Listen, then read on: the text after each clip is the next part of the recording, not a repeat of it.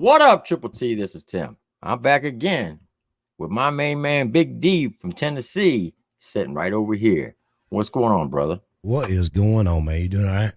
Yeah, you feeling any better? Man, Now, I feel better than I did, man. I ain't gonna lie. But yesterday and the day before, man, I thought I was gonna die. if y'all didn't notice, Bigb-D hasn't really done anything this whole week on YouTube. You haven't really seen him around and about because he has been sick. But he said he wanted to come on tonight. That's dedication. So if anytime you feel like you got to bow out, brother, I fully understand and I hope you feel better. Oh man, I appreciate it, man. Nah, I couldn't miss it for tonight, man. I already promised you. I'm like, I just gotta get out there, man. I think it'd be good to get out of the house any damn way. So Yeah. Now, before we bring the artists up in here that we're going to be interviewing tonight, there's something I want to address that some of you know, some of you may not know. But last Friday night, you know that we had an artist on here by the name of D. Martin, aka Tater Game. And if you'd have noticed in the chat room, there was an individual by the name of Bama Mafia. Now, if you also remember, Bama Mafia was a big supporter of this channel and Mikey's channel, and his daughter loved both of the channels. She used to watch them religiously. And unfortunately, 4 weeks ago, her time here on Earth had ended. Now, I don't know the details of it, but I do know one night we were live, and he came on 5 days after her death to tell us that his daughter passed away at the age of 7. And that's the reason why he was in the live show that night in the chat room, because he wanted to feel connected with her because she did like watching this channel and Mikey's channel. And if y'all remember, it was an emotional thing at that time, and we were turning cameras off, and I was tearing up, and because it broke my heart to hear that. And if y'all remember, we were praying for him, and I was giving him words of encouragement, and he said he appreciated it.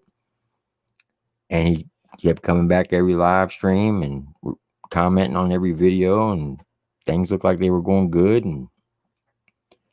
And y'all remember when I did the reaction on the Savannah Diss track?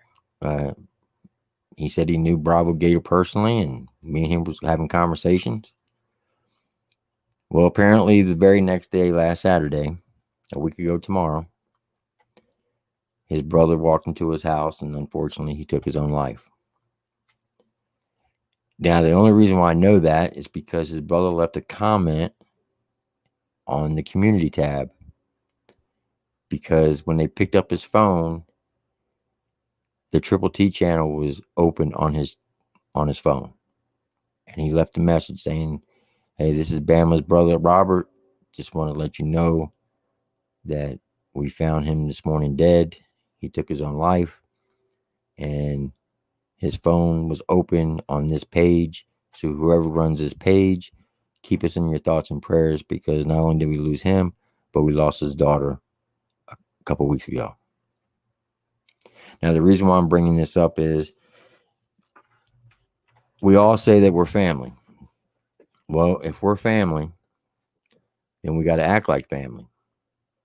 And that means if there's anything bothering you and you get depressed, or if you're going through some tough times in your life, reach out to your family and talk to us. It doesn't have to be me personally or Mikey. It could be anybody who's subscribed to this channel. And I'm sure that they will take the time out of their day to respond back to you. What I'm getting at is, I don't want to receive any more of those messages. Now, the only reason why I noticed it at first, because Jess sent me a screenshot of it. I like, this can't be real. And I went back to the community tab, and sure enough, it's still there.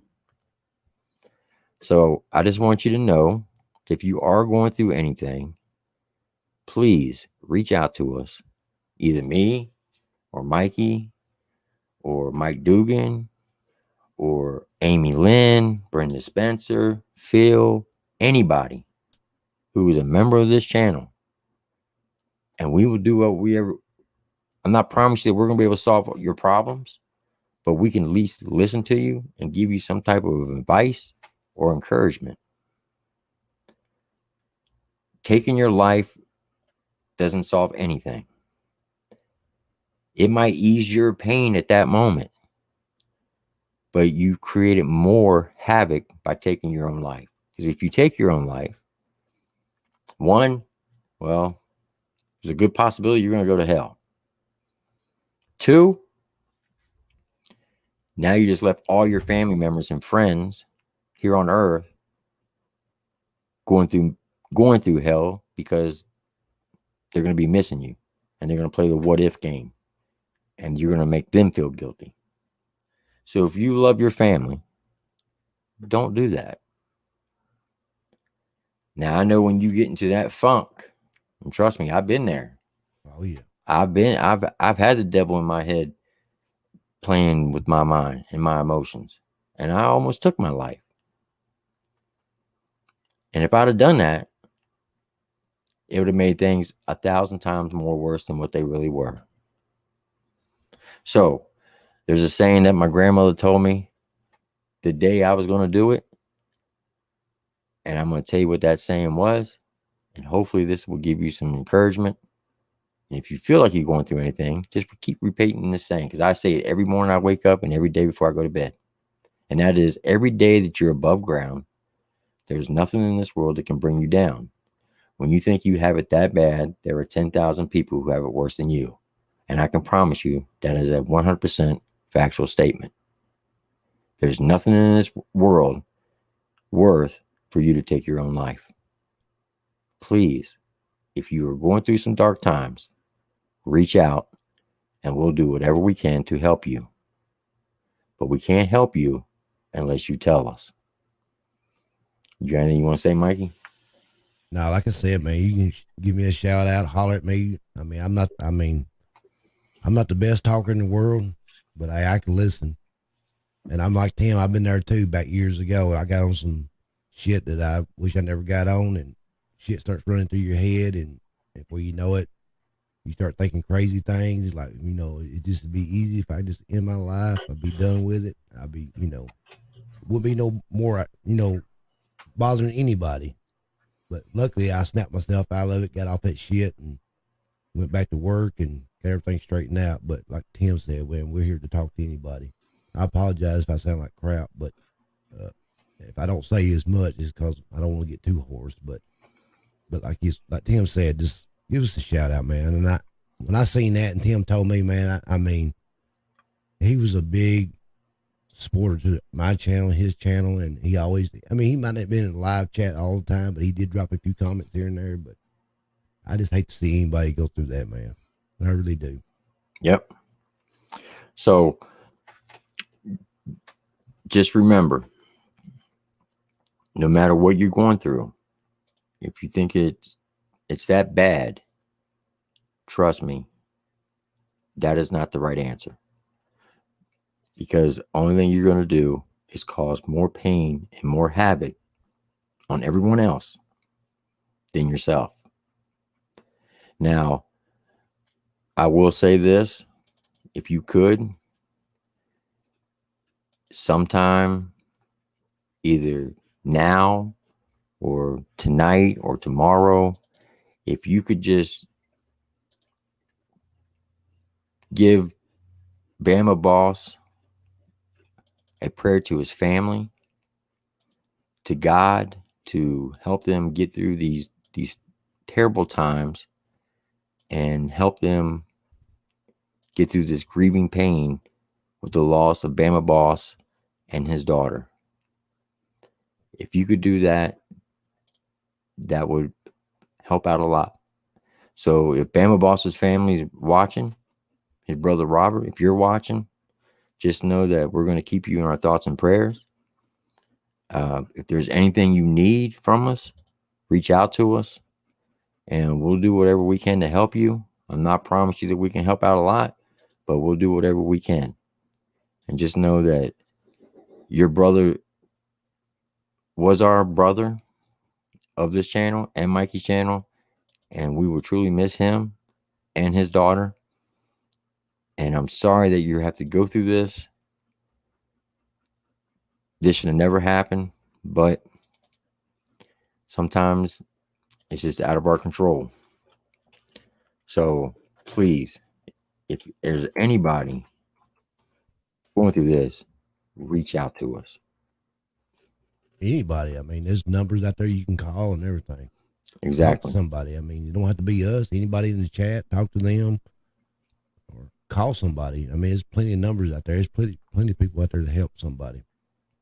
That's a fact. There's just too many people taking their own life, and it's getting worse day by day. That's a fact too. We on this earth for a short period of time. We definitely don't need to speed it up. You amen to that. All right.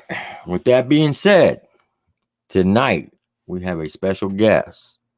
We have an independent artist by the name of Shawn Paris. Now, if you all remembered, last week we had an individual by the name of D Martin, aka Tater Gang, and Shawn Paris, and an individual by the name of Cloud9 was up in the chat, and we started talking to him. Come to find out, Shawn and Cloud9 agreed to come on the show. So this week is Shawn's turn, and next week's going to be Cloud9's turn. So without further ado, ladies and gentlemen, introducing an upcoming superstar in my eyes, Mr. Shawn Paris. What's going on, guys? Shawn? You doing all right? How about you? I'm doing all right. How y'all? Man, you already come in there playing the guitar. I was playing while y'all had me backstage. I was listening to what y'all were talking about. I don't want to start off. If y'all don't mind, if I could say something on what you just said. Sure. I never got to the brink of, thinking about taking my own life. But like I said, this isn't me pushing my music at all. But I just put a song called "It's Okay" on YouTube, and that's literally what the song is about. It's about inner demons and turning to drugs, turning to alcohol to try to beat them. And it says, weight on my shoulders while I'm loading up this gun. Like, the whole song is about beating suicide and beating depression and beating. The end of the song, it says, my demons still follow, my demons still come, but I'm no longer scared. Come get you some. Right. So that hits hard to me, because I lost 2 friends during COVID because of the shutdown from not being able to take care of their families. So suicide is, if anybody wants to reach out to me, holla at your boy. We might have to check that song out. Anyway, so moving forward, I just wanted to say that, because that has a lot of meaning to me. Well, I appreciate that. Now, you play the guitar as well? Yes, sir. All right. Now, look, I don't know if you know or not, but we got some females that are subscribed to this channel and Bigb-D's channel. If you start playing guitar and they start throwing stuff at the computer screen and start breaking my computer, I'm going to send you a bill, because they'll be throwing panties. So that's fine. As long you can't be going crazy now. You got to send me the panties first, bro. They can't have no stain in them. I don't want no stain panties. Oh, man. They can be wet, not stained. That's tough. If you listen to any of my country and southern rock stuff, I do all the rhythm guitar work and some of the bass work. So, yeah, I think anybody who can play any type of instrument like that is freaking awesome. Shoot, I wish I could break out the keyboard and the mandolin, bro. I'll get y'all all excited. So you play piano as well? I do. I play it for church and stuff. I want to do a couple, tracks, kind of like "Save Me" one of these days by Jelly Roll, that type stuff, and I want to use my. Man, if I could sing and play an instrument, I have about 10 ex-wives. Let me tell you. Good I've been Lord. singing for 4 years. Y'all holler at me. So, tell the fans of this channel and Mikey's channel and YouTube in general a little bit about yourself, who you are, where you come from, and how did you get into music? I am. My name is Shawn Paris. My Instagram and my Facebook are both. My Instagram and my YouTube are both Shawn Paris Music. My Facebook, Shawn Paris, and my Spotify and my iTunes and all that is just Shawn Paris. My brother and sister. My brother has one of the most beautiful voices in the world. The dude can sing bass too, and he can sing the Mariah Carey whistle tones. Like, you just hit a note on the piano and he'll just find it. All right, now pause for a second. Is that the individual that was in the video with? No, that is real Jacob tall guy. Wagner. Jacob Wagner has been in the comments, I believe. He's in here. That is my best friend of 10 years, my roommate, godfather to my son type thing, like that type of. That's that dude. There would be no Shawn Paris without that guy. Okay. So, he's the behind the scenes. If I do a show, like we were in Florida for a show and then we had to be in Bulls Gap, Tennessee the next day. It was a 9-hour drive and I slept in the back seat while he drove. That's Jacob. Hell yeah. I feel you. Good dude. So he's been around. He had a similar situation with, dads that are not there. His were because of death though. And mine were because they decided not to be. But either way, we've been through the same stuff. But enough of that sad stuff. My brother, he's a 6'7", big old guy, and he's just beautiful voice. But he never really did anything with it. And when I was growing up, I was the athlete, just a straight jock. All I ever did was play sports. And I decided I wanted to sing because of how much music meant to me and how much I love music. And I tried to sing, and it was awful. I'm talking like my mom was like, "You just need to stop." And my mom has never told us to stop. She's always just says, "Work harder." She was like, "You carry two 5-gallon buckets around. You can't carry a tune." But see, that's good. She told you that because that made you work even harder. My mom, that's now, if she come out and told you your shit was fire, you'd be like, "Oh, hey, your head swell up, and you think you're the best thing on earth." But right, and right about that time was when American Idol was first coming out, and you had all these people that were on there like, "I know I can sing. People tell me I can sing," and you're like, "No, you can't." I never had that. So you didn't have anybody gassing you up then? Nope, I didn't. And then so I decided I wanted to sing. My chorus teacher, after me signing up for another year, she came to me and was like, "If you really want this, I can work with you." So for like a year and a half, she worked with me hard. And then, of course, I've worked on my own since then. And I think I hold my own now, but it definitely was a long road home. And then I went to a Luke Bryan concert in 2009 or 10 at Coyote Joe's in Charlotte, and standing out back was Trent Tomlinson. I walked by him on the way to, I was only 20, so they can't get in trouble for this now, but I walked by to my truck to get a beer, shotgun it real quick so I could go back in and stop and talk to him for about 30 minutes. And he told me, "If you want to make it, you need to learn to play an instrument." So I picked up a guitar and put it right back down. And then about 5 years ago, I decided I started playing a little bit, literally started playing just because maybe 6, 7. Man, time flies, man, with COVID and all. Maybe 7 years ago. I wanted to get girls, to be real. Yeah, he just got dissed by Just in Time. Luke Bryan did. Yep. He never kicked up dust, bro. See, this was back before he started wearing them damn skinny jeans and shit. Right. And so move forward, and then Taylor Phillips is actually the reason that I don't know if y'all guys know who Taylor Phillips is. He's got some song with Upchurch, and he's been working with him a lot here recently. He wrote Homesick by Kane Brown and Hurricane by Luke Combs. But I opened for him a couple times because we met him at a concert, and I slept on his mom's couch one night, and he just treated me phenomenal. This is a big time name. He's not supposed to be treating a nobody like that. Mainstream doesn't work that way. But when I realized that there were still humble people in it, I decided to start. And then I did a show under the name Shawn Paris in October of last year. Shawn is my middle name, and Paris is a maiden name of the family. And did my first show in October under Shawn Paris, and because of COVID, and then dropped my first single January 2nd. And that's because Taylor told me, he said, "Dude, you've got it performing wise." He said, "And I've seen you on stage. You kill it." He said, "But ain't nobody, you're not going to get big playing cover songs." Right. So I wrote Daddy's Matter 2, and here we are now.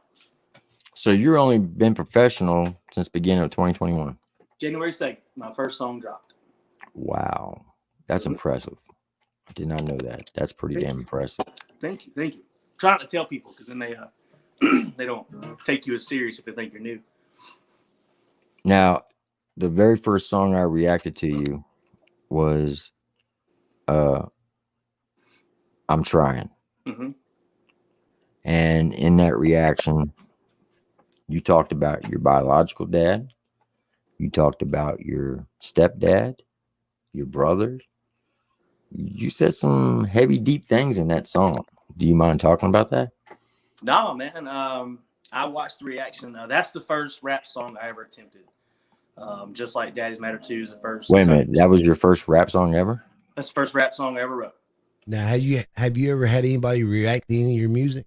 Well, you just come out in January. Simba reacted to I'm Trying. I tagged him in something, and he shared it. And I was like, "Yo, man, trying to react, just messing with him." And he reached out, and he reacted to it. But you know how that works, him being bigger. Right. We can get into discussing details. But so I did it. I was like, sure, why not? And I got a couple of subscribers. Simba actually reached out. And he was like, "Dude, I really like this." But yeah, that was the Good. first rap song I ever wrote. The second rap song I ever wrote, Leroy's got right now. He's putting a feature on it, so we'll get that. Leroy who? Leroy Biggs? Leroy Biggs. I got 3 songs coming out with Leroy Biggs. So 30-30. What? I got a song with Leroy Biggs and Cloud9 on it coming out called Diaries. It's about snakes. Okay. Ooh, It's that's tough, bro. I put the hook on it. I'm letting them go crazy. But Oh, so you're singing the hook and they're doing the rapping. yeah, but I'm rapping the hook. There's no singing on that song.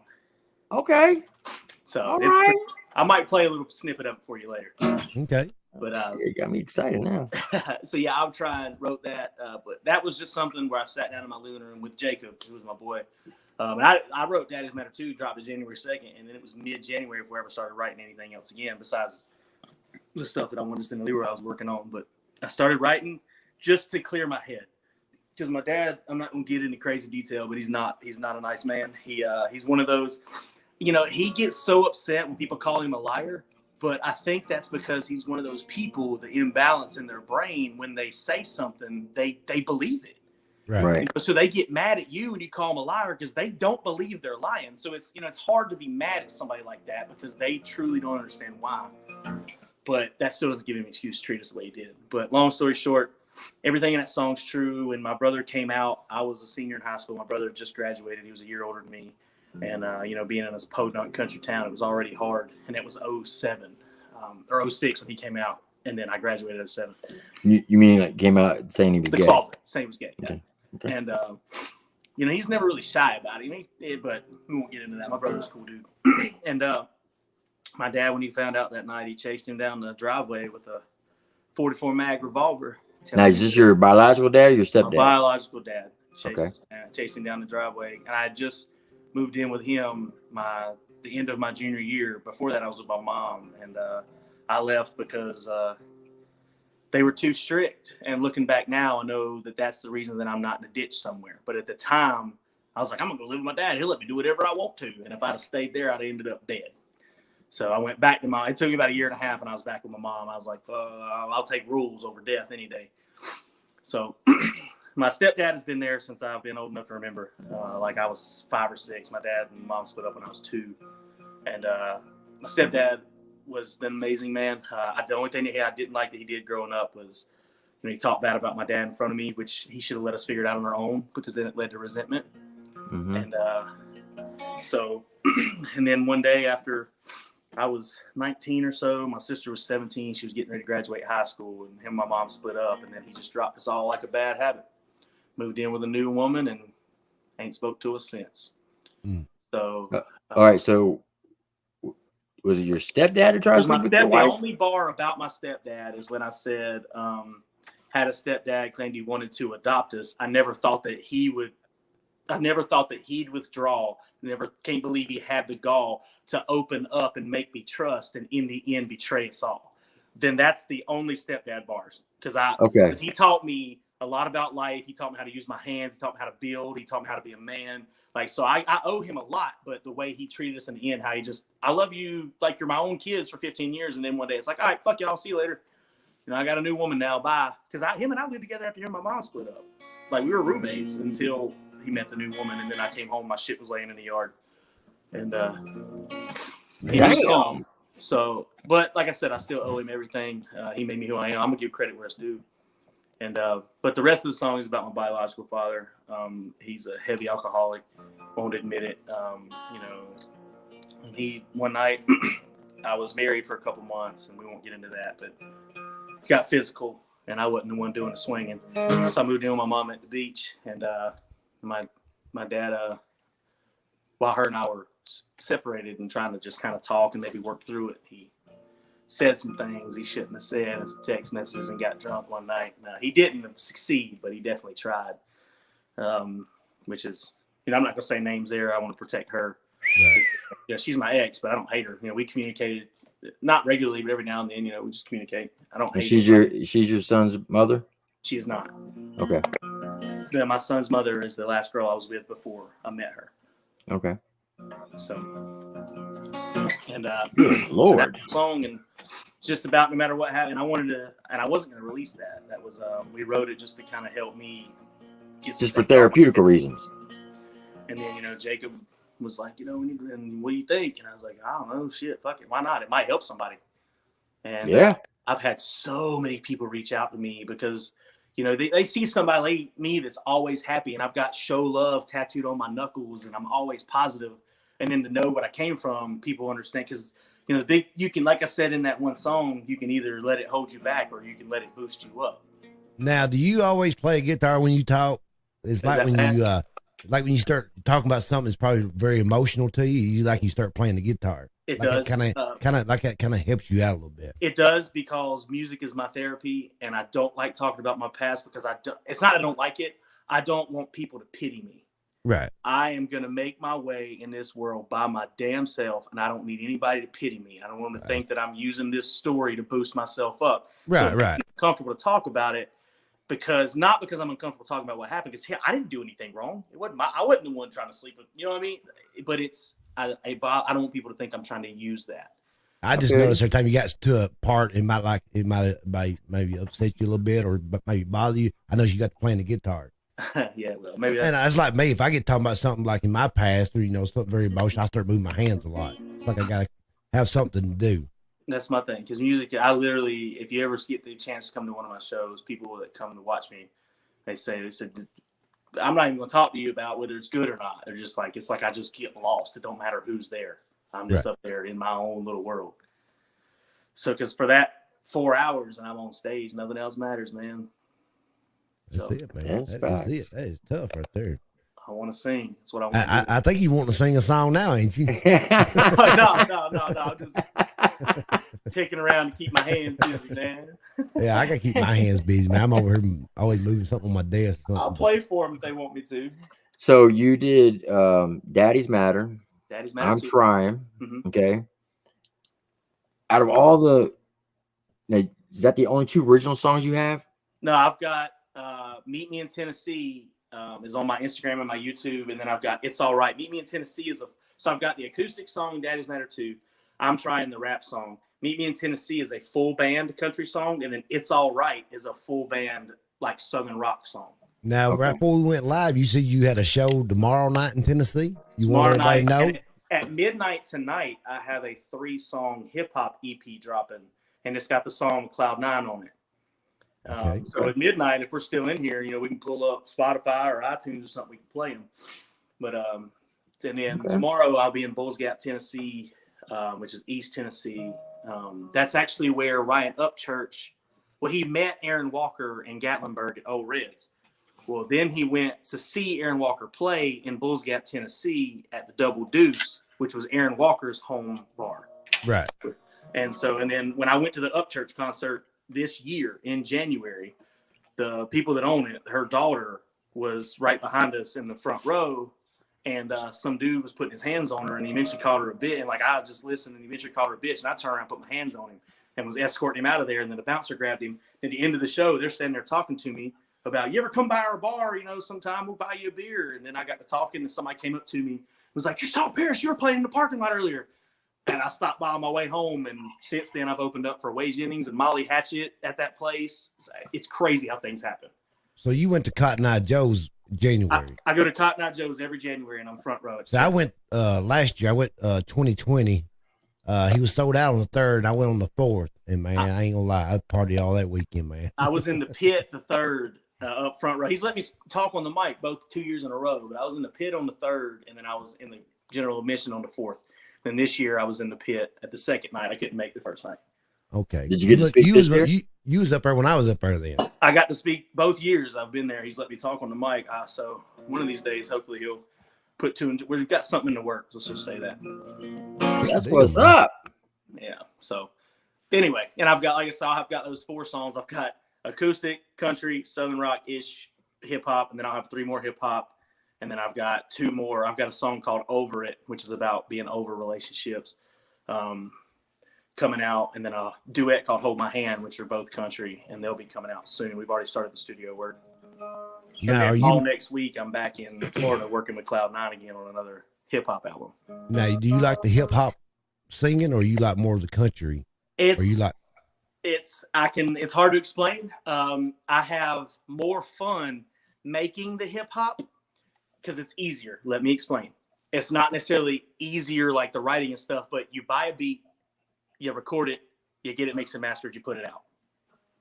Okay. Country music, I gotta write it, I gotta get the vocals, I gotta write the guitar line, I gotta pay for studio time for my drummer, I gotta pay for studio time for my guitarist. A lot of times I get my bass player in there because he's better than I am, and so it's a big long process.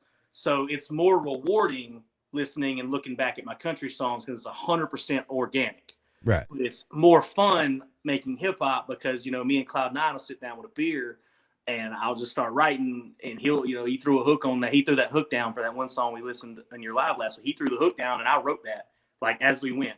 We recorded that song like in 30 minutes. And then I walked out of there and I'm done. You can't do that with a country song. No. Right. So to me, that's a little more fun because it's laid back, but it's more rewarding at the end of the day with the country and the Southern rock stuff. I see that. Okay. Well, so along with that same question what Mikey asked, if you had to pick what music you wanted to do for forever, would you want to do the rap or would you want to do country? Country music. Okay. I am a country music fan. I love hip hop. I love rap. And I only started doing it because you can express things in rap. Like you can't write a song like I'm trying in the country music game. It'll be weird. You know, you sing it like you can, but it's a lot better if you get on and spit on a beat. But country, I grew up listening to 90s country. I'm a huge 90s country fan. And country music is where my passion is, but at the same time, I like it all. But if I had to pick country music, because I feel like singing is my strong suit, is what I feel like. You know, I hope that doesn't come across the wrong way to anyone, but I feel like my strong suit is the vocals. And, you know, so that's what I'd love to do. Just get on stage, because like a Cowboy by Randy House is one of my favorite songs to do. And I just close my eyes and just play the song. So who's your favorite country artist of all time? Oh, man. Man, you can put him on down spot, Tim. That is. He gonna start playing the guitar again.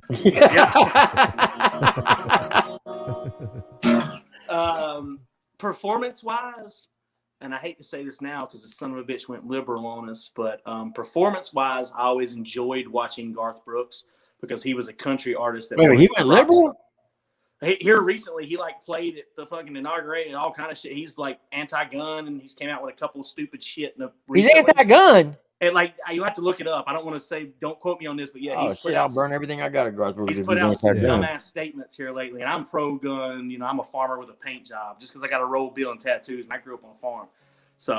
So him, performance-wise, I got a lot of my stuff from him. Like I wear the mic and I stand on bars and dance with girls while I'm playing songs.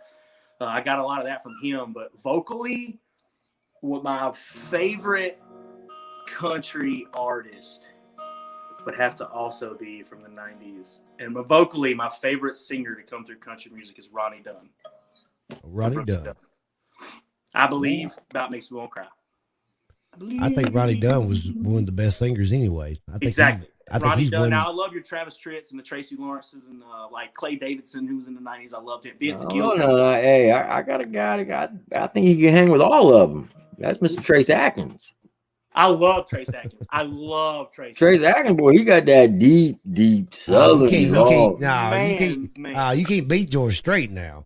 George Strait. It's got George Strait. Look, George Strait's the GOAT. Don't get me wrong. I give you that. But when we talking daggone working out on a farm and ranching and the outlaw shit, he's been shot. Trace Atkins is the man. Yeah, I love Trey. I would love to meet and shake that. That's a mountain of a man. I'm 6'2", and he still towers over me. Right. I actually I got to meet Toby Keith in 2008. He was performing in the Houston State Fair, Texas State Fair held in Houston, and they have a big rodeo right there at Houston Texans Stadium. And I was part of a program called what was it called? It was a TBI clinic. I was there for a TBI clinic because I had a traumatic brain injury from my injuries in Iraq, and there was 14 veterans that were going through this program. And Toby Keith actually had lunch with us before he performed. He had lunch with us in the afternoon, and he sat down, he talked to us as a group to hear our stories. We probably spent about 3 hours with him, And then we had our own section, and he gave us a shout out during the concert. That dude is super nice, super dope, and he's actually an ex-tanker in the United States Army. Man after my own heart. I didn't know that. I knew Yeah. I love Toby Keith. Like Toby Keith doesn't have the best voice out there, but his songs, dude, good Lord, they know how to hit. Now And he's a another big man, outlaw too. Now he's another outlaw. He raises hell. A lot of people don't know this, but Nashville shunned Toby Keith for many, many, many years. So Toby Keith took it upon himself to basically, he said, fuck the mainstream music industry. He started his own shit. And that's why they hated on Toby Keith for the longest time.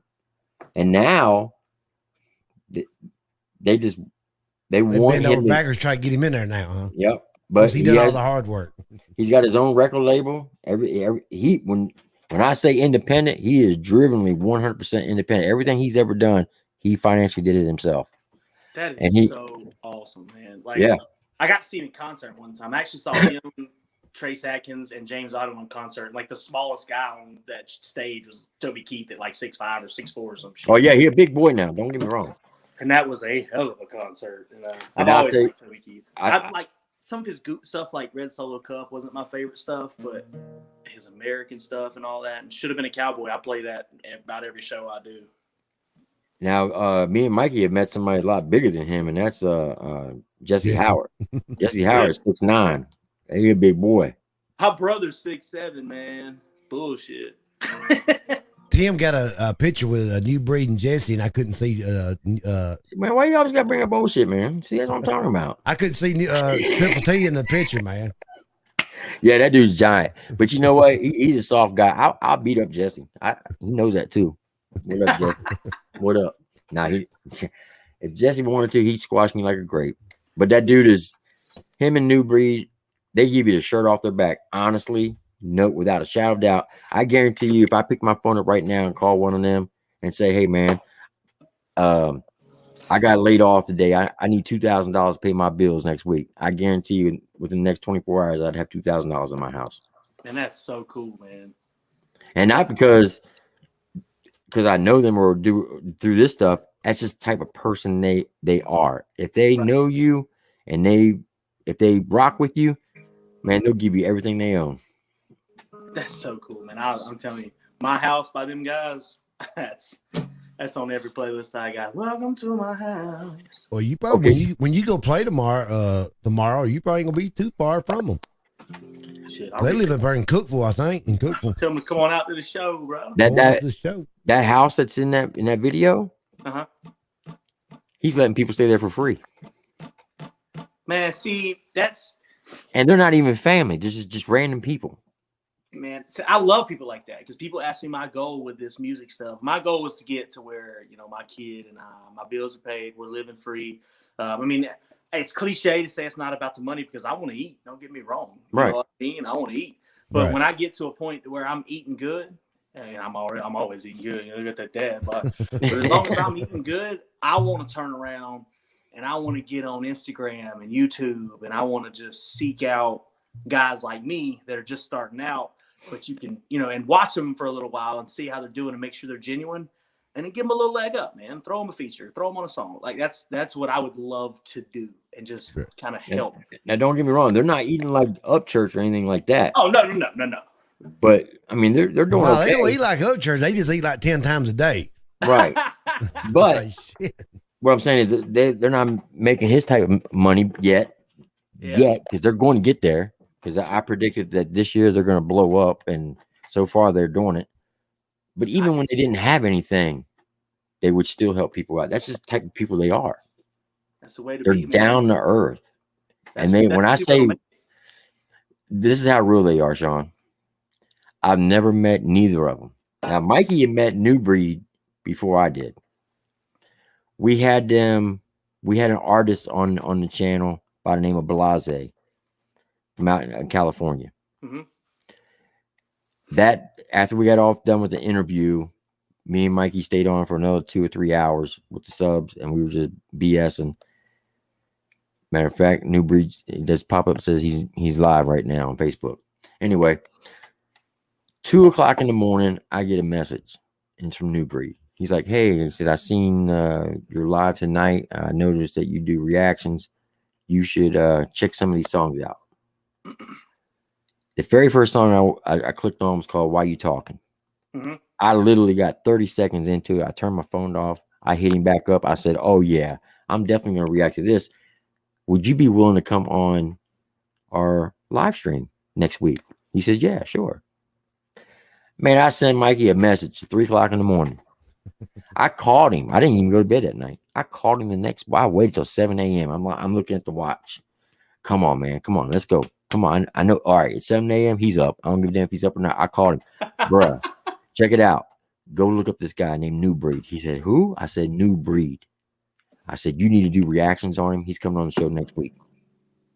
So we both dropped reactions Sunday and Monday. Tuesday, he gets Monday night, he gets a message from New Breed asking him to take him out to lunch. Oh, wow. I'm at work. I'm like, who the hell is hitting me up saying Mad, because you're the one that did it. I'm at work. He sends me a picture. Mikey sends me a picture of him and New Breed. I'm like, what the hell? So go ahead, Mikey. Tell him what happened. Oh, what about going out to eat and stuff? Yeah. What do you mean what happened? We had a good time, man. No, how it all came about. Oh, he hit me up that I done a reaction on like the very next day or that night. I can't remember.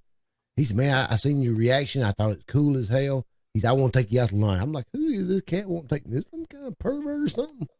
You just never know him. You just never know when somebody's trying to be somebody else. And I kind of played it along. I'm like, yeah, I appreciate it, man. I appreciate you checking it out. He said, man, I want to take you out. And I told him at that time I had my foot broken. I said, do I need to meet you at your place? Or he's not, I'll come to you. He said, where you live at? I told him where I lived at. He said, I'll be there at a certain time, like 9 o'clock or 9:30. Shit, he pulled right in about the same time. I said, shit, man, we went up in Cracker Barrel. We eat like we never ate in 2 years. Shit. Cracker Barrel. Man, and up there playing music on his phone. Oh, I ain't gonna lie, man. He had his phone cranked up, man. You know, when you go in Cracker Barrel, you got all these country folks in there, these old people in there. They just looking at him like he's retarded. And he over jamming it out and telling me every little part about it. I'm like, man, this is cool as hell, but man, we getting some dirty ass looks over here. So then Mikey sends me the picture. The very next day, Thursday, or no, he sends me the picture. Wednesday, he hits me up and says, hey, what are you doing tomorrow for lunch? I don't know why. He said, I'm thinking about coming out there to visit you. I'm like, bro, you do realize it's like a 12-hour drive from Tennessee to where I live. Yeah, I know. That's all I can do. You don't know everything. I was like, man, I really appreciate it. I appreciate the offer, but I'm gonna be honest with you. If you just sent any other week, but this week, I'd have took the whole day off. But I'm so far behind in my job, I can't afford it. I can only give you 10 minutes. And I hate for you to drive 12 hours, just give you 10 minutes. He's like, well, I understand. So 4 weeks go by. No, 6 weeks go by. We've had Jesse Howard on. Mm-hmm. Then we had both of them on at the same time. A week after we had both of them on at the same time, him and Jesse Howard leave Tennessee to drive to Hollywood, California, to shoot the video Hollywood, right? They take a 5-hour detour at 11:45 at night to come see me. Dude, yes. Now that, how real can you get? That's crazy. And I'm like, he's like, hey, you gonna be up around say 11:30? Yeah, I'm doing a reaction right now. Why? Well, we're gonna be through your area. You mind if we swing by and see you? I'm like, what? Are you sure? Yeah. They took a 5.5 hour detour. I'm like, well, why are we all down here? Well, we weren't. We just wanted to come see you. That's real. So you took a 5.5 hour detour just to come see me? Man, I was like a kid in a candy store. I was flabbergasted. I didn't know how to react or what to say. But when Jesse got out of that damn car, because he was in the front seat like a damn sardine. When he got out, I was like this. First words out of my mouth was fee, fi, fo, fun. What beanstalk did you fall from? That dude is huge. Don't eat me. Dude. But cool as hell. And then when I went down to Tennessee a month ago to visit my brother right here, We linked up with Jesse Howard and New Breed for a whole day. We were in a music video. Them guys, I'm telling you, when I say the realest, I don't think you're gonna find anybody realer than them. That's Yeah, cool. we I rode hope- four wheelers. We had a good time. We eat more than any damn thing, but we Oh had a good God, yeah. time riding four wheelers. It seemed like every 5 minutes we were eating. That's my But- favorite thing to But do. when you meet New Breed, he's kind of quiet. But if you play one of his songs, man, he just like he perks up and he talks 90 miles an hour. I'm He gonna loves tell his you. mu- I'm gonna tell you who he reminds me of. He reminds me of Ozzy Osbourne. Because when Ozzy Osbourne speaks, you can't understand a word he says. Right. New Breed is the same way. He's like this, and you got to go on over there, and you got to Boom, go. Howard. He's real soft spoken. I mean, you're like, huh? What'd you say? What'd you One say? of those big guys. What? But as soon as you start talking about his music, oh man, he's hyped up like a crackhead. He's ready to go. I'm dead serious. He didn't The take a guy- hit. Whew. I He wanna is- meet- he I wanna is meet pumped. people. I like to just meet these people and have conversations with them, man. It helps you realize that they're real people. You know, Man, it's like when I talk to New Breed, man, all the stuff he went through his past, I'm like, damn, man. I mean, you really don't know somebody till you really sit down and talk to him. I'm like, shit, you've been through a lot, man. Oh yeah, he And sit I, down. and I and see told- where he's come a long ways too. So. Mhm. Here's a lot of people don't know. Less than 2 years ago, New Breed was homeless. shit, I didn't know that. Yeah, and now this guy Y'all no owns, pity. He don't tell everybody that. now he owns 3 properties. He owns a big property down in Florida. He owns 2 properties in Tennessee. I mean, he owns I think he owns his own heat and air conditioning company. I'm a general contractor, so I respect that. Yeah, he's and it ain't like residential. He does like commercial contracting. I got you. I ain't never messed with that. I don't. What I don't a lot even of times, if you ever follow him on Facebook, a lot of times he'll come up live in the middle of the day because he's on a job site, and he gets bored, and he'll just get on Facebook and just start talking to you while his guys are in the background working. That's cool as shit. Like, I know Broadneck. He doesn't go live, but Broadneck is out there working in the field still too. Yeah. I Well, respect that. Broadneck lives like 2 hours from me. Now, every now and then, Jesse will jump up in the chat and holler at everybody, but he won't stay very long. And But if New Breed's live on Facebook, they're probably over there right now. now I love. I love building houses, but this summer I don't want to drive. After this summer starts, I don't want to drive any more nails, man. I think that you won't have to worry about that anymore. That'd Me be cool. personally. If I can make it to the summer, because Jacob, his mother, and they've got something going on, and her fiance. Anyway, when I can get in their life, but and so we're gonna get to move to her house, and she's taking care of us. You know, we're paying bills, but it's not what I would have to do. You know, because I've always made my own way. I had a golf cart rental company with my mom down at the beach. I lived in a house for 8 years with no heat and air while I was trying to flip it because I bought it and the economy tanked in 2008, and I just started my business. And so I lived in it and I remodeled it. And finally, that's how I made the money. I sold that house and made the money to finally do music. See, I'm like you. Me and my dad, my dad did construction before he passed away, and that's how I learned how to build houses, roofing, and all that, drywalling, painting, whatever. My dad did it. Anything to make a dollar, placement windows. I'll take a remodel or something, and I will walk in, and I'll be the only person on the job from the day I walk in to the day I leave. I'll do the tile, the plumbing, the electrical, the framing, the heating and air, and then I leave. I work by myself. I don't have a helper or nothing. That's like my dad. He taught me a lot of stuff, but me and my dad had that love and hate relationship, man. We could not. He showed me everything in the world, but man, we can be working 1 minute and be arguing the next. I'll quit. I'll go back 2 or 3 days later. We'll work for 2 or 3 weeks, argue again. It was always something. But my dad, I loved him so. If my dad would have used his brain to build something instead of figuring out how to be lazy, my dad's forgot more about building houses than I've ever learned. Even much as I can't stand the dude, I got to give him credit there. But he was always, he'd get a check. He didn't want to work till he needed money again.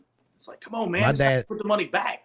My dad was 54 or 55. He had a major heart attack. He had to have 4 stents put in and everything. It wasn't 4 days later. Once he got out, he stayed in the hospital a couple of days. Like the 4th day, he was back out on the job site working. That's how much my dad, he worked around the clock. And he always tell us, hey, we're going to take the weekend off. Y'all go, take it easy. We'll be back Monday. My dad would go back on Saturday and Sunday, and we come back Monday like, who did all this work? Oh, I didn't have nothing to do. After I come out here and do a little bit. I'm like, hey, you about done it all now. But that's what killed him, so. I see Jacob in here. I saw he's talking about them wood stove nights, man. That house in Concord, didn't have heat and air, and I put a wood stove in that thing, and we'd crank it up, so it would last most of the night. So we'd be wet like crazy until about 3 a.m. Then it'd feel good for about an hour and a half, and then we cold as shit. Wake up, look at each other like, who's putting more wood on the fire, my bird? You gotta love him old wood stoves, man. But I love it. I love it. I'm gonna have another one. My buddy, man, his mom and dad, they chewed tobacco all the time. They had an old wood stove in their house, and she sat over in her rocking chair, watching TV. She spit that old tobacco over inside that stove and stuff. I'm like, she spit about 6 foot right in the stove. She chewed that old snuff stuff. I split all my wood by hand. There was a point in my life when I was 304 pounds and I was 18% body fat. I was insanely, for no reason, just so big I had to turn sideways to walk in a smaller door. Like, it was dumb. But my joints started hurting, my knees started hurting because it was just carrying around too much weight. Now I'm still 6'2", 280 where I'm at now. But right. I was, if you check out my Instagram down there, you can see one of the posts, man. I think I'm following you on Instagram. I think when Tim started doing reaction, I think I followed you on there. Everybody joked because my buddy Jacob, he's slender. And so the joke was that I was going to go for Halloween as Mr. Incredible and he was going to go as Frozone. There's a picture of me fist bumping him or a video of me fist bumping him at the bowling alley, and I couldn't even put my arms down. That's when I realized I am too big. This is stupid. Right. Well, you want to play a song, Tim, or? No, I was looking at something in the chat. Okay. I think we got a troll. Uh-oh, what'd they say? About, do we like being fascists? Look, it's pretty easy. No matter what happens to you, you stand for the white race. Yeah. One of them. Hey. Yeah. We got moderators, and they'll take care of them. Oh, Mike Dugan's on him. You know how Mike is. Mike, get him. Get him, Mike. Are they talking about y'all or me? I have no idea who they're talking about. Yeah, because their comments so stupid that you can't make no sense out of it. Anybody that knows me knows that that's the last day. Like, if you look, I'm trying to get my brother on a song. He's gay. I love him to death. He fucking cares. The lady that, she'll come over to the house and she'll write with us and stuff. She does all my backup vocals and stuff. If you look on my Instagram, her name's Brandy. She's a little older than me, black lady. That's what I was going to ask you. I've lost my train of thought. How old are you? I'm 31. Because you said 2008. I'm sitting there doing the math. I'm like, wait a minute, that's like 07. That's like 14 years ago. Yeah, or 13 years ago. Graduated in 07, man. I graduated at 17. And so you started flipping houses when you were 17 or 18? I graduated at 17 for about a year or so. I was working, doing odd jobs. I was kind of working here and there with my dad at the time, my biological father. And I was working for a catering company and a bounce house inflatable company. I was managing that. We go set them up, run events, just trying to make ends meet. And I got that house because of the deal I got on it. My mom and my stepdad got divorced, and they owned 2 rental houses. And while they were going through the divorce, my stepdad let somebody move into it. And it ended up being about 15 people living there. And we won't have to go any deeper than that. But they trashed it. I'm talking, I walked into the house, and there was the toilet was overflowing with shit. The toilet tank was overflowing with shit. The bathtub, they'd been shitting in it. There hadn't been water in the house for like 2 months. Damn. So I got that house and I bought it slowly for my mom. I didn't pay my mom off completely. I made payments to her for years, and I paid her off completely when I sold the house. But she got that one. She agreed to take that one before she realized that he had let somebody come in and trash it. So she couldn't do anything with it. So I got it. It took me 8 years to remodel it because right when I got it, y'all know the economy crashed in like 08. And it just, I lost everything, man. I had a Harley. I've had a Harley since I was 16. I didn't lose it, but I bought a new one because I was a dumbass 18, 19-year-old. Thought I needed a new one. And so I lost it. About lost my truck. Had it repoed, but then I had to borrow money to pay it off. And then got it back. And so you've been there. You know what it's like to be down at the bottom. Shit, people on the bottom were laughing at me. Man, that's tough. I mean, it was cool. But I was always surrounded by like Jacob and my buddy Tyler, and I've always been surrounded by people that didn't care what I had, And now that I'm, trying to make a name for myself, and I know I'm still nobody. Hell, I ain't shit. Ain't none of us shit. We are the shit, but we're also not shit in the grand scheme. If that makes sense. Right. Like, and That's a fact. So I know. I mean, but I'm still the same old guy. So when I'm like out in public or something, and somebody walks up to me, this has started happening recently, and I still ain't got used to it. Oh yeah, you're that guy, Shawn Paris. You do music, because if they call me Shawn Paris, they don't know who I am from before music by my real name. Right. And so. And I had one girl, she's like 14, she kept me in Food Line. I was like, oh my God, you're Shawn Paris. My sister listens to your music. And I was like, this is weird. So, but everybody else, I'm still just the same old dude, man. And I love that. Because I am the same old guy. I'll always be the same old guy. Right. And that's what I like about the church, man. Like that dude, he'll speak like he talked about in the Double Deuce when he was up there hanging out. Everybody, and Naomi's the owner of that. And Naomi and Vance. And Amanda's their daughter, the one reason I met all of them. But he was sitting in the corner. He talked to everybody that wanted to talk to him that night. And like people that get on there like, oh my God, you're my idol. He don't like that. Right. He doesn't want to be an idol. He doesn't want to be looked up to. He'll talk to anybody, but he wants to still be that good old boy, just one of the guys. And so that's what I always want to be, man. Right. That dude's, he shows a little more attention to the trolls than I do, but you gotta respect that dude's grind. Like I tell people, whether you like him or his music, you gotta respect what he has done. Right. Yeah. That's fact. It's fact. Well, believe it or not, that's what this channel was actually founded on, was Brian Upchurch. Oh, nice. Dude, if it wasn't for him, y'all wouldn't know who I am. I mean, well, if it wasn't for him, actually, if it wasn't for, I hate to say this person's name because I don't call her by her name, I call her Toothpick. But if it wasn't for Katie Noel, you wouldn't know me, because when she broke up with him or did what she did, I just put a video out to give him advice. And everybody was like, man, you should do this more regularly. You should start a regular channel. And I think I had like maybe 2 subscribers. And then after I put that video out, I was at 100 subscribers. I was like, what? Is this real? And then she's from North Carolina. Yeah. And then somebody dare me or bet me that I couldn't do it because I was too old. Okay, I like a challenge. So I've heard that too. Trust me, I get a lot of hate. So does Mikey, because look at y'all all gray old 50, 60-year-old guys acting like you 17 with the lingo, act your age, da da da da da. You're too old to be doing this. Da, da, da. I said, what was that one comment you got? When you used to say a song is fire or gas or something like that? Yeah. Well, I remember when in the 60s we used to put gas in the car. Well, it makes me laugh. It makes me laugh when people say, because I get it, because I'm 31 and I came in the game at 31, and that's old to be entering music.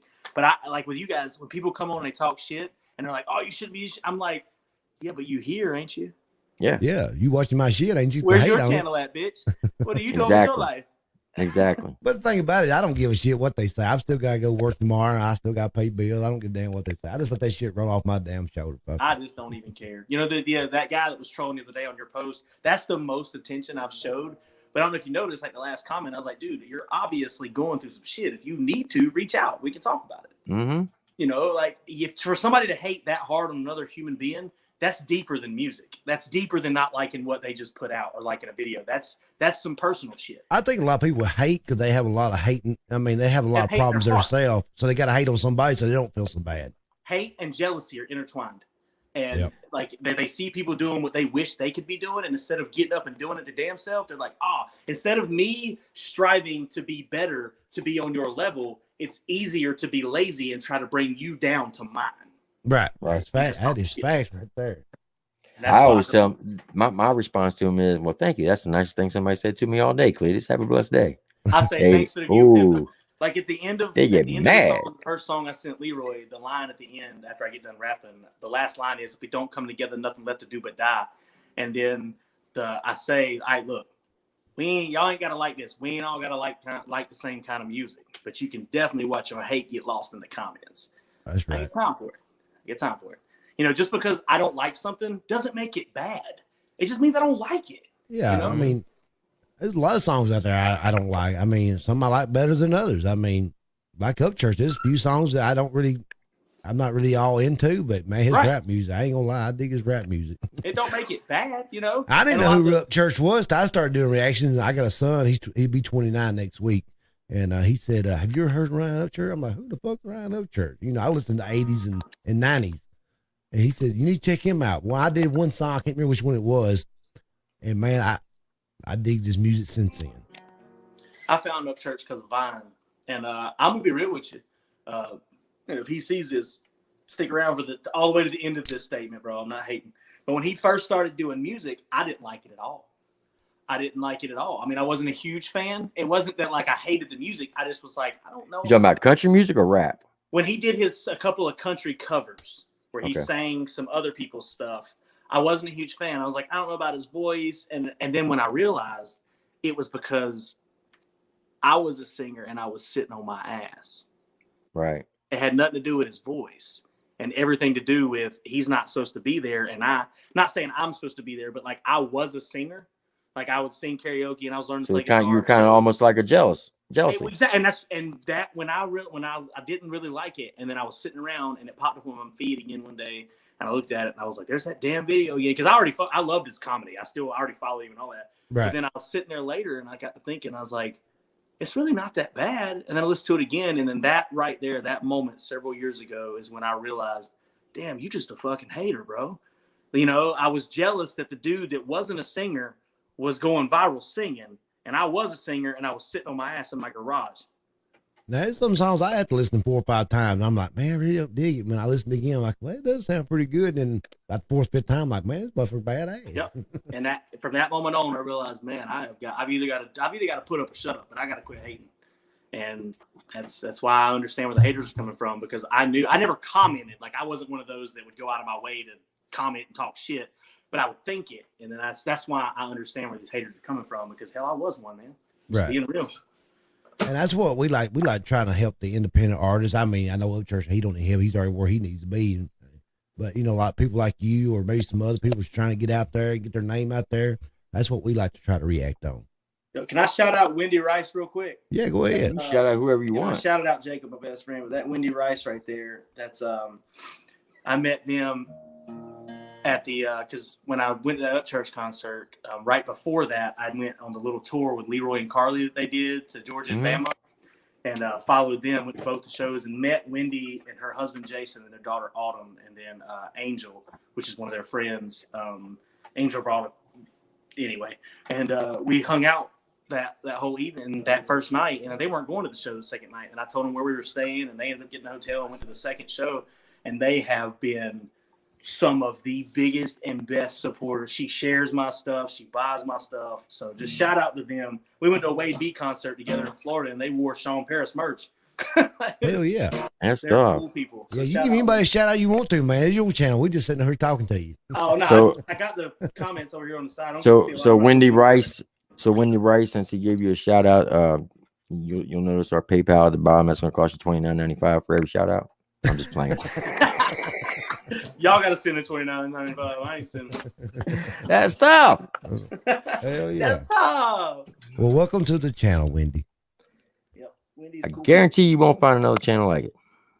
Now, I think he's wanting to play a song, Tim. I think he's itching nowhere just to play us something. Oh, no. Like I said, it's my nervous habit. Yeah, she's got a point. We're actually going to see Adam Calhoun in Fort Myers, Florida, the 15th. Okay. We love some Adam now. Don't get it wrong. Y'all stay tuned. I'll send y'all some videos and stuff. Hopefully I get to meet him because, Cloud's going with me. Okay. You know what? I went back and listened to that just in time. That's rap facts. Yeah. I didn't pick up a bar, and I realized it this morning because it was playing in my head when I woke up. I was standing in front of my bathroom mirror brushing my teeth, and that song popped up in my head. And when you remember the part where Adam Calhoun said, "You're out here wearing dresses and those funny hats, and if I see you in public, I'll whip your ass." Mm-hmm. Mm-hmm. So I was thinking, is he talking about a YouTuber? Because a YouTuber that we know to do that. But then to realize I know exactly who he was talking about. I don't know who he was talking about. I do. He was talking about Caskey. Oh, okay. Because Burden put out in his diss track that he called him up in the mall wearing women's dresses. I got you now. And when he put out that video talking about all you independent rappers out there or white rappers, y'all ain't about that smoke, Adam responded. And I don't know why I didn't pick it up when I did my reaction, but it didn't dawn on me till this morning. And I was like, son of a bitch. He was talking about Caskey. That's wow. See, I had no idea. I've been following Just in Time for a while. Now that makes perfect sense, does it or does it not? That does make perfect sense.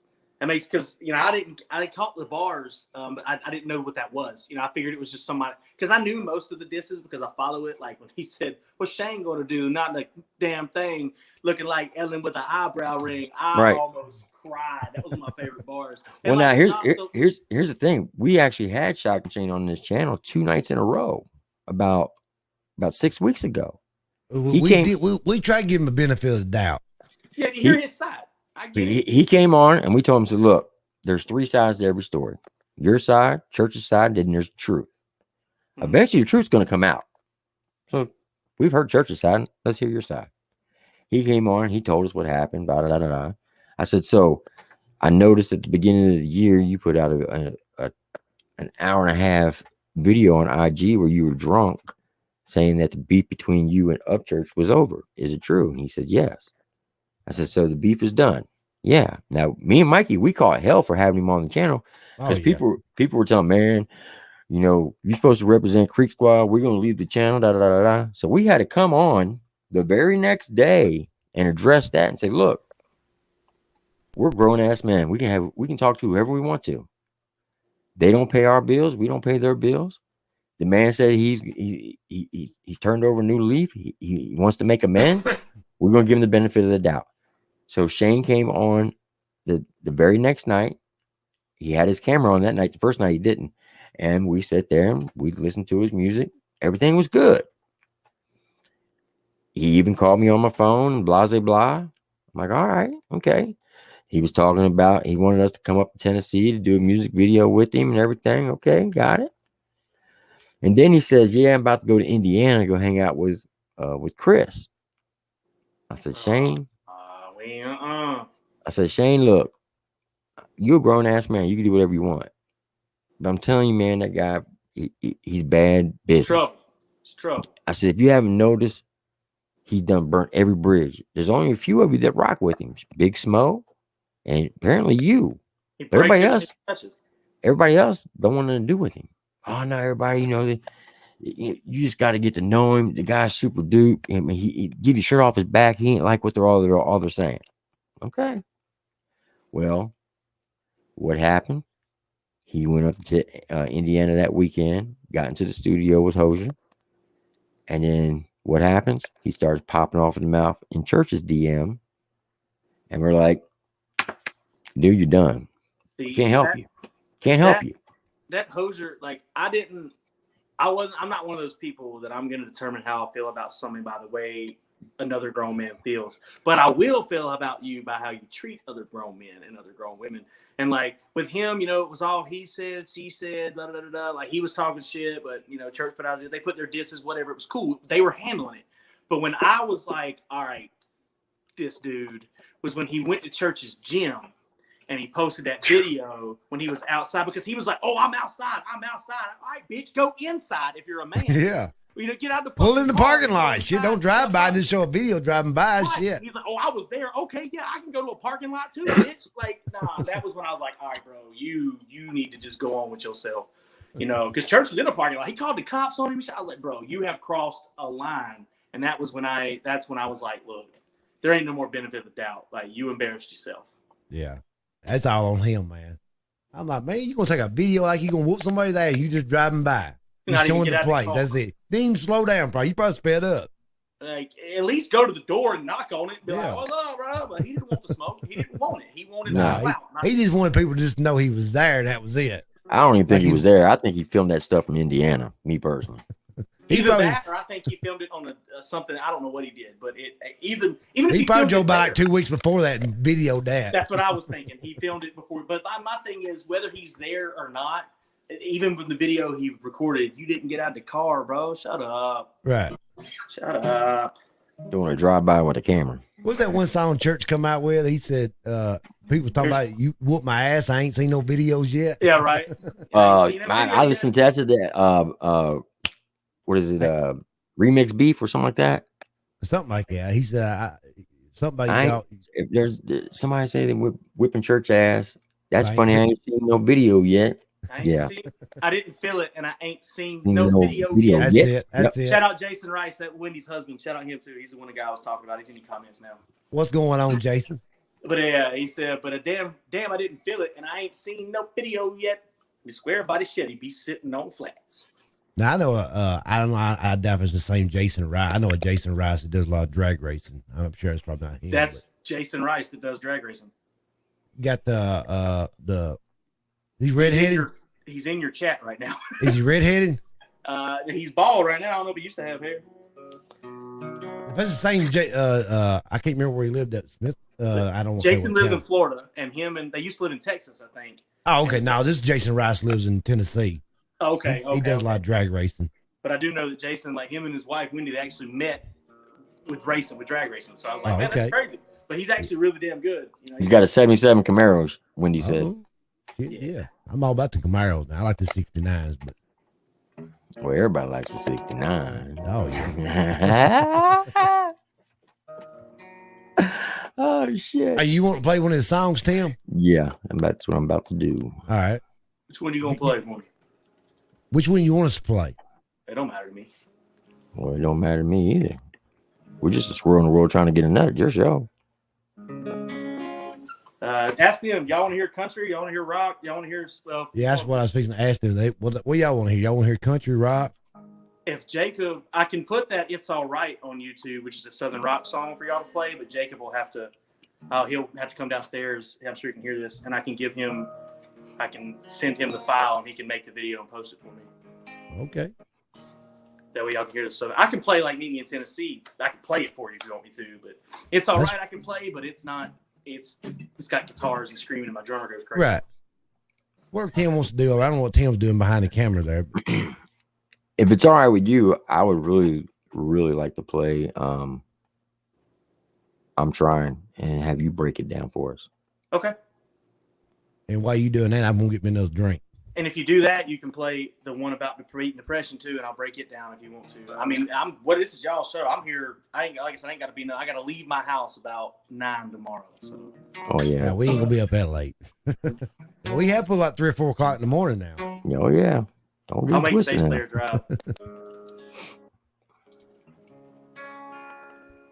But we appreciate everybody up in the chat tonight. We appreciate everybody hitting that like button. Thank you, each and every one of y'all, man. Yes, sir. I apologize. I ain't talking too much. I just, man, I got a daggum cold killing me, sinuses. Wendy wants to hear. I'm trying. Is that the one you gonna play, Tim? I'm trying. Yeah. Okay. Thank you, Lacey. I appreciate that. Fix the background.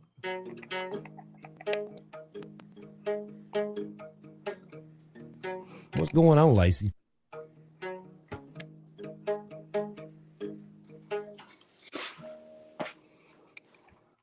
Okay. So this is I'm Trying by Shawn Paris. Now, when I did the reaction on this, I think you were like at 700 views on this song. He's already at 1,023. That's pretty good. Let's go. Thank you. Jacob, you hearing this? Will you come down here and upload It's All Right for me? All right. So this is Shawn Paris. I'm Trying, the official music video. And he's going to help us break down exactly the meaning of this song. Let's get it. I'm going to get a drink right quick. People always wonder why I'm so hard to open. Can you hear it? Yes, sir. Can y'all hear? No. Mainly because every time I do, it's never good enough. All I ever wanted was a little bit of your time. I know that I can be a lot to handle. Y'all just know that I'm trying. This is a rough draft about my rough life. It's all about tough love, struggles and strife. Wondering if I'm enough. Now I'm gonna stop it right there. In my reaction, I said that I noticed that you were holding paper. Do you write your songs out on paper? I do. Good. That is awesome. Because that's a dying art, believe it or not. If you go to my files, you can find I'm trying. Just stick it on my YouTube, please. A lot of people do not use paper anymore. They just use their electronic devices. But I And love it. I mean, I'm terrified that I'm gonna write it down and my phone's gonna crash or something. I mean, I save it to the cloud and all that, but it's just I grew up. I don't like technology, man. I use it because I have to. I feel you. But that right there is a dying art. I even said young people, yes, that's paper in his hand. Well, and I've got an idea in my mind that if I do make it, you know, some of my day one fans, I want to like sign those pieces of paper and send them to them. Shawn, it's not if you make it, you are going to make it. I appreciate it, man. Thank It's you. when you make it. There's a saying that we used to say in Iraq. There was a certain road that we used to patrol, and it's called Route Bronze. Mhm. And if anybody's ever been to Iraq, they will tell you that Route Bronze is known as IED Alley, meaning it's not if you get hit by an ID, it's when you get hit by an ID. Because if you travel that road on a regular basis, you're going to get hit. So it's not if you make it, it's when you make it, because you're going to make it. Thank you, sir. I appreciate that. All right, here we go. Trying to stay out of cuffs. I'm just gonna show love and continue living right. Ever look at So why did you get show love on your knuckles? Just out of curiosity. I never wanted to get hand tattoos because, you know, I didn't want to do it because of my mama. But I decided I was dealing with all that hate and bullshit, and like I went and saw Carly Rogers and Leroy, and I owe them a lot. They showed me that I needed to stay independent because of how humble they were and how they could hang out with us, and that's what really made me decide to tell the record labels that were calling me to just piss off. And so shout out to Carly Rogers and Leroy Biggs. But I was talking to them, and I was just talking about, I just want to show love. And I kept saying all weekend, and we kept saying show love, get love, show love, get love, and everybody says show love, get love. And then one day we were sitting around at the second show, and I said, you know what? I low key I say show love, get love a lot, but I'm gonna show love whether I get it back or not. Yeah. So, and then I decided I was just gonna get show love, and I may add to it, but I'm not. Show love, get love. I love that saying. But like I said, I decided I'm going to show love no matter what. That's when I decided if you're hating on me, just get lost in the comments. I don't care. I feel you. That's what led to it. There you go. outside and DSS is standing in your yard, checking you for bumps and bruises while you're holding up your all. I don't know what I can do to ever cover up these scars. They're internal like a vessel, always tugging at my heart. Wake up in the morning and I'm wondering if my dad'll call. Really sick and tired of wondering if he even cares at all. Maybe I should just let go and trust that writing on the wall. You say you want to be there, but you can't put down the alcohol. Call me to come pick you up and help you. So, at what age did you notice that your dad was an alcoholic? 17. Because my dad got us every other weekend, and Tuesday and Thursdays was really early in our life, and then it switched to just Wednesdays, and then it switched to just every other weekend. And so, I mean, I knew he drank and stuff. I didn't think about it. I was little. And then after about 12 or 13, we just quit going because he was, we're not going to get into that deep. I'm not going to trash the man. Right. But we quit going a lot, and he didn't seem to care. And then I was getting ready to turn 16 and a half, and saw him one day somewhere out because we lived in the same town, and I was driving, and then I wanted to have lunch with him. And I hadn't seen him. He was my fucking dad. Right. And then, he filled my head full of all his fantasies and, I'm a changed man, blah, blah, blah, blah. And I was getting tired of my strict rules. My stepdad and my mom were extremely strict. And I got tired of it. So I was like, yeah, I'm just going to move in with my dad and do whatever I want to. And then I noticed that when I moved into my dad, I was more of the parent. He was the one that I was having to go pick him up from bars, and he would be hammered. And then that's when I realized, damn, man, my mom was freaking right, because it wasn't not just him, but all my friends that were out getting drunk in fields and passing out, getting alcohol poisoning. I was at home by 10 o'clock like, y'all dumb, bro. This is stupid. I'm not trying to ruin my life. And so that's when I realized he was an alcoholic. And then at 18, I moved back away from him for a while. Didn't see him for several years. That's around the time I chased my brother with a gun, was that 17 years old. Damn. Up your bedroom stairs, I'm trying to tell you that I love you, but I get that evil glare. You say that you love me, say that you care. How can you just walk away and leave this damage unrepaired? Leave your children unprepared for the damage you will cause with the garbage that you toss. Do you even feel a loss? How can you treat us like nothing more than an option? Had a stepdad claimed he wanted to adopt us. I never thought that he would draw. I can't believe he had the gall to Open up and maybe trust, and in the end betray us all. Oh my God, your dad's so nice. Oh my God, he's always right. But little do you know. I ain't gonna lie, I like that part right there. How you did the inflection of your voice with the where you changed up the cadence. I thought that was fire right there. Appreciate I it. like that. I like that. Looking back on this song, the only thing that I would change is how monotone I was throughout it. Like never would, but when I was writing it, I was thinking in my mind when I was recording it, when I finally decided to put it out, I was like, I don't want to take away from the words. I don't want to be doing a bunch of crazy stuff with my voice. So I wanted to but now I realize I had to put a little more in it. But that part, definitely, I appreciate that. That was something I did in the studio on the fly. And Autumn Haggard said that this is the favorite song. That is Wendy's daughter. Okay. Yeah. Wendy. Shout out to Autumn. And she's cool as hell. And yeah, so I appreciate you saying that because, oh my God, because my dad he's one of those that he'll be in church every Sunday trying to carry the offering plate, and then I've had people reach out, why don't you, your dad just wants to see you. And I'm just like, you don't even have any fucking clue. So that's where that came from. He's super fucking fake. So it's, oh my God, your dad's so nice. Oh my God, he's always right. But little do y'all know that he got drunk trying to fuck my wife. Right. But I'm not going to tell them that. It's none of their damn business. Right. So I finally got sick of him, wrote a song. There you go. He hadn't tried to speak to me in 4 years. He called me 9 times the night I released this song to YouTube. Really? Damn. Somebody must have got butt hurt. Yep.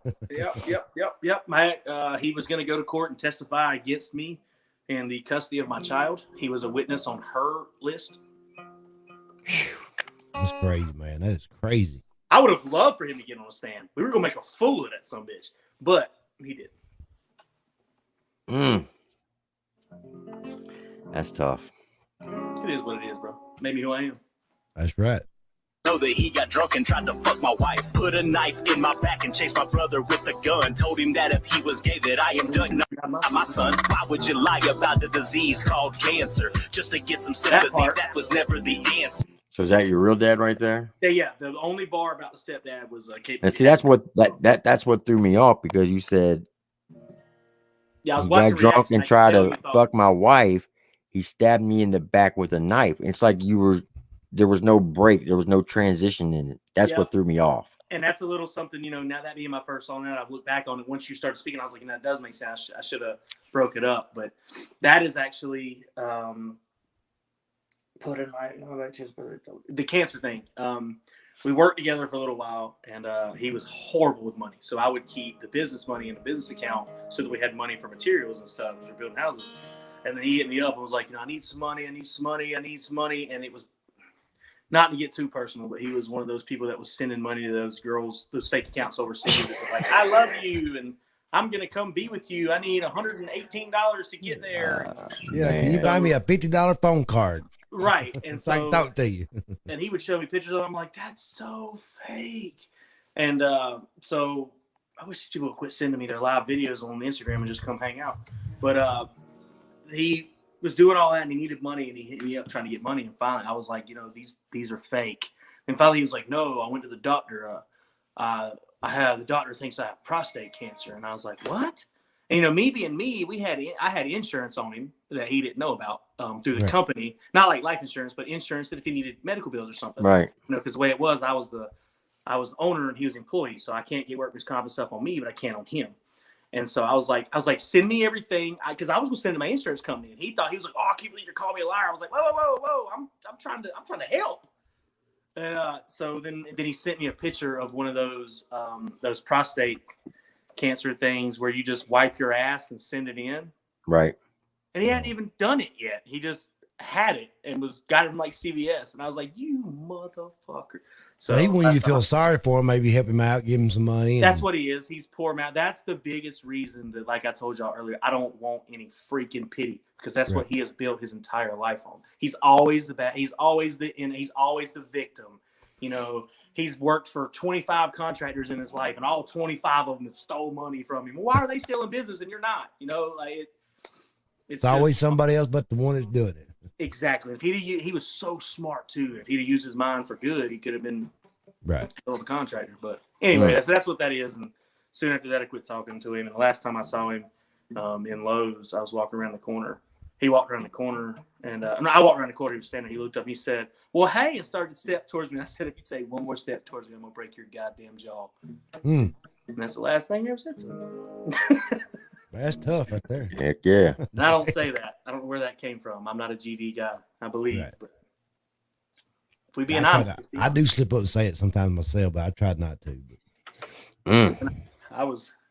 Anyways, since then I've healed. I have written the song since then, and I've let it go. I'm like, now I can talk about it. It's cool. You know, it made me who I am. So I'm glad he did what he did because I wouldn't be who I am. That's right.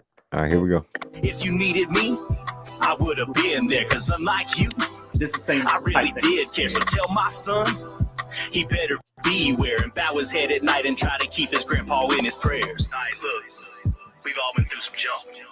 We can either let it hold us back or boost us up. I thought that he wasn't teaching me, but it turns out he was just showing me what not to be. I don't know which way to go, but I'm trying, walking down this lonely road. All right, now which one of y'all did it? Y'all done broke my damn screen. Stop throwing panties at the damn screen. You're breaking my shit. Stop it. You want to hear Boy. the funniest part about that? That voice is good. Singing part here. Jacob and I were sitting in the living room and we were writing this, and we wrote the two verses. I did the little talking part. And I was like, I don't know if I want to sing here. I don't know if I want to write. And I was like, what I want to write, because there's a lot more stuff that has happened between that my father's done over the years. And I was like, I think you got my point across. I don't know if I want to, and I was literally playing the beat, and I went, I don't know which way to go, because I'm writing. And then I was like, wait a minute. And then here we are. There you go. Everything happens for a That's really reason. where that came from.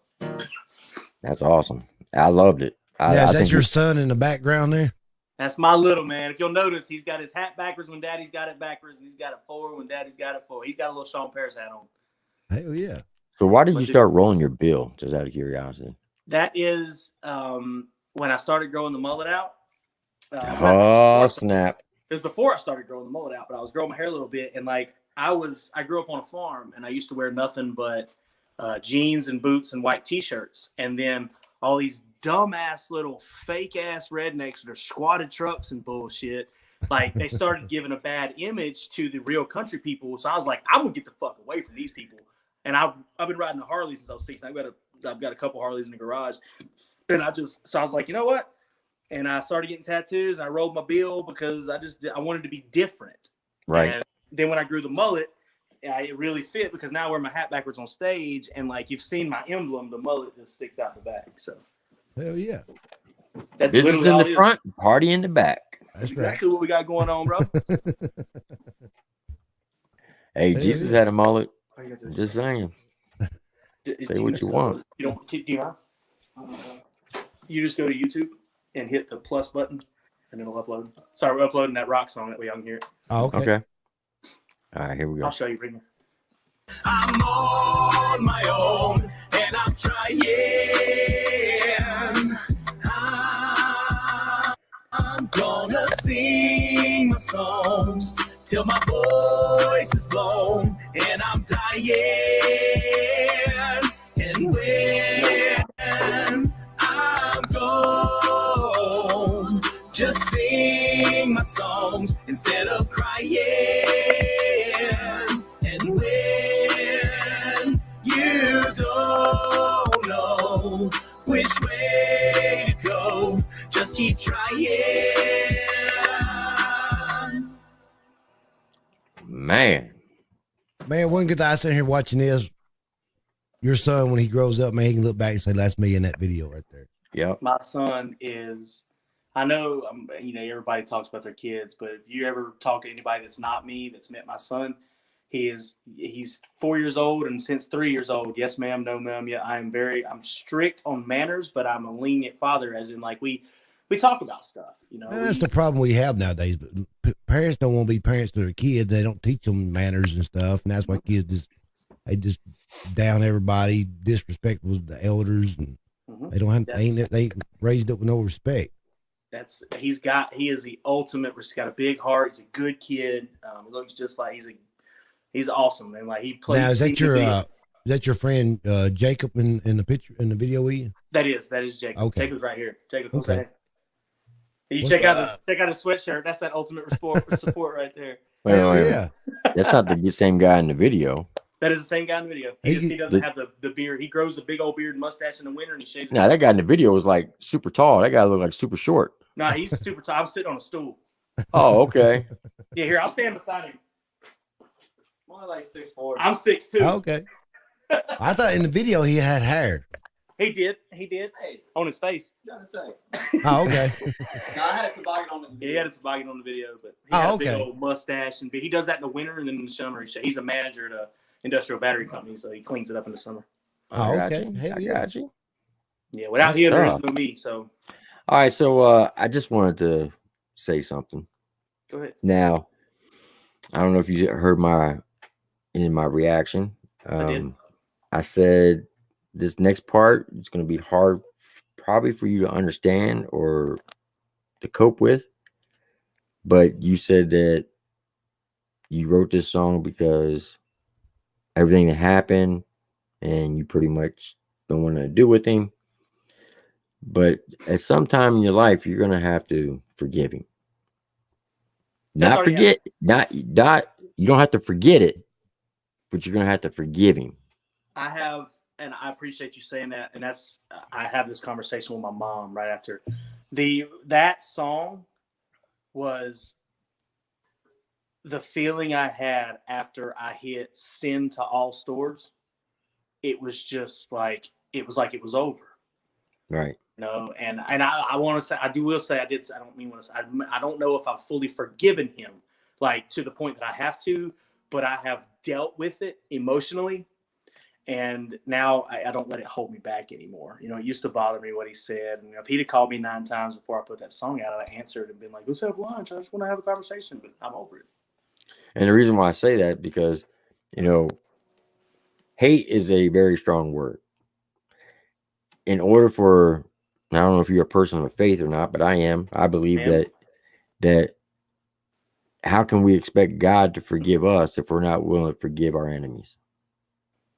That Christian means to be Christ-like. So if we're not Right. trying to be Christ-like, then there ain't no reason to call ourselves. Exactly. Now, I'm not saying you don't have to forget, because, you know, my situation is not as severe as yours, but my biological dad, he was married to my mom for 17 years, and he would only beat my mom in front of me because my 3 older brothers are all bigger than him. I'm the shortest out of the 4. You know, they're all over 6 foot. I'm 5'11". But at the age of 5, I witnessed my dad, beat on her like Holyfield Mike Tyson type beating, to where the point where my mom actually pulled the trigger on him one night, and thank God the shotgun was unloaded, because if not, she'd been in jail. So from the age of 7 till I turned 35, I didn't want anything to do with him. And then I had to realize, you know what? I forgave him. I said, what happened between you and mom, that's between you two. I'm not going to hold that against you. Just know I forgive you. I haven't forgotten, but I forgive you. Right. Now, my stepdad, I consider him my true dad, because he raised me from the age of 10. May he rest in peace.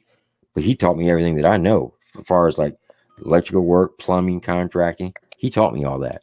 He taught me how to be a man. Right.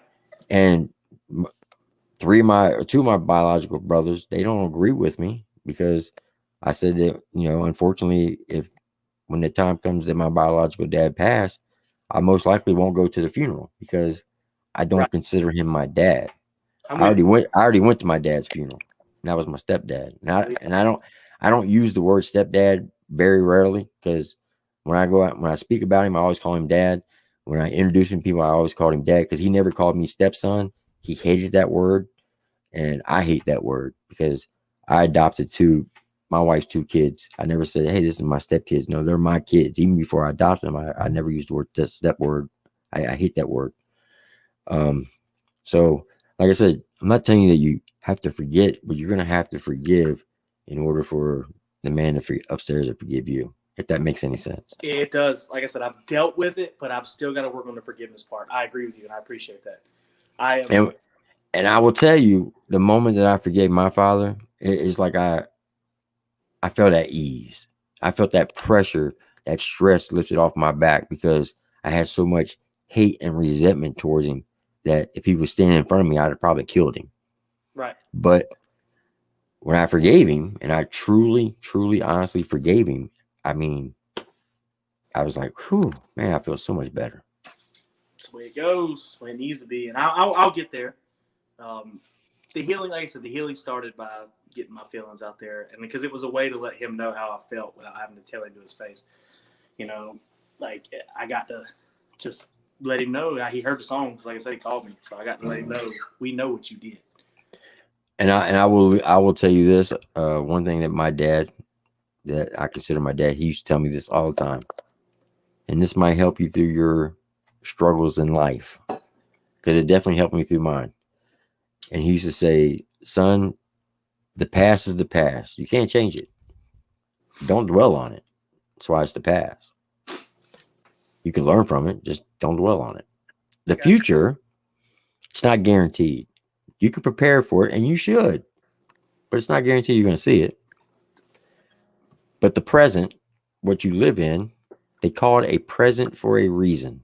So open it up and enjoy it. And that's how I live my life. I like that.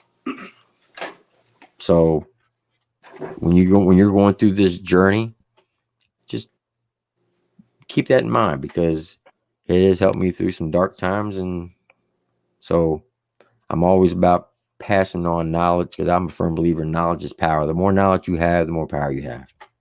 Knowledge is power, and intelligence is sexy. That's what I tell women, man. Well, I'm not intelligent, so I don't know about that. Engage my mind, or you're not going to engage my power. I mean, Tim was speaking. I mean, he's speaking facts, because I can tell you my situation with my dad. My dad had diabetes real bad, and he lost one of his legs, and he was actually in a nursing home. And he called me several times. When you gonna come see me, son? I'm like, I'll be up there in a little bit, or I'll be up there tomorrow. And I just kept putting it off. I just kept saying, I'll be up there tomorrow. Tomorrow never did come. Right. But he called me one night about 5 o'clock in the evening. He said, son, I want you to come see me. He said, I haven't seen you in a while. He said, will you come see me? Yeah, Dad, I'll be up. I'll come up there in the morning. We'll hang out. And I got a phone call that morning. My dad passed away. That was the biggest regret that I ever had, not going and seeing my dad and working out our problems, because we agreed to disagree. They were two alphas. Yeah, and it just never. We might start out talking fine for 5 minutes, and I might say something he didn't like, and here we go at it. But I felt bad for that, because I knew he was my dad. I loved him. I beat myself up every day. I should have went up there and worked out my differences with him and told him, hey, Dad, I know you're my dad. I love you with all my heart, and you'll always be my dad. I never did do that. And, man, I lived with that for the rest of I've been living with that for going on a little over 10 years now, and I beat myself up not doing that. Yep. Man. That is facts. It got deep in here. Hey, that's what we do. I don't like over talking here. about it much, but anyway. No, you're good. No, I like real. I'd rather talk about real than all day long. But shout out to D Martin, a.k.a. Tater Games, up in the chat. What's going on, Tater? What up, my brother? Who likes to call me Triplet. I don't want to speak out of turn, but me and D Martin have talked about some musical things. So I tell you what, for a short amount of time he's been in the music, he's impressed me. I know he keeps saying this is just a hobby. And if you noticed our interview with him last week, you notice I kept coming back to, are you sure it's a hobby? Are you sure it's a hobby? He'll eventually do it full time. Because I think he needs to get that out of his mindset, because if he keeps looking at it as a hobby, and Tater, don't take this the wrong way, but if he keeps looking at it as a hobby, it's always going to just be a hobby. He's going to have to jump in it with both feet. I don't want to speak out of turn on Tater, but I like Tater. Tater, we grew up like an hour apart, and now he lives in Washington State. But the dude, like he always says, it's a hobby. I just enjoy making music. I enjoy making music. But that I don't know. I haven't talked to him about why he says it, but to me, I think when he came into it, his view on it was, I'm going to do this as a hobby because then can't nobody judge me for it type thing. Yeah.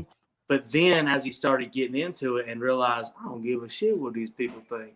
So I think and I agree with that analogy. I agree that's the reason why he says that, because hope I'm not wrong, Tater. Deep down inside, I think he's very subconscious on what people think or says about him, and we all do. It's human nature. He puts on that tough exterior, and he is a good tough guy. But that's because they brainwashed him while he was in the military, because he was 11 Bravo. They got that mentality, oh, me King Kong, when they really raggedy ants, because let me tell you, 11 Bravos are weak. Vulnerability is much stronger than acting hard. No, 11 Bravos are weak. Tell him I said that. Tell him I said that. Come from a tanker, baby. Yeah. Nah, I'm just messing with you, Tater. The guys are nuts. That's what they are. It's crazy. They ain't all there mentally sometimes. Let me tell you that much. Mad love. Shout out to Tater. I've met a lot of people with Tater too. Hey, the short amount of time that I've spoke with him, I got mad respect for the guy. Me too. It's good dude. I think his mind's in the right place, and his heart. He generally cares. Fuck with Tater as a man, even if I didn't fuck with Tater as a musician. Yeah, right. Without a doubt. Without a doubt. I would tell you this: if he was single, I would allow him to date my daughter. That's how much respect I have for him. Tater and I have actually talked in one of these days, because he thinks that I'll be on the road full time before he will. And I mean, I've just been doing it longer, and I do 3 different genres. It makes more sense. So we've actually talked about, his military experience. When I do get on the road and need security, Tater's probably going to be my head security, and he can also be like an opening act type thing, and we can get him more head first in the music too. We've discussed things like that, because I'm the type of dude, I ain't gonna never forget nobody. Right. Hey, if you need security, if you get along with the security, it's a lot more fun. Anyway, they're more likely to watch you back if it's more than a job. Hey, right. if you need somebody to pull security and do a live reaction during your show, I can do that too. I'm just saying. Let's do it. We'll bring you in, do a live reaction beside the stage, bro. Like, who's this? Yeah. I mean, I don't go anywhere without a gun, but heck no. Nowadays in time, you better not. But Tater's definitely he's cool as a fan, as we would say back in the day. He's cool as the other side of the pillow. There you go. Good people. Good people. All right. Now, I do want to play this one song of yours.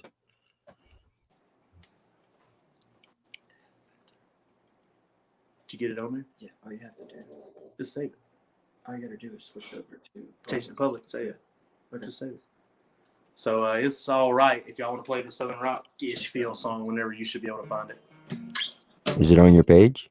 He just put it on my page. Should be the most. Now I'm gonna put a video like I put the others up, but I put it on there just in case y'all wanted to. Okay. I got it. So y'all don't have to go comment and like it. I'm gonna delete it as soon as we do it. That way I can post it this weekend. Yeah, you could appreciate have the just shared it. You could have shared it on the channel here, and Tim could bring it in. Oh well, yeah. See, I'm not the technology. I didn't think of nothing about it till you just said something about it. I'm like, well, you could have shared it here. He could bring it in once he got done with it. It wouldn't been on. It wouldn't been on. Well, most of the people that catch it right when I put it out, that have got bells on, are in here anyway. So right. Wendy would have been all over it. I've done her like that a couple times. I'll post something. She's been like, oh, she shares it. I'm like, Wendy, no. Yeah, don't be sharing it. That's true support, though, man. That's right. I'm ready to see them next week, man. It's my people. What are you gonna pull up next, Tim? The one you're just talking about. Oh, okay. It's all right. It's all right. It's all right. It's all right, right. So there's an army kid go, it's all right. It's all right. It's all right. It's okay. Tater talking about how I ain't flexing the mullet. All right, Tater. I seen brighter days. Yeah. All right. Tater likes that mullet, huh? He said, business in the front and party in the back. That's right. So this is It's All Right by Shawn Paris. Now, don't be going to drop a lot of comments on it, because as soon as we get done playing, it's going to get deleted, just so you know. But here we go. I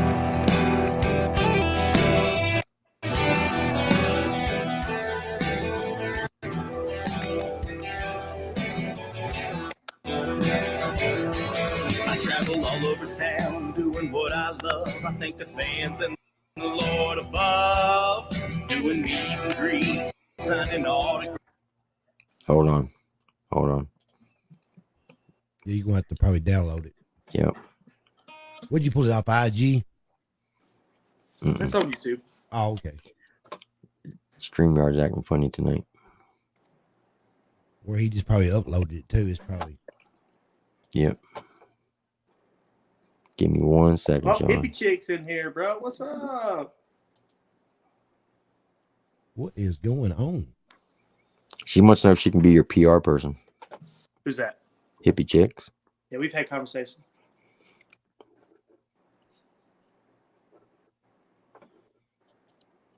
I try to read these comments. They get so damn talking stuff. I can't keep up with them. You dang right, D. Martin. I am performing in Charlotte next Friday. Take me out to the ball game. See, D. Martin, he always says that I look like a third base coach, and I told him he looks like the pedophile dad that couldn't pass the background check in the stands. Well, that's tough. Damn, that's hard, man. Damn. Hey, I'm a professional roaster, man. You get on some of my lives, I'll be just messing with people. Ooh. Yeah, you gonna have them all laughing up in there now. I got a couple people I need you to roast in.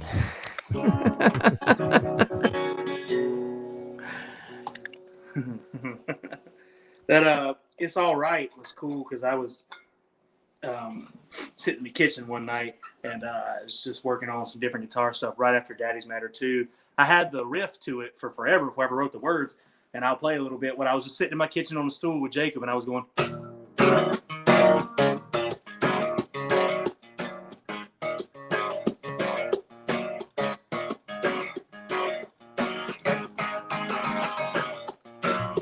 So I went into the studio and recorded that and sang over top of it, and then we just built around it. And Okay. Man, I love when somebody plays the guitar. Now my son, he took guitar lessons. He plays electric guitar. He'd be 13 this year, but he don't do the lessons no more. But I be downstairs. I hear him up there just tearing it up. I'm like, oh, he sounds good. I go up there and like, play me something. Oh, I don't know what to play. I don't know nothing. I'll I'm play like, hey, something you just live for y'all. freaking 5 minutes ago, you was ripping it up. I walk up. He's so shy. He don't want to play in front of me. He's probably going to make fun of it or something, or not like it, or he act like he don't even know a damn chord or something. Like, damn. I'll walk away and he starts playing again. I'll play something live for y'all here in a little bit. All right. Here we go with It's All Right. Only thing tater roastings and marshmallow ass pecs.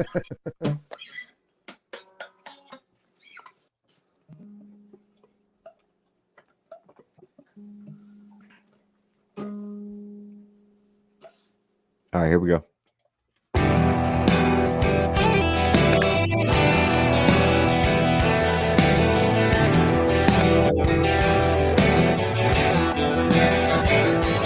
I travel all over town doing what I love. I thank the fans and the Lord above. Doing meet and greets, signing autographs, making sure that I show that love. Rocking country songs, even R&B, with a little rap here and there. It's all right. It's all right. I'm hanging out backstage and my nerves are shot and the crowd begins to cheer. Clock starts to tick, stomach starts to turn, and I know that the time is here. When the lights come on and I hit that stage, nerves they start to die. Then I strike that chord and I sing my songs. Everything feels alright. It's alright, right, right, right, right.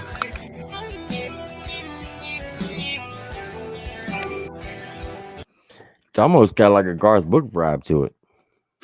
Right, that's what I was telling you. Like Garth Brooks was a country singer that wanted to be a rock star, so that's how a lot of my stuff, the style, is written in. Okay. I'm digging this one. I appreciate it, man. Thank you. Whew.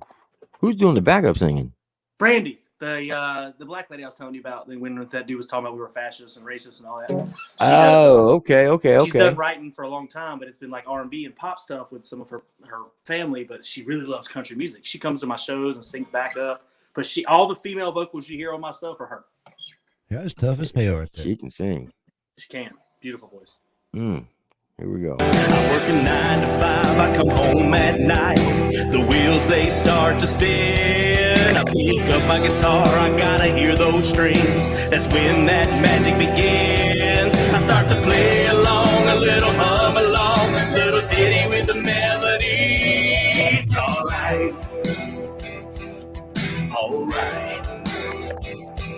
I'm hanging out backstage and my nerves are shot. In the crowd it begins to cheer.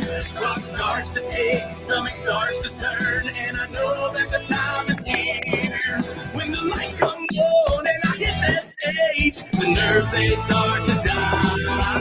Then I strike that chord and I'll sing my songs. Everything feels alright. It's alright, right, right, right, right.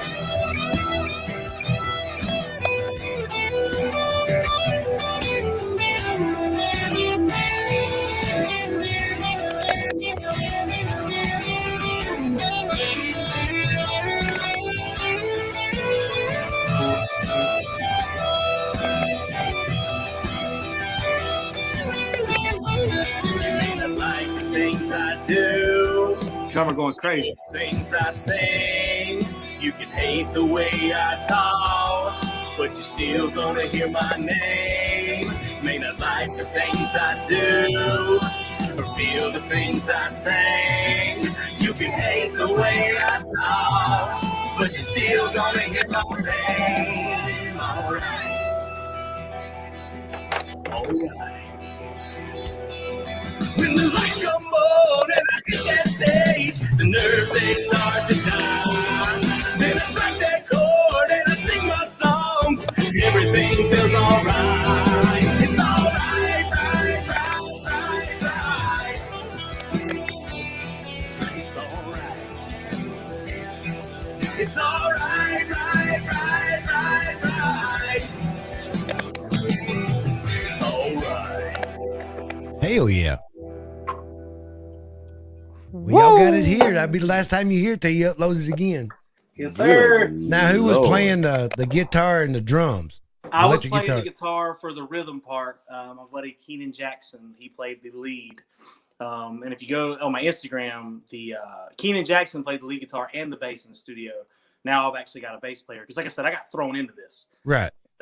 So Keenan, he was going to play guitar with us, but he's got a lot going on. You know, whatever. I think he's missing out on an opportunity. But you know, and John Hawley is at Hollywood Drums. He plays Avenged Sevenfold. He does covers on this. He is amazing. I used to play basketball with him. He was a really good friend of mine back in the day, and now he does all of my drum. He writes all the drum stuff. And if you see that No Diggity on there on my channel, you don't have to play. It's a live No Diggity version. I turned around towards the end of the song, and I was like, "Hey, bro, play a solo," and just walked away, put him on the spot, and he went crazy. So hell yeah.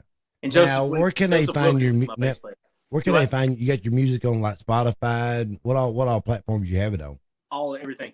Everything? Right now, 4 songs: "Daddy's Matter 2," "Meet Me in Tennessee," "It's All Right," and "I'm Trying" are on all platforms.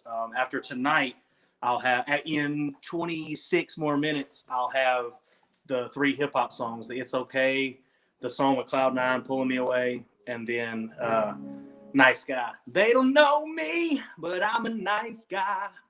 Ooh, hold on, whoa, do that again. I'll sing that hook for you. They don't know me, but I'm a nice guy. I've been working all week, just trying to get by. They don't know me, they can't hate, but they try. I've been working all week just to have a good time. Hell That's the yeah. hook. And then that hook, there's Man, I need to play that on Friday evenings at work.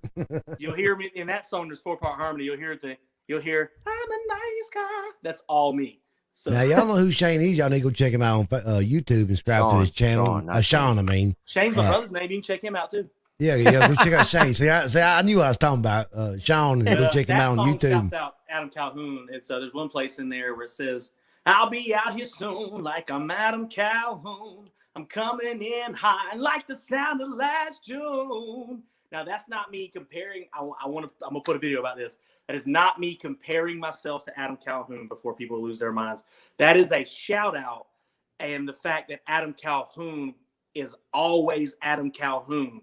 You know, he stands up for what he believes in. He speaks his mind, and that's what I'm gonna be. That was a shout out to that's all that is. Yeah, I'm glad you said that because people be like, "Oh, he ain't no damn Adam Calhoun." Right, you know. right. Just they always take it the way they want to take it, and then you can't explain. But that's literally just a shout out to him always being an OG and being real and sticking true to his ways. That's a shout out, not a comparison. And you also got IG, and are you on Facebook also? I am. There's a Shawn Paris music page that I started recently, and then there's Shawn Paris, which is me on Facebook. You can follow my personal page, or send me a friend request. I'm not to the 5,000 limit yet.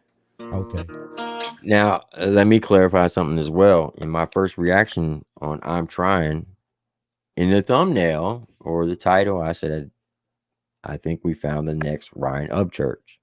What I meant by that was, I'm not saying that Shawn is Ryan Upchurch. I'm not saying he's better than Ryan Upchurch.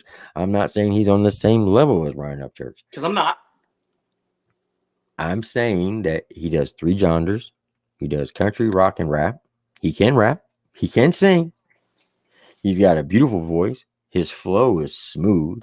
It's not all this trying to force words that y'all know who I'm talking about. I ain't gonna mention no names. So when I made that statement, I said, because I know some people are gonna take it the wrong way. I'm not saying he's on the same caliber as Ryan Upchurch. However, over time, can he be? You damn right he can. Ooh, doing some strong words. I appreciate you, man. And I'm a firm believer in that. I've told you that as soon as you said that, I knew how people were going to take it, but I knew what you meant. You know, there's no way you've been doing this long enough. You're not going to hear somebody for the first time and go, oh man, this is the next GOAT. That's not, no, you were saying, I get it. Is this the next guy that's going to have hits in multiple genres? Because there's not another one right now. I know Big Murph put out something where he's doing a little bit of blue, but there's nobody out there that's made hits in all 3. I'm glad you just said that. If y'all haven't checked out Big Murph, you need to go check out his new music. It's gonna blow your mind. That's another one that I just want to shout out to Big Murph. And Big Murph, if you're watching, I don't know why your numbers are at 13,000. You should be in the hundreds because you, my guy, you can sing. Man, a lot of these people don't realize, but I support all these art, and I know he can sing R&B too. That's the funny part. See, and No Diggity is one of our main songs that we do. I sing that. I sing Remix to Ignition Live. So that's why I mess with Murph hard because he does multiple things. And then I love FJ too. I found him before Mako.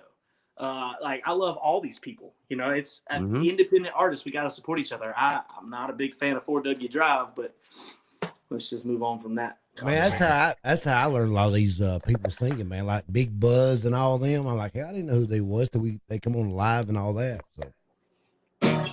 But it's funny you say that because there are some independent artists out there who they don't want to share the love. They want everything for themselves, and greed will get you nowhere. And that's why the numbers are the way they are because they're burning all their bridges.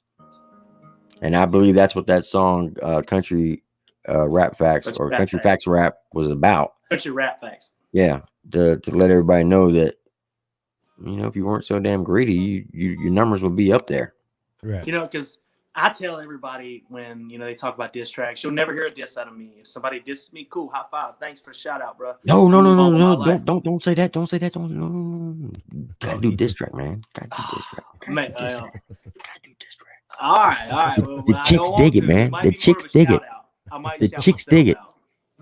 But my thing is, because I feel like when you're a hater, like Nerf Gun and Hosier and all them, they give themselves a ceiling because there's only so many hate subscribers out there. So I don't want a ceiling, man. I want to be. I just 22 Jump Street. They were busting through the ceiling. I want to bust through it all, and I want to attack multiple genres because it keeps me on my feet. I've gotten better writing. In Meet Me in Tennessee, there's a bar where I said I saw her sitting by herself, and then I said I had to give it a shot. Asked if she'd do one. She said Jack D. So I had to give it a shot and flipped it to taken. You know what I mean? So I would have never done that had I not started trying to wordplay with rap. So I think that's why Upchurch's lyricism is so good because he gets out of his comfort zone on a daily basis. Mm-hmm. Right. So that's what I want to do. Diamonds are made under pressure. Hey, hands down, Ryan Upchurch is the number one independent rapper out there.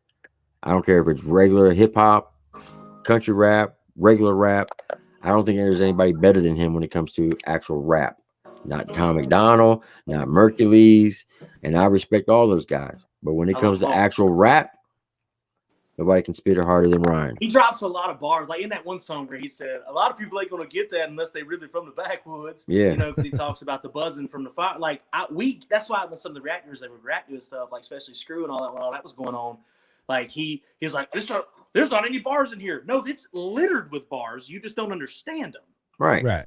So just because you don't understand it, don't mean it's bad. That's That's fact. a fact. That's facts. He's just rapping about what he knows. He's not trying. And everybody's like, "Oh, you're a culture vulture." How? He's rapping about shit that he lived on. You know, Yeah, that's it's right. the country. He's He's not not- rapping about the inner city. right. If he was trying to do that from watching movies and picking up and doing research, then yeah. But I I ain't think gonna lie.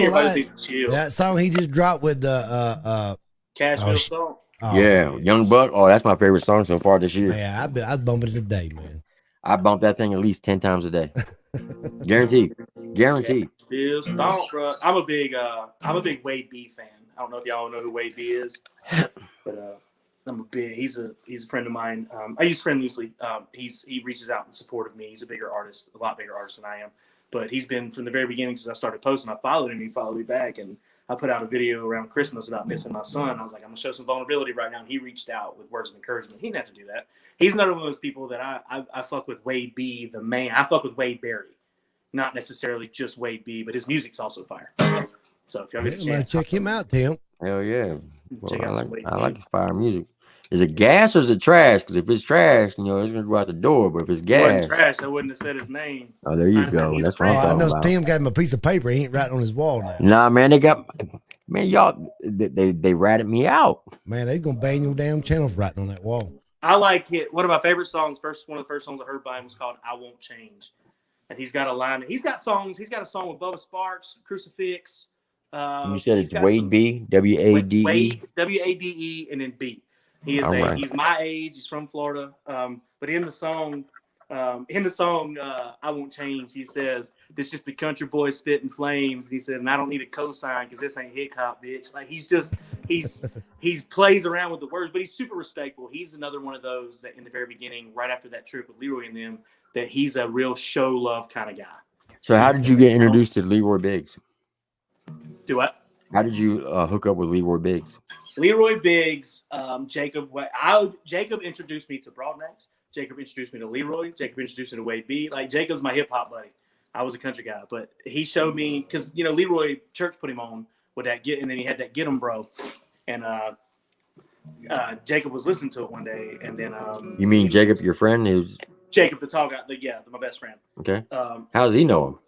He doesn't. He discovered him through Upchurch and through listening. He loves independent music because the bars are real. Nobody's telling anybody what to say.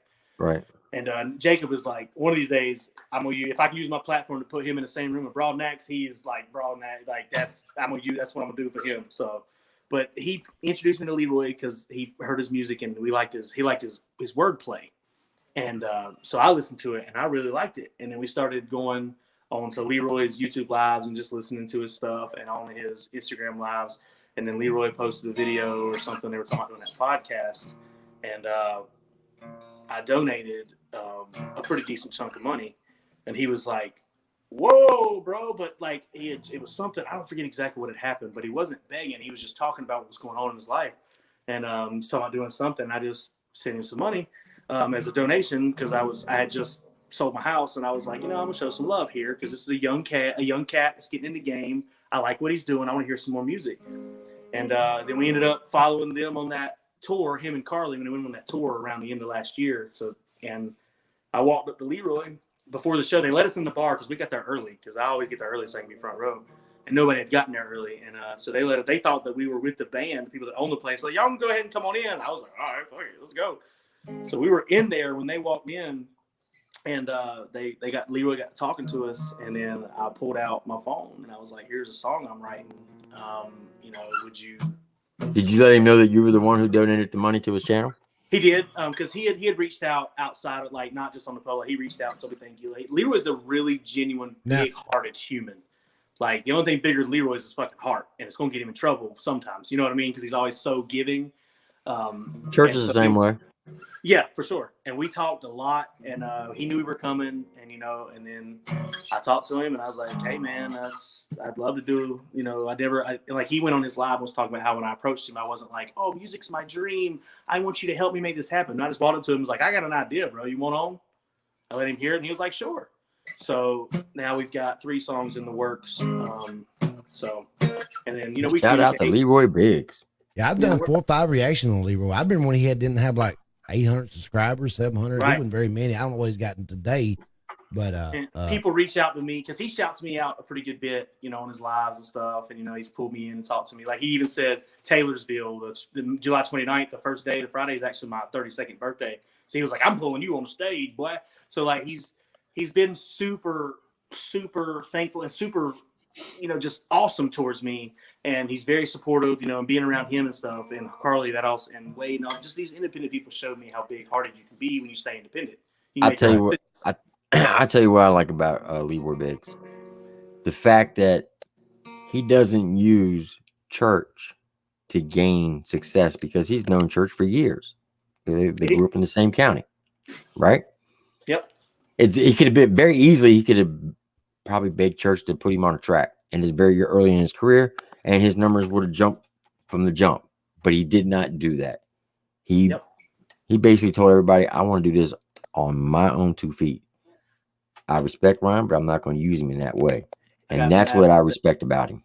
Mad respect for Leroy Biggs, man. That is one of the most genuine, humble dudes, and he tells you if you want to come smoke a blunt at his concert, he'll talk to everybody there, because people are like, "Can I get VIP passes?" And Leroy said, "If you're at my show, you're VIP. I'll talk to you. I'll stay." I used to watch a lot of his lives on IG at first thing in the morning, like 9 o'clock or 8:30. He'd be in there, they'd be in his car smoking one.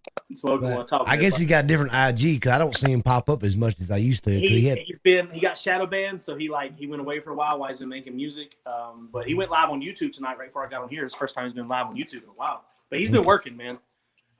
Like I said, I sent him another song with Cloud9, and then we've got one more that I'm gonna do with him. I hadn't.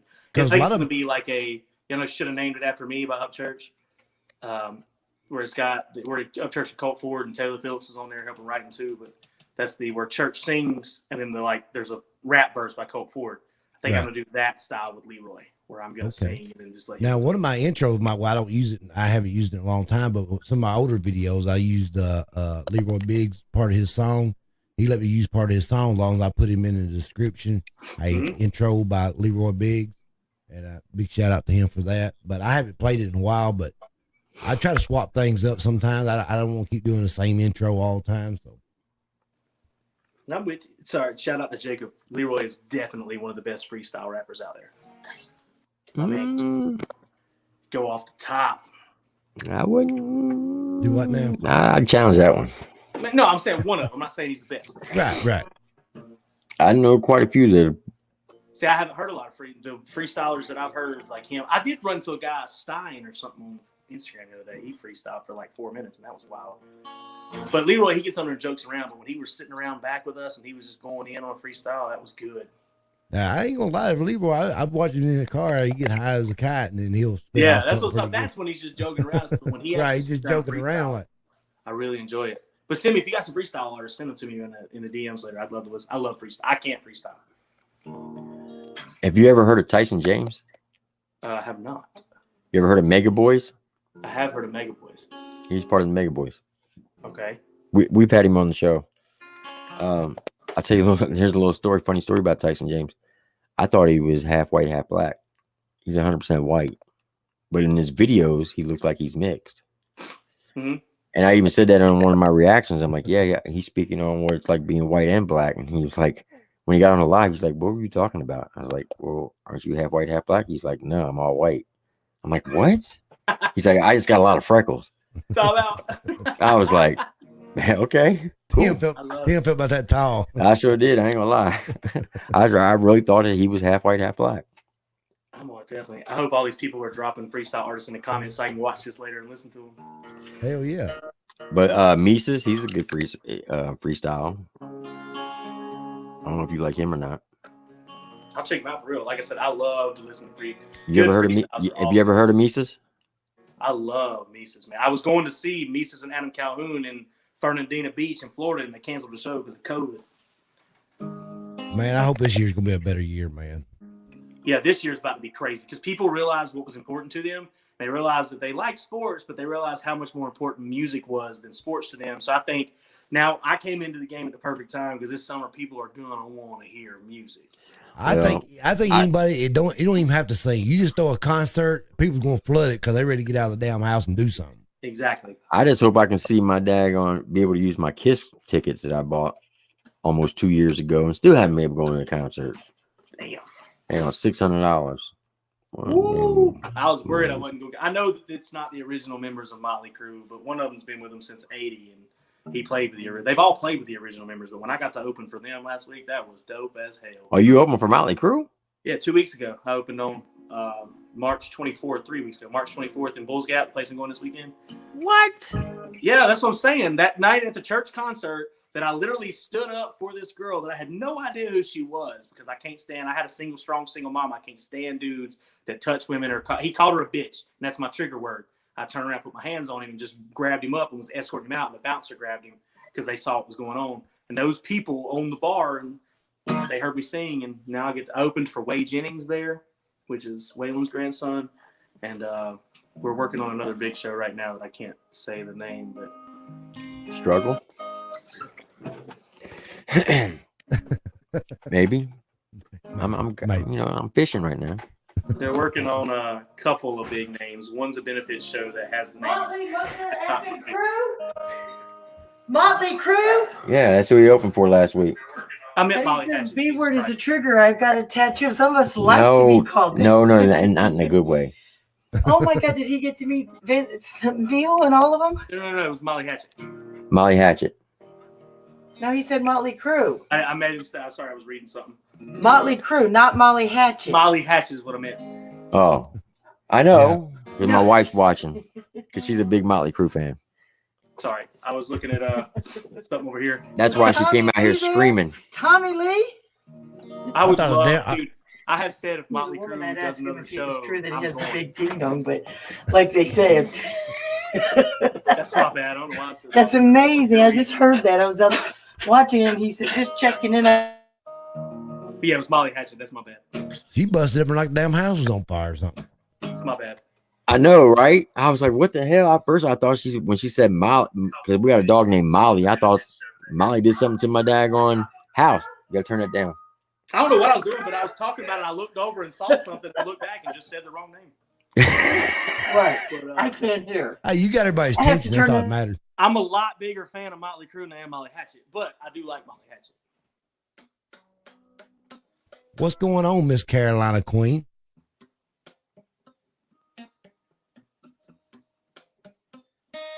My bad, guys. Oh, you're fine. I'm just trying to read some of the comments. Yeah, I was doing the same thing.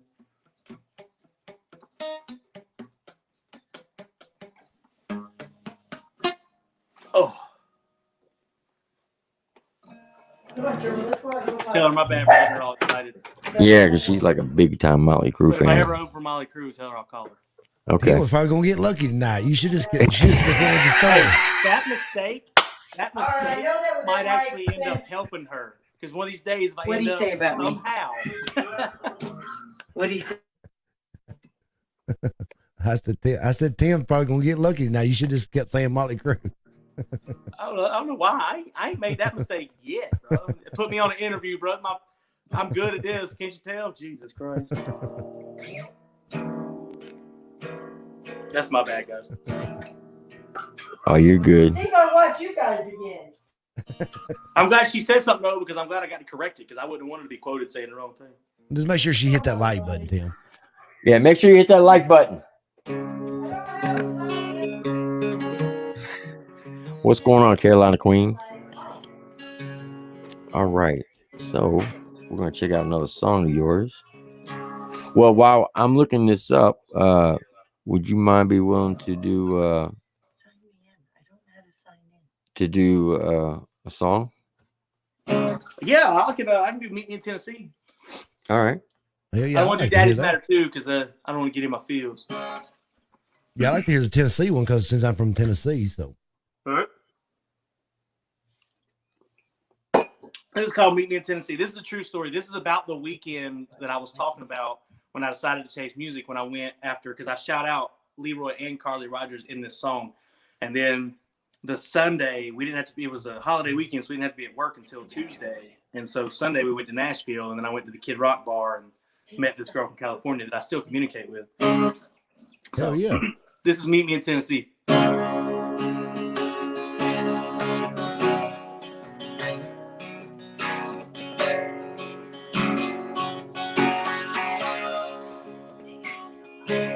Left lane from Carolina to Georgia and Tennessee, chasing Leroy and Carly Rogers, my best friend, my Chevy, and me.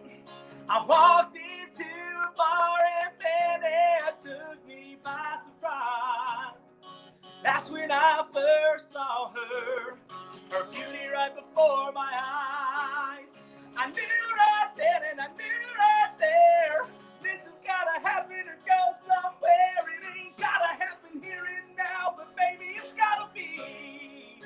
I met her in Tennessee.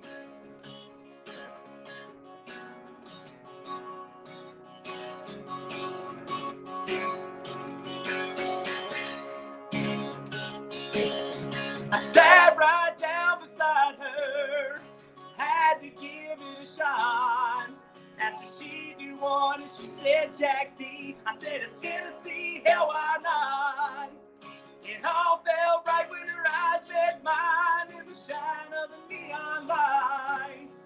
I was California dreaming on the Nashville strip that night. I don't know where and I don't know when, but I know I gotta see her face again. There was something in the air that night, and baby, I gotta see. So meet me in Tennessee. Tennessee, you and me.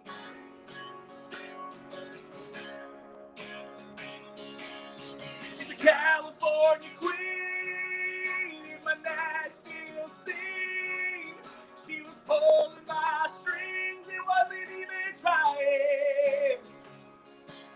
As the band played along, playing our songs, made me feel like I belong. Man, I was dying. I knew right then and I knew right there, this has gotta happen or go somewhere. It ain't gotta happen here and now, but baby, it's gotta be.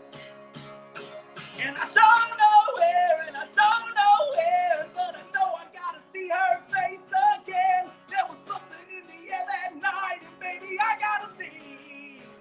So meet me in Tennessee. Tennessee, you and me. Tennessee, meet me in Tennessee. That's me. Hell yeah, man. It's a troll. People are showing you some mad love on that song. Are they? Now, what are they saying? Rip Chevrolet. You talking about you got a, like a Chevrolet I car or got something? T-boned 2 weeks ago on the way to my first full band show with Shawn Paris. Some dude T-boned me with all my equipment in the truck, and that Chevy destroyed, totaled. Yeah, I seen her dropping Rip Chevrolet and stuff. I'm like, damn. Mm-hmm. I appreciate it. Straight. I got to read something, man. I don't get a lot of. Always raising hell in Carolina. Yeah, damn right. I'll be in Tennessee Saturday. Her and I actually, May 8th, I'm going to Tennessee to Bulls Gap to play a show. And I think she's going to fly in and we're going to shoot the video for that in Tennessee. Oh, okay. Hell Mean yeah. girl. What part of Tennessee y'all going to shoot that at? It'll be in Bulls Gap, which is Oh, okay, okay. It's between Knoxville and Bristol. Oh, okay. Yeah, She, Knoxville about 2 hour drive from where I'm at. I'm just right east of Nashville, just right outside Nashville. I got you. Man, if you get some time, come on, you can be in the video. Man, I'm sorry. There wasn't nobody watch that damn thing if I was in it. I had I had to change out my computers. My damn computer screen cracked after that last song. Somebody threw panties at it. Oh man, Sean, I'm gonna probably send you the bill. it's probably your wife's panties. You heard Motley Crue. Yeah, right. That was fire, my man. Oh man, he got some Fire. damn pipes on him, man. Yeah, He was so hey, damn loud, damn yard stream or stream yard, whatever. It quietened him up. I was hoping Yeah. it would. That's my Yeah, bad. it piped it down a little bit. hey, like I Nice said, Guy is live on all streaming platforms, y'all. If y'all want to buy some music, Go over and check him out, showing some love. it's not if Jake, you blow up, appreciate it's when you blow up, because you're gonna blow up. bro. I was looking because I released my song and it takes like Daddy's Matter 2, and it takes 3 months to start getting your records back. And today they started rolling in, and I've got Daddy's Matter 2 has been bought and streamed in the USA, Canada, Great Britain, United Kingdom, and Australia. Damn. Hell yeah. Yeah, That's that's my up right first. there. Now, what other song you was wanting to play? You said something after you played Tennessee. You was wanting to play a different song, another song. Y'all can play that. It's okay off my YouTube if you want to. Or I can play Over It, which is it's a song that's not released yet. Whatever you want to do, it don't matter. I mean, if they want me to play some more, I'll play some more live if they want me to. Oh, I'm sure they want to hear your voice. They probably sitting back with a glass of wine right now. Yes, the show is in Bulls Gap. Yes, I'll be in. I'm opening for Allie Randolph this weekend, and then May 8th I'll be playing my own show. If y'all want to hear another live, I'll play y'all a song that nobody's heard before except Jacob and my mom. Let's have it. This is called hashtag Over It. Okay. Oh, Yeah, Jason for Rice first. said panties dropping. Jason, you better watch out, bro. If he ever turns his Yeah. wife loose, I'm on it. Yeah. I'm just kidding, Jason. This is called I'm Over. The first verse is about when you're acting all tough and you're like, I'm over it. I don't need her. And the second verse is like, well, maybe I miss her a little bit. Right. So.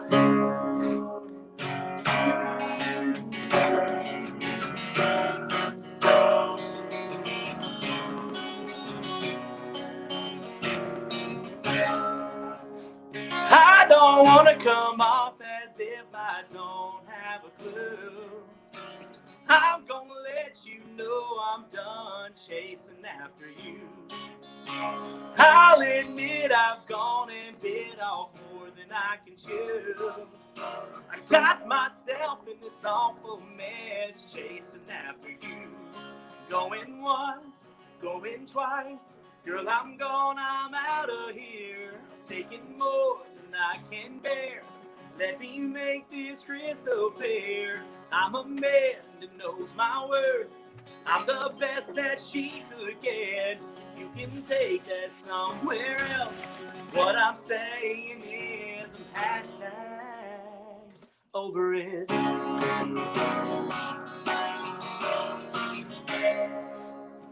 Come home late from work, ain't got nobody I can call. Checking my cell, my text, I guess I'm crazy after all. Looking back now, I can't believe how hard she made me fall. I can't get you off my mind, my back's against the wall. Phone goes off, it ain't you. I don't know what else to do. Living life day by day. So much more I've left to say. I cry inside so you can't see. Trying my best to forget. Sleepless nights without you by my side. What I'm saying is hashtag over it.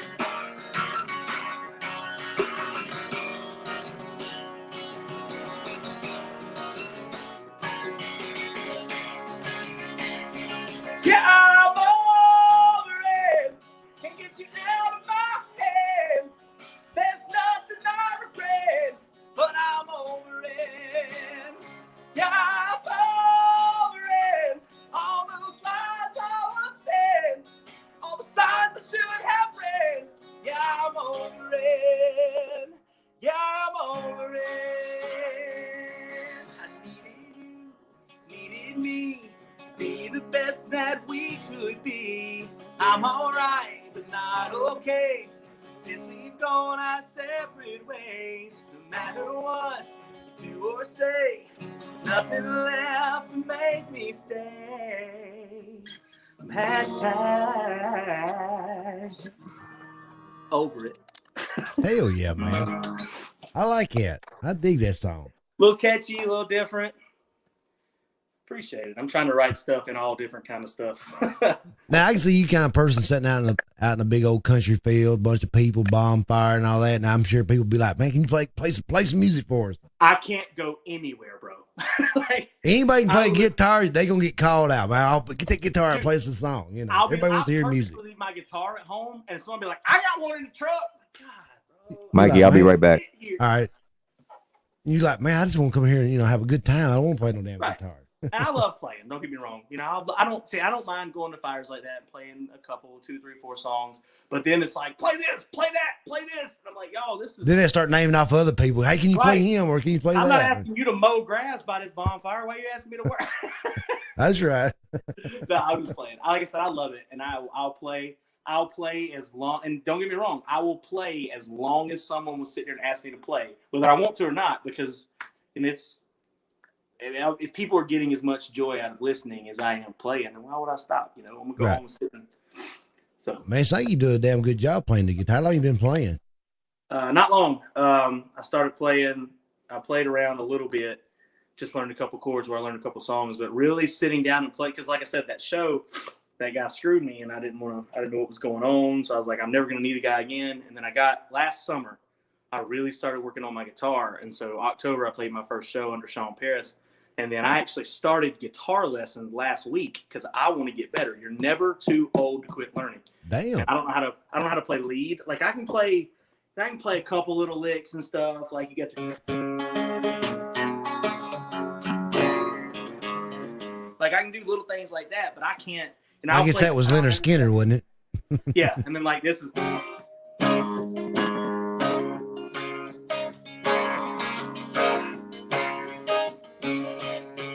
Give me a word, give me a sign. Like I can play a little bit of stuff, right? But I want to be able to play. So I started lessons, and when we do our full band, it's me with the guitar, a bass player, and a drummer. That's it. Okay. So hell yeah. But yeah, I've really been playing hard. I've been playing, 5 or 6 years. Like I learned 6. I had 6 chords and a capo, and I would play your basic, like Sweet Home Alabama's 3 chords. It's when you're playing it.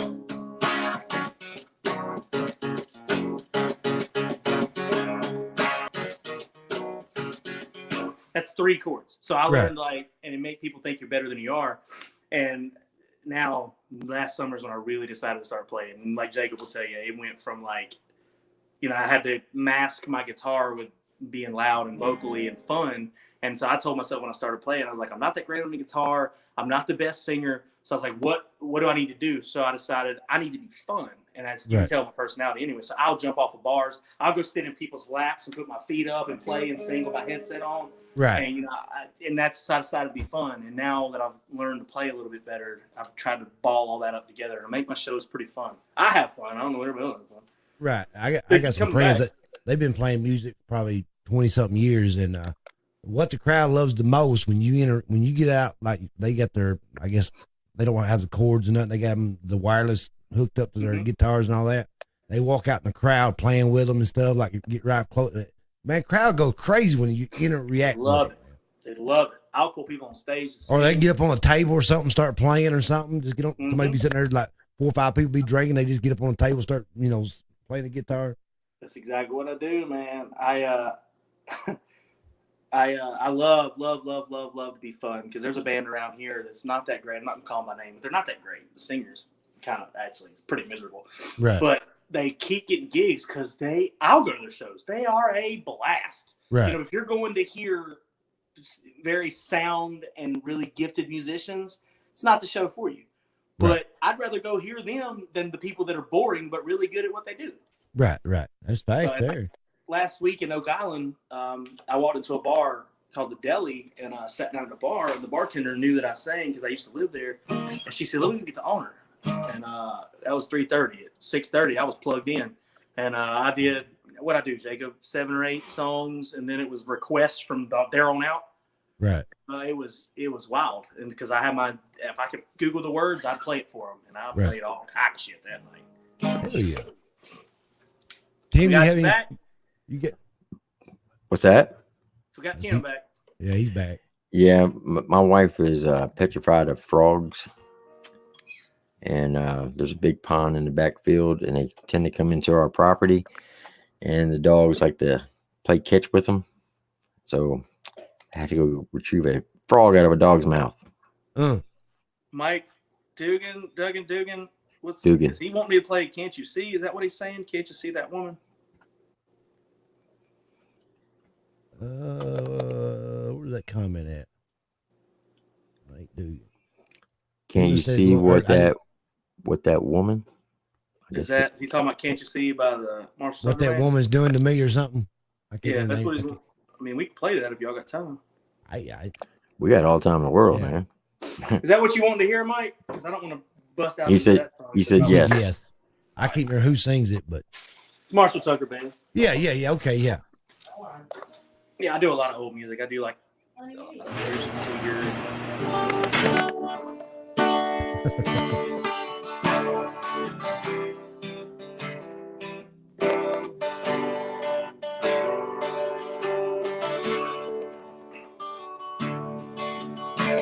Gonna take a freight train down at the station, Lord. I don't care where it goes. Gonna climb a mountain, the highest mountain, Lord.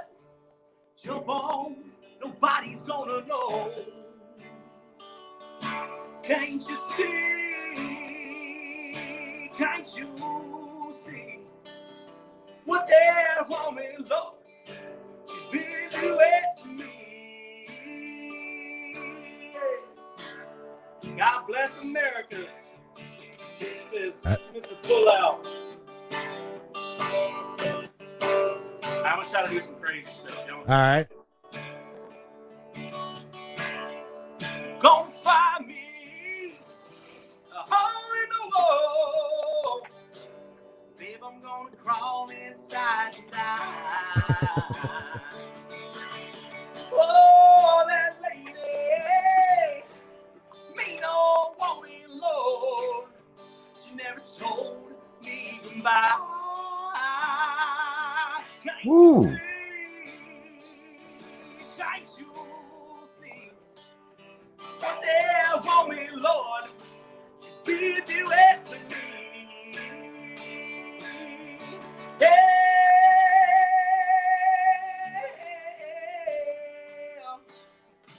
Oh,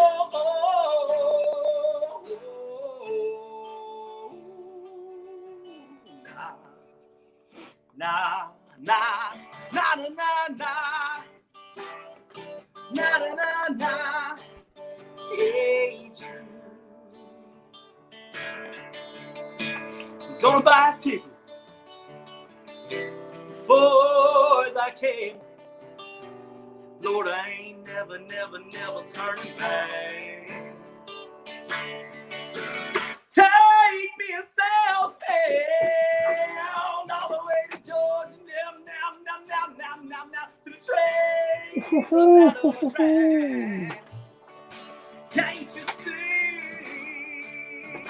Can't you see what they're bombing, Lord?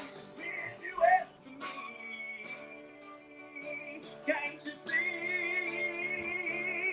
Can't you see what they're bombing, Lord? She's been doing to me.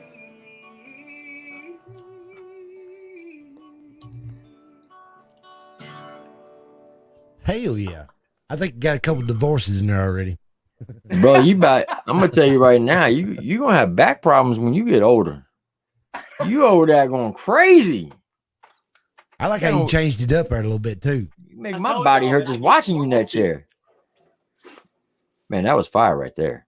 Appreciate Yeah, you, we can't have him singing too much. He got to do a show tomorrow night. Hey, this I'm only is opening. That's only a 2-hour show. this Oh, is okay. rehearsal session right here. Yeah, he's getting his lungs ready for tomorrow. Ooh, I do. Whoa! I just want to say shout out to you guys. That's a lot of fire emojis. Y'all deaf as hell, but thank Oh, you. man, you burning it down, man. I'm telling you. Thank y'all. I They appreciate throw it. panties and damn computer caught on fire. Now, I'm actually, next week, I'm supposed to audition in a national anthem contest to be singing for the local ball team around here. So we'll see how that goes. And we got 37 people up in here right now. If you have not subscribed to Shawn's page on YouTube, you need to go over there and hit that like button, hit that subscribe button, hit that notification bell. He's at 301. Hey, we've gained. So let's get him up to at least 330 within the next 10 minutes.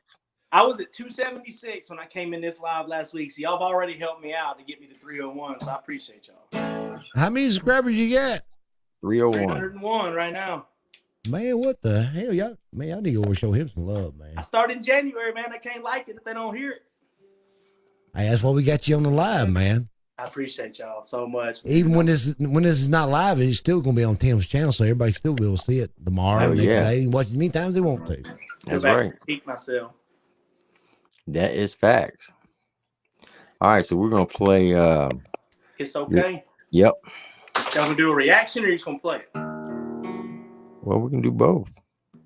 I was wondering if I had time to pee. Yeah, you got. Go ahead. You can take a break. Riding like Bonnie and Clyde, doing 95, burning down 129. That's for later.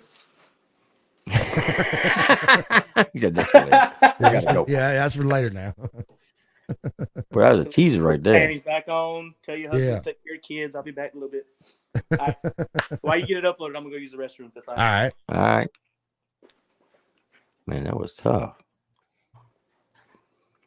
You can break out the Bonnie and Clyde song.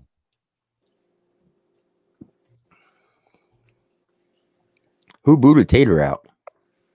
Do what now? Who booted Tater Gang out? I don't know.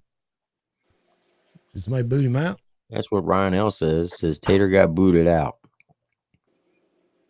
Did one of the mods boot out Tater? I didn't even see it. I know, so I didn't see him in the chat there.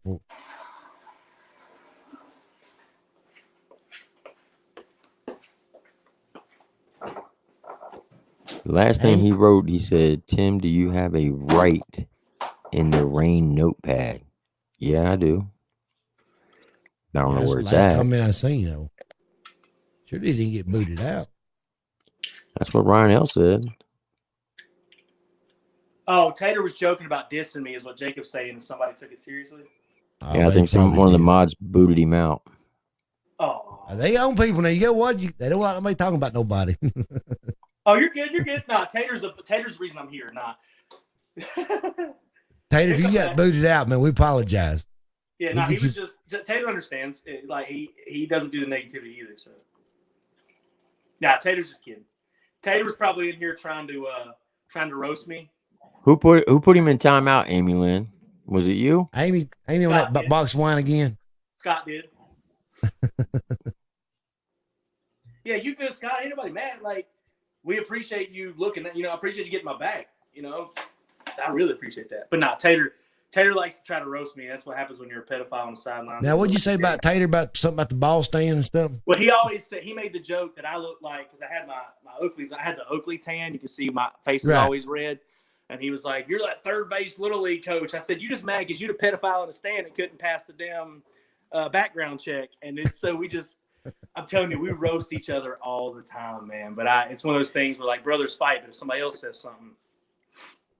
Oh, yeah. I watched their late IG live shows. They're hilarious. And we do it sober. Well, Tater smokes, but I'm just sober, bro. Like the other night, I mean, I was watching it, and Shawn's like, "Yep, I'm going to bed. I sleep naked, and y'all need to see that." And then they started talking about his privates, and I was like, "What? What kind of stream am I up in this joint?" I ain't got enough money to see that. Yeah, it was off the chain. Now, is Tater in timeout, or they booted him out? No, he'll be back in 300 seconds. Oh, okay. That seems like a long time, because I went on one channel before. I got timed out like 5 damn times. Every time Mikey said something. Yeah, I said hello and got put in timeout. What the hell? Sure did. That was hilarious. Then everybody started saying free Mikey D. I appreciate you having my back though, because like there's that one dude that's on the channel that's been like, I think he wants to see me naked. He's on me so hard, but Man, Is that the one that was leaving those comments? yeah, I don't even know who that is, man. Like I've never seen that name before either. That's why I didn't know if he was somebody that was hating on me because of the beef that I was in recently, or if it was someone who hated you. Yeah, I don't know who they are. Jacob Tater just messaged me and said, "Man, they booted me. So if you could message Tater on Instagram, let him know what happened. He'll come back in." But yeah, he we said, apologize "I'm about that, understand." Tater. No, yeah, I already he'll know when he comes back in. We got some mods in there, boy. They watch, man. Anybody says anything out of the way to you or Tim or anybody, and boy, they own your ass. That's awesome because those people, the trolls, take the fun out of it, man. Right. Because then it takes the people that want to take up for y'all, it takes their attention, and then everybody's not listening to what we're here for. Fact. So, That's fact. but yeah, anything Tater says, he's just trying to roast, and he's just mad because he can't. When we roast face to face, he loses. Well, our mods just roasted you, so they put you in timeout. Yeah, they good. They good. Tell them they understand.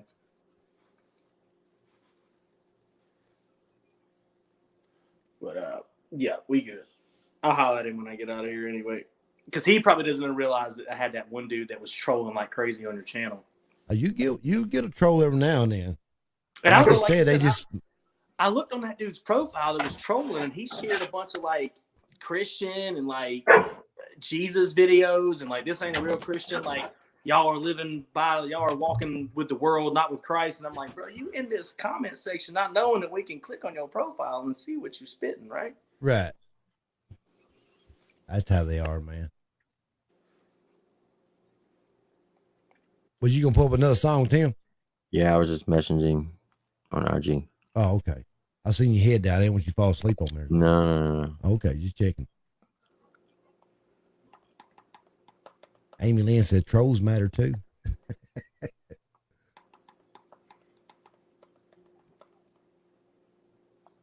I'm gonna message him too.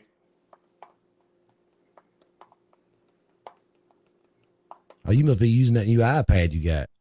Yeah. It's like you slapping two bricks over together. Yeah, because it's the only thing I can. Because Tater messaged me. He was like, "Bro, I mean disrespect." I know, bro. They know. We already talked about it. Yeah, they still nobody hating on you. What's going on, Firefire 69? Amy, Jacob, Mike Dugan, Alyssa, IGP. What's going on, man? Lacey, appreciate y'all showing the love. They texting Tater. They apologizing to him. No, we just told him to come on back in here. I wonder if he went live. Nope, he did not. All right, we back. All right. We lit. I'm back as well. I give everybody time to go to the bathroom and stuff and smash that like button on the way to the bathroom. Oh, Tater mentioned me in his story. He must be like, "Oh, Shawn Ferris." Yeah, he mentioned me too. He's probably or something. What's going on, Stacey? He's back. He's back in What the, up, Tater? We got.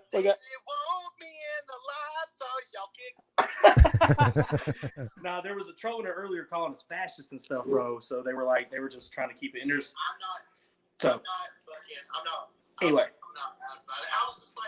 I know, but that's all it was. So anyway, we can get you back in here so we can roast you. See, where's the pedal glass on the sidelines? Yeah, he's already back in there. Yeah, he's back in there.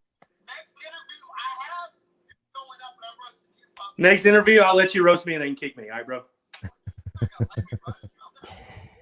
You can't win. I gotta go, bro. I'm live. Delete. He's probably still talking. He is. Tater does like to talk. He is good at talking. Yeah, he is at that. All right. Sorry about that, guys. You good? You right. good? Hey, this is an unorthodox channel over here. You never know what happens. You'll hear pounding on the wall. You'll hear trains going off, dogs barking. You'll hear all kind of crazy stuff. Trust me. Nah, you ain't gotta apologize to him, Scott. He good. He being dramatic right now. Kiss my ass. Damn. I'm kidding. Damn. Oops. I bet his story is funny.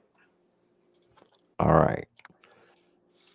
So this is "It's Okay" by Shawn Paris. This is about Says- beating depression and battling inner demons. Uh-oh. It's gonna get you deep in your thoughts. Let's get it.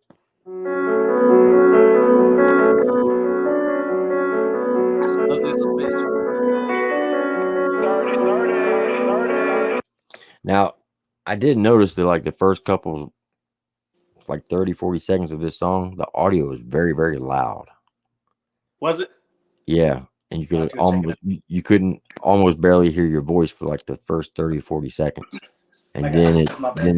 it dies down and then you come in. So I don't even know if you knew that or not. I did not. I'll go check it out though. Thank you.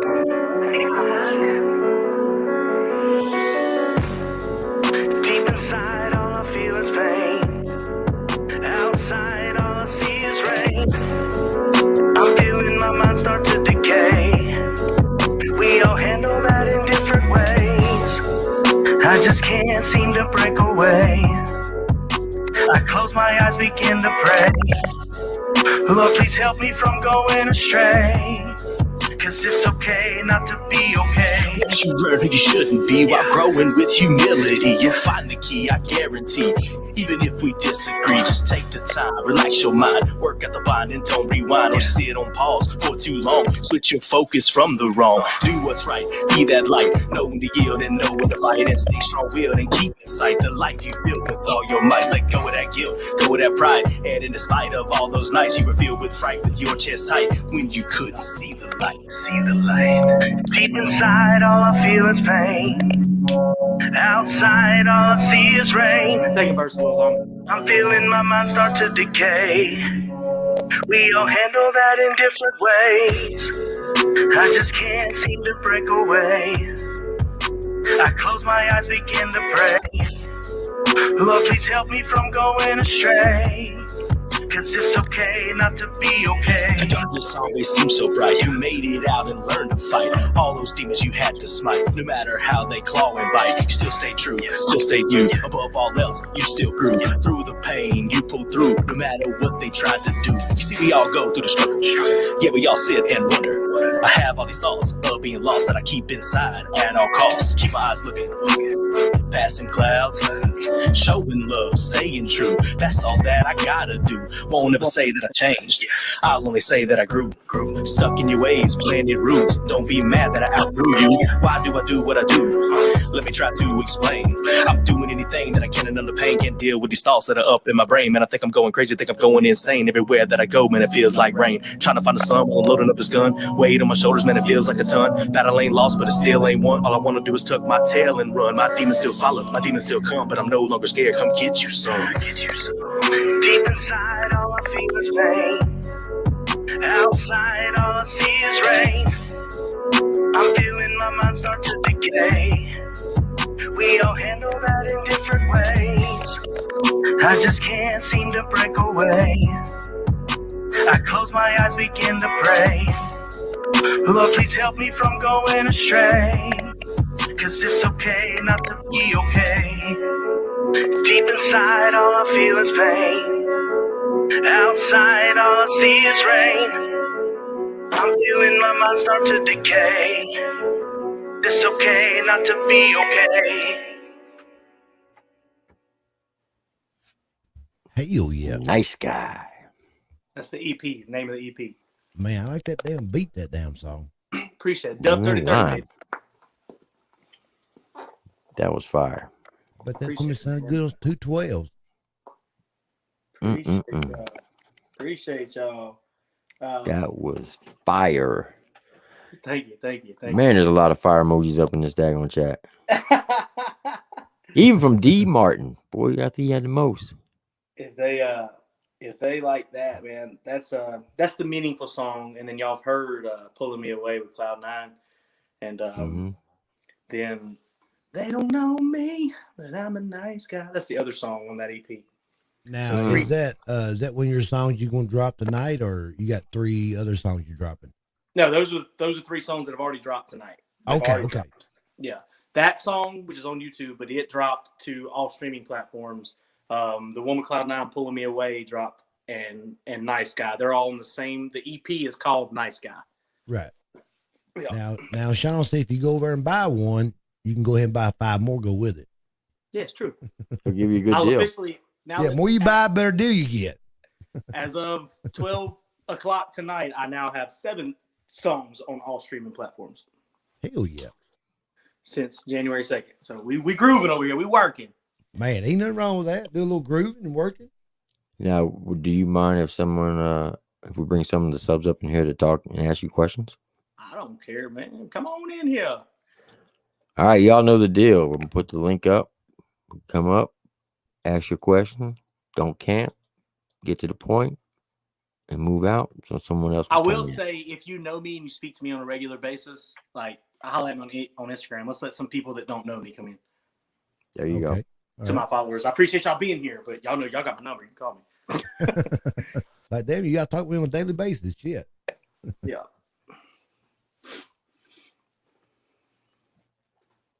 I can see Jacob clicking from upstairs.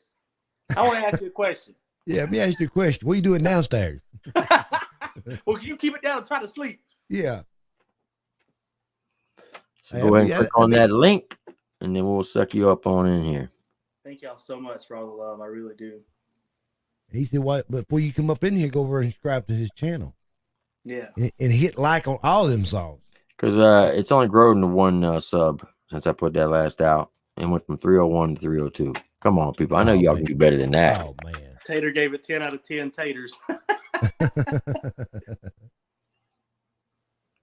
Well, they over here on live. They don't want to jump off live. They might miss something right now. I like my Million Mile Club, whoever you are, that's one of your moderators. I want to shout them out. That is my favorite bar in the song. Stuck in your ways, planted roots. Don't be mad that I outgrew you. His name, the reason why he's a Million Mile Club, because he's a truck driver. He's got over 1 million miles on the road. And he is also known as Moses of YouTube, because this guy got a lot of knowledge, and wisdom.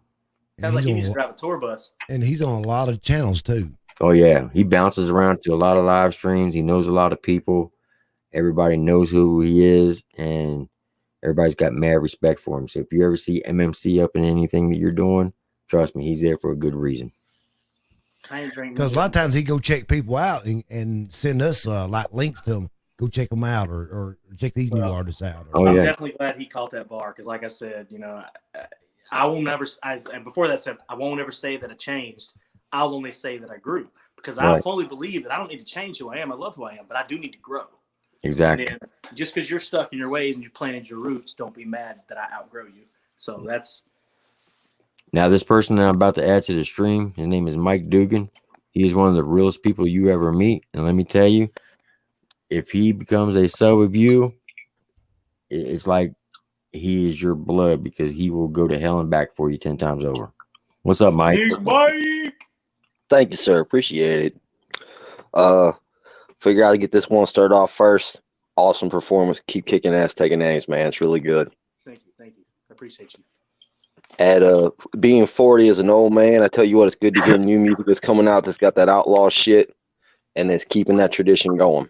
And I guess if I had a quick question, because I'm not going to camp on here, but I'd say, who are 3 MCs that really influence you in your music, and who would you like to collab with the most right now in music? Not to put you on the spot or anything. Yeah. Can I give you 3 MCs, 3 rappers that have inspired me? Can I give you 3 that have inspired me and 3 that I would collaborate? Because I don't know if I can nail it down to one. No, that's okay. Go ahead. Ryan Upchurch has inspired me, but the biggest reason that Upchurch inspires me, one, is not necessarily because of how good his music is, which is good. I listen to his music, I go to his concerts, but because he does multiple genres, and that he took over. You know what I mean? He came out of nowhere. Oh, absolutely. Adam Calhoun has inspired me, because that's why I shout him out in Nice Guy. He's inspired me because of he's never going to change. Like, I'm not saying church has changed, but he's dabbled to try to mess with mainstream. He just does it. So that would be two, definitely my top two. Yeah. Now, the third one that would inspire me, I don't know if he would do it. It would MC, whatever on the rap side, but I'd have to say that Garth Brooks has inspired me in the way I perform. That's what's up. So, and then the three people that I would love to collab with. And I'm gonna throw out some names like James Jiggy, and Leroy Biggs and Cloud9. I'm doing stuff with them. So, Right. like Austin Foreman, I've already talked to him, so I'm not gonna throw them out there because it's work. But Wade B, Mm-hmm. John Broadnax. You and Papa be good. I want to shake Pawpaw's hand and just have a beer. He's the monster right now. He's on cue with that. Jelly Roll. Good yeah. three. You ain't lying. Man. And number 4, which is like 3.5, Struggle Jennings. Like Jelly Roll and Struggle Jennings are right there as my it's really hard. Everybody always tell them my top 5 because it's hard for me to nail it down to 3. But those are I'll give you 4. That's awesome. I got a 5th one for you. All right. I know 2 old cats who like to listen to rap. You should collaborate with them. Yeah. All right, let's do it. I ain't scared. He's talking about us too. I know. Let's do it. I ain't scared. Remember, there's an age limit. There's an age limit to music. You can only be X amount of age before you can listen to something. As long as But you're we not do like dead. we do like to rap like Christmas presents, just so you know. Hey, bro. As long as you come in here, you come in the game like Scotch tape, bro. All right. Hey, I appreciate it, Mike. Thank you very much. Appreciate it, y'all. Have a good night. Appreciate it, Mike. Tater, definitely the reason. Tater, you're another one that I ain't gonna shout out because I'm already gonna fucking work with you, bro. Chill out. All right. So the next one is going to be Backwoods Boy. Okay. What's going on, Backwoods? Not much. Can you hear us? Yeah. Backwoods, you there?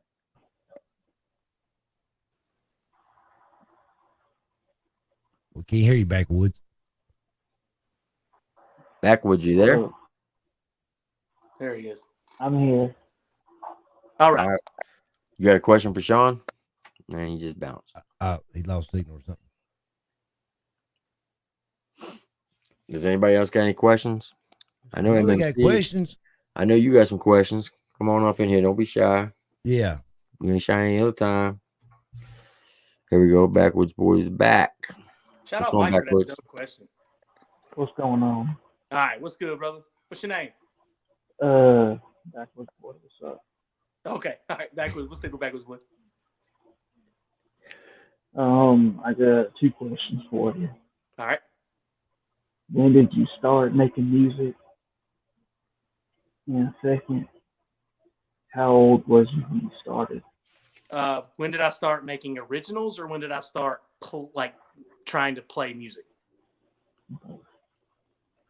I think he said both. I started trying to play music about 5 years ago. I did a couple shows. I opened up for some names because somebody saw me at a karaoke event, and I'm gonna be honest, I lied. And they're like, "You got a band?" I was like, "Hell yeah, I got a band." And I threw one together in a couple weeks, and I opened for Demon Jones actually 5 years ago. That was one of the first shows I ever did. Wow. And I listened to Demon Jones. But when I started doing originals, I wrote my first song at the end of last year, and I dropped it January 2nd of 2021, and I'm 31 years old. Okay. I do have this to ask of you, Triple and Mikey D615. All right, go ahead. See, me and you all the time. I have a song out where we Can you hear him? I can't make out what he's saying. I think he's talking about he has a song out. He wants us to listen to it or something. We'll go check it out. Send us the link. We'll go check it out. If that's what you say, if you got a song, send us a link. We'll check it out. Yeah, send us the link. We'll check it out. You have Did you say Instagram? did you say that you I work found for it. Demon Jones? Backwards, did you say you worked for Demon Jones? No, Oh, okay. I thought you said you did. no, sir, I didn't. What's the name of the song? And is it on your channel? Yes, it's on my channel. What's the name of the song? Where we from? What'd he say? Where we from? Where we're from? Where are we from? Okay. All right, We we'll can check check it it out, out. brother. Where we from? Where are we from? We got you. Gotcha. We'll check it out, bro. I'm writing it down right Thank now. you. Yeah, shoot it in the comments too, so everybody else can check it out. Thank you. We appreciate it, Backwood. All right, brother. All right, thanks, Backwood. Have a good night. Got it. Appreciate you, bro. Thank you. All right, Yeah, now here comes thank you. Mr. Moses, Mr. Mr. MMC. Moses. Yeah. What's going on, brother? What's going? Yes, sir. Hey, Mikey, Tim, Yes, you're sir. making my head swell like a dang balloon. Stop it. Oh, hey, before he says anything, hey, MMC, I just want to let you know that that package, they said that the person that's doing the package should be calling you next Friday around 12 o'clock. 10-4 message received. All right, go ahead. What's your question? Uh, What do you mean speaking our of, head? What do you mean? Hold on. What do you mean we're making your head get big? What are you talking about? Talking so good about him. yeah, stop. Okay. I do this because I just He does love it for doing it. us. Right. Was that a job offer, Shawn? It was. If I ever get on the road, like Tater was talking about security, and I'll need a driver. Like when they said you've got 1,000,000 miles. Yeah, when I get to that point, if you're interested, I'd love it, because the reason I said that is because they talked about your character just as much as they talked about your driving. Oh, okay. I got a question. Is why do you think that Florida artists are so overlooked? Like Wade-B, FJ Outlaw, all those guys down there in Florida. I mean, I don't know, man. It blows my mind because they're so good. Like Wade-B is like, he's just a natural human as well as his music is great. I don't know. I can't tell you. With being independent, I know mainstream does what it can to hold us down because they ban people's lives and stuff like that. But I couldn't tell you. I'm so new in the game. I don't know the algorithm yet on how to get your stuff out there. So I don't know. If I could figure out how to get them out there, because like I said, Wade and Outlaw, FJ and Bravo and all, man, them dudes, they killing the game. yeah.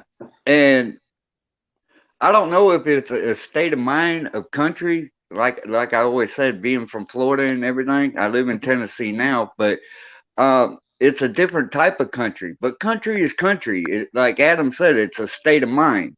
Country is country. Right. Brantley Gilbert said that. But it just seems like when you get down like Louisiana, South Mississippi, South Alabama, South Georgia, Florida, they don't consider those folks country. Right. I'm with you there, because like Wade-B's from the country in Florida, but they look at him at Florida and they think beaches and sand. They don't think country. Yeah, they don't understand the backwoods down there in the swamps in Louisiana, down in Florida, working the cattle ranges, working the farms, everything else. I can't figure out for the life of me why they overlook, Florida artists, Southern artists. I couldn't tell you, man, because like I said, I love them. And if I knew the answer, I'll be honest. If I don't know, I don't know. I will tell you. And I don't know. Like I said, they have some great music. Like Wade-B is gas. And I'm glad you've heard him. But it's I don't know. I couldn't tell you. I could like in FJ's. Does he have a song out where he's sitting on the couch watching TV and he gets mad and throws the TV out the window? That's Wade-B. I know exactly who he is. It's about matter of fact, MMC sent me the link. Yep, that's called you sure did. In. Yeah, Wade-B, Believing. I think you or Mikey covered it right before Christmas. Yes. Came out in I know who he is. The guy can flow. He can spit. Yeah. Like that was one of his like spiritual songs, like inspirational songs. Like I said, he's got some other stuff. Some stuff above a spark, some crucifix. He's got some good shit, but oh yeah. Yeah.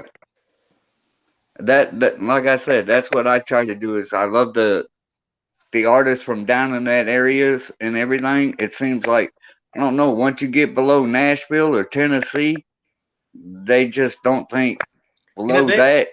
They'll get some people in Georgia, but like I said, when people think Louisiana, they think New Orleans, Mardi Gras. That's it. And then when they think Florida, they think beaches and spring break. So they don't realize that Broadnax and Wade-B, they grew up in the stick. Man, West Monroe, the damn Duck Dynasty is from Louisiana. You know what I mean? Like, yeah, but if to be honest, West Monroe, that's northern Louisiana.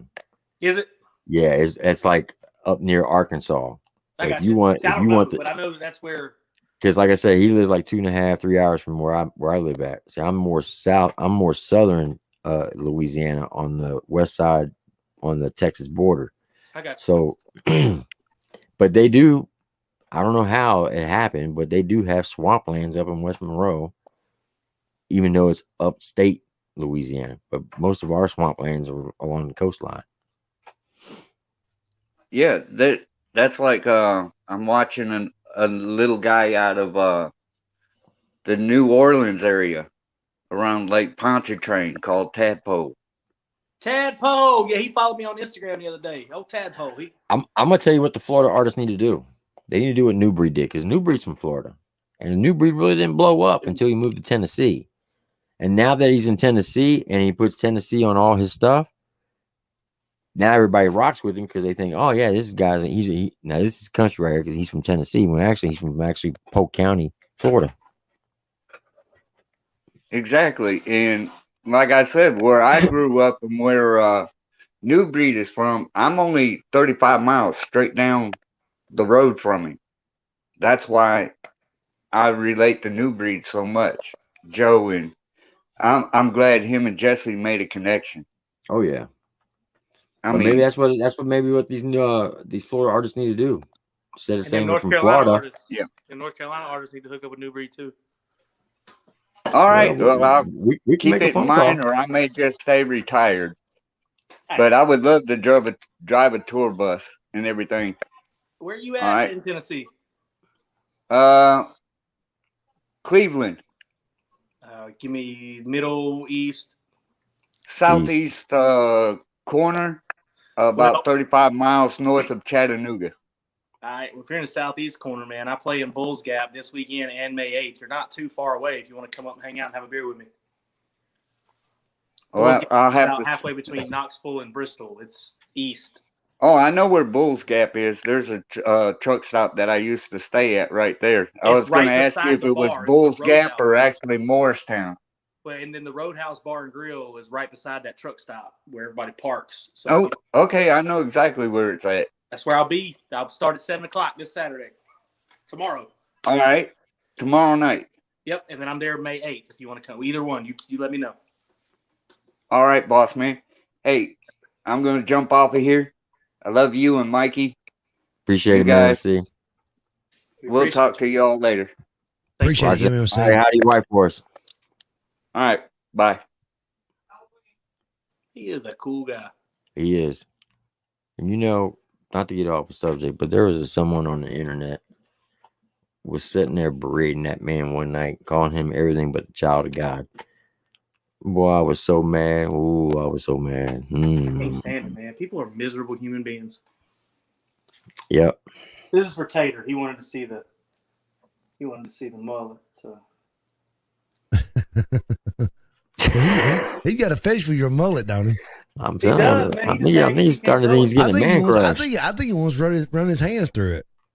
Tater, what's going on? A little bit too. See, that's all the time he's been spooning as an infantryman. Finally coming out. Hey, Tater wanted to come in here and ask you. If anybody else ain't got a question, Tater said he got something serious to ask. Come on up in here, Tater.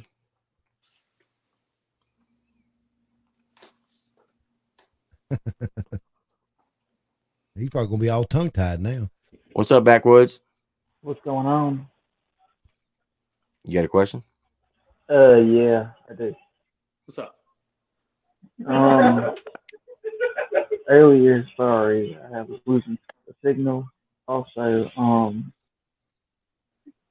long does it take to write an album? How long did it take to what? Write an album. An album? Yeah, write it.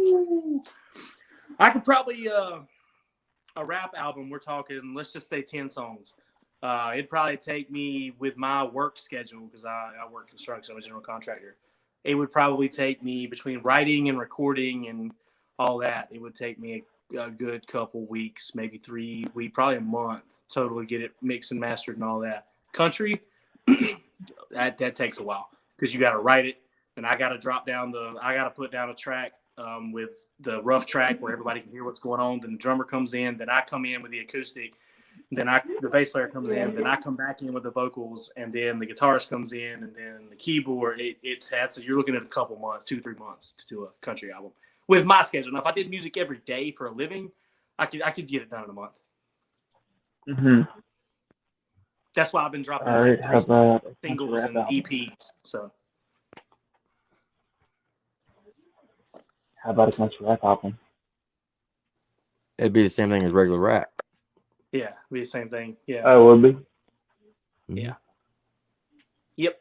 Oh, I'd probably get one done in a month. I'll be with Cloud9 next week, all week, and I won't be working construction. I'll be down there just recording Monday through Thursday, and I'll probably get 5 songs done in a week. Just to let you know, Triple T, thank you for serving and fighting for our freedom. And also, no problem. I appreciate it. Family and my family too. Salute Dog Trees. I appreciate that. And hashtag Creek Squad.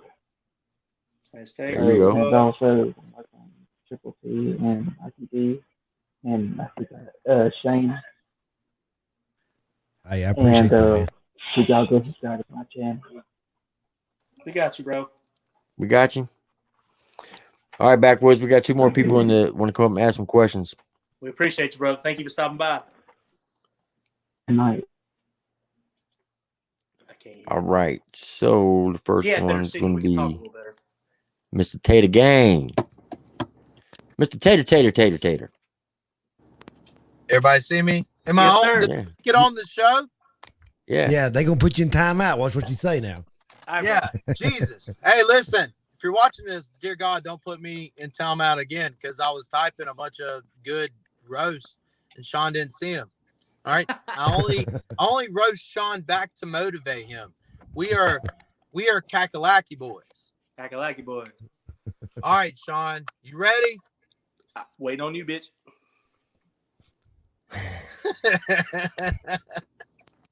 Get him. Now, you don't even know what to say now. Bojangles or Hardee's? Bojangles all damn day long, bro.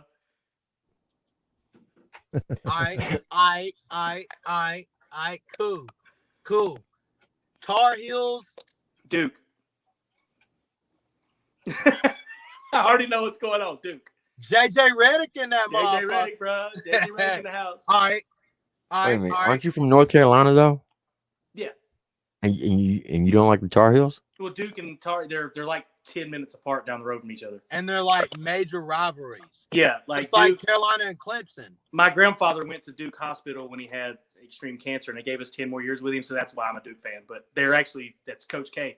Let's go. Anyway, next question. All right, you ready? Yep. That's gross. Don't do that. Sorry. Six Flags. Carowinds. Carowinds all day long, bro. Hey, I'm done. Shawn Pierce is officially my best friend / maybe brother. I gotta check my 23andMe, but that's Shawn Pierce. I'm good. I'm sold. I'm a fan. It is what it is. That's all North and South Carolina stuff, guys. That's all. It is what it is. Boy, you are Much nuts. love, Tater. I appreciate you, bro. I'm gonna get out of here so I don't waste no airtime. I love this show, and the fact that I'm on it blows my mind because I have been a fan of this show forever. Hey, I got one question. Hey, Tater. Hey, Tater, what's that in the back? Is that a fishing pole you got back there? That's all he does is fish. That's all he does, bro. Well, I just see a little something red hanging over a car seat right there, man. I didn't know. So I got a little top bottom rig right now. I was doing fishing today for some. They call it flatfish. I call them all flounder. I don't give a fuck what you call it. It's flounder. And then I got a crab snare in the back. And it's a box that you stuff a bunch of meat in. We just asked about the fishing rod. Oh, my bad. All right. I'm out. No, hold on. Before you go. Listen, if his wife ever accused him of cheating, all she's got to do is go on his IG. Because if he ain't at the house and if he ain't live, he's on his IG fishing somewhere. That's all that dude does all day is fish. So Mrs. Tater, just know if he comes home smelling like fish, drink some beer, catch some fish. All right, Scott. If he comes home smelling like fish, It ain't that kind of wish. It's the actual fish that you put in a dish. That's a bar. Yeah. Hey, Mr. Triplet / Tim, I wanted to correct you. Yes, sir. I wasn't 11 Bravo. Oh, 11. Well, hey, it's 11 series is 11 series, okay? You shorted me of some special training. I'm 11 Chuck. Okay. See, that shows you how intelligent he is, because a B is better than a C, okay? But he'd rather have a C than a B. So All day. I'm just saying. That's why they call us 19 kilos, because we're killers, not children. Hey, like ask him. Look, he talks all this. He talks all this cool shit about tankers. Ask him how his motor pool Mondays was when he was doing layouts. Ask him. Oh yeah, they sucked. Layouts, Mr. Tim. They sucked. However, ask him how it was when it was freaking raining and he had to sleep in the snow. Well, I was nice and toasty. Fair enough. Okay. Fair enough. Fair enough. Fair enough. Exactly. All right, Tater. I'm gonna quit wrecking the show. I'm gonna go and roast Shawn in the comments. I love you, brother. You're doing awesome. I love you too, man. I'll see you soon. Hey, listen, I know a lot of people good on here, and they go through, and I pay attention to a lot of things. For real, check Shawn's stuff out. His content is it's pure. It's good shit. It comes from the heart. I talk to this guy near almost every day, more than I do some of my family. It's the real deal. The dude's got his whole heart into it. He's got his head in the game, and he's ready to go, man. Go support him. I support the fucking shit out of it. You need to support a better internet system. Yeah. That's that Obama phone. Later, Tater. Obama phone. All right, now this next one, that government phone. I'm gonna warn you. I don't know if you get migraines or headaches, but if you do, this one will probably give you one because she will get sidetracked. I love her to death. She's our little sister, Miss Amy Lynn, aka known as Miss Blah Blah Blah Blah. What's going on, Amy? See? The icon, it looks like a tennis ball. Yeah. What's going on, Amy? Not much. It took me a while to think of something, but have you? And I forgive me if you've already answered this question. I have the memory of a gnat, but have you been writing your whole life? No, and like, what do you have like a process when you write a song? Like, I sat down to write my first song in December of 2020. Wow. Okay.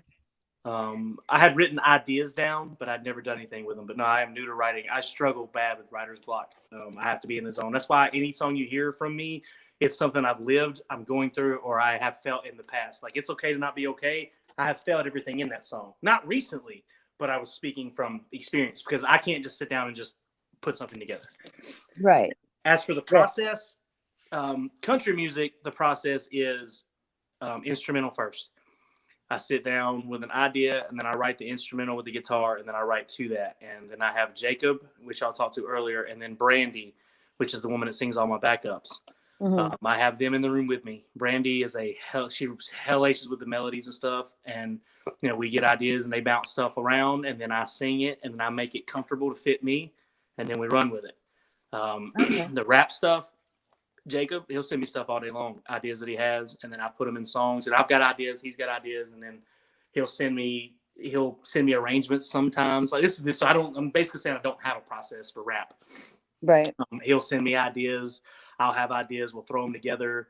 We'll sit in the room. He'll send me idea, and like everything that gets written and recorded is 100%. Like I've taken it and made it mine. But I have to give Jacob a lot of credit because there are a lot of those ideas and stuff. It's like a joint thing. And Jacob's very camera shy, does not want any fame. He wants to be that behind the scenes, the rock that I lean on, and he is comfortable with that. So he doesn't want me to share. That's why you don't see me share a lot of his stories or stuff. He doesn't want it. He just wants to sit back and let me do it. Awesome. Yeah, I was just curious because I write a little bit, but I can never put anything together. Like, it'll be a little bit here and a little bit there, and I don't know if it fits together. I've never tried writing music. And Biggest a piece of advice that I can give you is no matter how bad it sounds, record everything. What I do is we get to writing, and like in the beginning, I would do something on a guitar, or I'd do something vocally, or say something, and I'd be like, oh, that sounds cool as hell. And then I would go to sleep or go get a beer or go do something, come back and be like, all right, what were we working on? Shit. And it's gone. Yeah. So no matter how bad you can always delete voice memos. You can always delete them. You can't create them after they're gone. So record everything. When you sit down to write, record everything. All right. Well, thank you. Yes, ma'am. All right. Well, I will jump off and let's. What? Oh, I didn't say anything. I was coughing. I apologize. Oh. All right. Well, I will not waste any more airtime. Blah blah blah blah blah. You're fine. If you want to reach out, talk about some writings, you just holler at me. You got my Instagram right here and all that. All right, cool. That's my Instagram right there. All right. I will. Thank you, ma'am. I think I might have already, but I'm not sure. Okay, I appreciate the question for real. Thank you. All right. Later. She didn't blah blah blah blah much. I will tell you, I was stationed at Fort Riley. My wife was stationed at Fort Knox, and so it's 635 miles one way. And I used to drive it every weekend to go see her before we got married. And she would tell you that I was very romantic back in the day. But I can't sing worth a lick, but I like to write music. And this is what I used to do. Maybe it can help you. I got one of those little handheld little things that you record into. Right. And I'll just be riding and just be singing, making stuff up in my head. And I kind of like sing as I go. Right. And record it like you said. And then when I got done, I go through it. And next thing you know, I can pull pieces out. And then I had a song. So maybe if you're out driving one day, believe it or not, that's how Jesse Howard and Newbury do. They get in their truck and they'll just drive and they'll just start singing and rapping and recording. Cool, and that's how they come up with a lot of their stuff. That's cool as shit. I'm definitely going to try that because I could ride down the road and just play some beats because that's like what I'm trying. When I was like, I don't know what to write. And then it just became the song. So. Yeah. All right. So this next one's going to be Mrs. Alyssa Rogers. What's going on, Alyssa? Sitting here listening. He's got good. Mr. Shawn? Yeah, Shawn, your music is good. It's really good. Man, you're good. Thank you, man. I wanted to sit here and cry for a second because it was so good. Thank you, ma'am. I appreciate it. Man, you're good. You got to come back. You come back because, man, you're good. Okay, Lizzie, you going to make his head swell up. She's the one that broke the computer screen. Mikey, I didn't break the screen. Shh. I didn't do that. Don't tell me. I didn't do it. That's right. You saw. Also somebody else could come turn my camera off. You get Tim laughing over here. You got a question, Alyssa? Stay cool, dude. Stay safe, stay healthy, man. Okay. I love your music. Stay cool, man. I got you nervous. Let's see you later. Girl. I got you nervous, girl. It's all right. All right. Appreciate it, Alyssa. Nah, y'all.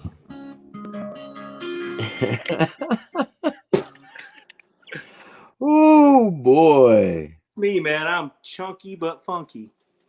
Chunky but funky. That's what I'm talking about. He said he's rocking that man bod with a mullet. A dad bod with a mullet. Well, that's the song right there. I got a dad bod with a mullet. Come I'm a dad mess with me. But I like to lift. I'm a dad bod with a mullet. Come fuck with me and we can skull it.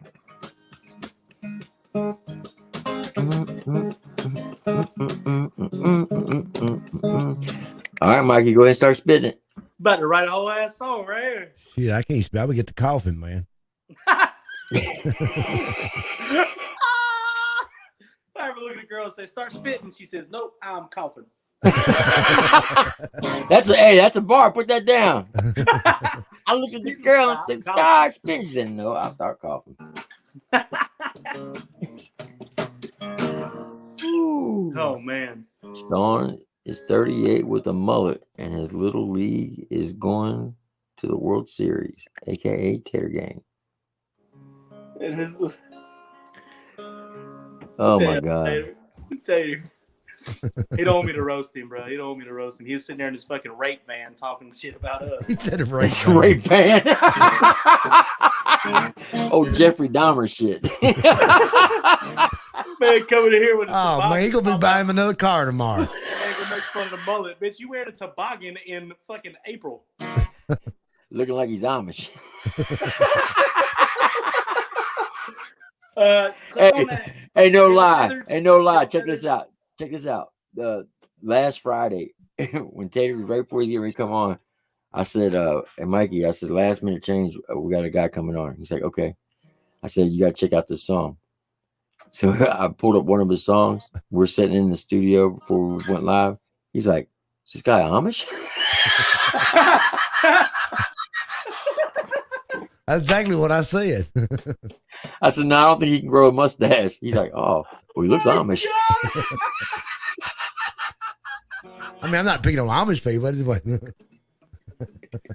Tater looks like the guy that if you walk in, you walk into those gas stations, they got the restaurants beside them that are delicious. Tater looks like the cook. It's just in there, just cooking away with his hair hanging out and light piping in your food. He said it's a Patriot Jeep, assholes. A Patriot Jeep. Or Jeep Patriot. Oh, that one of them fancy names for just a. You can pay a turd, it's still a turd. That might be one of them government vans. All right, next one's going to be. To go with his government phone. Yeah. The government took my baby. We got Mr. Andy Tripp coming in. Come on in. What's going? Whoa! Hey, I like the shirt, my guy. How you like it? I love the shirt, man. That's awesome quality right there. He said this is a damn shirt. Hell yeah. People don't realize this thing is comfortable. My internet's kind of sketchy, so I have trouble hearing some, but I can hear you pretty good. Shirts. Tim said it's comfortable. It's like silk panties. They are comfortable now. If y'all want one of these nice looking t-shirts, look like me and Mr. Andy Tripp, all you gotta do is go down in the description and tell you everything you need to do. I should have wore my shirt. I'll buy one. Anyway, I only have one question. I just wanted to know, as far as music goes, what do you define as success? What do you define as when you finally made it?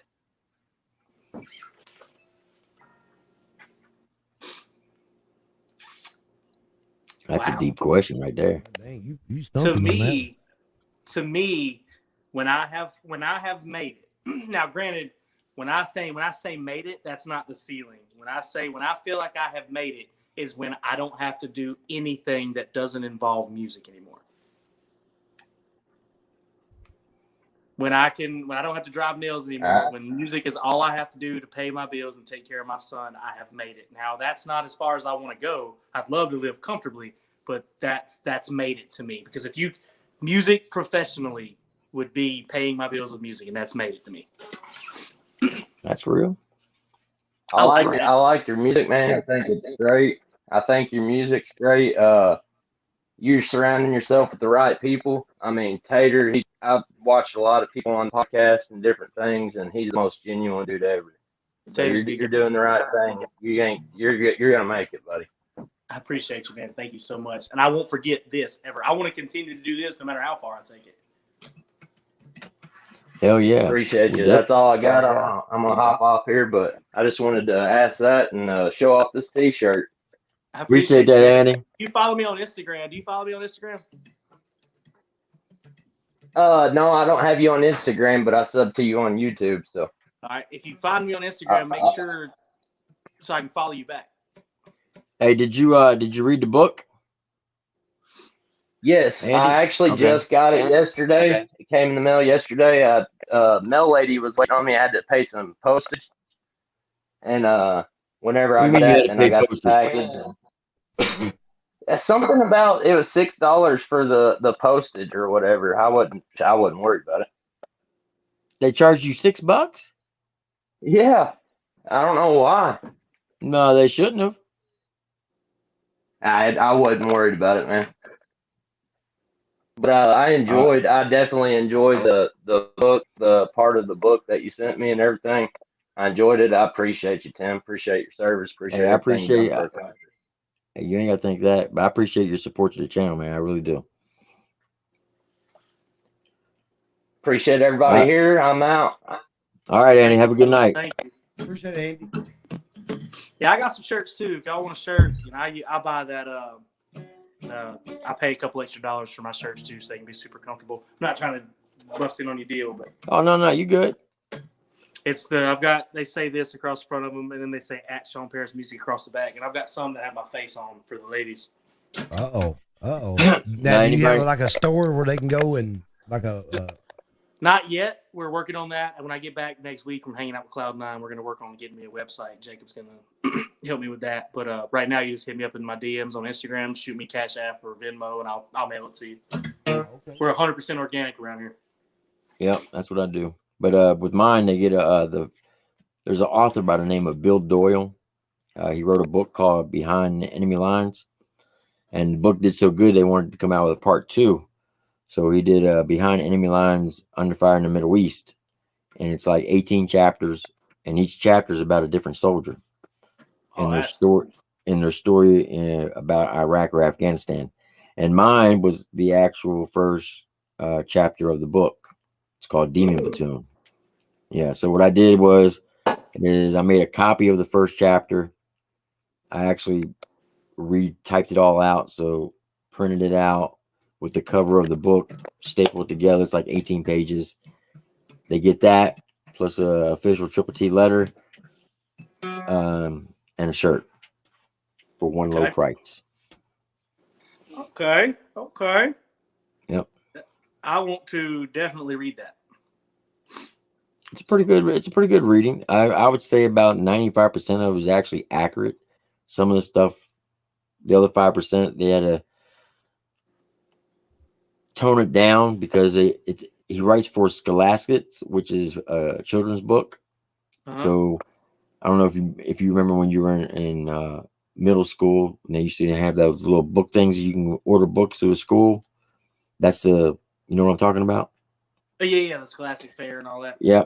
Well, that's who he writes for. So he had to like kind of tone it down. He couldn't have all the blood and guts in there because it's more to a younger audience. But I thought the guy did me justice because one, he's from New York, and I didn't find this out till like last year. But he's got married to his husband, so that threw me kind of for a loop. Yeah. Because when he contacted me, he's like, "Yeah, I'm gonna be in New Orleans." He says, "You mind hooking up with me?" I'm like, well, "What do you mean?" He's like, "Can you come to New Orleans?" I said, "I'm not driving 5.5 hours to New Orleans." He said, "I'm not doing that." I said, "Well, you can come to my house if you want." So the guy came to my house and he spent all day just sitting on my front porch and had dinner with us. And he's a super nice guy. I didn't know anything about him. He was just an author. And his name is Bill Doyle. Oh, Doyle rules. Something like that. Bill O'Doyle.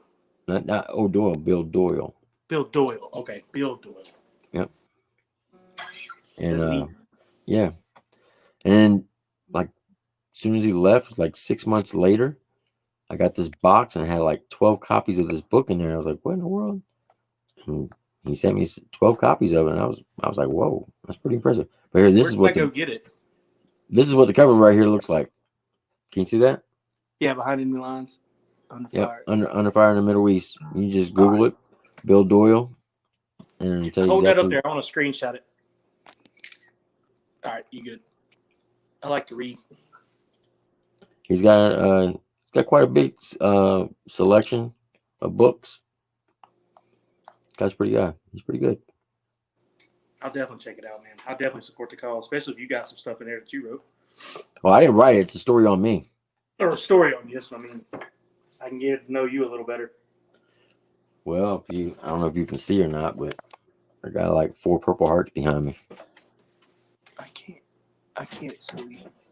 Oh man. Okay. So Leo, you a big guy. I do hold the record. I'm not trying to brag, but I hold the record for the most Purple Hearts in one tour. Bro, that's not bragging at all. That's just straight facts, man. Well, I was trying to test the whole 9 lives theory. See, how many lives you really have. It's actually, be honest, it was actually supposed to be 5 Purple Hearts. They literally lost the paperwork on my last, not my last one, my third. No, my 4th Purple Heart. They lost the paperwork on. Now Man, I ain't gonna lie, because when Tim comes to Tennessee, he give everybody a Purple Heart coin. Yeah. So when you get a Thought that Purple was cool. Heart, you get the actual medal, you get a certificate, and you get a Purple Heart coin. And none of my kids really care about it, so I want to pass it on to people that fresh news. You get a Purple Heart for being wounded, correct? correct. So Purple Hearts aren't for dying. They're Well, asking no, how you, they if were you asking do how you had four Purple Hearts. So I was explaining that it's for every time you get wounded. right, but people that die do get Purple Hearts because Right. But that's what he was asking. How could you have four? I got blown up 5 times in a 6-month period. I got blown up in April, so right now I'm at the getting ready to come to my anniversary date of my first explosion. All the way till September 7th is my last explosion, and that's usually my rough months. Man. So show him that Humvee that got blew up you was in. And fresh news. When you get a Purple Heart, you have the option to go home, correct? no, Or no. is it bad enough you can go home, or you Right. can stay? It depends on how bad you are. Now they want to send me home every time, and I'd literally pull my revolver, my 45, and threaten to kill the doctor if he put me on the bird. And it wasn't until my last explosion that I had no choice because I was unconscious, so they stuck me out of there without me knowing it. But this is my last explosion. I'm gonna show you the vehicle that I was in. So this is a reverse. The picture is actually backwards. So the door that you see that's bent out, that's actually the right side of the vehicle and the driver's side door here. But this is all that was totally gone. That's insane. Yeah. God. I'm only here by the grace of God. I can tell you that. And them trucks, man, they got some steel plates on. Oh yeah, that's 5 tons of armor right there on that Humvee. So what happened was we were coming back from a raid. It was like 2:00 in the morning. Sorry, it's bigger over here on this other screen. That's what I'm looking at. I'm listening. Oh, I'll pull it back up for you then. So anyway, we were coming back from a raid. It was like 2:00 in the morning, and my commander was in the convoy, and he was in the third vehicle. And we came up to a known IED. And whenever we come up to an IED, there's certain things, procedures that we have to do. Well, he got in kind of the way. So I said, hey, sir, you need to swap places in the convoy. You need to take my position. I'll take your position because I know we're going to come across at least 2 or 3 more before we get back to the base. That way you're not in the way. And as soon as we swap positions, 2 minutes later, we're riding down the road and I see a pothole. We're coming up on this pothole. I tell my driver, you see the pothole? He's like, yep. I said, go around it. He said, roger that. So he swerved to the left and he thought he cleared it and he didn't. And the right front tire went over it and it blew right up. When it blew up, blew up right underneath of me. So I remember hearing the explosion. I remember the force of the Humvee hitting the ground because the front end's completely gone. And then I don't remember anything. Next thing I know, I woke up. They were pulling me out of the Humvee. And then I woke up and I was in the back of a Chinook, which is a helicopter. And then next thing I know, I woke up on the back of a C-130, which is a big ass plane for the Air Force, flying me back to Landstuhl, Germany. And then when I woke up again, my wife was standing beside my hospital bed. Man. So yeah. I appreciate you, too. And that's what I got paid to do. I tell people all the time, you don't have to thank me. I don't do this. And to be honest with you, the only reason why this stuff's up on my wall, because if it was up to me, it wouldn't be there. My wife. She is more proud about my military service than I am because, that was just my Good job. woman, man. All right, so we got 2 Canes coming up in here. What's going on, 2 Canes? Hello? Yeah, how you doing? I'm great. You got a question for Shawn? Hold on one second. My big question is, I'm 24 and I'm completely blind. But how do you go about, like, I've always been doubted and shunned upon and all that growing up, and everybody's told me that I can't do it. How do you overcome that? Like when you've That's gotta always been told that you're nothing and that you can't become anything, because I'm completely blind and I love music.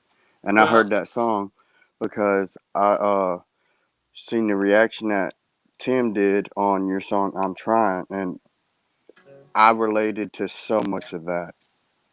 Well, I will tell you, that's got to come from within. And I don't know if you've ever heard of a guy, but there's a guy out there. His name is Blind Fury. Oh yeah, he's fire. He is a rapper, and he is completely blind, and he is gas, bro.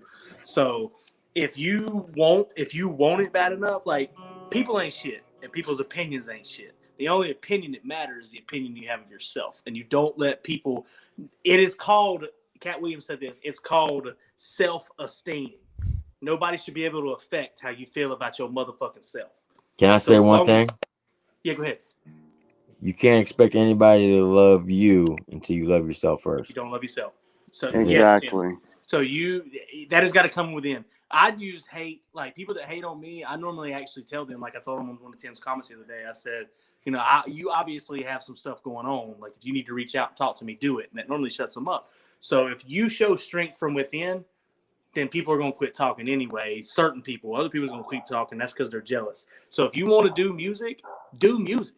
You're going to be, because me being able to see, obviously I can write and stuff, you're going to have to get like a tape recorder or your phone. You're going to have to just press play and just talk into it and keep your stuff. And if you got somebody that rocks with you, like I got Jacob, they can write everything down for you. But the main thing is you have got to believe in you and fuck everybody else. Exactly. Like I believe in myself a lot, but I used to write all this stuff down, like songs and stuff. But after I lost my vision and I broke my neck back in 2016 in a wrestling injury, I forgot everything. And like all my books and shit that I had wrote in, like someone stole them from me. Man, bro. Hey, did you suffer a TBI? No. Okay. My surgeon told me, he said, if your reflexes wouldn't have been as good as they were, if you wouldn't have sat up as fast as you did, it would have severed your spinal cord and killed you instantly. He told me I'm the first person that he's ever operated on that walked away from it. Wow. I fractured and dislocated my C4 and C5. Well, use that. Write about that. Try to help. Like, there's another guy called Blind Sight. Is also another musician. So Blind Sight and Blind Fury, check them out, bro. And they'll give you inspiration because they've lived what you're living. Have y'all heard of someone named Sick World? I haven't. Mm-mm. I haven't. I went to school with him. Y'all need to look him up. We'll check him out. He's kind of like World? NF. Sick World. He's kind of like Okay. NF. But I appreciate y'all. Well, let me just say this, Two Kings. All right. Now you say that you've been like this since 2016, so for the last 5 years. Think about somebody like. I've been completely blind since I was 13. Okay, so how old are you now? 24? I'll be 25 in July. Okay, so 12 years you've been completely blind. Now think about this. Stevie Wonder's been blind from the day he was born. And he can do it. Exactly. So don't worry about what other people think or say. Because see, as men, we tend to care what people think or say about us because we wear our emotions on our sleeves. We like talking smack about everybody else, but we don't like nobody talking smack about us, right? Exactly. So I'm gonna tell you what my philosophy was when I served in the military, and I still live by that philosophy today. If you don't pay my bills, lay in my bed, or suck my you know what, I don't give a damn what you think or say about me.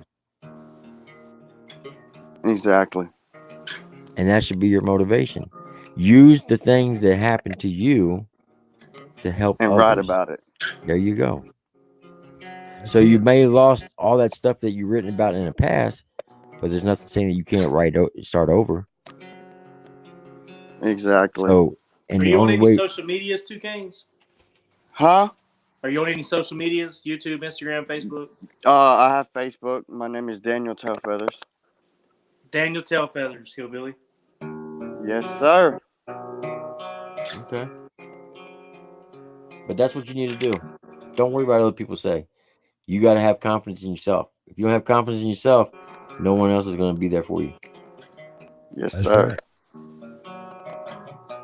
All right. Now, I've seen a lot of things that you've been reacting to and all that, and I've been trying to come up on the thing, and I just seen a link, and I clicked on it and typed everything in, and I finally got to come up. I've been working on it for like an hour and a half. Yeah, I saw you comment. That's why I helped you out, bro. Oh, so you're the one that put the comment in there for me. I was trying to. Somebody else did, but I was trying to get their attention. So we appreciate you, bro. I appreciate y'all. Yeah, man. We thank you. Come back anytime. All right. Keep All right, on you doing guys. what Good you're talking to doing. you. I love your music. Thank you, sir. I appreciate you. All right, y'all have a good night. You too. Appreciate it. We got Backwoods coming back for another question. What's up, Backwoods? What's going on? You got another question for Shawn? Actually, I have three for all three of you. Okay. Triple T. Yes, sir. How many tours did you have in the military? How many combat tours? Yes. 4. Okay. Shane. You said you got 4 as well? No. He had a question for Shane. Oh, okay. What's up? Okay. Shane. Shawn. Okay. Why keep I looked saying through your Shane? channel. And I like the content. Thank you.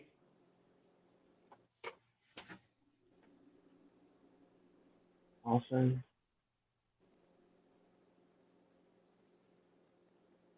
y'all keep giving us chances to talk. I can't hear you, brother. I can't either. Mikey D615. Y'all are doing tremendous things. Yeah, Appreciate it. People do. Triple T, Mikey D615. I can't hear you, brother. Hey, he's appreciating me and Tim doing. He's over doing good things and stuff. Hey, I appreciate it, Backwoods. Appreciate it, Backwoods. Maybe type in the comments. I'll try to read it since your signal's a little bad. Yeah, I think your signal's in and out, Backwoods. We're only catching part of what you're saying. Little old lady, you can come back up in here.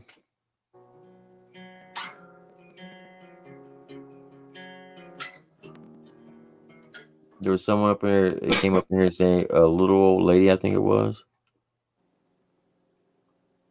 Meg Martin Gray. What's going on? I see you must have lost your bet. She said that she wasn't going to be able to come on tonight because she made a bet with someone to see how far she can go the whole weekend without her cell phone. She must have already lost. Yeah, because I see she's up in here. What's going on, South Mississippi? Ryan, Meg, got news 247 up in the house. She said, I did. Come on up in here, Meg. Ask him a question. I know you got to ask some. I know you're itching to hit that. Jump up in the chat. He's a Carolina boy now. You a Carolina girl, so y'all can talk.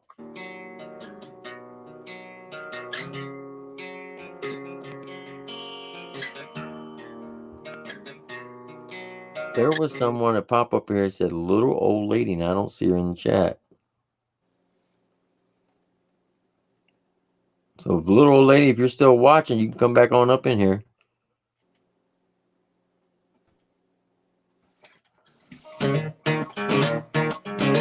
I think he's wanting to play us another song. Oh, no, I'm just killing time in between when y'all are waiting on people. All right, going once. Would give it 2 more minutes. If no one else comes up, we're gonna shut the chat down. The chat down.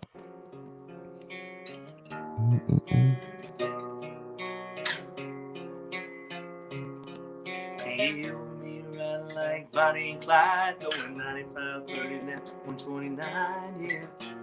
Looking for the law, I'll push my luck.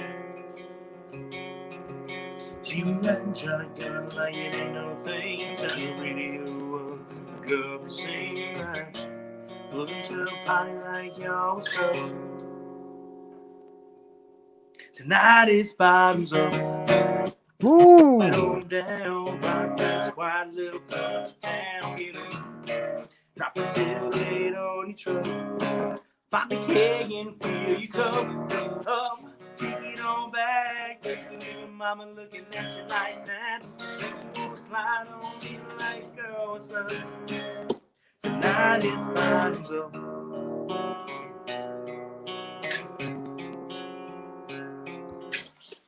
Waiting Who on taught y'all. you? Did you teach yourself how to play I the did. guitar? Me and YouTube. Really? How long did it take you? 3 days. It took me about 2 months to get to where I could learn like your G, your C, your D, and your E minor and A. And that's the 5 chords I knew for forever. And that's all I knew. But you can play a ton of songs with that. Because like I said, this is Sweet Home Alabama. It's 3 chords.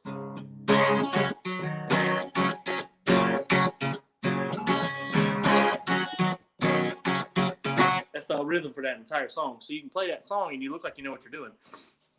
But like what I was just playing, I watch YouTube videos. People will break it down. They'll teach you how to play stuff, and I just sit there and work on it. And then I started guitar lessons last week, but it takes me a lot more time. Oh, you just said you started last week? I started guitar lessons last Wednesday. Are you serious right now? Swear, I'm trying to get better, man. I want to learn to play. Tim's gonna be playing an instrument in about 2 years. I want to learn to play lead. See that? Look, don't take this the wrong way. That's one thing I don't like about you musicians. 1, y'all can sing. 2, y'all play that on an instrument. You could be the ugliest dude in the world. Look at Dwight Yoakam. And he got all the women. I told you I started playing guitar to get laid, and then I realized how much I love music. Man. And you don't get laid. Yeah, now I don't want none. Get away from me. Yeah. I don't need... That's I'm telling you, if I could sing, I'd have 10 ex-wives. I'm working on it, man. Tim be moving to Tennessee, there by Nashville. Yeah. After hearing that Cashville Stomp, I still want to move down there. That song is fire, though.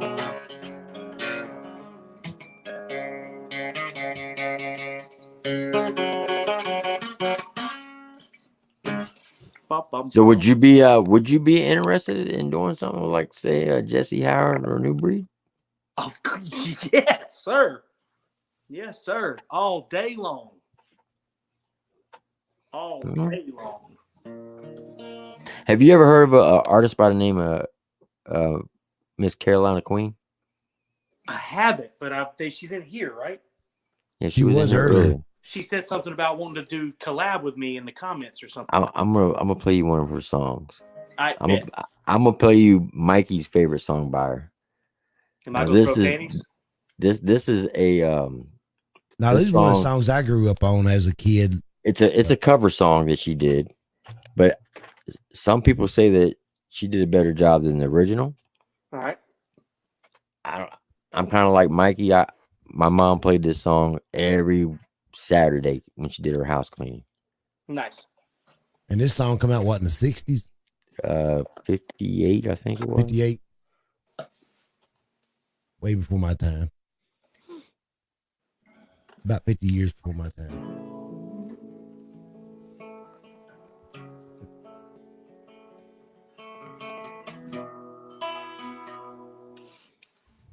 Are you waiting on it to load?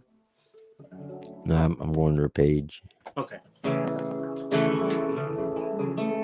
Oh, she changed the dang picture. I like that one better. Now she's got this one. It's called Broken Lullaby. It's kind of like your depression song. But oh man, this one's a deep one. It'll make you, if you have any type of heart or soul, you're gonna tear up when you hear it. Meg wanting to hear. I played Meet Me in Tennessee earlier when you were playing games. Yeah, when you went loud on the phone, Meg. 25 years and my life is still trying to get up that great big hill of home. Now I know once you probably hear this song, you probably heard it too. So, but I just want you to listen to her voice, because now she does have some rap songs, and we've told her numerous times. We told her, look, you can rap. Your raps are not perfect, but your money is going to be where you're singing, because she sounds like an angel. Oh God, yeah. Now she's got this one rap song called "Don't Mess with My Guns," and she hates the song, but that song has her most views. Right. Don't take my guns or don't touch my guns, something like that. It's a fire song, but she doesn't like it. Have you ever heard a song called "Skip a Rope"? I haven't. You've never heard "Skip a Rope"? Mm-mm. Whoa. I will when I get off here, though. Whoa. I'm probably about to hear it now. Yep. Yeah, we're gonna play that one. But when you get off, you should check out the original. You can see the difference. Reason I like it because I've never heard a female artist do it. So yeah, this is a guy song. I think she knocked this one out of the park. I love that because I do like "What's Up" by the 4 Non Blondes and "Strawberry Wine" by Dana Carter. I love doing stuff cross gender. So this is "Skip a Rope" by Carolina Queen. All right.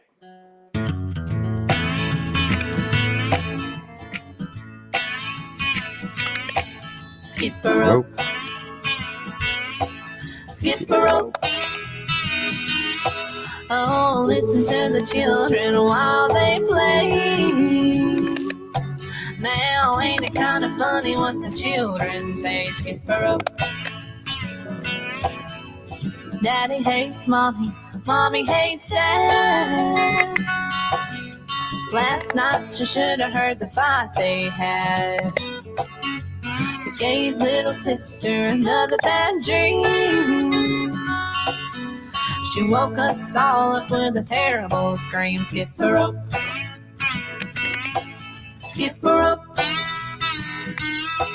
Oh, listen to the children while they play.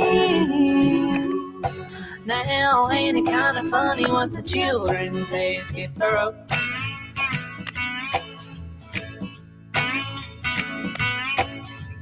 Cheat on your taxes, don't be a fool. Now, what was that they said about a golden rule? Never mind the rule, just play to win. And hate your neighbor for the shade of his skin. Skip a rope. Skip a rope. Oh, listen to the children while they play. Now, ain't it kind of funny what the children say? Skip a rope. Stab him in the back, that's the name of the game. And mommy and daddy are who's to blame. Skip a rope. Skip a rope.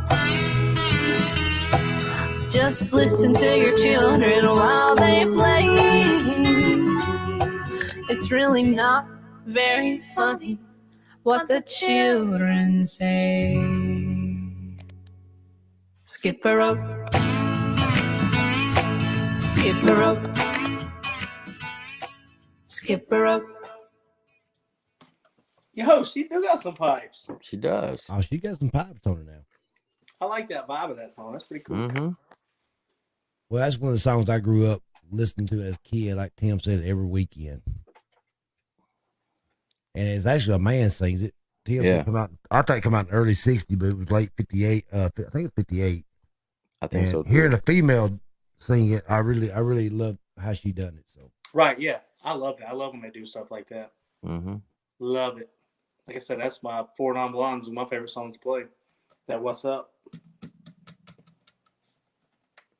But yeah, she definitely got some pipes. Now her and her husband, I think she said they own their own production company and has their own studio. So she has very easy access to getting into a studio. She's always looking to collab with people, and she's a super nice girl. Yep, I will definitely be in contact with her. She just needs. I don't know why her numbers aren't out there.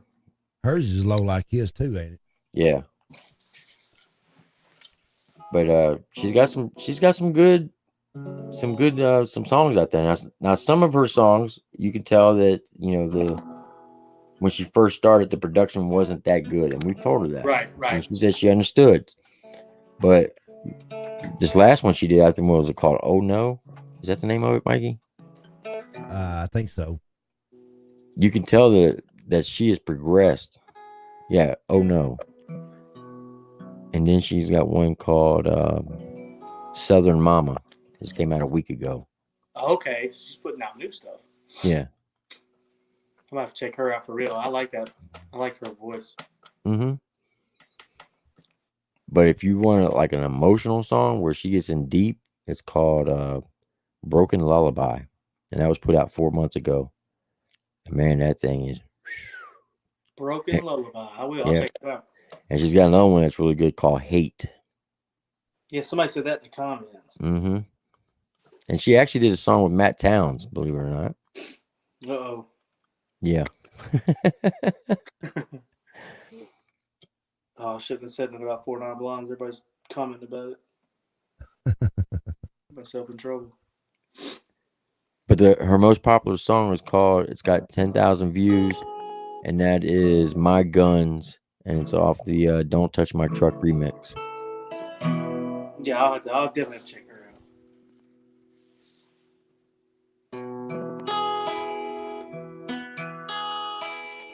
Y'all like Lacey?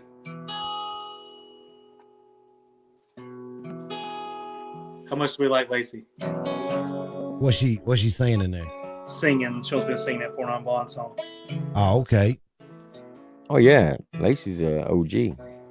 All right, Lacey. I'll sing you a first verse and a chorus, but that's it. He said, "Turn your fan on so you won't get too hot now." Turn your fan on, take your panties off. 25 years and life is still trying to get up a great big hill of man of hope for a destination. I realized quickly when I knew I should. The world is made this brotherhood of man, whatever that means. So I cry sometimes when I'm lying in bed to get it all out. It's in my head and I feel a little peculiar. I wake in the morning and I step outside. I take a deep breath, I get real high and I scream at the top of my lungs, what's going on? I said, Hell yeah. yeah.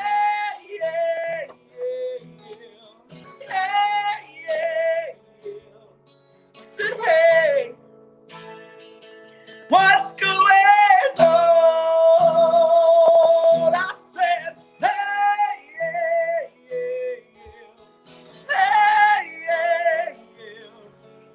hey, what's going on? Here you go, Lacey. There you go, Lacey. What do All you right, think about Lacey. it? Now that he did that for you, now you got to come up and ask him a question. Yep. Because you're shy. Mike, So I literally just started working on she talks to angels, but when I learn it, I'll go live on Instagram and play it for you. Oh, you talking about Black Crow or what's the name? Yeah, of it? Black Crows. Oh man, I love that song. Yeah, I just started working on that one because I've been not playing a lot of covers lately because I've been working on so many originals. Right. That song's been out for a long time. Yeah, I appreciate. I think I remember watching that on MTV or something. Right. Yeah, back when they actually played music. Mm-hmm. She said she don't know what to ask you. That's why she won't come on. No. Come on, Lacey. Lacey, don't be scared. You know any Emily Elkins? I don't. Is she from North Carolina? She's from Carolina too, ain't she? Or maybe Kentucky or something? I have no idea.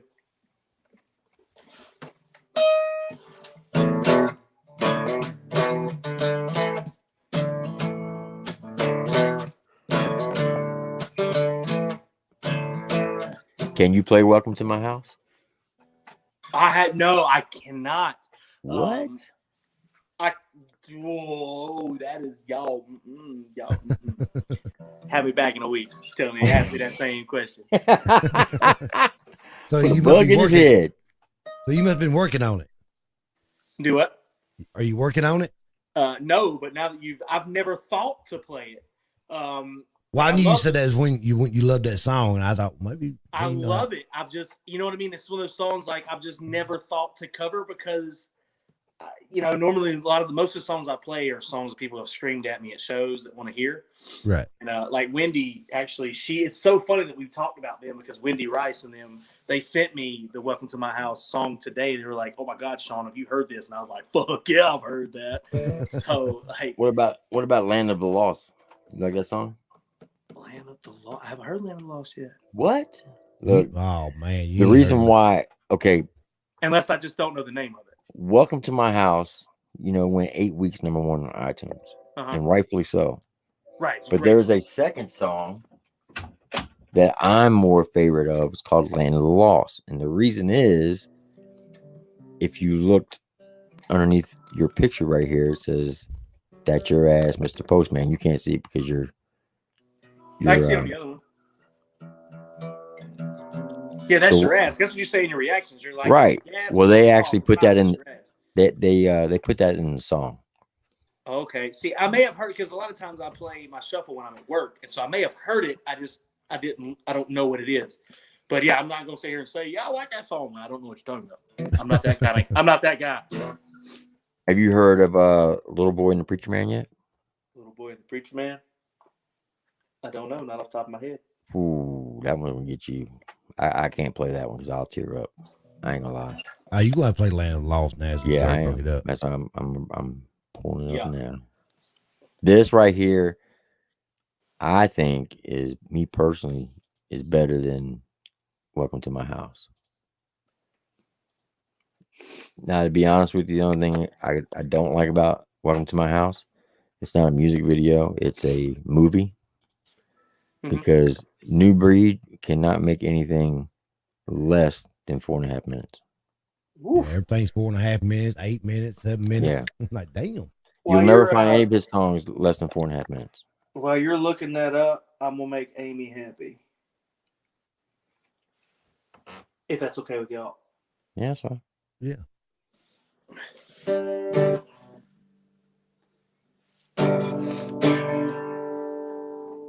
I'm about to look this one up. I guess you never heard old Marshall Dillon say, "Miss Kitty, have you ever thought of running away? Settling down, would you marry me?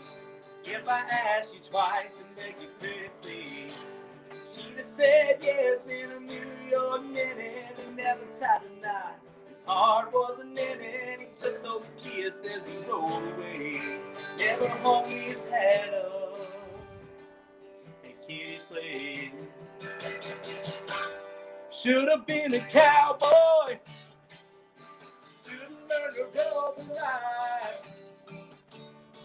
If my said she would ride my pony on a cattle drive, stealing a young girl's heart, just like King Boy, singing those campfire songs. Oh, I should have been a cowboy. Just want to hear a little Toby Keith. She says a dedication to her mom. And she said, "Thank you." There you go. Can't hear you, Tim. Gosh. Oh my God. Yeah, I know, Mikey. But her mom recently passed away. That's why she wanted to hear that. So rest in peace to her mom. Most definitely. All right, so I'm gonna explain a little bit about this song. So my favorite part, of course, when Jesse starts singing, I think he gets into on his first section, on his second verse,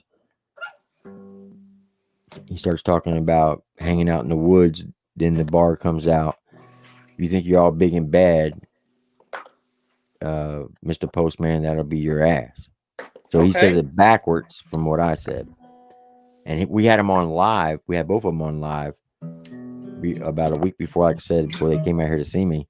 And they told us about it. And I was like, no way. And then when they dropped the video, I was like, oh, snap.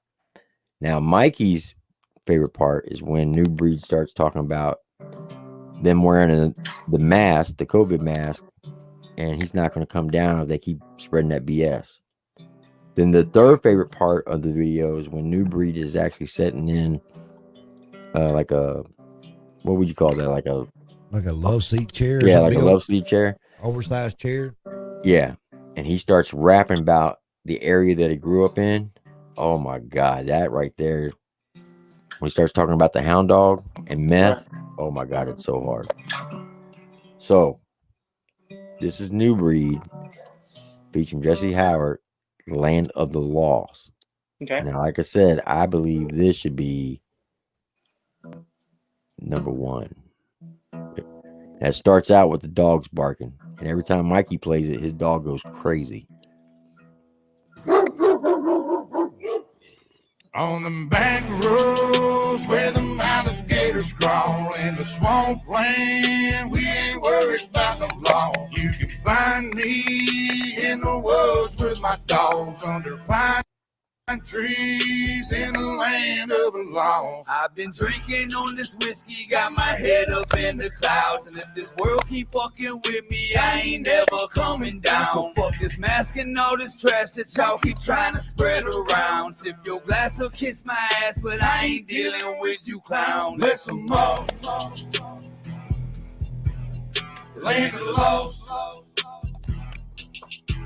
God bless them all. Land of the lost. I was raised in the country, and I paid all my dues. I was made in the country, and I won't change just for you. The place I call my home is deep out in the woods. If you don't belong, you better keep up out these woods. Like my trucks are loud and my car's real fast, and I love the sound of a shotgun blast. Come around acting all big and bad, then Mr. Postman, that's gonna be your ass. Now I pray. That is the hardest bar right there, boy. Mr. Postman, that's gonna be your ass. Gonna be your ass, Mr. Postman. I love that bar right there. So what do you think of this so far? I like that. When he came in, he's about fuck the mask and all that. I ain't worn one yet. Yeah, that's the part I like. Talking about being up. I gotta freaking put one on Monday to fly down to Cloud 9. I only wear one to walk into my building at work, and once I get to my office, that's it. I'll wear it around people that are scared, but if I'm in a place where you can get away from me, don't just get away from me. You know what I mean? Right. That's me. I like this.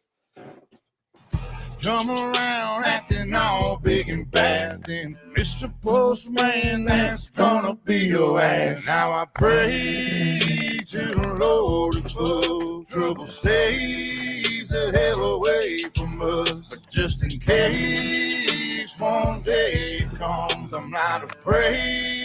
I got them loaded up. It's in my blood, it's in my roots. I keep it real down to my boots. And they hate to see me winning, cause they say I'm born to lose. Might be true, but I ain't losing. I ain't making no excuses. The land of the lost, you gotta keep it moving. On them back roads where the alligators crawl in the swamp land, we ain't worried about the law. You can find me in the woods with my dogs under pine trees in the land of the lost. I've been drinking on this whiskey, got my head up in the clouds. And if this world keep fucking with me, I ain't never coming down. So fuck this mask and all this trash that y'all keep trying to spread around. Sip your glass or kiss my ass, but I ain't dealing with you clowns. Bless them all. Land of the lost. God bless them all. Come on, come on. Land of the lost. I'm just pausing so they don't cancel our stream. Oh, okay. All right. So what do you think of that so far? I am definitely on board with this. Like I said, I know a lot of people get upset when I say it. I think this is better than Welcome to My House. I mean, this right here get you hype. Yeah, for sure. Oh, it sounds good in stereo system. This had you ready to does. fight. Oh yeah, I rock this every morning when I go to work.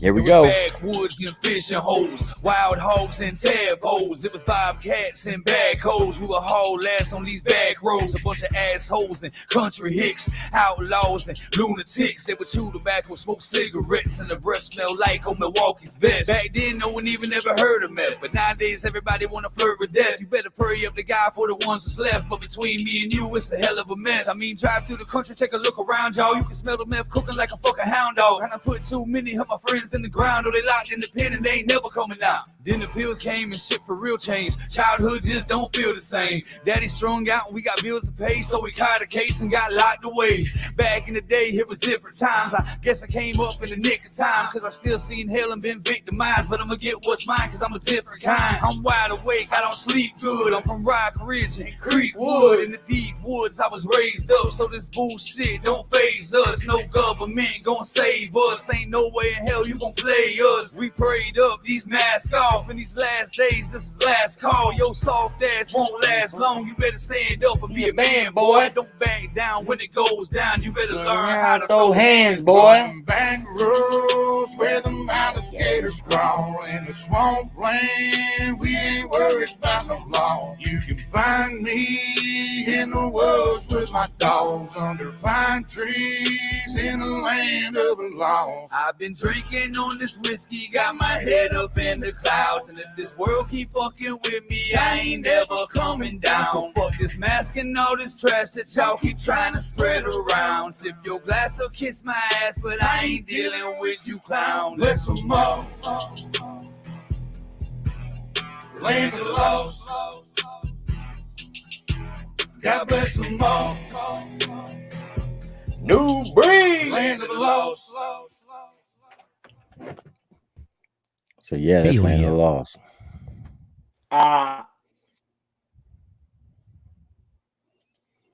Sorry, I was trying to unmute myself. I like that. That thing is fire. I like that. I don't care what anybody says. I'm gonna bump that because song I got right a 4 there. hour trip tomorrow. I'll be bumping the shit out of that. Oh hell yeah, that right there get you hype. That's what we play right before we pull up. That's right. Get y'all pumped up and shit. Look, if you want something to get you pumped up, you need to listen to Land of the Lost and Why You Talking. All right, I'm just gonna dig into all their stuff tomorrow on the way. I'll make my bass player listen to it. He's got this one that's got it's like 8 minutes and 53 seconds. He do be putting some. What was the name of that one song, Mikey, that gave me a migraine? Oh shit! Which one was it?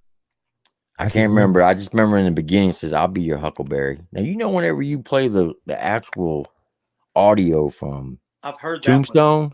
I've heard that one because Tombstone's my favorite movie of all time. Yeah, whenever you hear that, you know it's about to be a banger. Down by the creek, walking on water.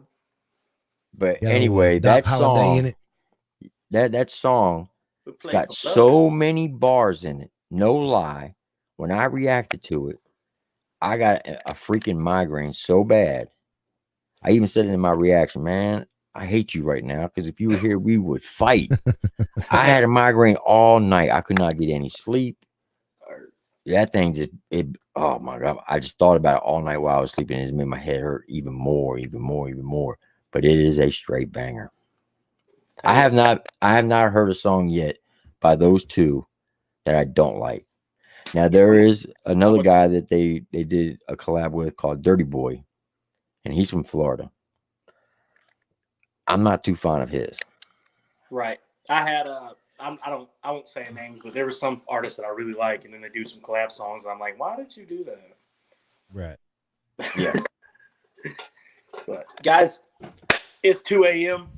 I got to Yep. be up at 9. That don't sound like early, but yeah, that's 7 hours from now. I got to leave at 9. It means I got to get up at like 8:57.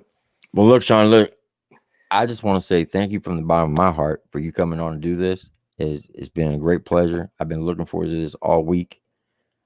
Just because the interview's over doesn't mean we're still not going to do reactions on you. Or I'm going to support you as long as you keep putting out good stuff. I'm going to keep rocking with you. So just know that. And I truly mean it, that it's not if you blow up, it's when you blow up, because you're going to blow up. I got a firm believer in that. I really appreciate that. Y'all have no idea. And just so you know, I will be making a phone call tomorrow. I've already texting and messaging back and forth during this interview. So hopefully we can get something worked out. Man, you are awesome. I'll shoot you my phone number on Instagram. Okay. That way you ain't gotta. And I'll send you mine as well. You can get it from him, Mike. That way. All right. That way y'all can contact me just about anything about life. You know, if I'm coming to Tennessee or if I'm coming down to Florida, if I'm coming near you, like if I can come down there and play like a Friday and Saturday acoustic show, I could stay near you and play a couple shows. We can hang out. Like I can. That's the good thing about being a one-man show when I do acoustic stuff. It's just me and a guitar and flies out. Right. But yeah, I want to appreciate you coming on and tell all your people thank them for coming over, showing love to their channel and supporting you and stuff. And I hope we hear from you again, man. I hope you get to come on and do another live with us. No, I will, as long as y'all want me to. Hey, anytime you want to do it, just hit me up and we can make it happen. All right, brother. For real. I appreciate you guys. We'll get on that schedule again. Anytime. I don't care if it's Monday, Tuesday, Wednesday, Thursday, Friday, Saturday, Sunday. Whatever is easiest for you, we'll make it happen. Yeah, if we could do it through the week or something, it would be great because I play a lot of shows Friday and Saturday nights. But yeah, if you could do like Thursday or something like that, that'd be awesome. Whatever you want to do, just let us know. Before I roll out of here, anybody's here, like I said, I'm live on all streaming platforms with my new EP. It dropped at midnight, so y'all check it out. Go check him out, showing some love. Go check him out on IG and Facebook. And if you want to get get those other 2 songs off of the EP, I'll get them on YouTube in the next week. So okay, I know some people can't afford to buy them. That's fine. Free music works too. And if you want to purchase any of his merchandise, you can always go to @Shawn Paris Music on Instagram. Look in his bio, and it'll tell you exactly how to order anything. Just shoot me a message, and I'll send you something. He's got hats. He's got T-shirts. He's got it all. Hoodies, stickers, shot glasses, cups, you name it, koozies. He big time. I'm big time. Big time. I'm little time. I know you gotta go to bed, man. I know you gotta get on the road tomorrow, and you got a long ways to travel. Be careful, be safe. And, I'm probably gonna go live at some point tomorrow on my Instagram when I'm playing. So if y'all want to tune in, check me out on stage. I'm having a good time. Well, brother, you have a safe trip. We'll keep you in our thoughts and prayers. Good luck to you. Have fun and stay out of trouble. And if you can't, name it after me. All right, I will. All right, Shawn. Good talk to you, man. See y'all. Show love, baby. All right, man. That's right. Show love. Hell yeah, man, that was awesome. That was straight. Man, I didn't know we went. I didn't know we went 4.5 hours. Yeah, I know. I looked up. I'm like, holy shit! Damn, that was one and we still got 34 up in here. That's tough. I was like, dang, that is tough. Rocking that deep already. I thought it was like 11 o'clock. I looked up. Shit, it's 1 o'clock here. 2 o'clock this time. But that's what happens when you're having fun. That's time flies. It flies. MMC says show love. Exactly. I think the guy's really dope. And to clarify on my comment, I'm not saying that he is better than Ryan Upchurch. I'm not saying he's on the same caliber as Upchurch. I'm just saying that he has the potential to be the next Upchurch because of the type of music that he does and who he is as a person. So don't get it twisted. That's right. So, and then one more thing, to reiterate what we said at the beginning of the stream. If you are going through some troubled times right now, reach out to someone on the channel. Another sub, you can hit me up or Mikey up in IG, and we'll do whatever we can to help you. Maybe you just need somebody to vent to. We're great listeners. But yeah, that's about all we are. Because definitely, I ain't got no license in like psychiatrist or nothing like that. So right. don't hold me accountable if I don't say the right thing. So, But please, taking your life is not worth it. Not a marriage, not a loss of a child, not a loss of a family member or friend. The day we are born, we're starting to die. We're all going to die eventually one day. But as human beings, we're the most selfish species on the earth because we want our family and friends to be with us at all times. It's not going to happen. We just have to come to that reality of it. But to take your own life, no matter how tough times it may be, that is not the right answer. So what I'm getting at is before you get to that level, reach out to someone. Because trust me, by taking your life, it's not going to solve anything. It's going to make things worse. Because everybody that's left behind, they're going to feel the pain more than you will because they're going to think they're the reason that you did it. And you don't want to put them through that agony or misery. Right. So please, I'm begging you from the bottom of my heart, don't do anything. Reach out and to I us. always look at it like this. You know, when you're down, it's always somebody got something worse than you got. Exactly. We When just you might get not down know to the about it. bottoms, you can only go one way, and that's up. Yep. That's a fact. So if you lose your job, if you end up becoming homeless, or you're whatever the case may be, trust me, there's someone out there who has it worse than you. And that's a fact. So before you go to some drastic measure like that, reach out to someone and talk to us. Because we might say something that triggers something to snap you out of it or make sense or help you out in any way, shape, or form. Like Mikey said, we're not psychiatrists, but we do have life experience. And we don't know everything, but we know a little bit of something of everything, if that makes any sense. That's right. Like my dad used to say, with Jack, was it Jack of all trades and master master at of none. none. Exactly. That's exactly what I was getting ready to say. Jack of all trades, master at none.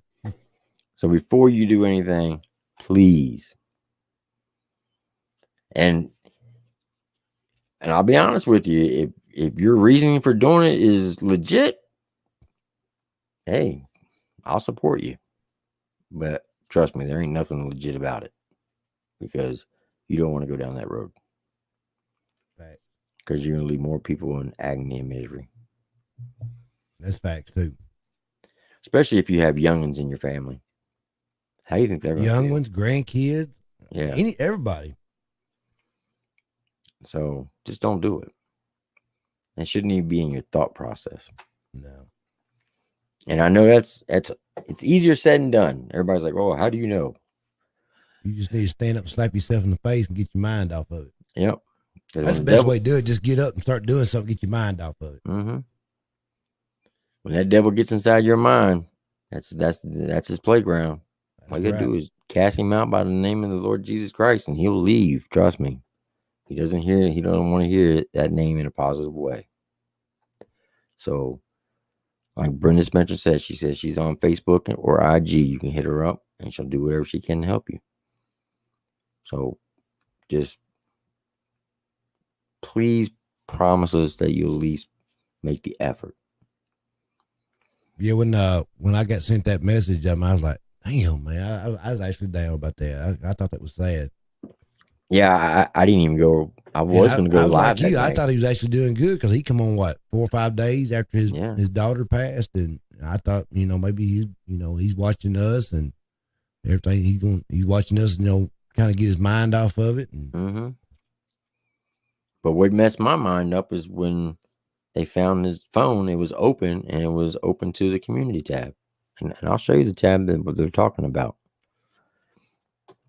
I mean I was like, "Are you serious?"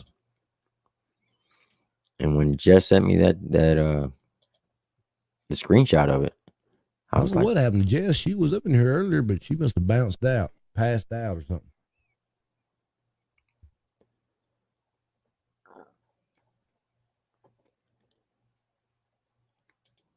What's going on, Dustin Parker?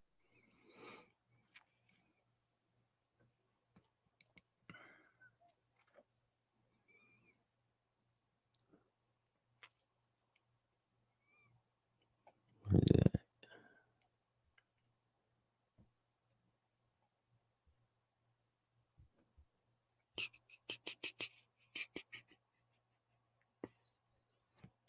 Oh, wrong one.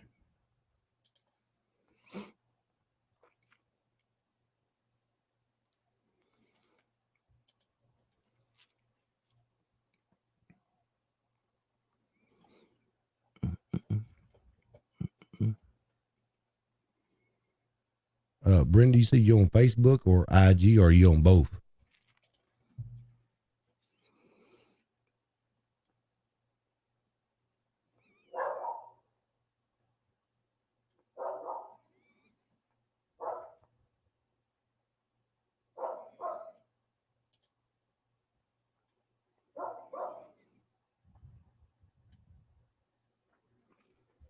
Oh, okay, you on both.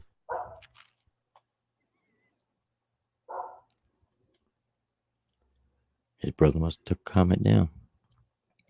It's not there no more. Oh, it's not there? No, but I got a screenshot of it.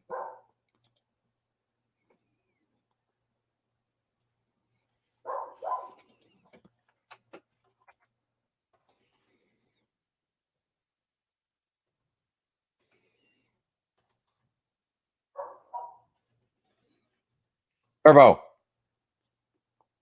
Damn dog. It seems like every time you go live, your better half, you got to roll up and down the garage door. I think last time we were doing live, she rolled it down. I said, damn, you got to put a new door up here in a couple of weeks, boy. The damn wheels off of it. Man, you ain't never lied. You going to put your big doggy door on your garage door. That's what I'm doing too. I'm like, what are you doing? You know I'm live. Why are you opening and closing that door?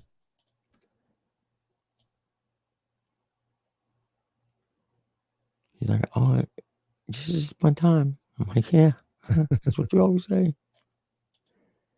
Just this one time. Now, where the hell?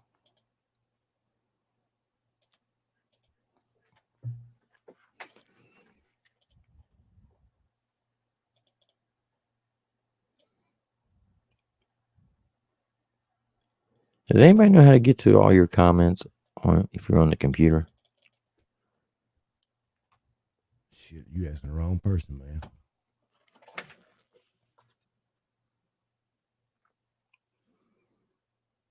Man, my camera got all focused and shit. What the shit that happened there?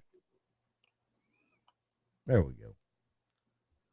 I know what I'm gonna do. I'm gonna Zach, I got this from where did I get this damn hat? I got it at work, where we buy all our oil filters and stuff at. They give us all hats. I got like 500 hats in my toolbox. All them brand new. Every time somebody comes in there with new product or filters or whatever, they always, O'Reilly's and all them, they always giving out hats and knives and all kinds of trinkets. One of my drawers in my toolbox is just full of just trinkets, hats and shirts.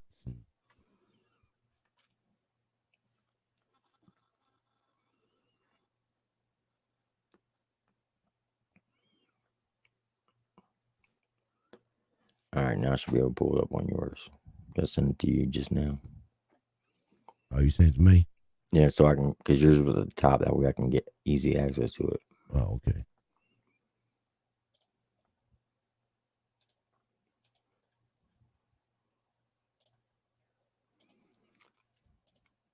But I do appreciate everybody coming over tonight, showing love and stuff. So if you see the third one down, it says, this is Bama's brother, Robert.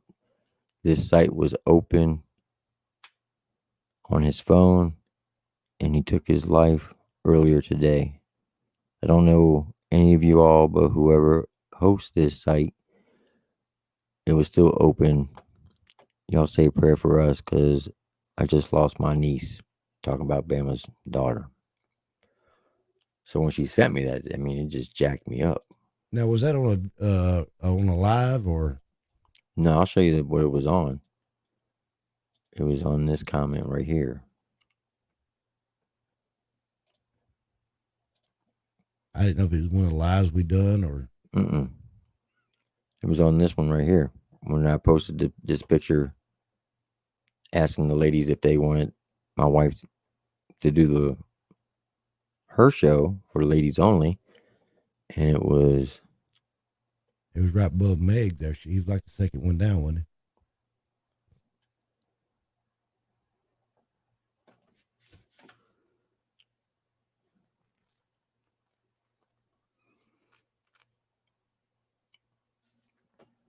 Jess. Either works for me. It was underneath hers, but as you can see, it's not there anymore. Right.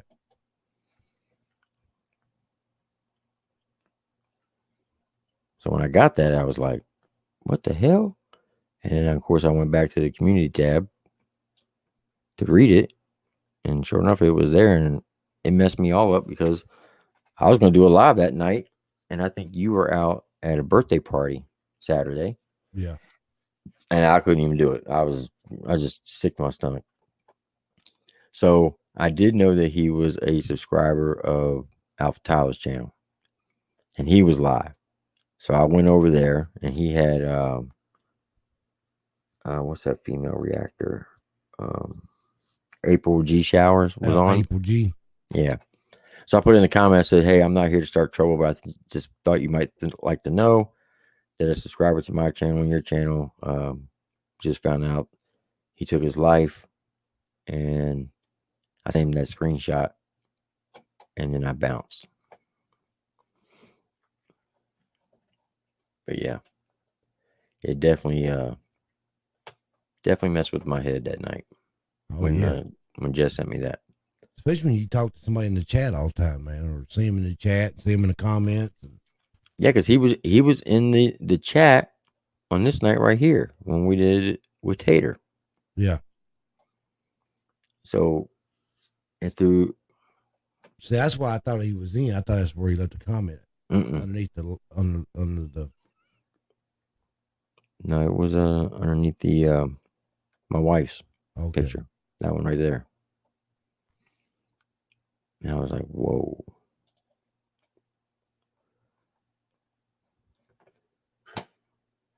Or was it this one? Stacy, it was I'm see if I say it, Bamba. How you say his name, Tim? Bama Boss. Bama like Boss. Alabama, but Bamba. Yeah, Bama Boss.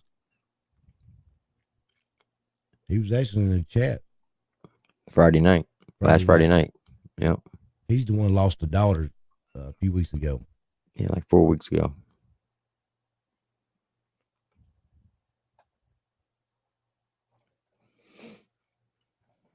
Yeah.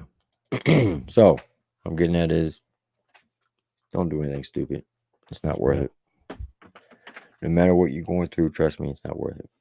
Nope. Sure not. Because all you're going to do is cause pain, misery, and agony on everyone else.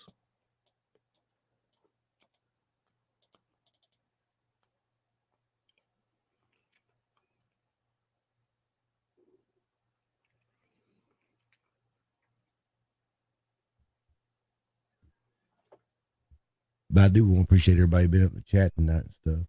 Yep. Tim, I don't know if you're going to stay on any later or not, but I was fixing to get ready to roll out. Probably not. It's pretty late. We'll try to eat breakfast in the morning. Try to. As always, I got a long honey-do list tomorrow. Oh, man. Boy, my wife. I probably got one out. I'm just going to cut mine in half. Fold it up 2 or 3 times. Make it look real small. I got to finish draining the pool, clean the pool, start filling the pool. I got to cut the grass. I had to take my wife's car to the shop at first thing in the morning.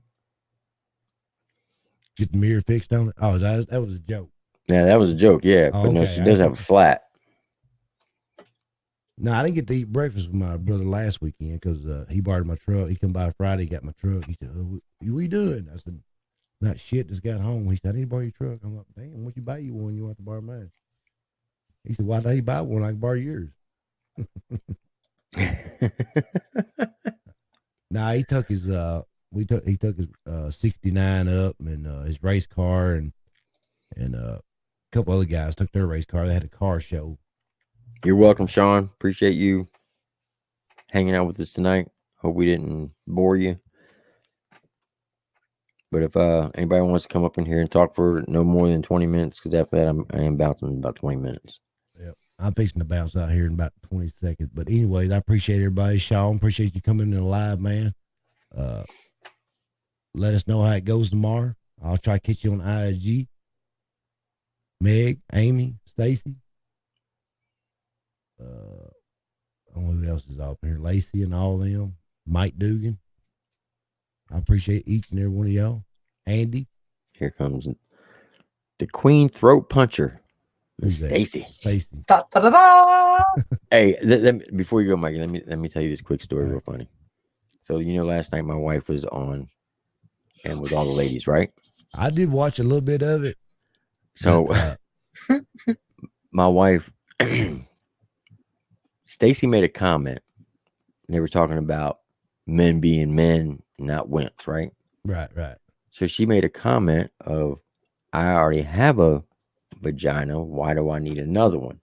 Meaning she don't want no punk for a man. Right. I heard it. I'm like, okay, that makes sense. I think you said you thought she said she had another woman, didn't you? Yes. So I was down. I was trying to stay out of the camera view, and I was trying to pop something up in, right? So I muted the muted the mic, and my wife looks down. She goes, "I think she's gay." I'm like, "What? Stacy's gay?" I'm like, "No, she's not." I said, "Babe," I said, "her husband just passed away recently." Oh. No, she said she was. I heard her talk about another woman. So, in my wife's fashion, because my wife's been known to stick her foot in her mouth, she says, "Well, Stacy, what do you think? I heard you say that you have a new partner. How do you all like? Is it your first time doing this? How do you and her, do this?" And Stacy's like, "Her? Well, yeah, you're gay, right?" No, ma'am. No, ma'am. No, ma'am. No, ma'am. No. I like sausage. I don't roll that way. I'm strictly dickly. I can't help it. She said strictly dickly. Boy, I about fell out my damn because You did fall out your chair laughing. That must be the I had part the I door missed. open. I had the door open to the YouTube room, right? So I had a chair sitting right there. So I was watching everything on my phone. And I had my headphones in. I think I heard you laughing. I was laughing so damn hard. I'm like, "Yep, you stuck your foot in your mouth this time, didn't you?" Bless her heart. But we need to do that more often. Let me tell you what she did do, though, Mikey. After you got off, all of YouTube knows about my sex life now. Yes, sir, we do. I guess I got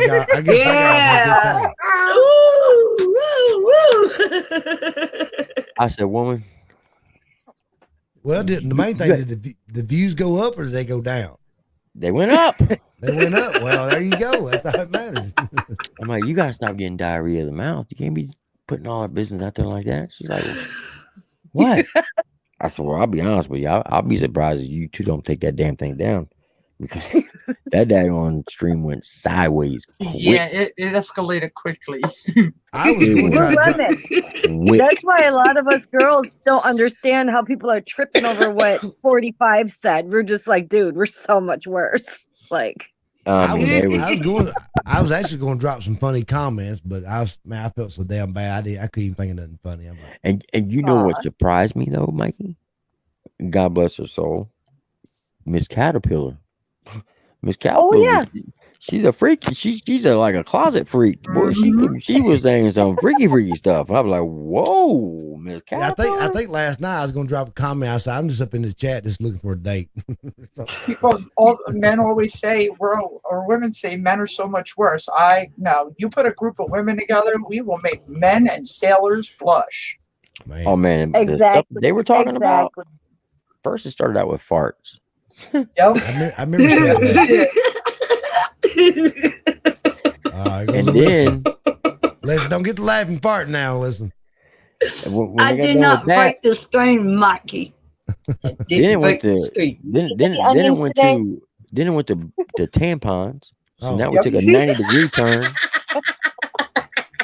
Then after the tampons, it went from daggone oral sex. You sure the channel didn't get took down? Then it was every position known to mankind, and I was like, "What the sand blazing hockey sticks are you all talking about?" What I liked was Fred's dead.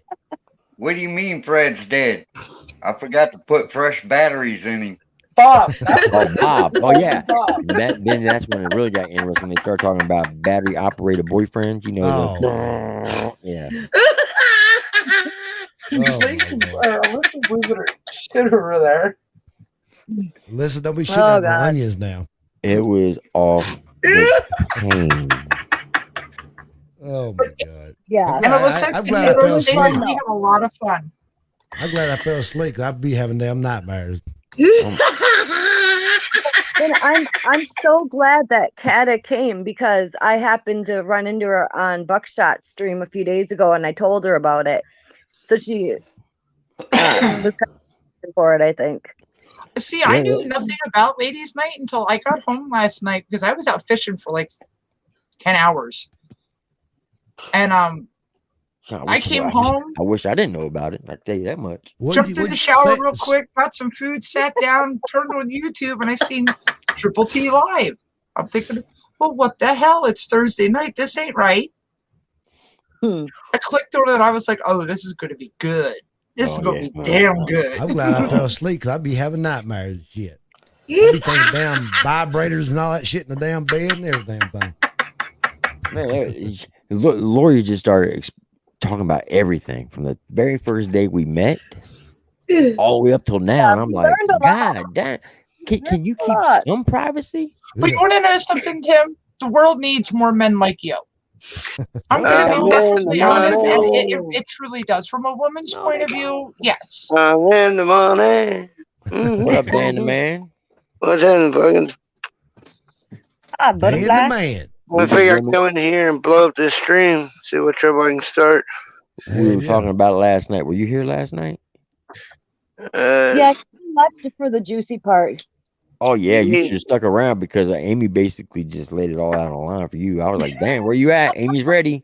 Yeah, go figure they'd wait till you know what I mean? I think they did that shit on purpose, man. It's like, Dan's gone. Let's go ahead and pop out all the juicy stuff now. He's not here. You know, there's one of two ways you could find out what it was. Ask her your darn self or listen to everybody else. That's fact. That's fact. I think me and Mike Duggan were the only guys up in the darn chat making comments. I was like, where the heck did everybody else run off to? They done got scared off. I fell Because asleep. we were too busy talking about everything that could gross a man out in a heartbeat. Everything. No, they were probably all watching in the background going, I had Now, Tim, somebody did. I had your wife crack up one I time. left this one to about go red to wings. another chick. I just went to listen to another chick talk. I mean, so I left a group of women to another Now, one. one guy did put in a comment. He said, really? Women really do? Well, my wife says that doesn't happen. My wife like, dude, trust me, that happens. Really? Yeah, she just ain't telling you. what happened? What was the comment? It's something about do women really do this? I guess they were talking about faking orgasms. That's what it God, was. yes, we do. Oh, some women Caterpillar, might, I don't. Amy, Caterpillar you do know that I was playing with she you went last night into- when I said stop lying? She went into Not detail lying. about how she faked orgasms. I'm like, oh snap, what? Yeah, I'm leaving. not. I don't. Had my No, name you on know I shit. was joking last night when I said that, right? No, you Yeah. weren't. No, I know you weren't. were. It wasn't none of y'all joking. Oh, stop. Oh, they were No, I know you 100%. They were, were keeping it a buck last Oh night. yeah, they talking real shit. They wasn't joking. They were. They were exposing everything. Yeah. Now everybody Not knows everything. everything. They're Yeah. waiting for round 2 to do that. Yes, sir. Yeah, buddy. See? Good night, See? Mr. Oh, See what I'm wait, saying? next time we'll get into pap smears and mammograms. Oh, Right. hell, see, nope, I'm not Oh, even going God. I think it's time for me to roll out. Mikey, I done man, broke this thing again. Yeah, that shit I make me sick. I think I'm gonna regret telling my wife that they want her to do this. I think I really am because it's oh god. Because I ain't gonna lie, I passed out on both my kids being born. I passed the cold fuck out. Now I will say this though. I will say this. I was shocked for the first time for her doing that. Do you know that she outdid some other streams last night? Oh yeah, I know she's natural to it, man. She only was on for 3 hours. Other streams had 6 hours, and she doubled their views. And I'm like, damn. Wow, crazy. that many. She got more views than you got, Tim. Yeah. Yeah, she's a natural doing it, man. You know, like I said, I couldn't believe that's the first time she did one. I was like, she's And you handling know, it like a pro. and look, this is how trifling she is. She knows I'm not monetized, right? So she knows people can't donate to the channel. Mm. So every time that she comes on the channel, right? The last time she came on, you know you're wrong. Donated $500. Right. She's like, well, you only got that donation Damn. from me. That was during the hurricanes. I was like, okay. Damn. We get off the stream last night. Caterpillar sends me a message. Hey, this is for your wife. She donates money in my PayPal for her. She goes, see? And I guarantee you, when I go into the house tonight, she's gonna be like, how much money did you and Mikey make? None. I made some last night. Where's yours? So she can rub this shit into me all the damn time. It's like every time she goes live, motherfuckers be just throwing money. I guarantee you right now, if I went in there and said, I hey, ain't gonna lie, I go strip club, I throw a lot of money, so I guarantee you, if I went in there right now and said, hey, they want you to come in here and talk for an hour, I guarantee you somebody would gonna donate money and she'll rub that shit in my face even more. No more lies for her. And when I got home today, she was like, where's my money at? What the fuck you mean, where your money at? Yeah, you don't get that in 90 days. You two took I can 30% totally of see it. I'm like, you damn heifer, boy, you quick to get that money. I can totally see why you guys are great together, though. Yes. She was so much fun. Well, you ain't seen her off the live. Oh yeah, you ain't seen her off the line, trust me. Well, she give Tim a hell, boy. She's good. I feel sorry for Tim sometimes. Like, damn, fight back, Tim, fight back. Hey, me and Mikey before She we opened go the door one live. day, he ducked. I'm like, yeah, damn, he's gonna knock the hell out of it. Before we go live, we'll be back in the studio. Y'all know what I'm talking about. And she'll come out, and me and Mikey will be talking. And boy, she'll come out. I need this. I need that. I'm like, woman, we're about to go live. Da-da-da-da-da-da. Damn garage door going up 20 daggone times. Mikey over there just laughing his ass off. And I'm just over here dodging bullets. I'm like, man, can you fucking help a brother out or something? I can't get word in edgewise. I mean, she opened the door one day. I mean, she opened it pretty fast, and I seen Tim duck. I thought, damn, he thought he hit him with a damn skillet or something. I was heated that day. You don't have to hit him with nothing. There's things above him that fall down and knock him in his brain. Well, before I'm set up like this, I was turned this way. Right. So the door was right behind my left shoulder. And I had the flag hanging up to cover the door. Mikey said when he seen the door open, he said he just seen me go like this. Throw my arm out there, and I was like, always doing a reaction or something. We were in the middle of a reaction. She opened up that door because she's like, how much longer are you going to be? I said, when we get done, I said, we're almost done. Just let us finish up and I'll be in to feed the dogs. Well, she's thinking, okay, you said you're almost done. So that should be no more than 2 minutes. 30 seconds. Shit. 45 seconds after that daggone door opened up, and I was like, oh, I was so heated. I was like, fuck it. Then was on about another minute, and Tim moved the flag over, and she was still standing there. She's still standing there. I'm like, oh my God. You said it's only going to be a minute. Well, guys, minutes are usually about an hour or two, you know. We just say a minute, so it sounds good. So that night, I said, Mike, let me go feed my dogs. I'll call you back in an hour. We get back on. Then we had technical difficulties. We didn't get off the daggone at 1 o'clock in the morning. If she'd have just left us alone, we'd have been done. I mean, we would have been tired as hell the next day. Right. It's all her damn fault. Yep. And I know she's watching right now. I know you're listening, Lori. Yeah. Tim said it was your fault. It is. Repeating what he said. It was right. You get us some trouble. Come out here and start some shit. I wish you would. Go ahead. Start some. Oh, come on out here and start some shit. no. Hey, Roddy. Why you looking, Tim? Roddy. You don't want that smoke. Roddy. Hey, go guard the door. He can have all that smoke you want, because I know I can bounce out. You can't skate. Too bad you can't skate. There's no escape. Turbo. What are you going to do? Run for that cell phone then? Hey, you better bite your mama when she comes out here. You better let her on protect me. No. Oh, God. She probably waiting when I come in the house with a skillet. Like, motherfucker, you want to talk shit? Oh, my God. I'll come on tomorrow and be like, hey, what's up, everyone? Yeah. Have you guys heard about Citizen If app? you hit you in the eye, frozen peas For a works while? good. Say that again, Amy? Have you guys ever seen that Citizen app? It was like an app where you could like see like crimes and crap. It was cool for a while, and some cities had it, but people would you could see posts about like crimes and stuff or whatever. And there was some funny shit on there. Like in the beginning of the stream, because you can set up to your city and like your areas and like where crimes are happening at that moment. And there really was some lady in South Minneapolis that her husband called the cops because his wife was trying to beat him with the skillet.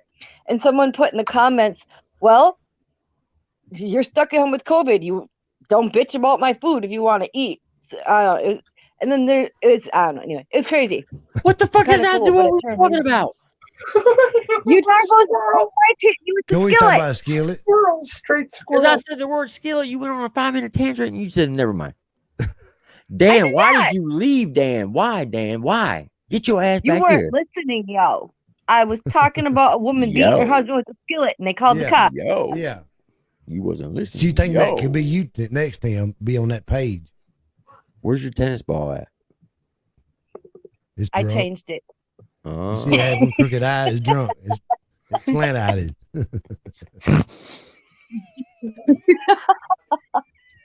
I can bring the tennis ball back. I No, felt no, like no. being- We're good.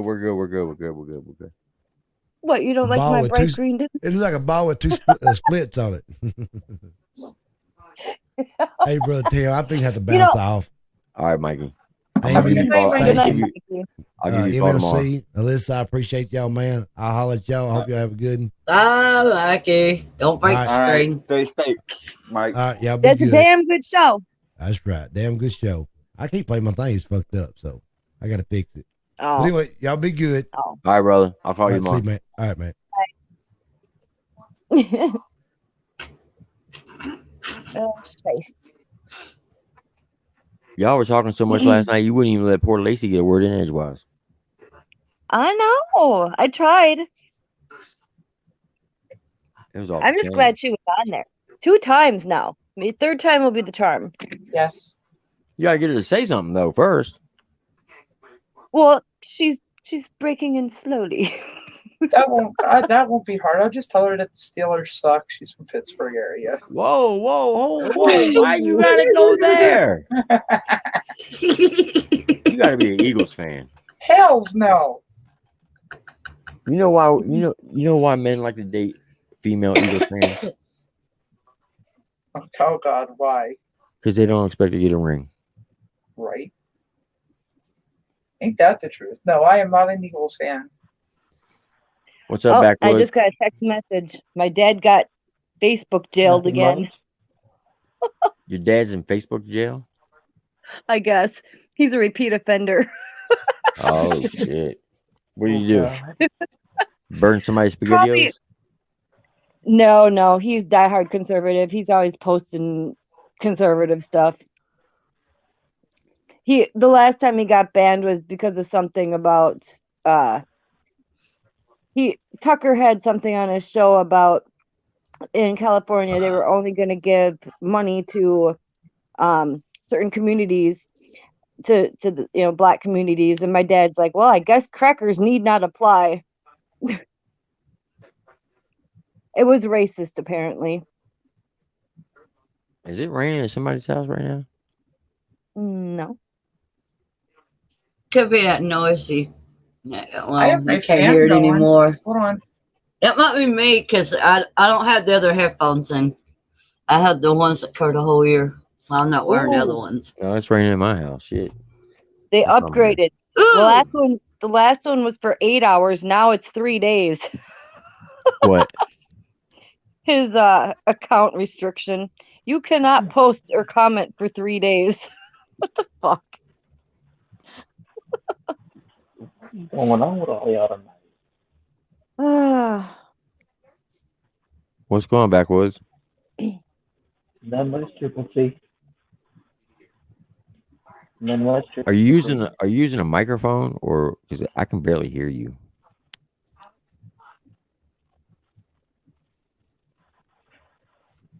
Yeah, it is very hard to hear you. Do you have like the video on in the background? Because I think I can hear that.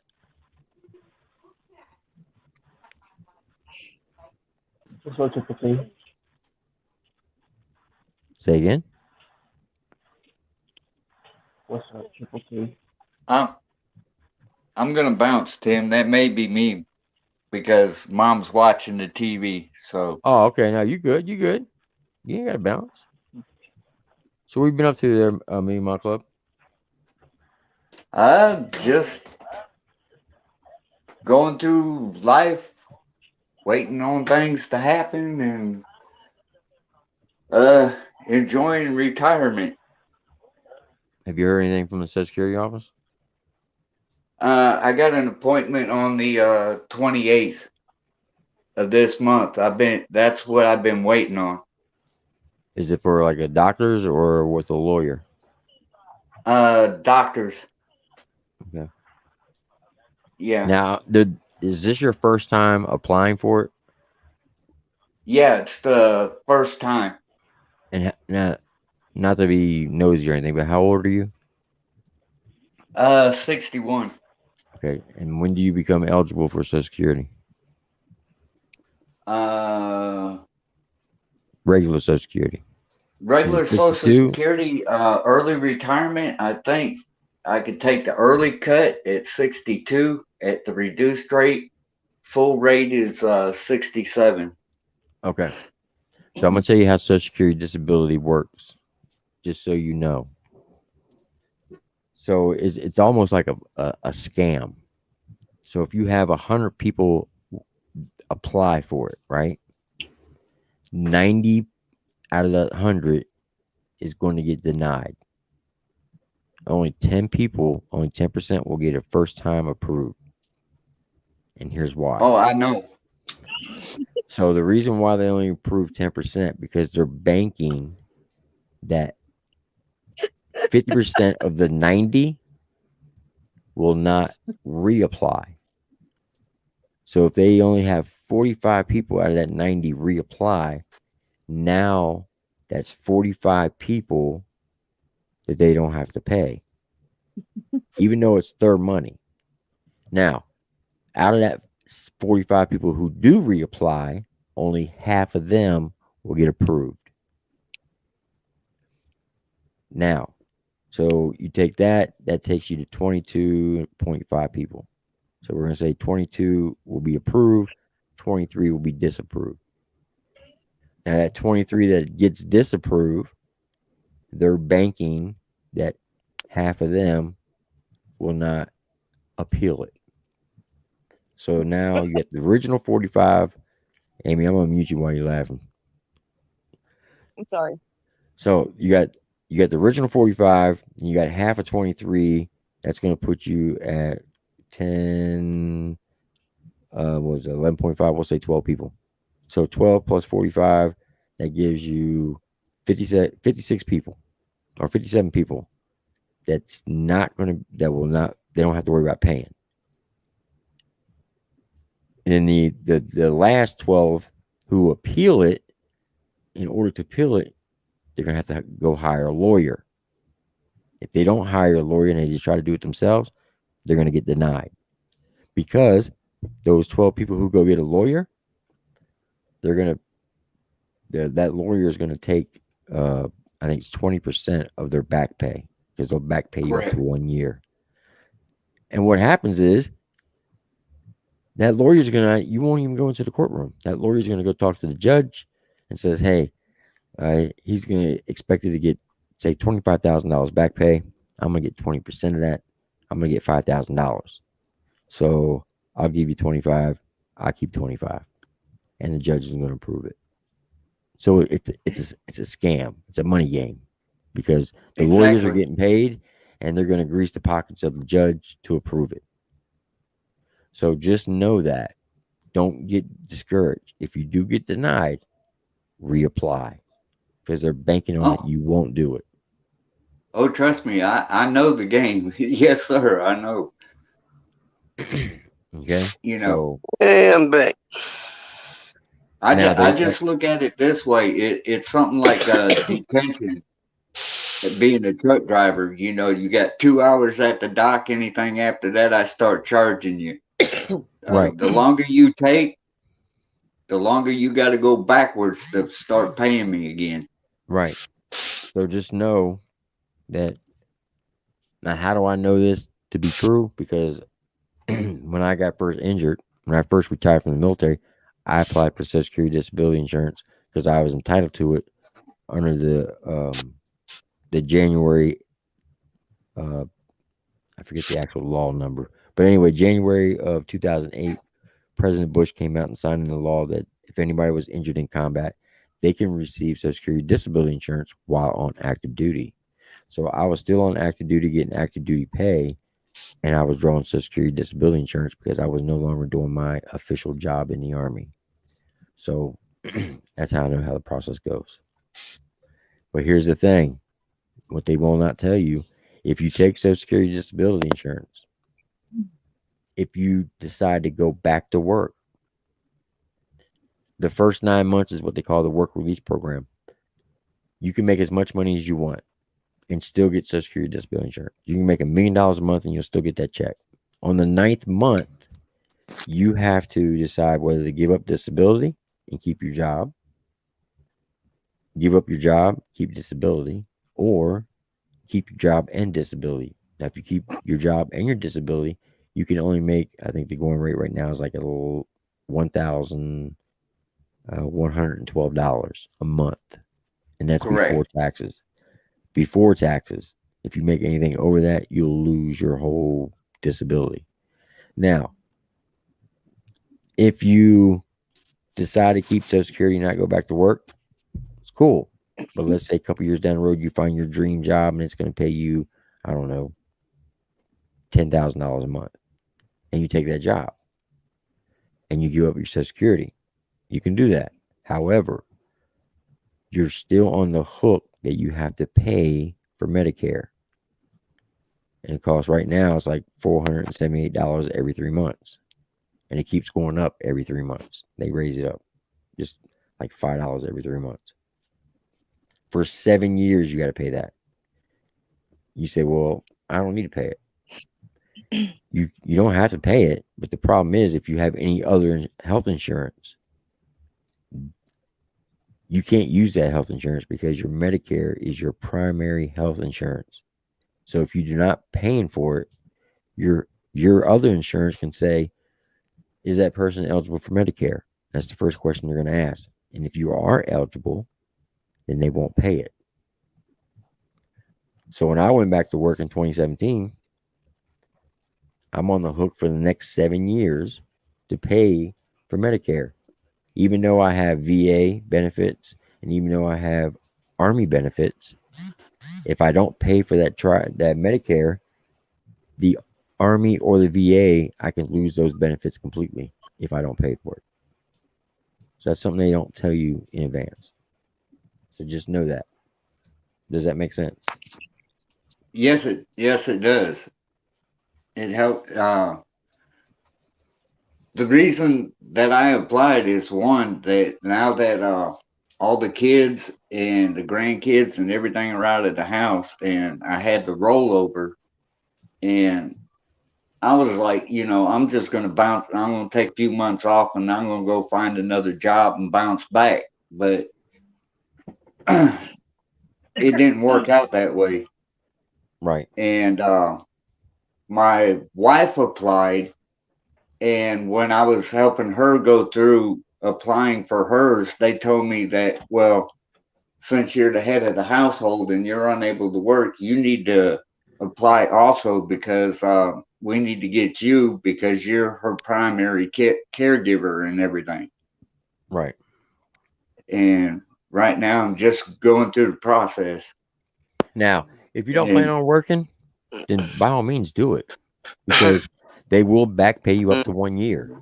So whatever you're entitled to per month, which will be tax free. Let's say it's $2,000. I don't know what yours is, but let's say it's $2,000. You're going to get 2,000 times 12, which is $24,000 tax free. Okay. So just know that. Yep. And you don't have to pay that back. It's just a waiting game, and with the way things COVID and paperwork getting lost and them making doctor's appointments and everything's just gotten so stretched out, That's all it is. It's just playing the waiting game, waiting on the government as usual. Hurry up and wait. Hurry up and wait. Yep. MMC, I just gotta say, dude, I found out kind of what you did as a truck driver, and I just gotta say that every pervert in America thanks you for your service, dude. Every sex shop in America owes you for the inventory they got. And I'm going to shock the hell out of you, Dan. That's a fact. Because when your wife is your co-driver, that's a fun thing to do. Hit each sex shop in each state. Okay, so not only would you deliver the goods, but you also was a customer. Not only was he a member, he was the president. He didn't have to buy it. He just went and sat in the back of the truck. I could not. I understand what you're saying, Wayne. I could not work with my wife full time. Seriously, and she couldn't work with me full time because we didn't have killing each other. That's what I was saying last night. You want to test a relationship, put it in a 70-inch bunk on the road where you're up at each other's butt 24/7. That's where you'll find out if that relationship's worth keeping or not. Yeah. I don't know how you do it. We drove together for 9 years together. How many miles did she have on the road with you? Did y'all ever calculate it?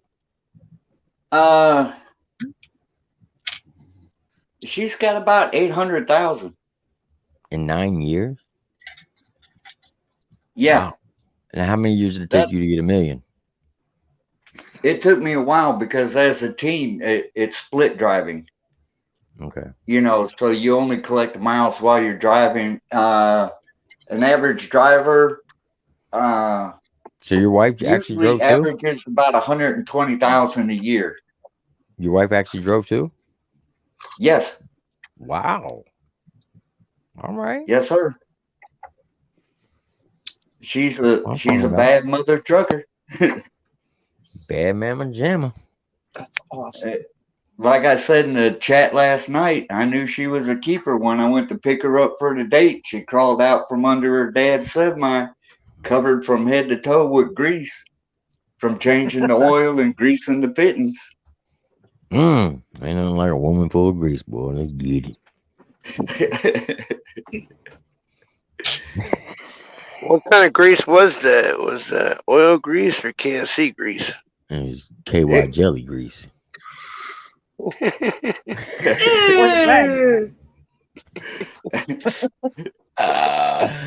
Yeah. That's fire. Come on, more grease. Ugh. Amy, you listening? Damn, what Yeah. kind of grease you got now? I'll tell you what, she's 5'4" and she's rounded. When she bends over, she looks like a fifth wheel. Who? Your wife? Yeah. That's a harder attack than Matt Towns could possibly do. What the hell? But you better hope your wife don't hear that. Oh, I tell her that all the time. Oh, good Lord. You get you a big booty to keep you on 1,000,000 miles. You need to, you get warmer or not. The oven now. Woo, you're a lucky man. Someone tells me MMC's favorite song is Bubba Sparks' Booty Song.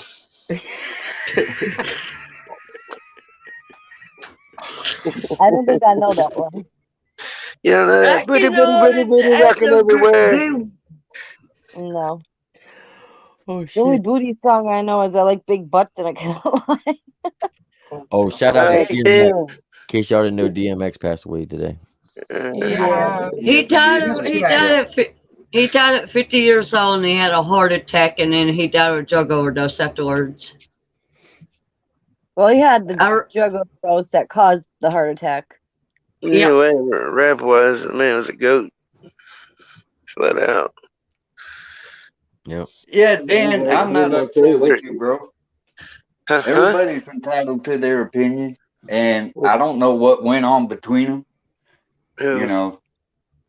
Who? So Who you talking about? Who you talking about, MMC? Matt. Oh, Matt Towns and Justin Times? Yeah.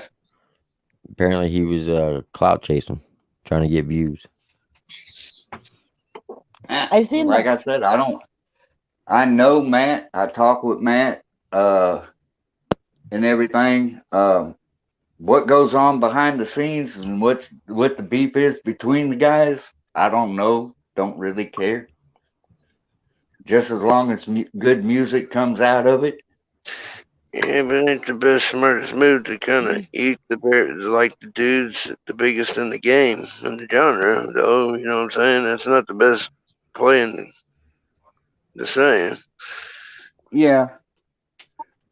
But especially when Matt Towns is supposed to be a big supporter of Upchurch. Yeah. And he's got to know that Upchurch rocks with Justin Time. Yeah, and you got Leroy. Leroy's up in the video. Yeah, and we all know what goes on behind the scenes to clout chase and promote, and I'm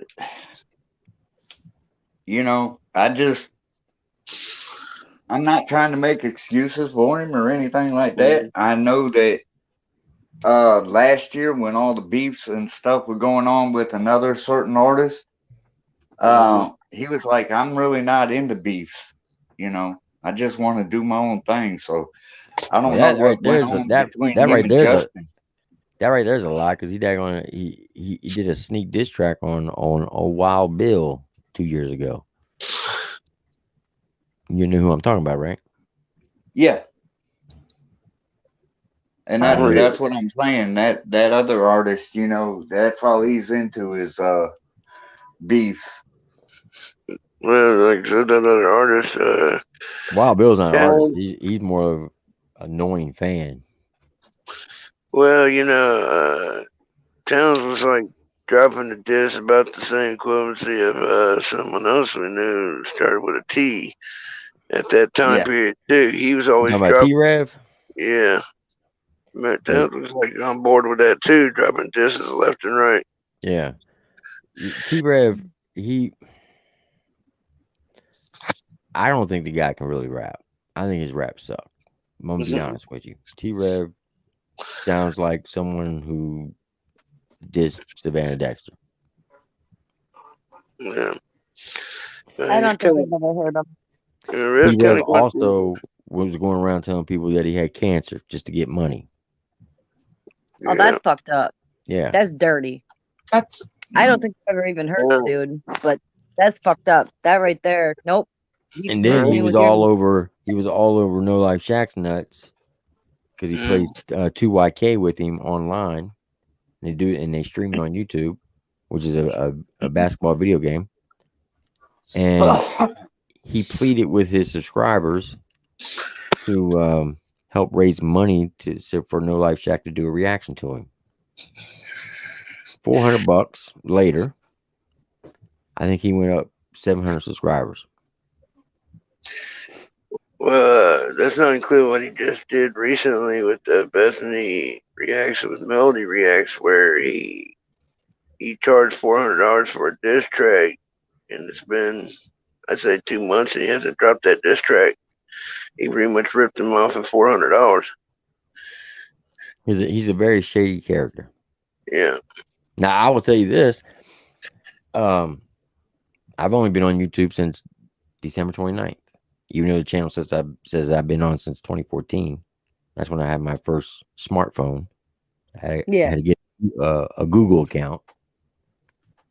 And there are some videos of my dogs playing in the yards. And when I used to work at a grocery store, I used to be a manager, and I was making funny videos of the baggers who bag groceries. But that was it. But my very first actual for this channel was December 29th, 2019. At that time, T-Rev had 3,000 subscribers, right? Make sure I'm looking up the right stuff. Yeah, my old YouTube account, that's the one that I use in my Roku. So when I'm subbed to my other one on my Roku, and that's my old Google account, and this says I've had it since like 2012. But no, don't die on me now. So anyway, he was like at 3,000 subscribers. He was rocking with church all of 2019, all of 2020. Even church even gave him a shout out. If y'all remember back when he was at Cotton Eye Joe of 2020, he even shouted out T-Rev when he was coming off the stage. Yeah. And next thing you know, he's been begging. He's been putting videos out begging for church to get on this track with him. He even daggone used church as clickbait to put in the title that church gave me the inspiration for this song, and that was depression. And then he had depression part 2. And I reacted to both of those songs. I will guarantee you, I'll put any amount of money on them. If you go watch my reaction, which I was not very good at back then, versus No Life Shaq reaction, I broke that song down more than No Life Shaq did. He stopped it maybe like 4 times, said some corny stuff, and then, oh man, this hit me hard. Did a little fake wipe up tear and walked off the camera. Charging $400, he went up 700 subscribers. Now he's at 9,000. Was he just trying to be nice, maybe? I don't know. I've never heard the guy rap, so I have no idea. I listen to that songs and I'm like, church is kind of inspirational. Where in the world did you get that inspiration from church to be that depressing? Okay. You know the reaction I did on the Savannah disc? Yeah. That's what No I'm Life gonna Shaq have should to have done. bounce. My phone's fixing to die on me. Okay, I might Have a be good able day. to get back in the chat in about 5 minutes. Okay. Come on back, fucking. But that's All right. If I can get it charged back up, I'll be back. Yeah, come back, dude. That's All what right. he should have done instead of gassing him. Now, I'm not going to lie. When I first started doing this, I was gassing a lot of people. And I shouldn't have. And I admitted that. That's why I said I'm not going to gas anybody no more. If your shit's trash, I'm going to tell you it's trash. I don't care who it is. God forbid if this ever happens, which I know it won't. But let's say church put out a song and it was trash. I'm going to tell him it's trash. But we know that ain't going to happen because church, he can't even spell trash, let alone produce trash. You know what I'm saying? Yeah. Because everything he puts out is fucking fire. Yeah. So I even gassed him on his his depression. I didn't really talk about his rapping skills. I was more explaining the story behind it, and I was putting it into real life situations. Where No Life Shack, he's, oh man, that's fire. Oh yeah, that's tough. That's tough. Hold up, baby, that's tough. And then, man, this hit home. Man, I gotta go, and he walks off. Now, if you're paying No Life Shack, who's the number one reactor on YouTube, hands down, nobody could deny that. He's got the numbers to back it up. Guy makes anywhere from $40,000 to $80,000 a month through YouTube. Damn. You're paying him $400 to do a reaction. He should at least got 20,000 subs out of that. Yeah, no doubt. But he only got 700. Now he's at 9,120 subs with 541 videos. This channel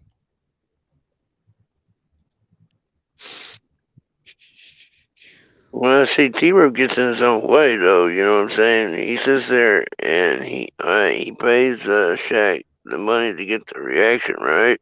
So he gets the reaction, and what's he do right off the bat?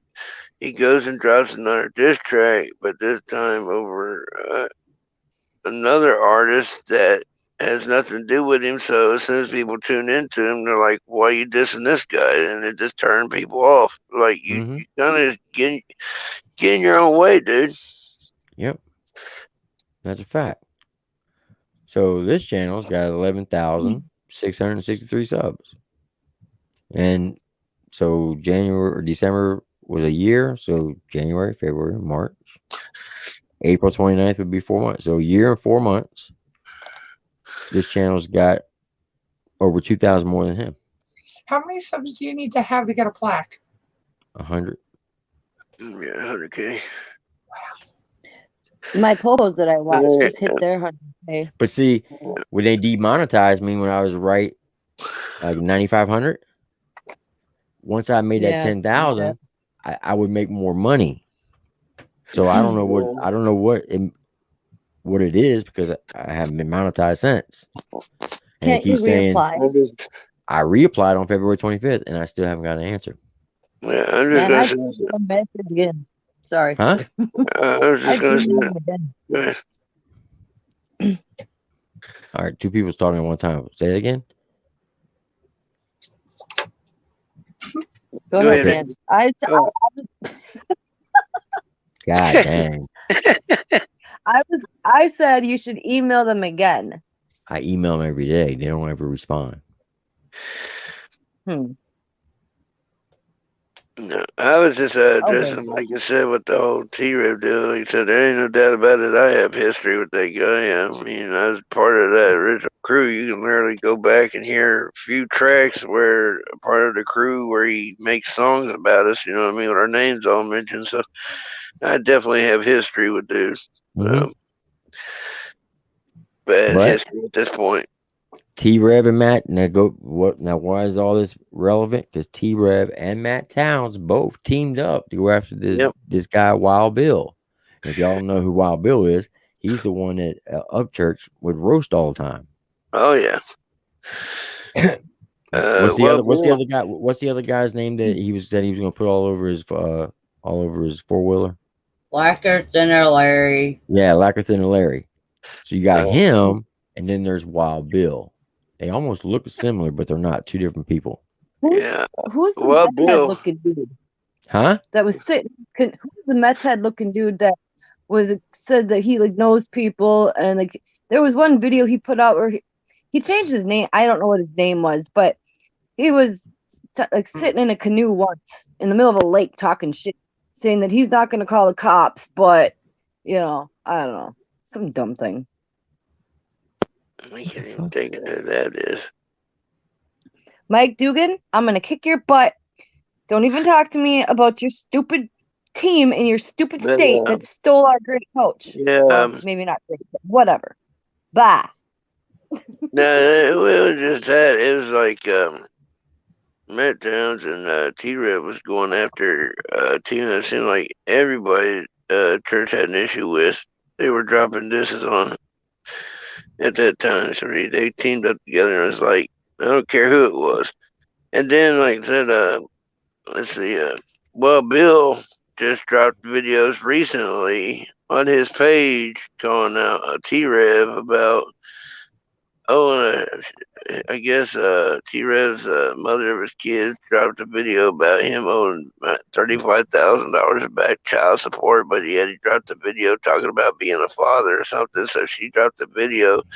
So you got Wild Bill dropping videos on it, sitting there calling out Ryan and Creek Squad saying that we're backing and supporting this dude. And so I'm nearly up in the comments confronting Wild Bill, and it's like, wait a minute, dude. You know what I'm saying? You ain't gonna sit there and like slander us because you got issue with T-Rev. This is y'all's business. You know what I mean? What T-Rev in his personal life is his personal life. You ain't gonna sit there and slander church and all of us because T-Rev was about, you know what I mean? I wasn't having it. And I actually was kind of respectful about it instead of just trashing Wild Bill like I've done in the past. All right, so this is Wild Bill right here. Everybody sees the picture? Yeah. Remember that guy? Yep. Amy? Oh, that might be him. He looked like a crazy, like crackhead, meth head dude. That might be him. I would have to hear him talk. The one that I seen, he did some like rap song like in his kitchen, trying to rap. All right, and one so video. be quiet. I'm gonna play this so you can hear his voice and see if this is him.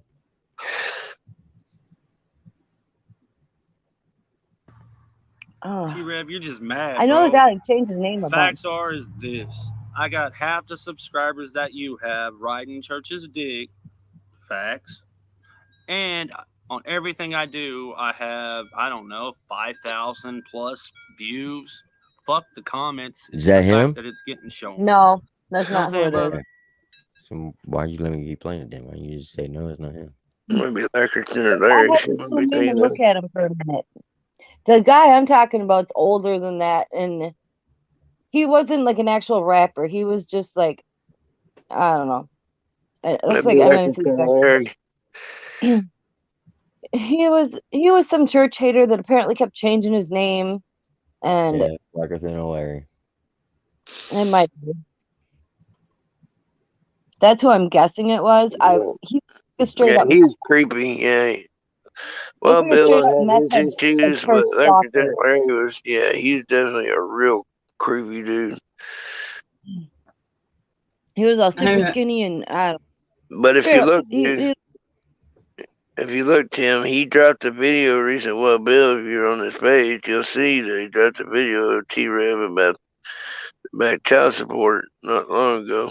Actually, you get in the comments there, you'll see a whole, where you see my comment, a whole big fight broke out in there. So I'm gonna check that out. Maybe we can play it. I think MMC is back. What, Amy? I think Moses is backstage. All right.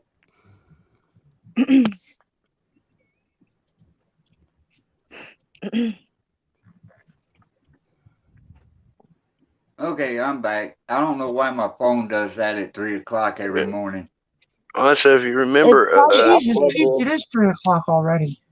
if you also remember, well, Bill's cousin even dropped a diss on Upchurch and T-Rev and them. Yeah, that's where I kind of met Dan, was during all that BS last year. And that's why when everything started going down, that's why I backed away from everything. Yeah, there's Creek Squad Drama. You usually can find me there. Yeah, well, the artists that T-Rev was in a beef with and everything, I still followed them. You know, because like I said, I'm about the music. He did a diss track on Mercules 2 weeks ago. It's like, dude, really? Is it one called YouTube rapper T-Rev 757? Is it Deadbeat Dad? Is that the one you're talking about? Yeah, that's the one. He plays the video stuff. And like I said, even at the video, you'll see a comment where I left, and it's like 20 freaking comments underneath where I kind of go into it with him and then MC Nibble Nuts. And then MC Nibble Nuts? That's really his name? No, it's MC Nemesis. Oh. They call him MC Nibble Nuts. And Oh, damn. that dude has got You got issues. 19 replies. Yeah, it turned into an argument. I made some pretty solid points in it without usually I'm just trolling being a dick, but I kind of called him out on basically like, dude, like I said, we're not responsible who all throws up Creek Squad. It's open, so you know what I'm saying? To sit there and just slander because of T-Red's personal life. I just kind of wasn't having it. Sorry, me and Mike Dugan are fighting over hockey right now. Who's he like? Go Predators. Go Red Wings. Go The Predators. Wild having it in that the Blues, who stole the Wild's coach at some point in time. Go Flyers. Yeah, if you Oh, can't Lord have mercy. if you can't play that video, Go the homie. Penguins. The Wild. What'd you say, Dan? Yes, if you can, play that video if you can. Oh, I am. I'm sitting here reading the comments. Did you see my shirt there, Mike Dugan? I'm actually wearing a Wild shirt at the moment. No one cares. I cared. All right, so Yeah. Amy, I'm going to show you this one, and don't let it, I'll be right back. Okay, Stacey, don't let it Yes. play for 20 minutes before you decide if this is the person or not. Okay. All right, I'm watching. All right. Oh, Lacquer wait. Thinner Larry. Are you ready? Yep.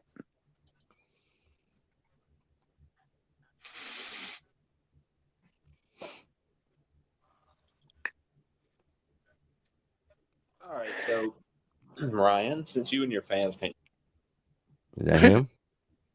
I can't tell yet. shut the fuck up and let shit die. Here we are again.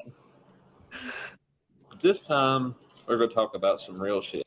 Real shit. Yeah, might You be. know, disrespecting your grandfather by not wanting to wear a shirt with his picture on it. I mean, people wear shirts like that. I mean, I only know of all 3 day, every day. dumbasses, and that's Wild Bill, this guy, and For the reference, cowboy guy check at out Struggle Who James Wants when to he went Fight to Him. his. Oh yeah. This guy almost sounds too coherent, but it might be him. Yeah, I went after Cowboy Hat guy before everybody else did, before he even Wait, turned it. cowboy hat? There was a cowboy hat?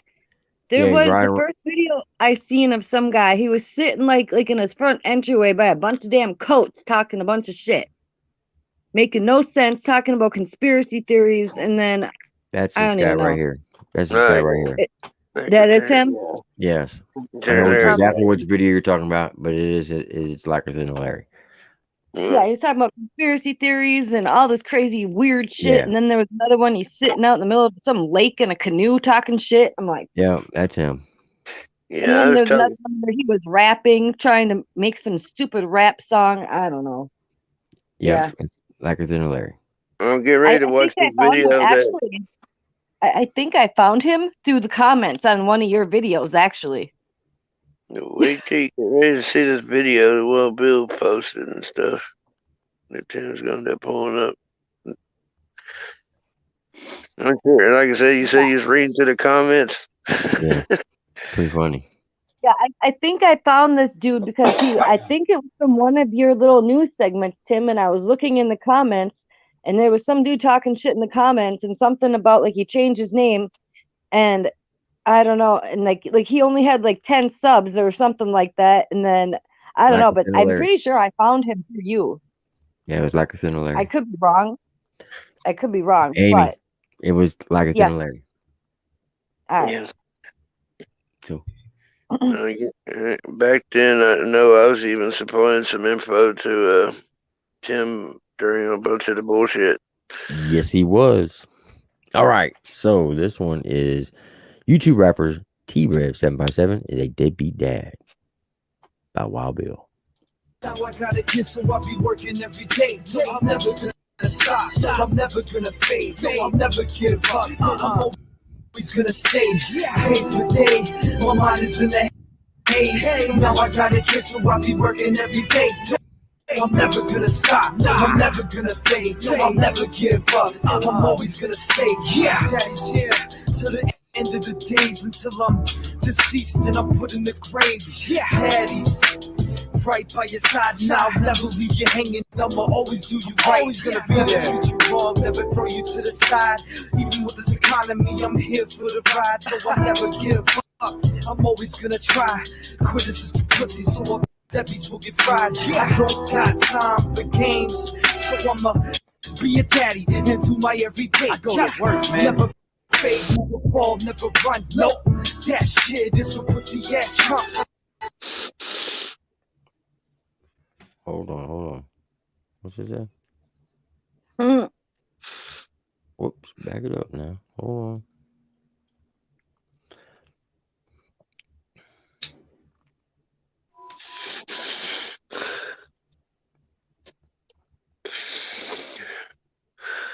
And You once all right, again, Dan? yeah, I'm all right. Never fall, never run. Nope, that shit is for pussy ass chumps. I just think it's funny. Here, once again, let's find more info to the Tim News. Rev 757, also known as Austin Trevor Sweet. Oh shit, he put his real name out there. Is still married to his baby mama and owes $35K in child support. Wow, such a good person to associate with at Greek Squad and Ryan Upchurch. Damn. Now, before we go any further, let me tell you the story about this Wild Bill guy. About, I don't know, you remember when I did the interview questions for Upchurch? Mm-hmm. Back in June? Yeah. Okay. So, matter of fact, a year ago this month, April, Wild Bill hits me up and says, hey, he hits me up on my IG. He says, hey, can you check this out? He said, I got some information on Matt Towns, T-Rev, and Upchurch. I like, do you know this channel was made because of Upchurch? So if you ain't got some factual stuff, I don't hear no trash talking from you. No, it has nothing to do with Upchurch. It's more Matt Towns and T-Rev. So he sends me receipts on how he sent T-Rev money because T-Rev said he had COVID and he couldn't pay his bills, and how he had cancer. So Wild Bill sent him like $100, and he wanted me to do a story on Matt Towns dropping a diss track on him, a secret diss track, and refused to take it down. Around this time is when Matt Towns was doing, he was collabing with Big Smo. And I'm like, okay, I'll check it out. But just know that if whatever I come out with, that's what I'm gonna report on. I'm not gonna sugarcoat anything. And if you're in the wrong, I'm gonna let you know you're wrong. He's like, I can respect that. So what's Wild Bill do? He hits up Big Smo and says, hey, I got this YouTube channel. You should check it out, named Table Talk Time. That's what it was named back then. He's going to do a story on this about Matt Towns. And I've already talked to Yellow Wolf, and you need to handle this. So he was basically threatening Big Smo, saying that he was going to use Yellow Wolf. He got Yellow Wolf permission to come after Big Smo and Matt Towns, back and forth. So I messaged Big Smo and said, look, if anybody comes at you, especially this Wild Bill guy, I don't know him. He just started hitting me up today. But if you ever hear this name with Table Talk Time or Triple T, I ain't got nothing to do with this. He's like, I got you. No problem. He's like, I try to throw the kid a bone. He don't want to listen to me. I'm done dealing with his ass, so I blocked him. So what's Wild Bill do? This is another reason why I changed my phone number. Somehow he got my phone number. Damn, he got your number too? Yeah. Damn. He texts Upchurch's mom and said, hey, you should really check out this guy who's going to do a story on me. And he did an interview on Ryan. You should have him check it out. And here's his number. Now, I can't prove this, but I think personally, the reason why Upchurch never responded to that interview questions One, because Wild Bill messaged his mom, used my name and my number, so now church thinks I'm associated with Wild Bill and had nothing to do with me.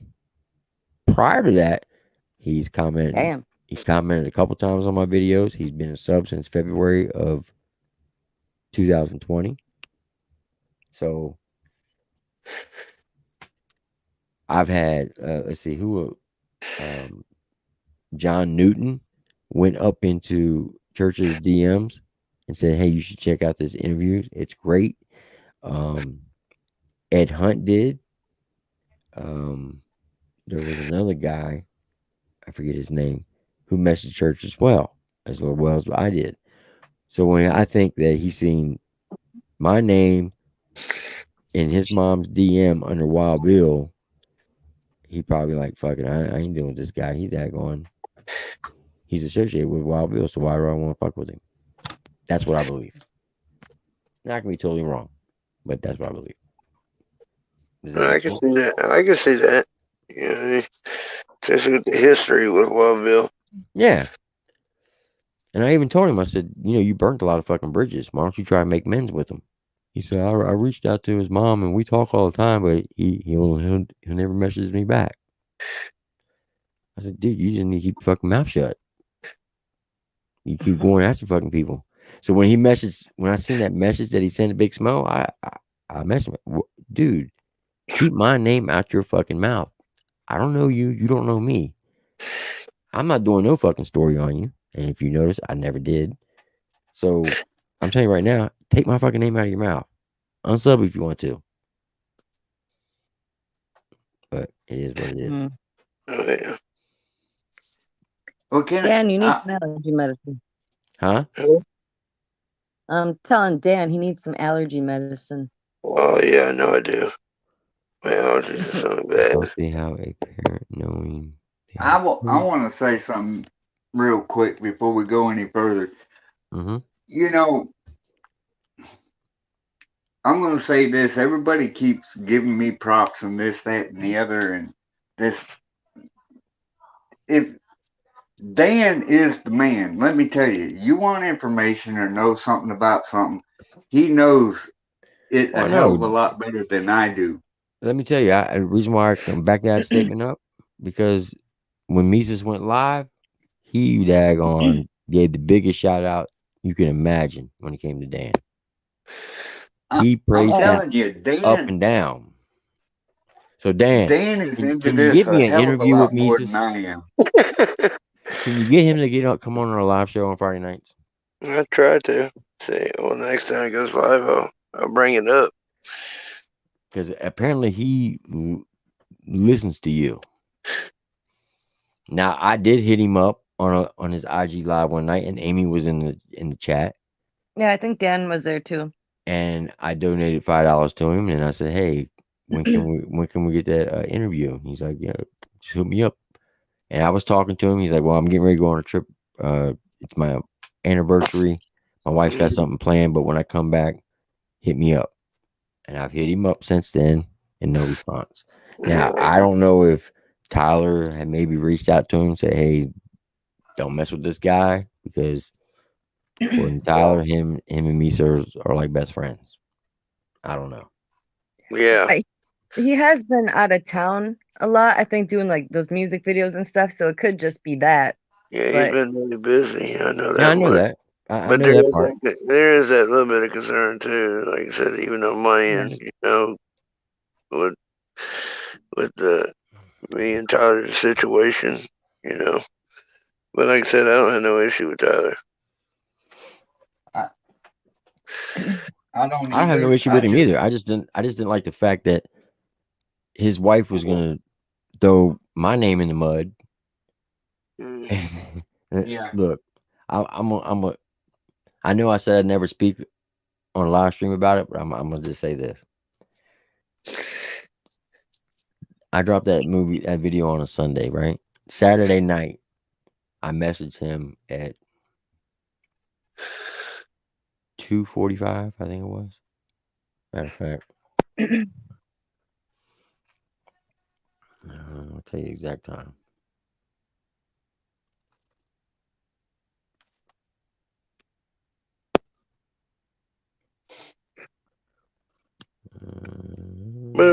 dope, you know. I said hard at Nona and stuff, and had it was just during Jess's birthday thing, you know what I mean? I got them to stop in and wish her a happy birthday, which was dope.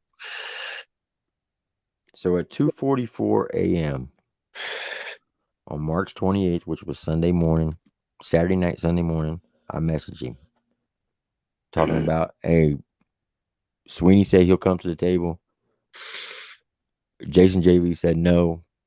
So what you gonna do? You gonna come to the table and let's put all the chips on the table. And his response was, well, if it's gonna be in a something about see who can outdo who or whatever, I'm getting up, I'm walking away.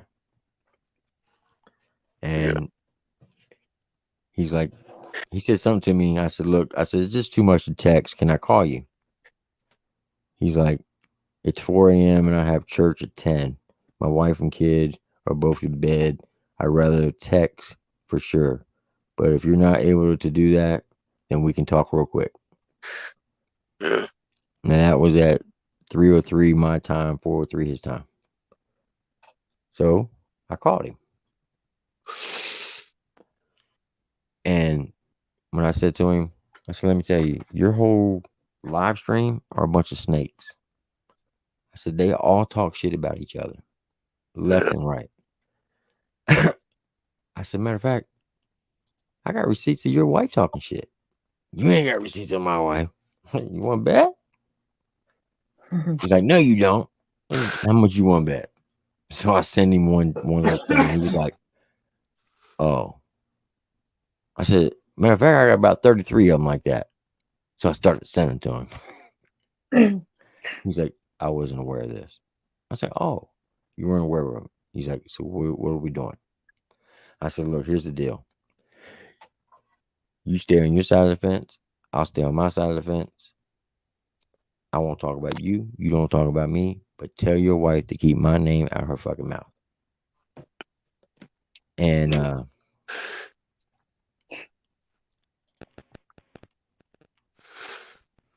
who's this? Yeah. Who's the little old lady? Me. Somebody popped up named Little Old Lady. Wasn't that somebody that was there from earlier? No, it that just you were- popped up. I just clicked on it. Little old lady, you there? Little old lady. You had your camera on or your light on. Turn your light back on. Isn't that Alyssa? No, it's a guy. Who's that? I wonder if my screen's probably locked. Is that you, Tater? Yeah, that's Tater. I think he's drunk. You got your mic on? Because I can't hear you. I still can't hear you.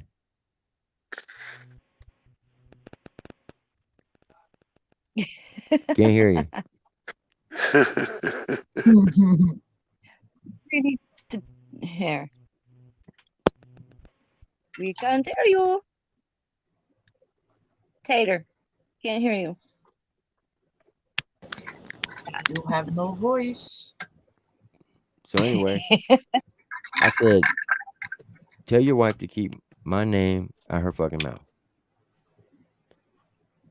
And he said something to the extent, what, you can't have a grown conversation without yelling. I said, you damn right I can't. You saying I'm fucking a petty little schoolgirl and you know how real men act? Fine, I'll be that petty little bitch. I'm that petty little schoolgirl. I said, but I promise you this. Your wife says one more thing about me, I'm going to troll her ass. I'm going to troll her so much. And when she comes home crying, don't you get mad at me. Man, you leave my fucking wife out of this. I said, you know what? You're right. That's wrong for me to say that. Tater, you there? Tater. Can't hear you, dude. What up? Now I can hear you. Yeah. Goddamn straight you can, bro. Listen.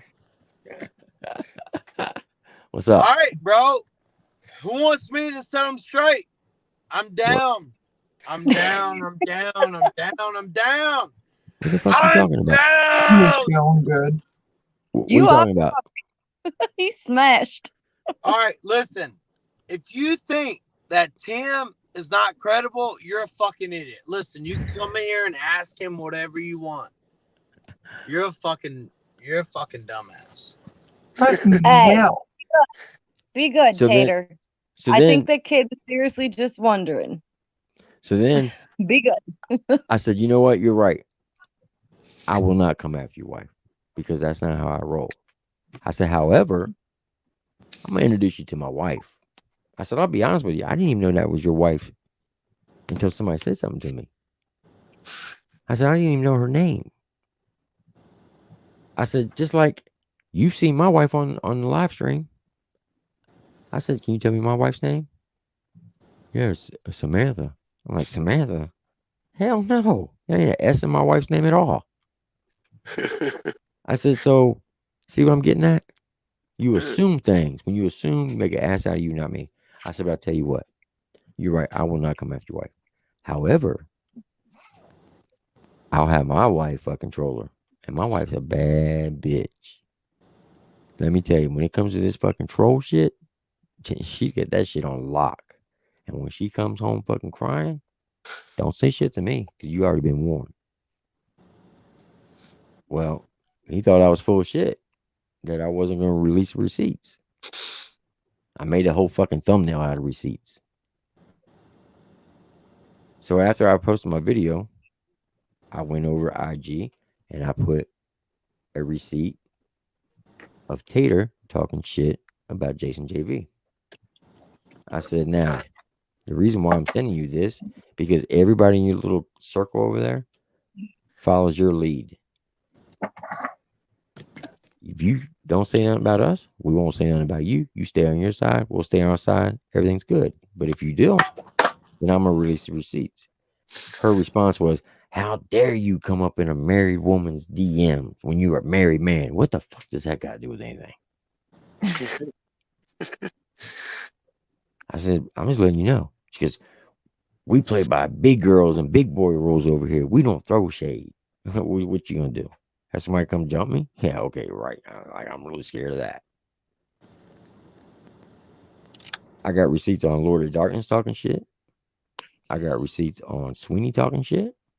I got receipts on fucking Jason V talking shit about people. I got receipts on all of them. And I even told Tyler, I said, look, your little 7 to 13 little viewers you have when you go live. He says, there you go, bragging that you got more live people on live than I do.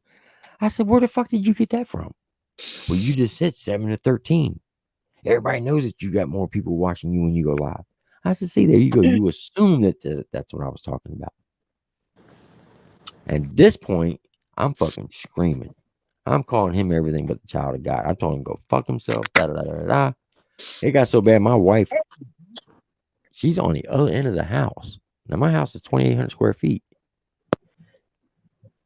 My little YouTube room is in the garage, right? You have to, god dang, Ryder, you what? I'm taking a water hose and flushing your ass out tomorrow. God, Lord, this dog fucking reeks. Son of a bitch. Don't look at me like that, you fucker. They're like little rosebuds. They're kisses from God. Oh no, that's it. I don't want those kind of kisses. Fuck that. They're But she little came out. rosebuds. She came out, opened up my door. She's like, what the fuck? I was like, it's grown business right here, man business. She's like, babe, leave it alone. Don't even waste your energy. I said, don't worry about it. He's a man. I'm taking care of it. Now, when his wife comes after me, I want you to take care of it. She goes, don't worry. I'll handle that bitch. When she said that, man, you better leave my wife out. Bruh, once again, he's like, we can't talk with this out like man. Nah, remember, I'm just a petty schoolgirl. I said, you're the one who keeps gassing the guy up. But I said, I understand why. He's your cash cow. So if you go back and look over the last 2-3 months, he'll give anywhere from $200 to $400 a month to him. And that's cool. If you want to protect him like that, go ahead. But stop daggone telling, because your wife made a statement that I'm brainwashing people, and that she's begging somebody to convince the Triple T members to get on their side because my story is more believable than theirs. No, I'm not gonna fucking rock with you like that. And that's why I put the video out. I don't go see what he does. I don't fucking sit back in the cut and watch him. I'm done. But I know they're still watching us. How do I know? Last night at the peak, there was 33 people. They said they was watching.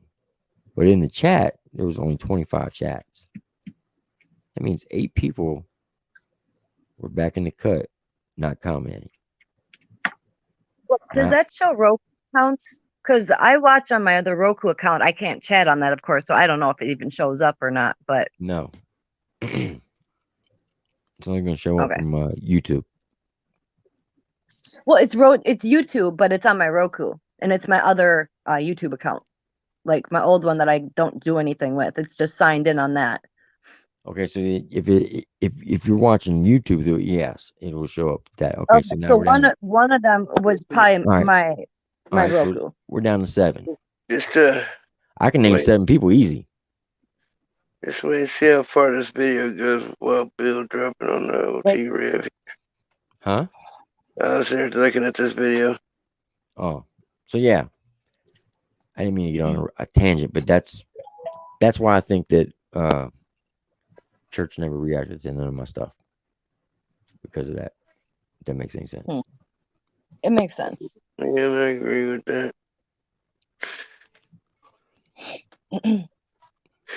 But the reason why I got on that tangent because I asked you to ask Mises. And I said, well, he may not because of Tyler. Yeah. Well, hopefully people don't let other people's beefs like get in the way of stuff. That'd be kind of silly. I'll ask him though. It's all they don't need him. I'd like to see him come over on your show. Yeah, because I think it would be a very good show. I mean, there's a fan base. Like I said, he's got a fan base here that comes here and hangs out, and just like over at KMP too. I mean, his fan base that hangs out over there too. Mm-hmm. Yeah. That's what, like I said, that's what's cool that I was able to pull off for Jess. I asked Lona, to pop over to the live on her birthday and wish her a happy birthday. And they did. Because I asked them to, which was dope of them to do. That's kind of my birthday gift to her, is having them pop in and say what's up and wish her a happy birthday. Damn. So he's supposed to pay $384. Total pay current month, 0. 0. Current balance due. I'm sorry, a man in Pennsylvania would owe that much. He'd be in jail. Yeah. Here, you might be in jail. They'll take your license away. Mm-hmm. Yeah, they'll pull your license. That's crazy. For that amount, PA take their balls. And he lives in Virginia too, and I know Virginia is strict on that shit. So I don't know why. Commonwealth, yeah. I don't know why they haven't done anything.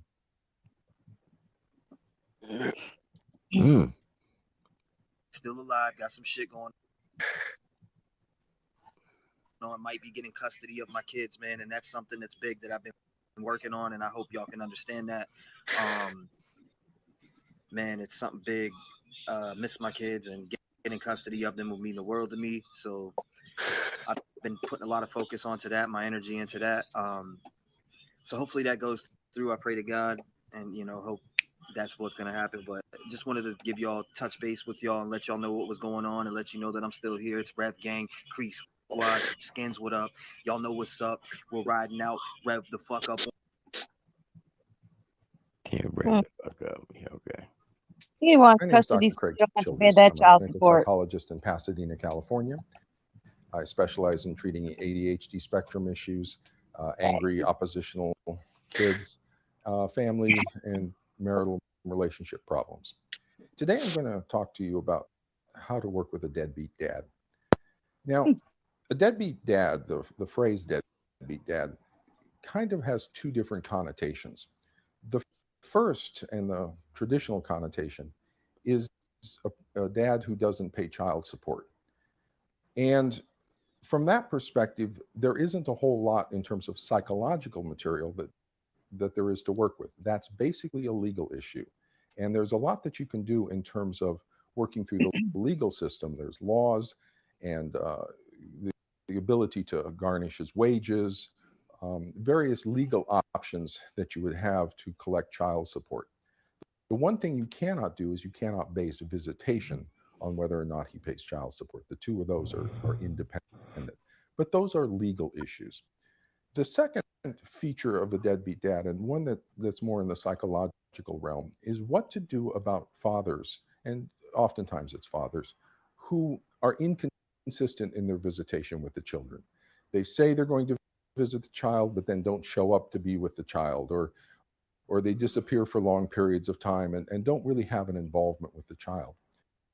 And many times the other parent, oftentimes the mother, feels the pain of their child who wants to have a relationship with the dad, and looks forward to these times when the dad says he's going to be over, and then becomes exceedingly disappointed when the father doesn't show up or when they are inconsistent.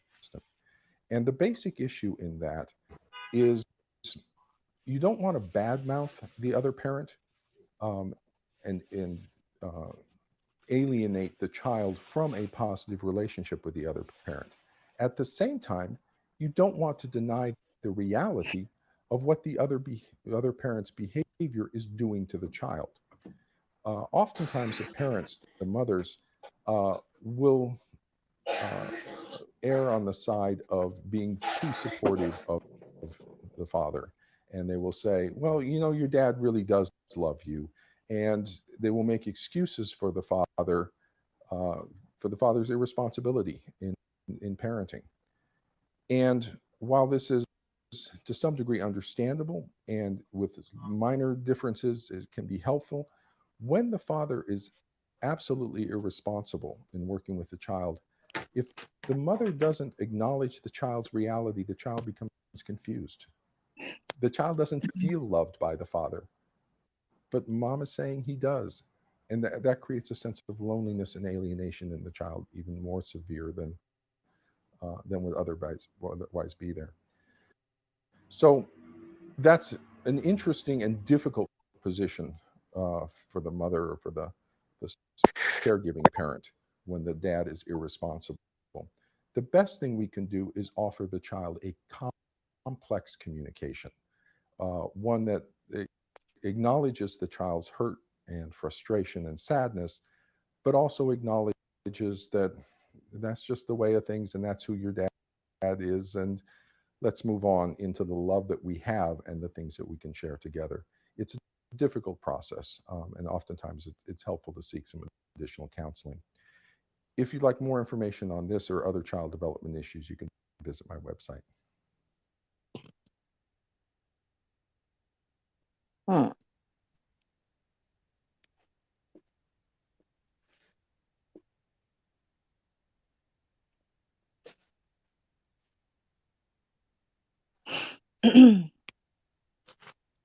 Damn, he called him real scum of the earth.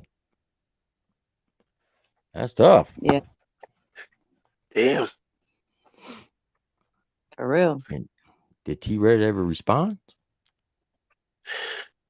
Do you know? Yeah, he says something in a comment down there where I'm having the back and forth and exchanges with Wild Bill and Let me pull that up so everybody can. I think I was having an exchange with Wild Bill and MC. And I think he actually starts posting comments in the comments back and forth. If he had something to say to me, is what I had to say in the comment section. All right, you put Wild Bill. A lot of us Creek Squad have been leaving you alone, so don't go dragging a lot of us being part of this bragging. Creek Squad in church. Rev Gang.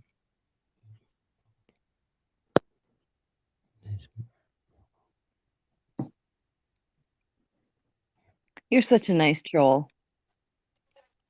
That is respectful. 19 responds. Nice trolls. Well, I've crapped on that dude so many times. I figured I'd go at a different angle. Well, they MC say Nimitz. you get them Shut with up, honey Steve. rather than vinegar. That The truth will be revealed. Nobody's oh, scared of that Creek Squad. Mm-hmm. You'll be terrified.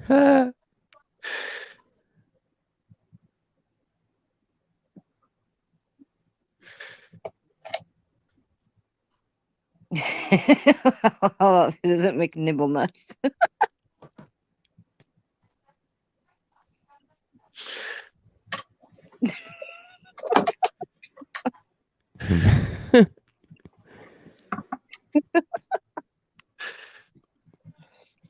Oh shit. Damn, the local truck stops. Oh, this guy is a musician? He does music? Yeah. It's kind of what led to Jacksonville Joe dropping the disc later on that day. Because after this, I told him, I said, we'd dress you later, MC Nibble Nuts, and that's what led to Jacksonville Joe dropping either. And he added a little clip of me in the beginning of it. That's kind of what led to that. It was this whole little back and forth right here. Is this on McNibbles? Yeah. This is not on the Wild Bills, but since he decided to put his 2 cents into it, that's why Joe dropped the diss track and added me in the beginning of it because of this. So you say Oh, Jacksonville totally. Joe did? Yeah, he dropped the diss track on MC Nibble Nuts. He actually like a music diss track or like a reaction diss track? Music diss track. Really? Yeah. Jacksonville Joe does music? Yeah. Yeah. He's good, actually. He's really good. No shit. But we was trolling him, so you know what I'm saying. Joe dropped the diss track. You know what I mean on him that day over this. Yeah, maybe afterwards it's all over. Maybe he might play it. Get a laugh out of it. And Joe's only been doing music for what, Dan? About a year? March? Year and a half. Yeah, when he had a real down period. Mm-hmm. And a lot of people encouraged him and helped, and he's grown a lot in a year. Well, I'm waiting for Tim to read where I called him the Hunchback of Notre Dame. Yeah, I already read that. He counted his lumps. What do you see, T-Rev? T-Rev threatened to kill Wild Bill's daughter, according to him.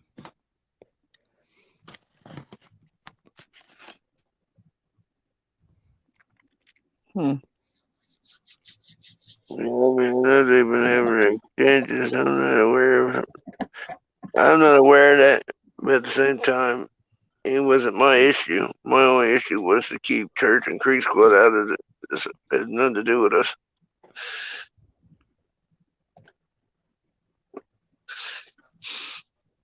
So you said T-Rev did respond to him? He responded in the comments here. Great, the Hunchback from Notre Dame came out to brag about his growth humps. I think if you and the Elephant Man had most.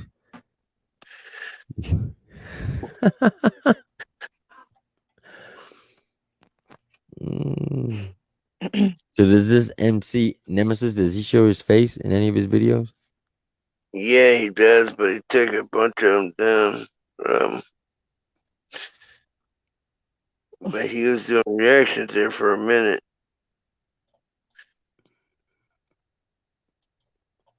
Nah, I might search this guy. But yeah, like I said, after you get through this, if you want to play that diss track, because I know you like this, just listen to diss Oh, tracks. Jacksonville Joe's? Yeah. Oh, hell yeah. I'm just going to save this so I can come back and look at it later. But that's too easy. Oh yeah, this guy's a piece of work. Let me tell you.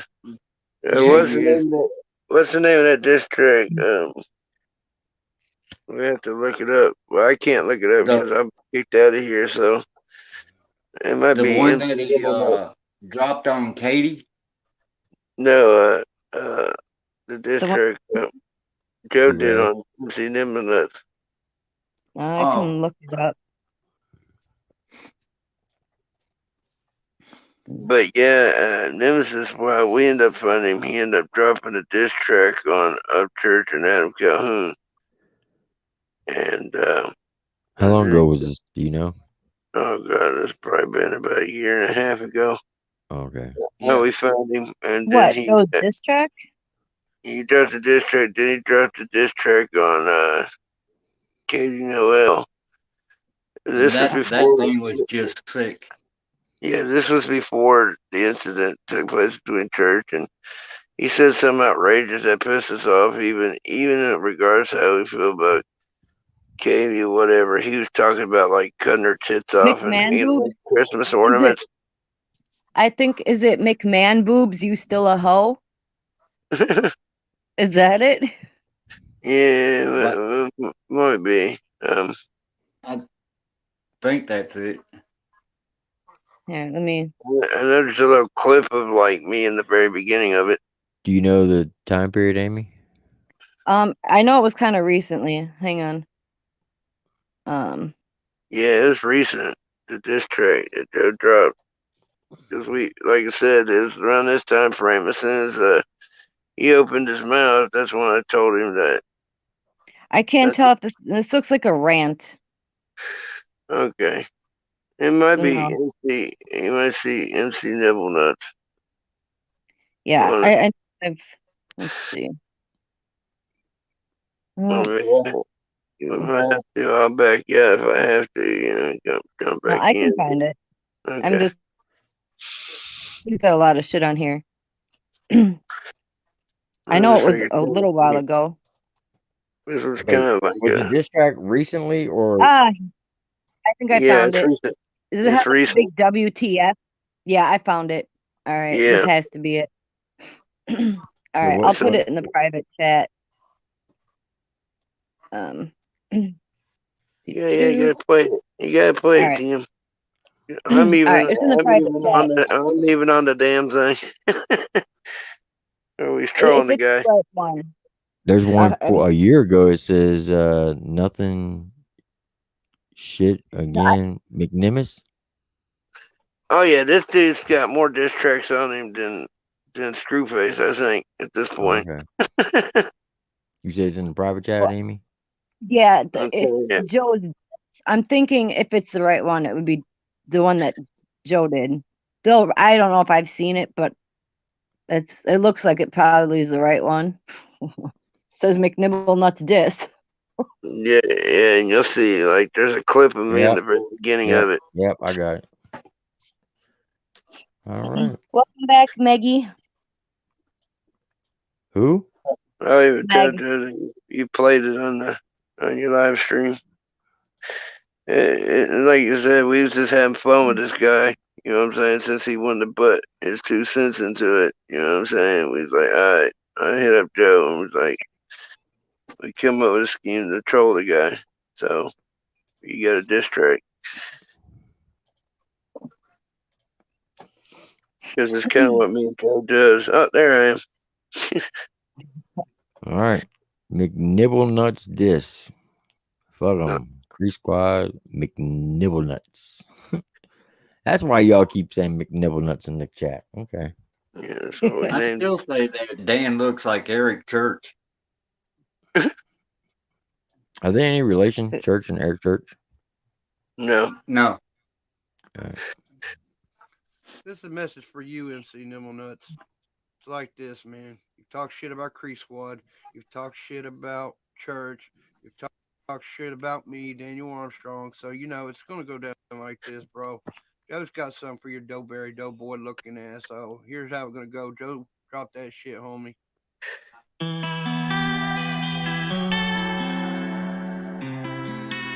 Bruh, nobody's paying attention to you, fam. Not at all. You're just a big wussy, fat boy.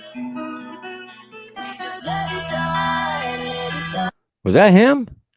No, that's just Joe putting some clips in to imitate. You guys They got need a to good beat him. song. My mind should have fought more for you and I now it's 6 feet. Okay, let's play. Heard you was talking shit. Well, today the predator is getting turned into prey, and guess who's about to get hit? Got you in the scope. Hold up, little bitch. Go to the mailbox. That's it. Knock your head off your shoulders. Watch it roll down the street. Then I roll up and kick it. Pele style. I ain't get beat when you double dipping them big. I'm gonna download this. So I ain't gotta hear this Paul shit. Give me 1 second. Yeah, they said you gotta understand this is kind of like trolling, like how you did somebody. It was really trolling. No, What do you mean? What did I didn't do nobody like that. Yeah, you didn't. Who did I do that on? You talking about Sweeney? Yeah. No, I did that because Sweeney dropped a video on me first. No, but you was trolling, homie. No, because somebody daggone sent me a DM me. I literally, I could tell you, people would send me DMs like, "Hey, you should go check this out."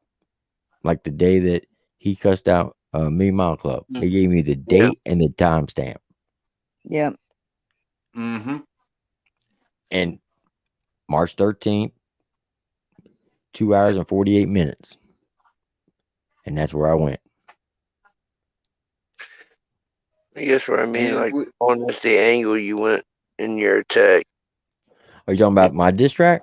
Yeah, it kind of came out as an angle of a troll. And he still hasn't called me, Tim. What's a good? Yeah, he ain't going to. He says he was, but he ain't going to.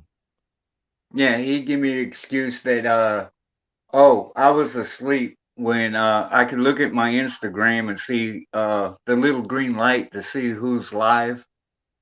Yeah. Yeah. Okay. Did he ever actually call you, Tim? Yeah. Okay. I called. Okay, so he sent me his number, and so I blocked my number, and it would go straight to voicemail. So I was like, "Fuck it." I unblocked my number. He still didn't answer. Then, the day I dropped that video on the whole situation, he calls me, and me and Mikey were talking on Yard Stream. We were just sitting in the studio talking to each other. So he didn't know Mikey was listening. So I said, "Man, who the fuck is calling me from Florida?" Mikey said, it's probably Sweeney. And sure enough, it was. I answered the phone. I was like, "Hello?" He's like, "Yeah, I got a missed call from this number." As soon as I heard his voice, I knew who it was. I'm like, "What's up?" He's like, "Tim?" I'm like, "Yeah, why?" Oh, he says, "I got a missed call from you." I said, "Yeah, I called you, but you didn't want to answer my call." And then he just went on. He's like, "Well, I seen your video. I'm gonna drop a video." I'm like, "Well, fuck, you might as well." I mean, Jason JV did his little 15-minute video without apologizing. Tyler went live for an hour and 2 minutes. Sure, go ahead. I did a video. You might as well do one too. He's like, "Well, I just want to change, and because there's some things that's just not factual." Okay, like what? Well, what really started the whole thing about you all laughing at me? See, because I didn't put in there that we laughed at you. That's what this is all about. Yeah, go ahead, make your video, please. Please. So yeah, he called me. But he never dropped the video. Yeah. He's like, then he's like, yeah, I decided not to because I didn't want to add any more fuel to the fire, so I just let it go. But I just want to know that I love you, and I wish nothing but the best for you. Oh yeah, just like you said, you wish me the best of luck, and you thank me for bringing you to Jesus, but fuck you. That's a real good thing to put in with Jesus in it. Telling another person to go fuck themselves. But it is what it is. Wait. He DM'd you and said. He said, thank you for bringing me to Jesus. I wish nothing but the best for you and your channel. But go fuck yourself. After you talked? No, before. Oh, okay. When I hit him up in his DM and I'm like, so I'm a pussy. I'm a bitch. I said, you are what you eat, which kind of makes sense. Now I know why everybody says they call you a dick. Because you are what you eat. And he didn't like that. Yeah. But it is what it is. All right. That's for you, MC Nimble Nuts. It's like this, man. You talk shit about Cree Squad. You talk shit about church. You talk shit about me, Daniel Armstrong. So, it's going to go down like this, bro. Joe's got something for your Doughberry Doughboy looking ass. So, here's how it's going to go. Joe, drop that shit, homie. Joe, drop that shit, homie. Bruh. Not at all. You just a big wussy, fat boy. Just let it die now. I can't get you off my mind, Should've fought more for you and I, now it's 6 feet Okay, let's play. Heard you was talking shit. Well, today the predator is getting turned into prey, and guess who's about to get hit? Got you in the scope, hold up, little bitch. Go to the mailbox, that's it. Knock your head off your shoulders, watch it roll down the street. Then I roll up and get Pele style, I ain't get beat. When you double dipping them McNuggets, that's the only time in your fat ass life that you've ever been an MC. Can of corn, this motherfucker just had a fat attack. Look at that face.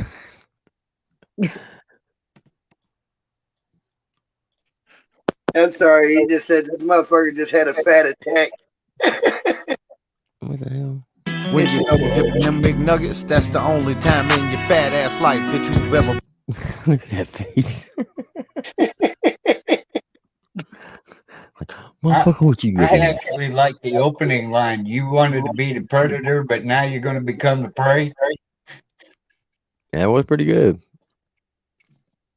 In an MC, can of corn, this motherfucker just had a fat attack. I'ma jump out the grave at again, motherfucker, I'ma put your bitch ass back. Let it die, it was love, now it's suicide, should've fought more for you and I, now it's 6 feet under. That was some redneck shit right there. Dan, you do some shit like this, wouldn't you? That's your work right there, wouldn't it be? Yeah. Fuck a fuse. You just get a screwdriver. Yeah, right. Hey, you ain't got to worry about that bitch breaking down. Once that fucking screwdriver melts. That is pretty slick, though.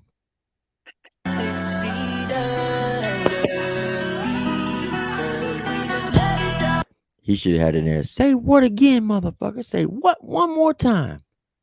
That's what he should have said right here. That'd have been fire.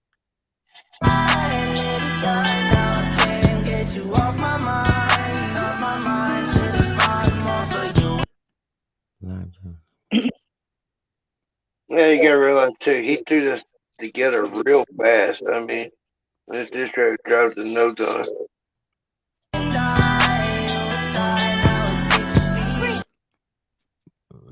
Snitch it, work.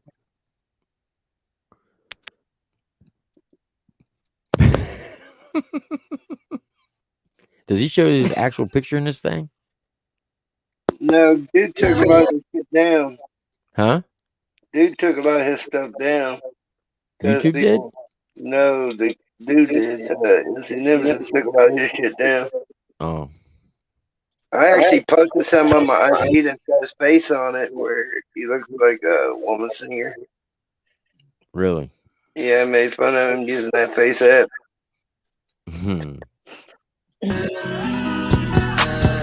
Okay, let's get this problem solved. Cause I heard this motherfucker said he could body anybody in Creek Squad. That's cool, I'm about to bust this motherfucker's head. I ain't even rapping like that, but that's still the squad. Motherfucker wanna talk, man. I'ma kick him like a second with a 7 combo move, man. This motherfucker gon' Is that Joe's face on her? On Ellen? Probably. show respect. Yo, man, I'ma tell you what it is. Why you always Is that supposed to be Danny DeVito? Yeah. But that's not Danny DeVito's face. No, that's Hillbilly's face put on there. Okay, I was like, damn. Okay, I got it. trying to clout chase on somebody big? Man, I think this motherfucker right here for the clout, he would probably suck a dick. Gobbled it, yo, you a hoe, you swallowed it, you need to know. You coming from the cloud and it's coming with a scope and a motherfucking bullet going straight through your dome. Just let it die, it was love, now it's suicide. Suicide, should've fought more for you and I, now it's 6 feet underneath. Just let it die, now I can't get you off my mind, should've fought more for you and I, now it's 6 feet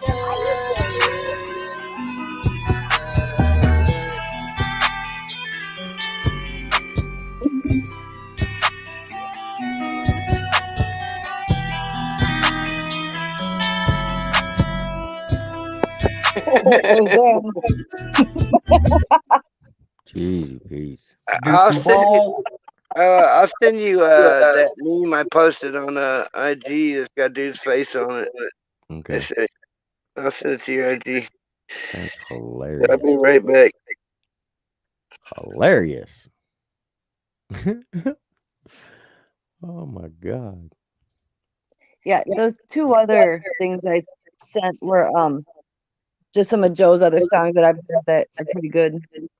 I figured. Yeah, this guy MC Nemesis, man, when he was a real piece of work, and he says that he's a rapper. He was one of those that bought followers and everything else, and he went around trolling, and I mean oh man, he was a problem.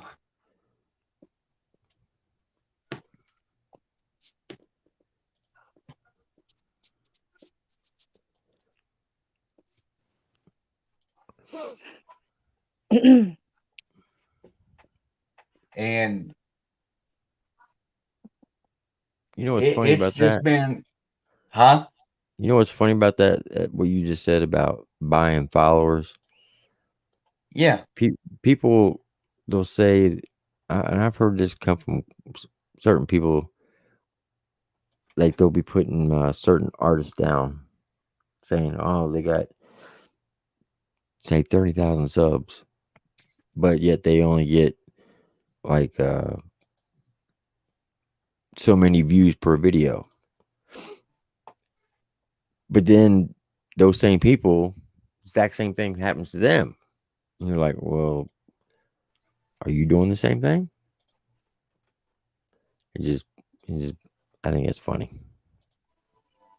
Yeah, and what he would do is he said that he bought some domain or something and everything, and then he was buying the not subscription, but paying for viewers and everything, and like with Wild Bill and everything, just dredging up shit on people, and I mean, he's a piece of fucking work, I'll tell you. I posted those two things on your IG. I made it a dude trolling using the face app. With my comments I left underneath. Like sometimes you gotta read what I post underneath. It's just as much as important as the actual. Now, whose faces are on these? Those are his face. That's his face. Oh, this is MC Yeah, the dude McNuggets. with the dude with the kind of the beard going on. You can tell in both pictures. Yeah, that's him. I put his face on. We'll congratulate And that's McNimitz like in the on disc his that Joe transition. just did when they dropped the little leprechaun in there. That's what he Yeah. looks like, an oversized freaking leprechaun. See, Tim's probably reading the comment of the one. Oh, damn. You should see his wife with her puppies. I gotta share this shit. This is fucking hilarious. Then I posted the one with him getting his head removed. Huh? But I posted that one after he started sending me death threats over on Joe's comment section. He actually gave you death threats? Yeah, he's trying to come up here and take me out, shoot me. Where's this guy live at? That's what I'm trying to find out. But I gave him my address. He kept asking for Addy. The Addy, I gave him my address, you know what I'm saying? But then he still keeps asking for it. I'm like, dude, I gave you my damn address. Roll up So here, dude. Daniel wrote, everyone go congratulate McNimitz on his transition. He is proud, but must have cost you a lot of money to get the 300 pounds off your a that's off your a. I guess Ask off your your ass. ass. Okay. Yeah. Off your ass, but he's still showing that he a hoe and will always be a hoe and won't be any different for you for the guys. I need my glasses. All right. Still, he's getting from behind, so that won't change. Fat ass. So keep working the truck stop bathrooms. I'm sure your regulars will be happy with your new look. God, Lord.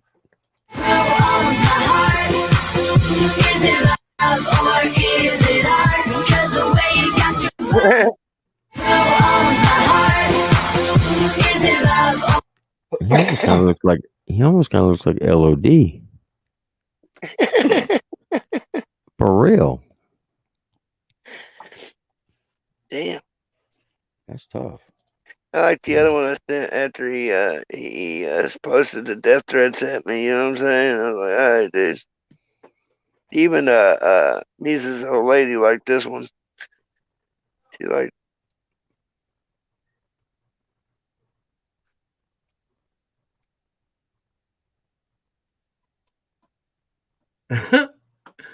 Oh. Wait till you like play and see what happens. This is the funny part of it. Что бы нам такое с ним сделать, а? Голову ему оторвать. Хорошая идея. Игрок, делай.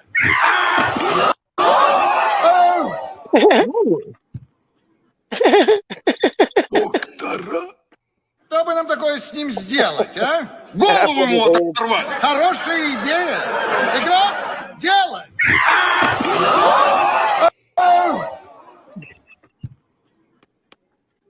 Mino just took his ass out. Что бы нам такое с ним сделать, а? Damn, well, that's rough right there. Yeah, like I said, you send me death threats and stuff, and I was like, I just lost my grandfather and everything else. I'm like, dude, you're kind of poking the wrong dude Oh, right so now. this was recently. Yeah, you sent me death threats every just comment, and I was like, dude, right now, I'm telling you, you don't want to post some death threats, man. He told me Poor he's going to Stacy's come like, here. what the heck? He said he was going to come up here and not only put me in a body bag, but others in a body bag. So I was like, okay, now you're threatening my family too? All right, dude. I beat his ass. I'm like, dude, you come up here. I straight told him, like, you come up here, dude, there ain't going to be no fight. I'm going to bury you, bro. You come across the state line. So which one's your favorite? Jacksonville Joe Diva or Deja Vu? I mean, or Save Me? Why did I hear an echo? Probably me. I Do you jump have a out. Let Which me one's see. wisdom? Hold on. Do you hear echo? You hear echo? No. I hear echo. Me. Do you hear echo? Do you hear echo? Echo. No echo now. No. I don't hear it no more. So it was you, Dan. All right. So Amy, which one's your favorite? Deja Vu I like them both. The Save or Me Save Me? has Save Me has like the hook that's on from Mises's track, Humanity. So that one I'm kind of partial to because I like the hook, but they're both good. All right. Check out Deja Vu first. I appreciate checking out Joe's tracks. Huh? Yeah. I appreciate checking out Joe's tracks. He's a homie. My brother right there. I think the dude's funny. I loved it when him and Hillbilly were reacting. That shit was hilarious. The Three Stooges. That shit was hilarious. Squirrel. He was throwing you and Dad going and Hillbilly underneath the bus. Oh yeah. He's like, Mises, I didn't say shit. It's these two right here. Right. Everybody go unfollow them. Come follow me. I was like, damn. Shit's hilarious. So if y'all go, it was on Hillbilly's page too, wasn't it? Oh yeah. So if y'all should go check out Hillbilly Reactions and watch Daniel Armstrong, which Mises gave the biggest shout out in that whole live stream. With Jacksonville Joe and Hillbilly Reacts, where they were reacting to him, Mises and Scribe song against Lil Nas X. You actually think he gave me the biggest shout out in that live? Yeah, he did. Is that the same one where Luana Let yelled? me ask you this: Did you donate anything on that live? Oh yeah, I donated, but I've also got shout outs like that before though, without donation. Because I seen Tater Monkey, she donated I think like $5 or $10. He gave her thank you Tater, and then Jason JV gave like $5, and then he's like Daniel Armstrong. Look, if y'all don't know about Daniel Armstrong, you should go check this guy out and support him because he's all over YouTube and people's live stream, promote my music. This guy is the realest of all realest. He's an OG. This guy, I mean, he was just talking you up. I'm like, damn, Dan the man. And as before any donations too. He gets shout outs like all over the damn place. Dan's a legend. Yeah. Yes, A legend with no content. I have no content. I'm not a creator or an artist. Just a guy who watches YouTube videos. I first came across Dan.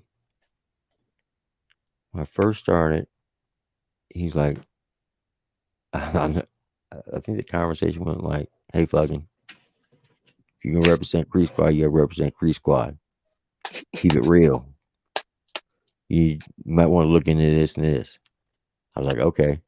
And my next video, I did exactly what he was talking about. I went back, oh, yeah, I see right there. Yeah. He's a legend.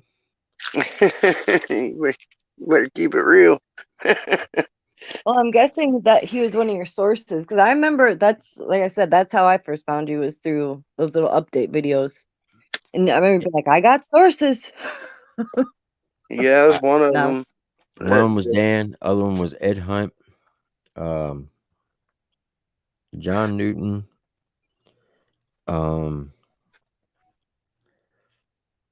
What was the other guy's name? He's from the city where I'm living in, but he's working in Chicago right now. And I'll know when I see it when his name pops up. God, what is his name?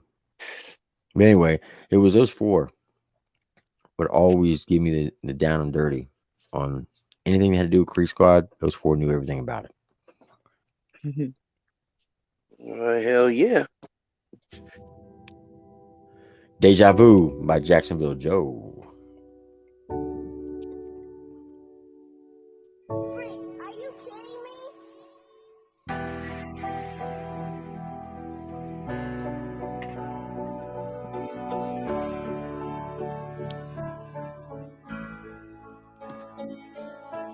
Deja vu, deja vu.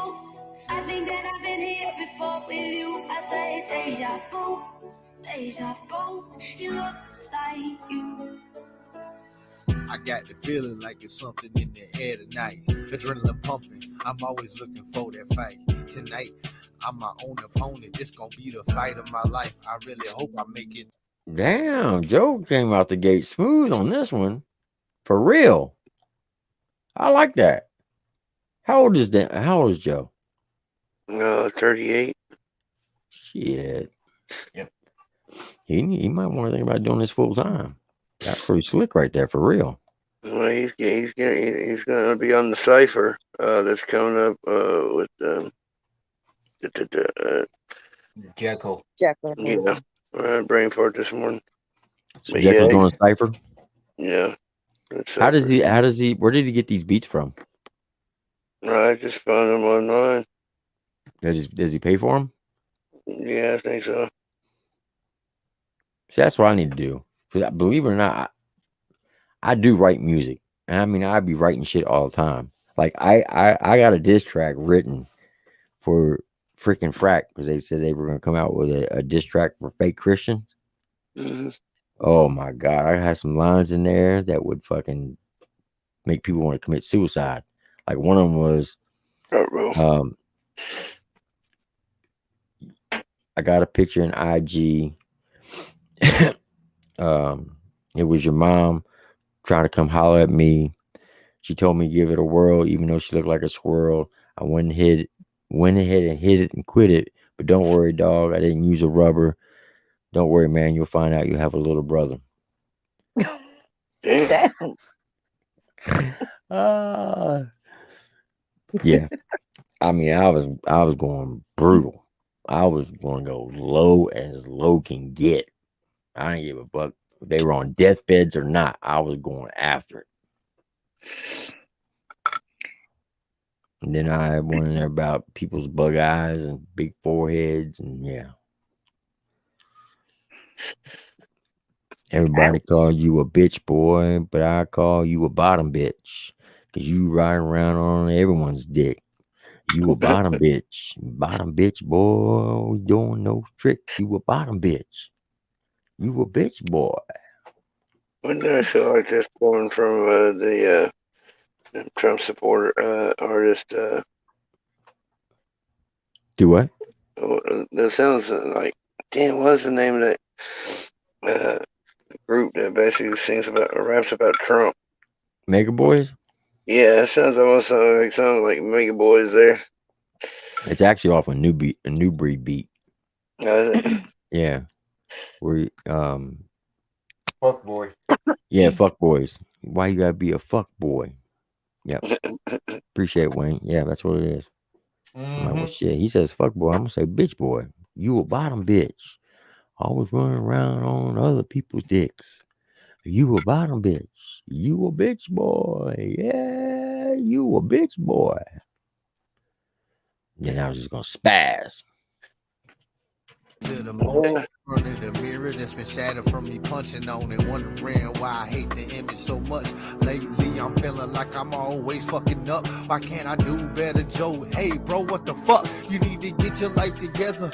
Why you been slipping? What the hell wrong with you, dog? I don't get it. It's like they tell you, and then you turn around and touch the stove. How many times do you gotta get burned for you learn, though? Deja vu, deja vu. I think that I've been here before with you. I say deja. The only thing is that last part, he needed to work that in there where it would flow better. You know what I mean? I mean, it's good. I'll show you what I'm talking about. Nope. Gotta get burned for you learn though. Turn around and touch the stove. How many times do you gotta get burned for you learn though? That part right there, you got to get burned before you learn, though. It didn't flow. Not to my liking. Now, I could be wrong, but you understand what I'm getting at? Yeah. If that would have flowed more, oh, this thing would have been on point all the way. But Yeah. he can actually rap. I'm Yeah, impressed.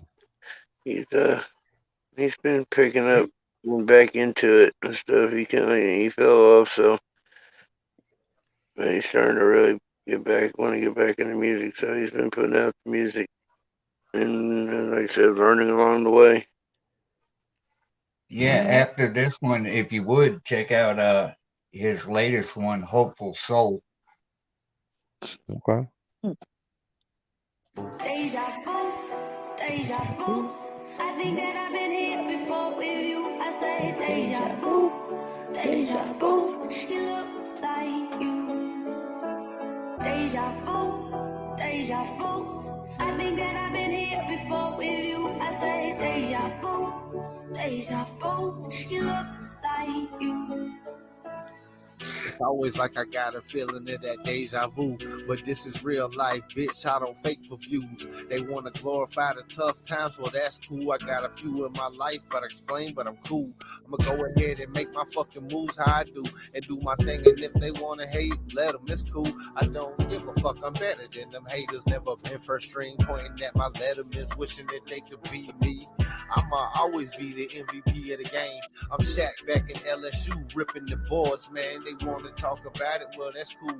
Make you move. I'm my biggest enemy. I ain't worried about you. Deja vu, deja vu. He said he was Shaq back at LSU. Shaquille O'Neal went to LSU. Yeah.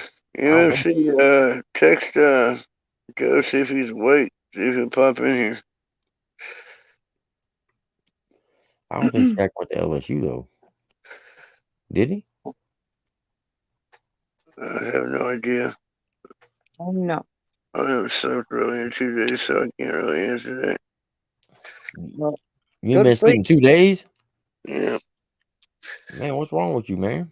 Sleep insomnia, okay, real bad. Wayne, what was the song you were talking about? Hopeful Soul. But hit up Joe, see if he's awake, Buggins. All right, let me back out and let me go see if he's live, but or hit him on Instagram. Deja vu, deja vu. It looks like you.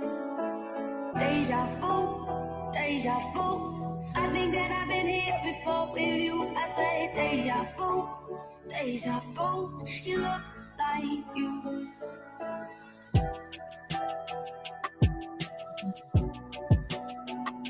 Yeah, I'd probably hit him over on his messenger. Give me 2 seconds and yep. Yeah, I've seen that one before. Then as soon as I'll jump right back in. Yeah. I can do it too, because I can split screen my. Never mind. What was the question? Oh, I was saying I could do it too, because I can split screen my phone. But he already bounced. Who? Dan. Dan's gone? Yeah, I think so. Just me and you, Amy? The 2 coolest cats. Well, here now. 2 coolest cats in the whole damn land. Come check it out. I'm the And man. if you don't, that's your ass, Mr. Postman. There you go. I hit him with the 1-bar hitter. I hit him so hard they make me want to quit him. They say I'm Well, old. how did They that song say go? I'm slow. I wish I was a baller. Wait. I'm I a. wish I was a baller. Wish I No, had a phone. Some shit like that.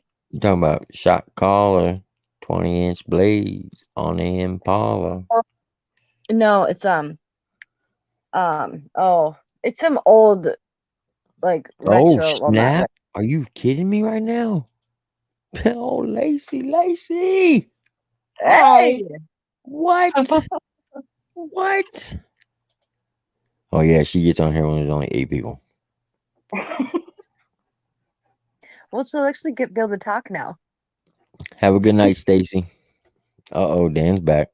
He's like, oh, Lacey's in the room. I'm coming up in here. Uh-oh. Somebody in trouble. They say I'm old. They say I'm Oh, gray. They say did I'm I have a too. restraining order against Lacey? I'm pretty sure I did. Let me call the court real quick. Damn, man. Why are you trying to do her like that? Yeah, I have a lot of restraining orders against women on here. Is he up Million Mile? Put me down like an animal. No, I Kick his didn't ass, see. Lacey. I He give you wasn't permission. live, and I sent him an Instagram message. If he's up, he may pop in. Yeah, I sent it to his messenger. It's a more direct one, for him to see. His Yeah, I ID. didn't see it if he was active, so but I sent him the message anyway. Yeah.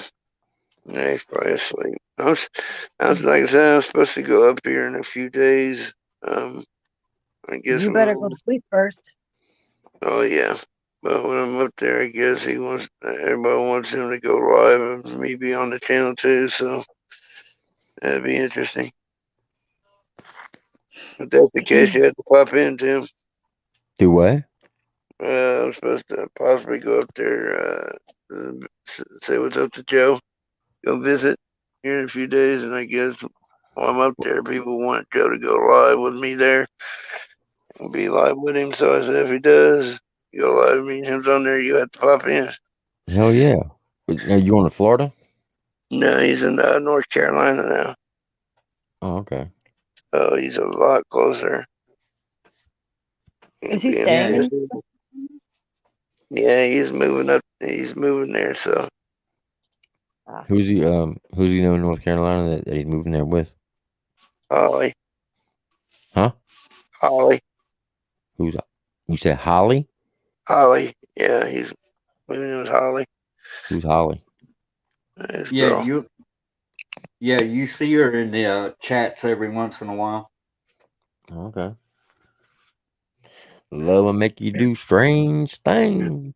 Yeah, he's moving. He's pretty much moved there now. You know what I'm saying? But So here's my question, and this is real talk. So, are you going to Tim? Minnesota or Amy? You going to Tennessee? 'Cause look, everybody already knows you two are couples. Don't even back on try to front. Don't be capping. Okay? Because I'm keeping a buck with you now. 2 months ago, if anybody had said anything about Amy, Dan the man wouldn't said shit. But it was obvious. It was obvious. He let the cat out the bag when I did my reaction on the Savannah disc. He came up there guns a blazing like with Gatling guns. No more secrets. And said, hey. And then he tried to play it smooth and be like, better leave my 2 friends' names out your mouth. 2 friends. Really? Really? Really? Come on, man. It's talk. Talk my ass. until there's an in-person meet. Like I said, we've when who's making the first move? She's coming to Tennessee. I ain't going to Minnesota. I agree with that. I agree with that wholeheartedly, and here's why. Amy, don't take this because the we wrong need way. to have a Triple T Mikey D cookout somewhere and just like That's have number a big one. party. That's number one. Number two, let's keep it real. Minnesota is not your cup of tea. No. You've had nothing but bad luck since you've been there. I've been here Okay. my whole life. And you've had And a lot I'm of gonna bad say luck. this. I'm gonna say this, Amy. You keep saying you feel like you live in the wrong part of the country, that you belong to the South. No, I totally Thank do. you. Thank Your you, own Wayne. word. The only thing for real that would stop me is leaving my dad. Look, I'm gonna tell you the same thing my daddy told me. Okay? And this can go to anybody. that's listening right now. He told me, he said, son, don't let no woman dictate what you do with your life as far as your career. He says, if you want to be a daggone truck driver, you be a truck driver. You want to be a cop, you be a cop. You want to be a soldier, you be a soldier. And he said, if they ever hold it over your head, well, if you don't stop doing that, I'm leaving. He said, let them go, because if you stop doing what you enjoy, they're going to leave you anyway. And that is a true Right. statement. I've seen that happen numerous times where I've known good soldiers, if they'd have stayed in, they'd have made it all the way to the top. But they got out because my wife says if I don't get out, she's going to divorce me. And what happened? 6 months to a year after they got out, they were divorced anyway. Yeah. They were just using that as an excuse just to have control over them. That's it. Yeah. So what I'm getting at is, how old your dad? How old your dad? He is he was born in 54. You don't And know? he wants me the fuck out. You don't know Believe how me. your dad is? You have to give me the year he was born. Yes, because I'm terrible at math. Jesus. I mean, I gotta do the math here. So okay, 46, 21. 67. It's 60, 67. 67, right? Yeah.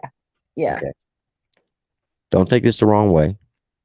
Matter of fact, let me do it like this, so you understand where I'm coming from. No, I do Hold understand. on. No, you don't. No, you don't. No. Now you can see my face. Don't take this the wrong way.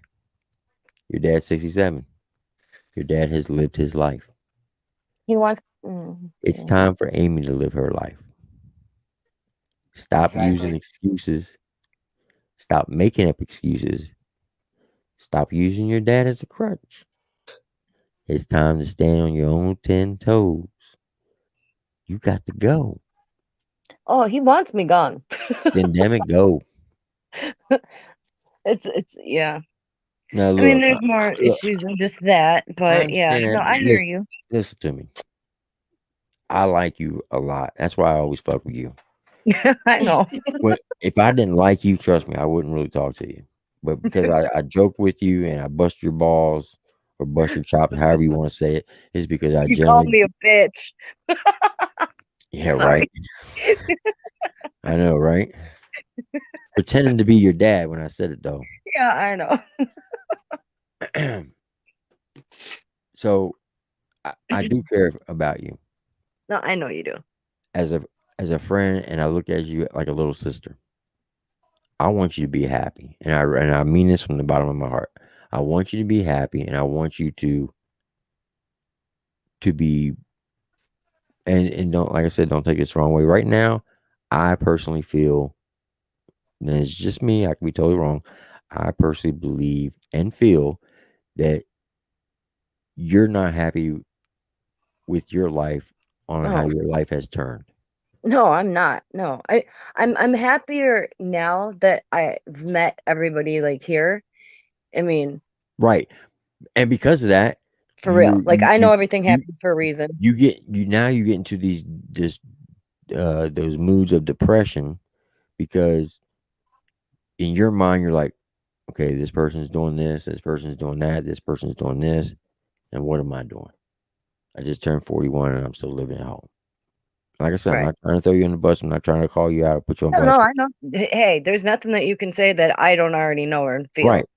So what I'm getting at is, if you want that pain to go away, if you don't want those feelings anymore, make the move.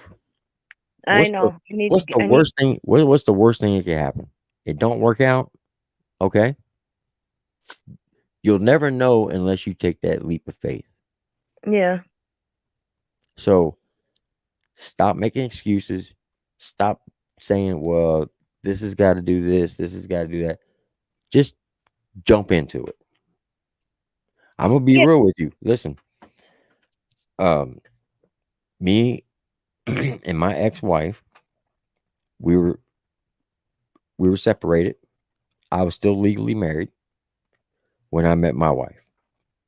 My wife was separated and she was legally married when she met me.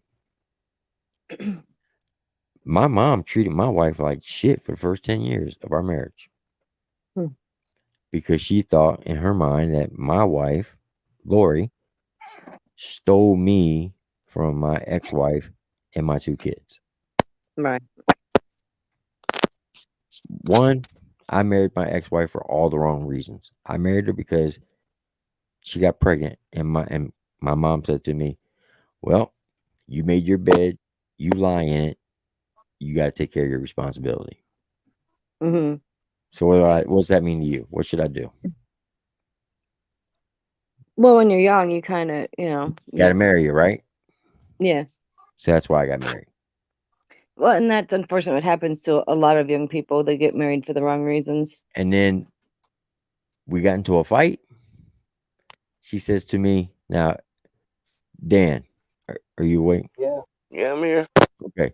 If somebody were to say this to you, what's the first thing that you would go through your mind? Or Lacey or MMC. What would go through your mind if somebody said this? So the person you're with, Lacey, you're gonna have to imagine you're a man for this, okay? And Amy, you gotta imagine you're a man. So you two are men. Of course, Dan and MMC are men, and your significant other that you're with is pregnant, and they come back and say to you, "How do you know this baby is yours?" What would go through your mind? I'd be like, excuse me? Don't you know? So you would think that by that statement, you would say would you come to a conclusion in your mind that, oh, you're trying to say that you cheated on me? Yeah, Yeah. exactly. Would you Yeah. think that? Would you think that, Lacey? Yeah. Dan, Yeah. Wayne? Been there. So you would think that, right? Exactly. Okay. Well, that's exactly what my ex-wife said to me when we had this big fight. I looked at her. I said, "You know what? You're right. I don't know if this child's mine. I'm out," and I left.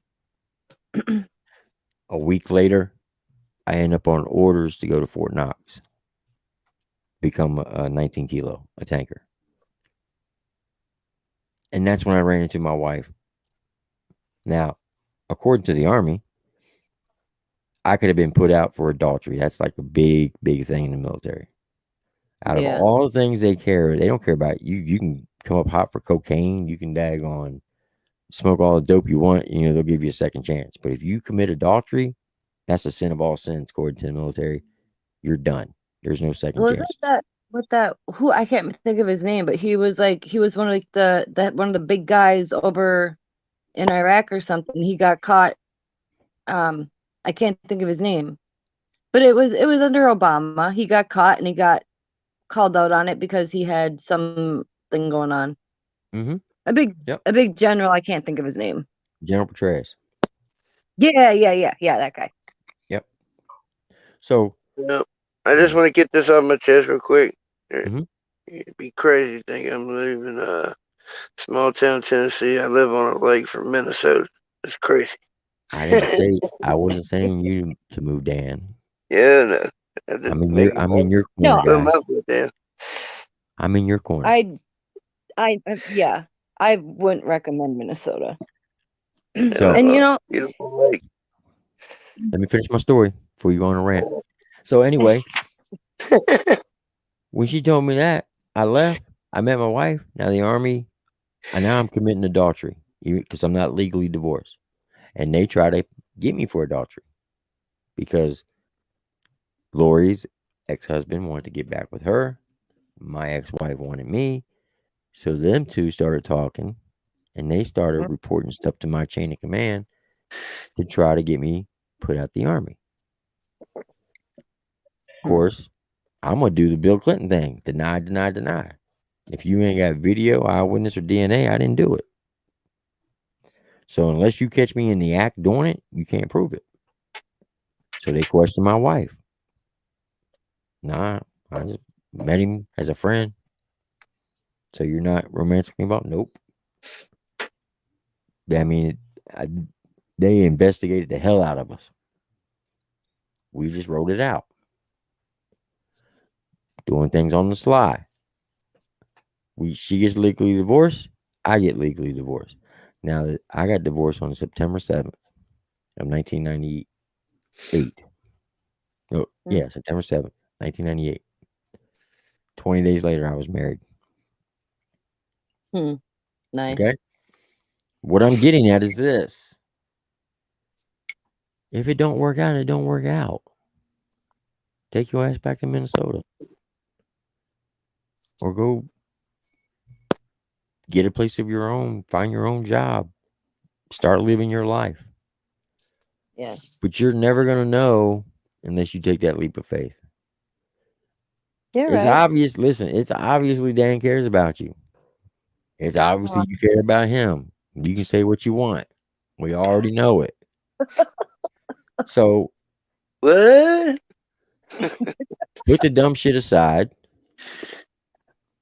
Dan, if you got to, drive your ass out to Minnesota and pick her up. Or send her the money to get on a fucking plane and have her come to Tennessee. And then go from there. Well, as long as she's okay to ride with the goats. However, put her in the fucking back of a wagon full of hay if you have to. Fucking Little House on the Prairie and shit. Smuggle her like they do across the wall with the cartel. Man, there's nothing but land mass, and I'm going to send her across the way here on a boat. I'll just Mark Twain my ass down the Mississippi. Now, Lacey, am I wrong? Am I wrong in my conclusion? Or would you agree with that? I agree with you. There you go. So, Amy, stop making excuses. Do it. Yeah, she's stubborn. I was married need a and divorced and married again, so. Hey. I need a job. I have zero money. I need to figure out going back to school. I need a job. Okay, Amy, let me ask you a question. You can do all that from Tennessee. Let me ask you a question, Amy, for real. How am I gonna move there? How can I afford that? Moving's expensive. Okay, what do you have to move? My whole life. I don't know. Do you have any furniture? No. No. No, it's not that's not like necessity, no, I Okay. guess. So all you No. got is clothes, right? And a car. Kinda. Okay. How many I mean, miles? I have a lot of what? like I have a lot. I don't Figures know. that Like right now. I have a lot of like shit. I mean, I don't know. What part of Minnesota do you live in? St. Paul. St. Paul? Okay.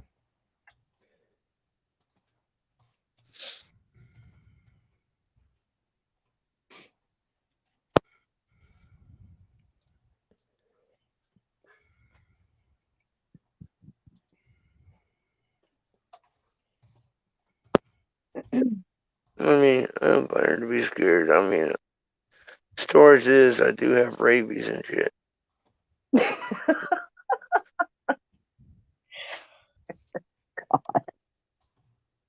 And what county do you live in? You ain't gonna give me a city, just give me a county. Pickett. Pickett?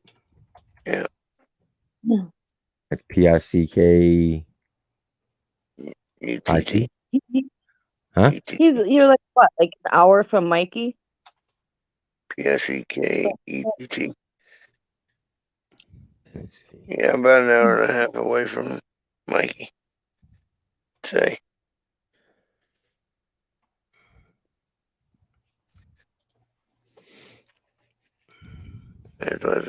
All right, it's 857 miles from St. Paul to Pickett County. It's a 12 hours and 41 minute road trip. Amy, what kind of car do you own? A piece of shit. It's not even mine. That's not a brand. I need the actual name. It's a Saturn, but it's technically not even mine. Well, it's my dad's, but I don't. Yeah. Would he let you have it? I don't know. Yes Maybe. or no? I don't know. I really don't know. Okay. I don't know. You know, you daggone making excuses right now. No, I really don't know. Like, I had a car, What and year's your then Saturn? it's 99, and it burns oil like a biatch.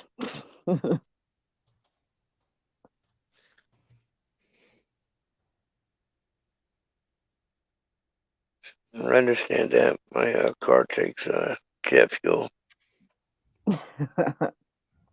How much miles do you say you get to a gallon? I don't even actually know. I don't drive that much anymore. Probably 20 something, 20 miles. but I don't 20 know. miles to a gallon. How many gallons tank does it Probably. hold? I think it's 12. It might be 14, but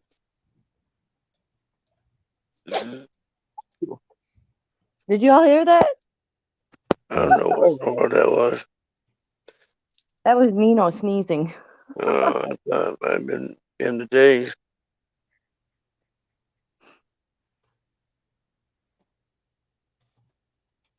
Yeah, well, you need to get to sleep. We done talked about this. Who needs sleep? Cat or me? You know, this fat cat's been sleeping all 12.1 day. gallons. 12.1 gallons of gas your car holds. Okay. And you said 20 miles to the gallon, right? Yeah, Roughly? it burns oil like a bitch though. So I don't know if that affects it as much. And and then like the end of last summer, it wants to start. I don't know. It's got issues. I mean, not like serious issues, but it's definitely got an oil burning issue. And I All think right, so like not 240 necessarily miles to a tank of gas. that sounds about right. Okay, and Probably closer to 220, but that could be city driving too. I don't know.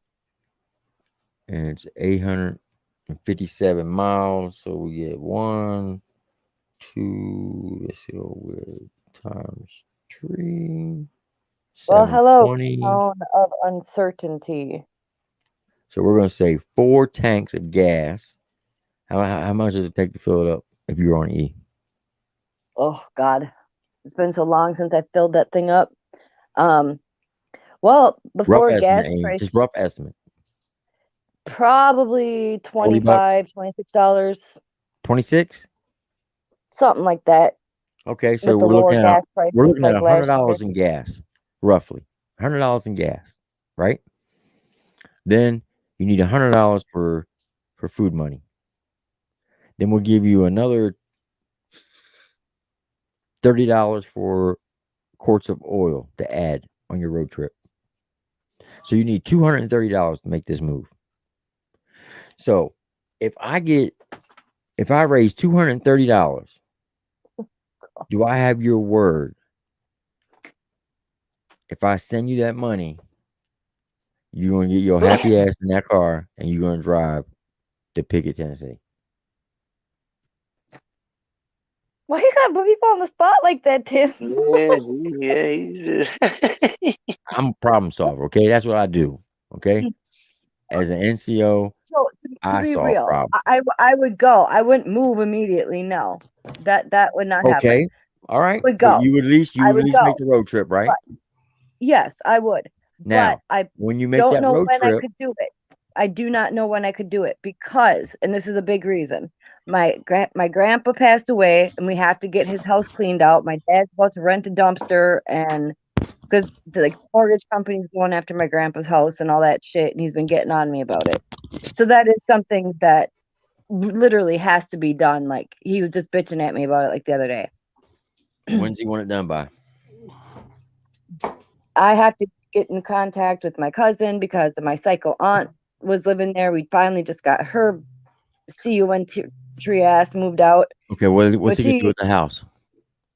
he has to sell it because my grandpa had taken out a reverse mortgage on it, and he's got like a bunch of half brothers and sisters, and everybody's gonna be fighting over it. And In yeah, other words, it's going to be put in yeah, probate and yeah, tied up for he a doesn't while. want to deal with that. Okay. So he's just Look, gonna sell it. if he But doesn't want yeah, to keep anything in the house, Just have a daggone state auction. Just hold an auction. Everything must go. And have an auctioneer come in. You ain't got to clear nothing out. He can go in there and sell shit left and right. What's not left, what they don't sell, throw it in the dumpster. That's simple. Yeah. We have to go through like his room and stuff. Like there's, find the like the personal stuff because not everything has been gone through yet. But yeah, no, I know what you're saying. Fuck the personal stuff. What are you gonna do with it? He's gone. Look, don't take this wrong way. He's dead. He's not gonna need it. You It's haven't just needed stuff. it for 41 years. Your dad hasn't needed it for 67 years. Who cares? Keep a couple pictures. Other than that, let the shit Well, go. that's what I'm talking about. Like the pictures and like that sort of stuff. That was my grandpa's. It's all still there because yeah. Okay. Nobody's So, done anything. Like, we've gone over there a few times and got some stuff, and then my aunt literally just moved out like a month ago.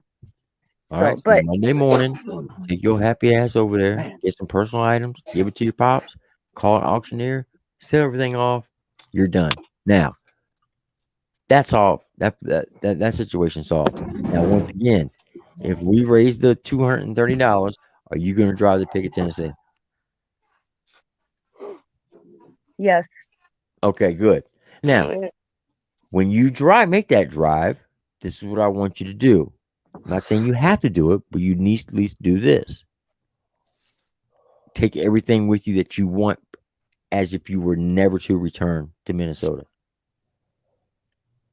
And when you get there, if things work out and you stay, hey, you ain't going to worry about going back and getting your shit. But if things don't work out, you can just take your happy ass back to Minnesota. Fair enough?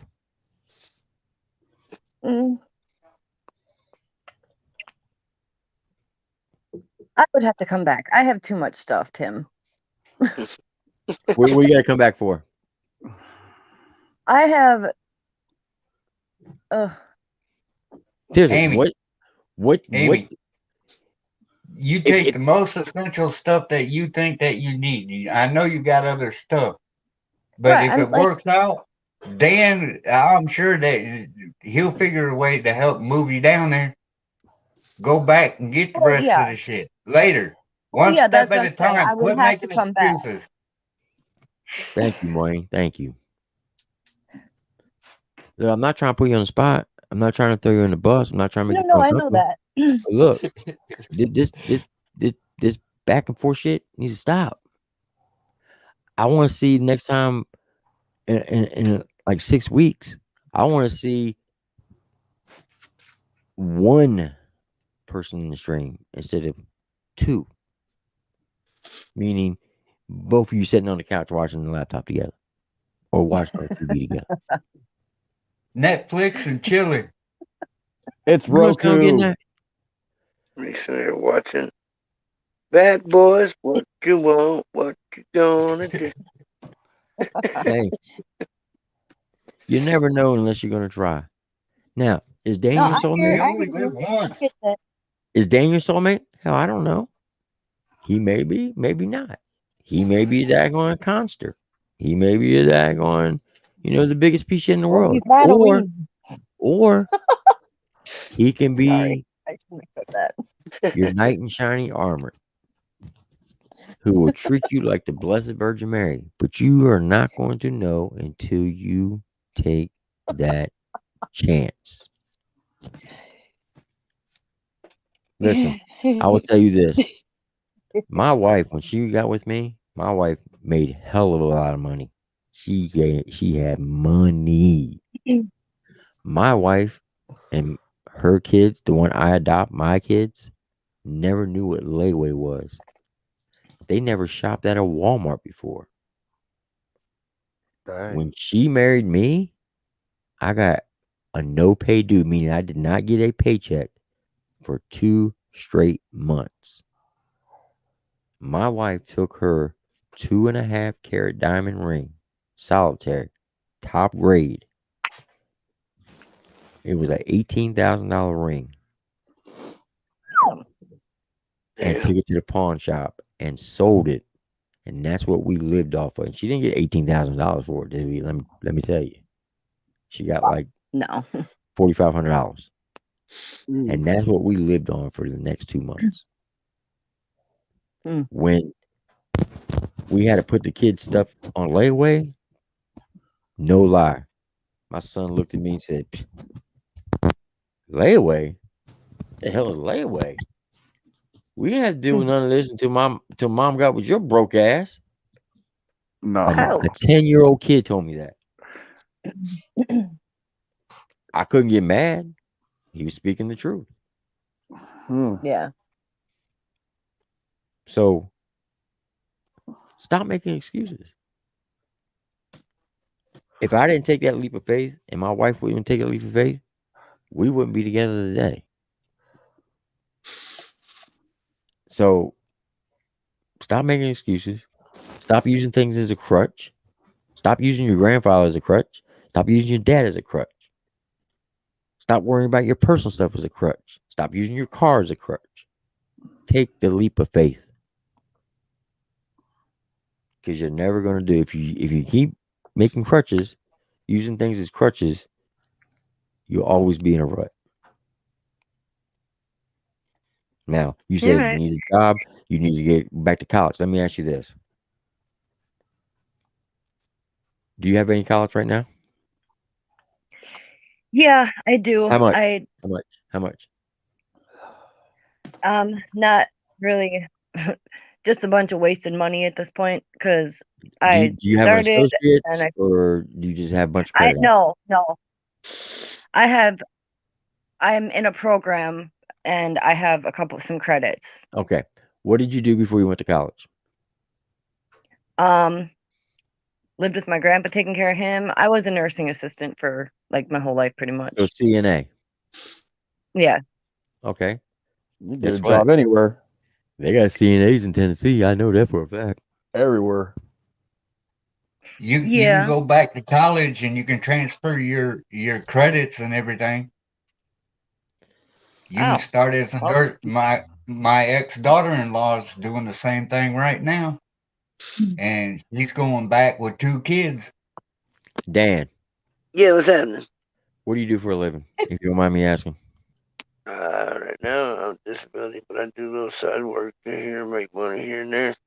Okay. Do you make how much? Not to get personal, but how much do you roughly make a month, counting your disability and your little side jobs? Probably let's see, about $1,500. $1,500, $2,000. Yeah. Okay. Do you have a lot of bills? No, not really. Okay. Amy, you got a lot of bills? No. Like not really. no house payment, car payment, no credit cards, something like that? Yeah, the place I'm No, it's paid right for, now. so What's that, Dan? the place I'm in is paid for. So you ain't worry about that? Okay. Yeah. So It's taxes and standard your utility bills on that. could you move to Tennessee and say get a temporary job until you decide what you want to do? Like, I don't know. It's an idea now. Don't shoot me down. Let's say go get a job at Walmart as a cashier. I don't know, making $1,000 a month. Could you do that, Amy? Oh yeah, this place is hard here. Yeah. Okay, so 15 to 2,000 plus another 1,000, you're looking at $2,500 to $3,000. If you had $2,500 to $3,000, what would your standard of living be like where you live at, Dan? We're standard living pretty low considering most states. I know what I'm saying. You personally, if you had that money, what would your standard of living be like? Would it be better than what it is now, or Oh, it'd be better. Yeah, it'd be better than what it is now. Yeah. Do you see where I'm going with this? Yeah. Okay, then. Once again, I need a commitment from you, Amy.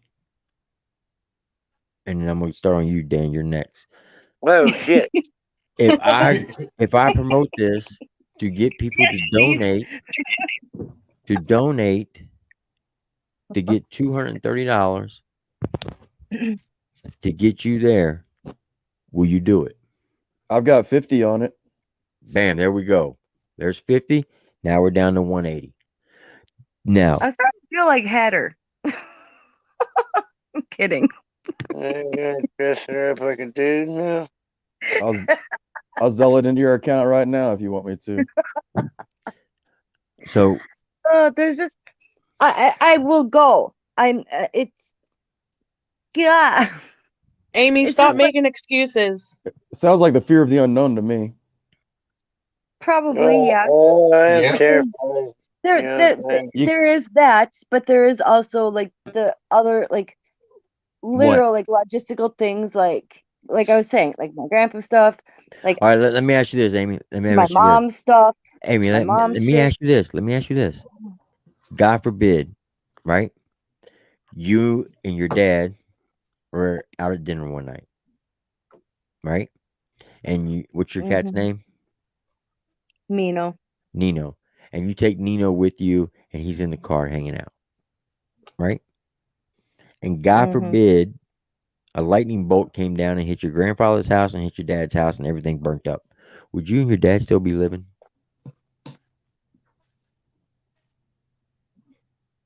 If I was out to dinner with my dad, then yeah, probably.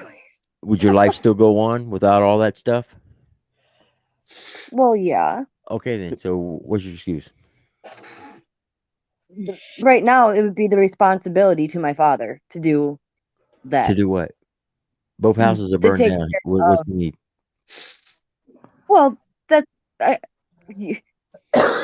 That's the I'm pretty houses are sure. gonna burn Your down. dad. I'm pretty sure your dad can pick up the phone and say, "Hello, insurance company. My shit burned down. I need a check." Yeah. So, what's the problem? Look, today is April 10th. Now, I need a no bullshit nonsense by May 15th. Let me see what that date is. Can't make sure. I gotta make sure it's not a Friday because I want you in here on a Friday night.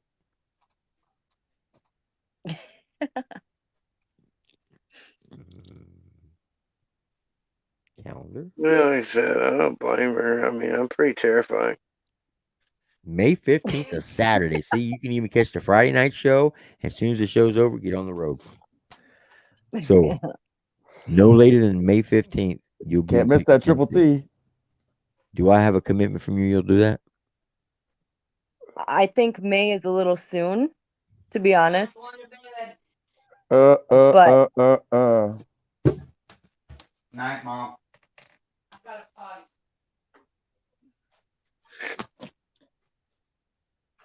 Really, Amy? Really, I would probably go more for like June, to be honest.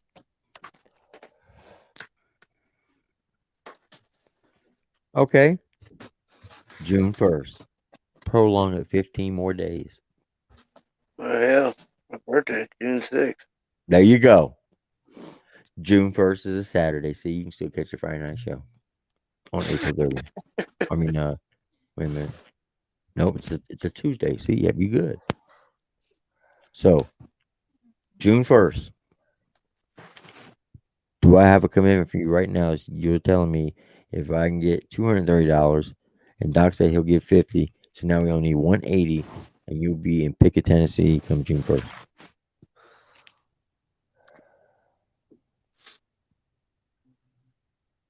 Okay. Is that a yes? I said okay. No, I want a yes. I don't want to hear okay. Is that a yes? Yes.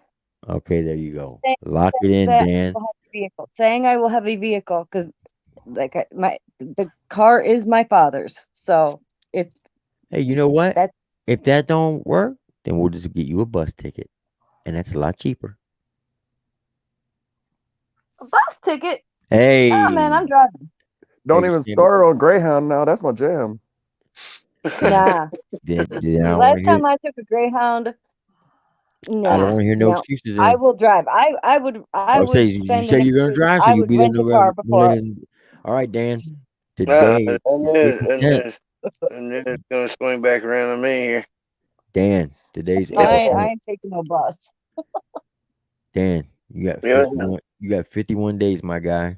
To get everything in order. It means get your house in order, get everything in order, get everything spruced up to where she can have a nice living arrangement. Not saying y'all have to stay in the same room, but some type of arrangement.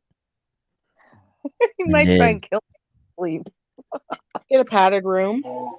hey, Amy, all you got to do, listen, all you got to do, download StreamYard, put that shit on live, and you can live stream the whole thing. And that way, everybody's watching it. If anything happens, you have the whole world as a witness. I've never heard a I'm female once not in my worried about life, Dan. so I don't Do think what? it's gonna start now. Do what? I've never heard a female not once in my life physically, so I don't think it's I'm gonna not worried start about now. Dan. I'm not worried about Dan. There was Okay. another similar conversation like this that would have never happened. That was a joke. We all knew that was a joke. I'm being dead serious. I promise you, starting tomorrow, on my grandmother's grave, on my life, my kid's life, my marriage, everything, I'm going to promote it to get people to donate. And when we got the funds, I am going to send it to you. Do you have Cash App or PayPal? I have neither. Okay. So then that means you're going to have to trust Cash App. me by giving me your address, and I will mail you a money order. Now, Mikey has my address. okay. Now, But yeah, here's I the could. thing. Yeah. Here's the thing, Amy. So does Dan, actually. I think I see a peeper outside. Here's the thing, though, Amy. If you back out and you renege and you don't come through, and I send you this money, I know some people in Minnesota, and I will give them your address, and they will come get the money. That's gonna be your Mr. Postman. There you go. Damn. I know some people here too. Okay. I know at least two. Well, I'm No. talking. I know some goons for real. When I give my word, Tim, I wouldn't if it wasn't something that I would actually, I wouldn't just take your money and like not do that. But There you go. So, that's all I'm Dan, saying. you're on the clock, my guy. You got 51 days to be exact, to get your shit in order. And what you need to do, Dan, is you need to get a listing of jobs in the area that you think Amy would be willing to do and qualify for. Or have them all written out. You need to get strip maps to show her how to get from your house to the nearest store. You got to basically, when she gets there, you can say, okay, here's a strip map to this place. Here's a strip map to this. That way, when you're not around, she doesn't feel scared to go out on her own. Dude, Tim, I'm a human map. I don't know what a strip map is, but believe me, I'm a human. A strip I have map a is if I photographic gave you a memory. piece of paper and said, okay, we're here, Walmart's here, follow this route to get there. That's a strip map. All right. So that means he'd probably have to have about 40 of them made up. Okay, this is how you get to the hospital. Here's the You nearest just give gas me a station. normal map, yo. Like just print out a map. I'm good with directions. Okay, well, there you go. But then he needs to highlight where those places are on the map, so you know. Well, I could probably look that up myself too, but yeah. Sorry, I'm just being an asshole now. Dan, you gonna be able to get your stuff straight? So you got 51 days. You're on the clock. Yeah, I can get my shit straight. So that means that you may have to postpone your trip to North Carolina. I'm just saying. Well, hell, that's only 2 days out of that fucking. Okay. He's only 3.5 hours away. All right. Now, Dan, are you going to make a commitment with everybody who's watching? The remaining, how many people's watching right now?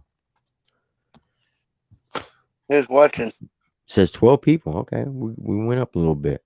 We got 12 people watching right now. That's not counting what's in the chat. Just 12 people. Do we have a commitment from you that when she gets there, you're going to be considerate, you're not going to be pushy, bossy, and you're going to respect her, give her space if she requests it, and make her feel as comfortable as possible? Absolutely. Okay. And do we have a commitment from you that you will financially take care of her until she, one, either goes back to Minnesota, or two, finds a place of employment there? Yeah. Okay. All right, Amy. Gonna be here with me. I expect to be doing that. So. Oh, and one last thing, Dan, are you going to make a commitment that she can bring Minos or whatever his name is? Sneaky cat. Yeah, let's make some arrangements. Yeah. I don't know. What do you mean make arrangements? Antifa might have a problem with him. Two dogs. Are they Yeah, I inside don't. dogs or outside dogs? Inside dogs, but I mean, What kind of dogs are they? Mino, mix. They're what? That's kind of scary. Mix something. I'm sorry. Amy was talking over you. What'd you say? I better mix something. Help, I know. Are they big dogs, little dogs? Medium-sized dogs, but one's about ready to clock out. To be honest, I don't know how much he's got left, and they're pretty much used to cats at this point. They got cats that roam around here on the property. Does Mino have any claws, Amy? No, well, he's got back claws, and No I don't front know. claws? That's kind of a scary thought too. Just because, like, when I moved back home to my mom's, and I brought my old cat Zoe here. Oh, he was tripping. Well, But yeah, they're going to do he that. got like so upset, like he like peed on the floor, and was like just I don't know. You got a Actually, he cat? wasn't. You got a cat kennel? A carrying kennel? Well, yeah. Okay, as long I as you don't got a know. carrying, as long as you got a carrying kennel to travel with him, and keep them separate until they get used to each other, they'll be fine. Like I said, we'll discuss that. Yeah. Yeah, that's Mock Snick shit. That's Mock Snick shit. All right, Lacey, you witnessing this, right? Yep. Okay, so now, Amy, if you back out and you don't go through with this, we are going to roast you. We are going to troll you. We are going to ban you from YouTube permanently. That anytime you come up, people are going to be on your head, Jack. You understand this? I've made the commitment to go, Okay, just so you and we'll know. see what happens from there. All right. Baby I'm saying steps, Tim. Baby steps. if you back out, steps. what I'm saying. If you go there and it don't work out, hey, we fully understand. But if you say at the last second come up with some lame excuse why you can't, yeah, you might get thrown bunt. Right. I made the commitment. Okay. Of going. There you go. June 1st. Doc, is you're a witness. the goal. Yeah, Lacey, Doc. The you're a goal. witness. Dan, you If definitely a something witness. changes. Whoa, don't be trying to come in there with no daggone left turn on me now. No. Hear me out. If something like serious changes, like The only thing that can change this whole plan right now, a freaking nuclear bomb hits daggone somewhere between Pickett, Tennessee to St. Paul, Tennessee. That's the only way it can change. Well, we do have a nuclear plant here. Other than that, I'm talking like I'm talking family fatherly issues, something like that. That's all. I'm just letting you know. Let me ask you a question. She's hesitant. Amy, are you telling me that you feel like you're obligated to take care of your father until the end of his days, or are you worried about you having happiness for you over all that extra bull junk that you're trying to put in your life and say that these are things holding me down? Damn, boy, I couldn't say that any better. That's why I call him Doc. It's the fact that I have obligations that I would have to, as far as like getting like the household figured out and stuff like that. Because I can't just like up and ditch like I have those. Eminem said it best. I got a handful of gas and a as handful of matches, and still no one found out. Right here, we can make this go away real quick. Facts. Burning down the house doesn't sound that bad, to be real. But hey, we're problem solvers. That's what we do. We solve problems. I'm good at solving other people's problems. It's not my own. Well, time for you to step up and solve your own problem, then.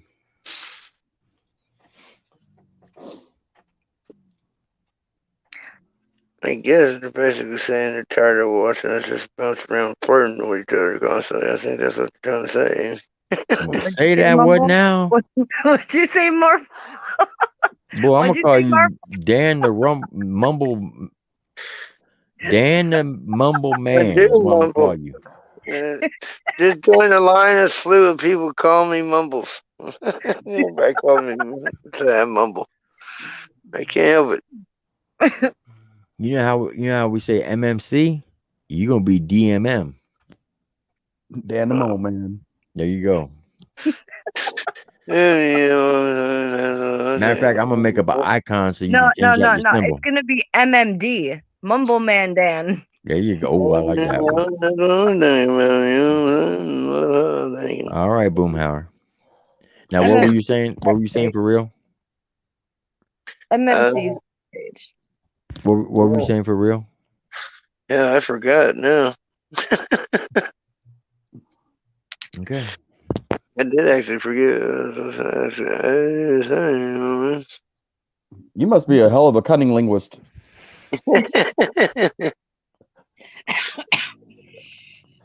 I meant cunning linguist, but you know, whatever. Now I know how you get out and troll so many people. They be like, "What the fuck did he just say?"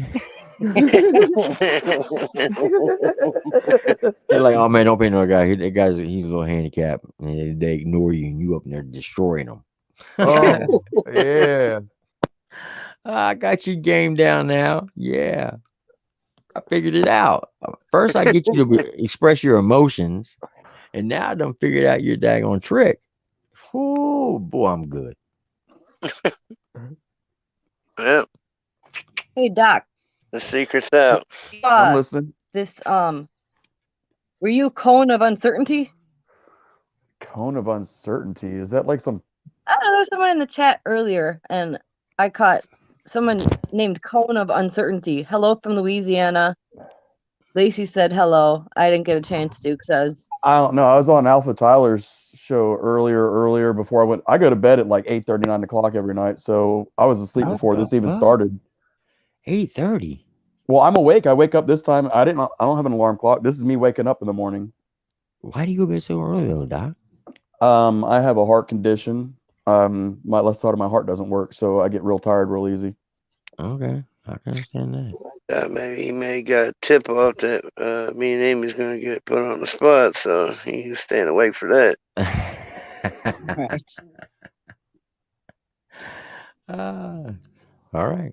So we done worked it out. 51 days. We're gonna rock with it. Which one of you are snoring? Is it Turbo? Probably Dan. No, it was one of my dogs. Oh. Yeah, I'm still talking. Look, I'm gonna show y'all. Watch. You Now I do fall asleep on people. I ain't gonna lie, I do that. Y'all gonna Yeah, be so do I. bullshitting. Watch what I show you. Boy, they are daggone. Matter of fact. Buckshot did his reaction video to Tom McDonald's church. You could hear Leia. She was so loud snoring. It was kind of funny. It was kind of cute too, but Who? Buckshot's dog Leia, Yeah. his puppy. Mm-hmm. When he did his Tom McDonald's reaction to church, Mm-hmm. Leia, you could hear her. She was just she was so loud. It's fun. It's hilarious. And then he put like you should actually watch it if you haven't. He actually put like a little thing on the screen. Every time she'd snore, it would say snore, snore. It was really kind of funny.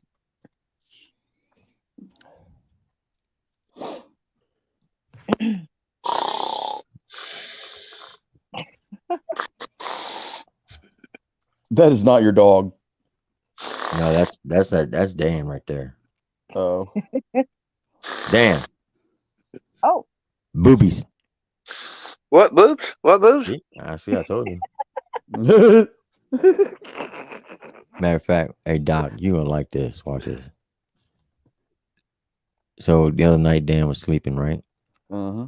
I posted this picture for him. I want you to look at it. All right, you ready, Doc? Now look, Doc, I know you got a bad heart. Now if you kill over, you can't blame me. So You got a daggone sign a daggone cyber Disclaimer. There you go. By saying that you take full responsibility by looking at this picture. You take I responsibility. I accept the challenge. All right, there you go. Man, that's the best packaging I've ever seen. Dan, look on the screen, Dan. Yes, American cheese. So fucking Keep it American. Oh, that's cheese. I thought that was packing tape. No, that's Hell no. Hey, and you know Very what? American Actually, you should send that to me because the Packers are my rival team, and my dad would probably get a kick out of sending that to my cousin's husband because he's a Packers. I'm just wondering if that's Velveeta. Well, I'm just gonna say, Amy, if you walked in the room with looking like that, had him covered, by God, I'd probably lose my shit. God, why is there two of you, Tim? You'll see. All right, what? It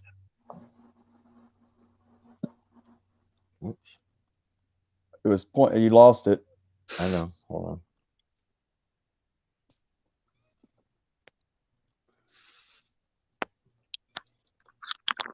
on. See? Y'all ain't bullshit. That radiator's nice and warm. It's gonna toast his head off. Looks like he's eating your other dog's ass. There's the other one right there. Turbo. Aw. He looks like Tom McDonald's dog. He's called a bolognese. Okay. It is like Tom McDonald dog. The one that got sick not too long ago. Yeah. Well, they have a couple different little white ones. Now this Nova's one, dog looks kind of the same this is too. the one that likes to break wind. Ryder. Ryder. I don't know a dog that don't like to do it. So What what you you doing? doing, man? Bye. I He's like, Drill Sergeant always be messing with me. Why Drill Sergeant? I can't. He won't ever let me sleep the whole night. He make me pull fire guard and everything. Bye. What you doing? Hey. What you doing? What you doing? Trying to sleep. What you think? he's like, get that camera out of my face. Get the hell away from That me. fucking What you doing? Turbo. see a Turbo yell Creek Squad. Say Creek Squad? What's up, furry skin? If the dog actually does it, I'm going to be pushing to get Church to put the dog in the video. Say, I like to hear hillbilly. You went and yelled his name. He's going to pop. Don't you try to push me with that ball. What you doing? Yeah, they're the ones that be snoring. Y'all be blaming me and shit.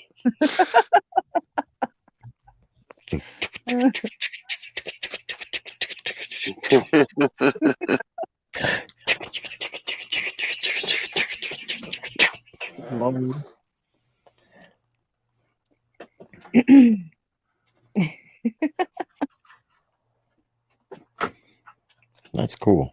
I'm gonna have to do that more often.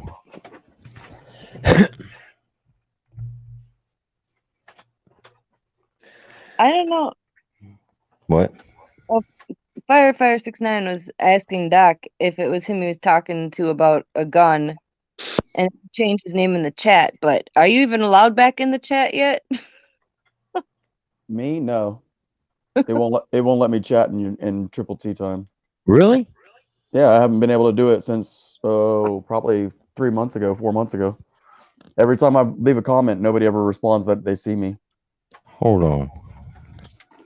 I can't do it now because I'm on Yeah, I know, StreamYard, but I'm gonna see something.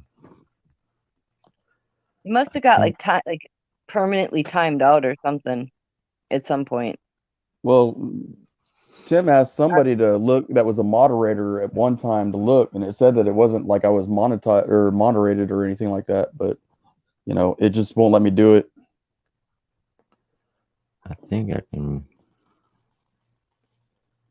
What's this one right here? Set the note. I mean, I leave a comment almost every single one of your reaction videos, and you never, you know, even give me like a thumbs up or anything. I don't see any of that. That's the thing. Yeah, I leave comments on like every single one of your reaction videos. I know there was something somewhere, in like the YouTube studio or wherever you do stuff. Like somehow you have to, the owner of the channel has to like undo something. Yeah, that's what because he must have got banned at some point in time. I know. That's what I'm looking for. Good night, Ryan. Yeah, I know I used to see you But pop up on Tyler. somebody once was in a while. talking about guns about me. What guns? I mean, I've got tons of guns. No, they were wondering if it was you. Favorite says, Doc, I thought I was talking to you about my favorite CNC gun, but did you change your name in the chat?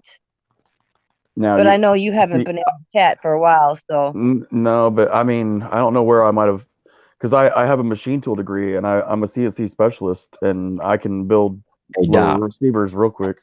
Doc. Yes, listening. All right. Look, I want you to pull yourself out, put something Okay. in the comment, and then come right back in. All right, will do.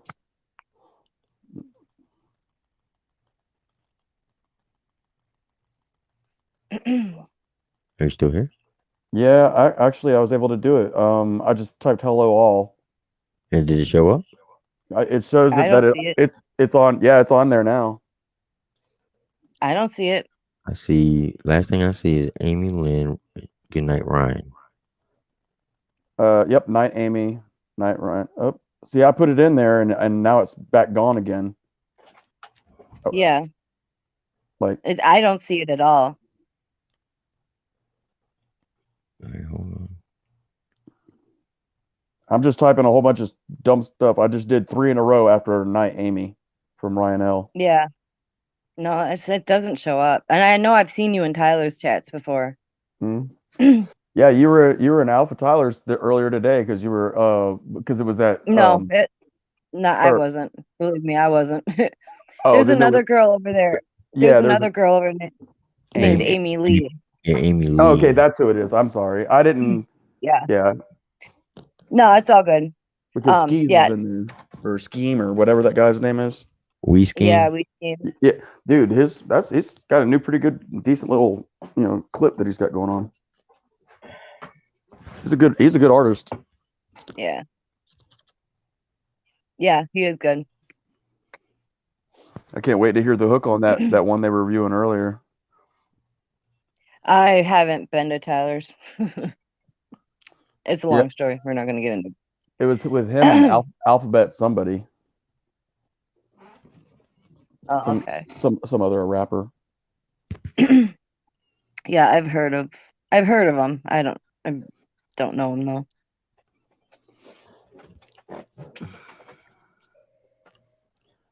Hey I Tim, you wonder ever if heard you- that song by Georgia Boys called Hammer Down? With the I hammer think down? so. I think so. Man, I had not heard that, but like one time, and then I forgot about it, and I just heard it again the other day. I was like, man, he needs to do a reaction to that song. If you don't know it already,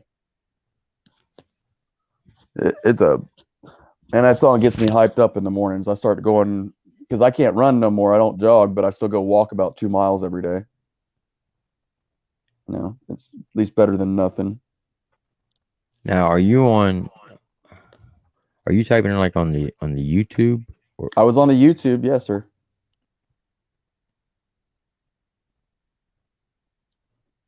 Yeah, and I don't see him at all. It's really weird. I know, like, if I were to click on, no, I can't do it with MMC. I'm going to try not to do it. Okay, so when I click on someone who's not a mod, it says report, remove, put user in timeout, or hide user on this channel. I'm guessing maybe he was hidden He was, somehow. and I unhid it.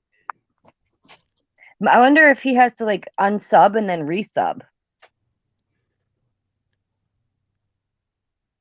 Can you do that once, Doc? Live chat, subscribe, unsubscribe,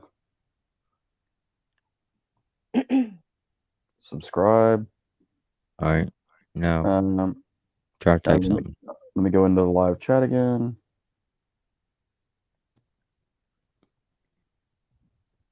I just typed hello. Rad Chad has Jelly Roll right above me. Yeah, I don't see it. No, neither. This is crazy. Okay, so what are you are you using 2 devices right now? No, sir, I'm only using one. So how are you able to write on your chat if you're in the stream? Because all I do is hit the 3 up and down bars where I can see what applications are open on my phone, and I Mhm. just switch back and forth because I didn't close Oh, this okay. app. I got you. I'm I able got you. to go to the other app. I got Yeah, you. and I'm on my phone too, but I can split screen my phone. So Yeah, I'm still trying to figure this out. I just got a Galaxy S9 Plus it's more highfalutin than I've ever had a phone with. yeah, I don't know if Galaxies can do it. I have a OnePlus. So Oh, I know why. I didn't save it. Okay. Now let's see if it's in there.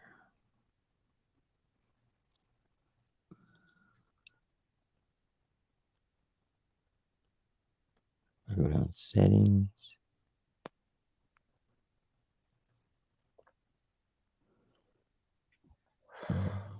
Permissions.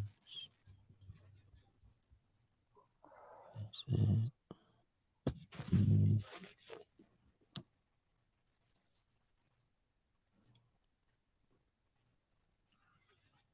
ooh, I hear a train. Okay, now try it, Doc. All right.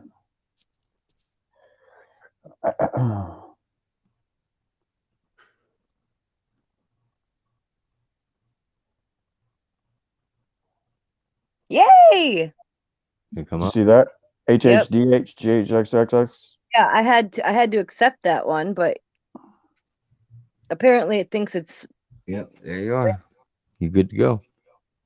all right. All right, See? cool. Figured it After out. how many months of being hidden? Close to 4 or 5. Something. I can tell you it wasn't me because there's a lot of daggone people in here that I've never seen before. Like, Dag Host or the Ghost 200, Probably trolls. Who knows? Thomas Bullis. That was that one guy that came on that was dropping F-bombs, that liberal dummy that one night. The DJ Living Proof. No, I don't know who. I am But White Horse. Joseph Byron. J. Rock Williams. Creel. 45 Lives. Burt Gundy. Brandon Jacobs. Epstein, whatever that is. He didn't kill himself. Donald Moots. I think Mootis. that Moody's name Paul. sounds familiar. I think he was another troll. I remember. Nathan Broderick, Fireman 17, Jacob Smith, Trash Bag Fashion Lover. That's the one Hey, from last week. yep, that was yeah. And I think well, Lacey knows. I'm suspect of who that was. Lola J, Derpy Jerky Merc. I remember that dumbass. He's the one who was arguing with my wife on the live stream and questioning my military background. Service. Do you remember the Thomas person? Up on live one night and he was arguing about he was that liberal snowflake that everybody was arguing with, who got drunk and was throwing F-bombs.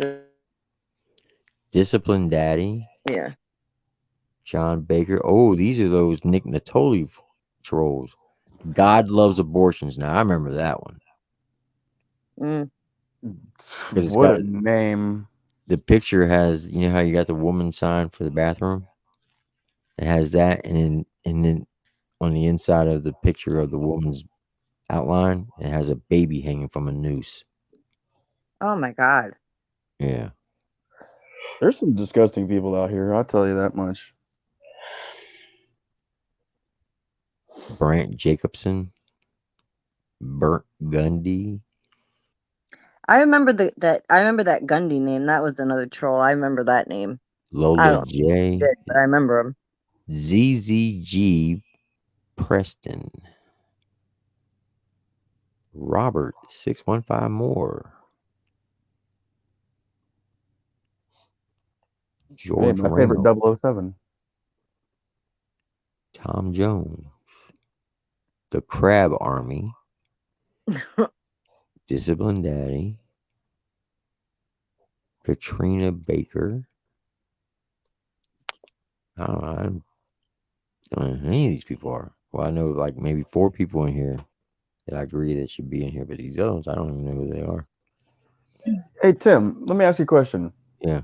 Are you able to rent a U-Haul truck for like, like not for like $19 a day from like a Home Depot? You know, you can rent the truck from Home Depot.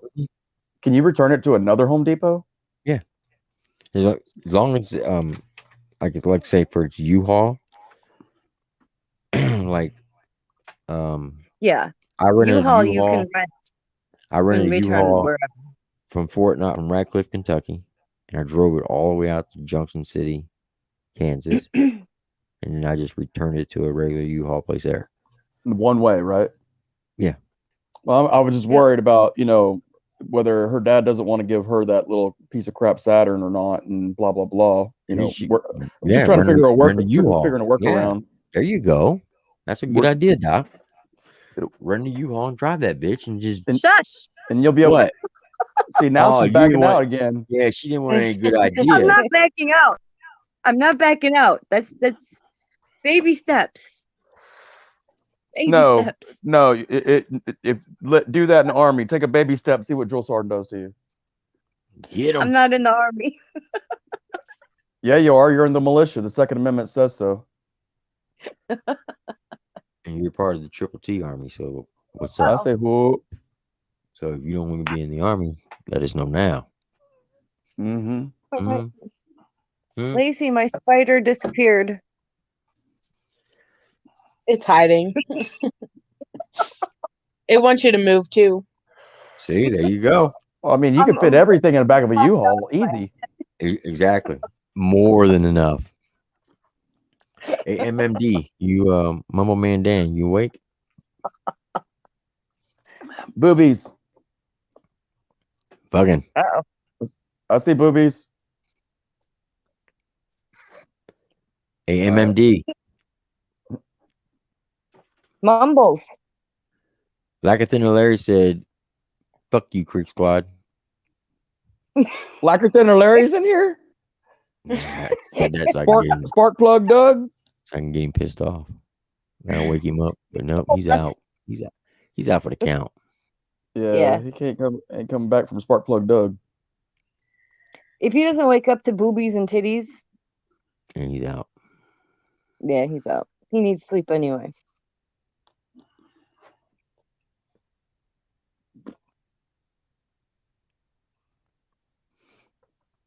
I'm gonna flash you. He's out.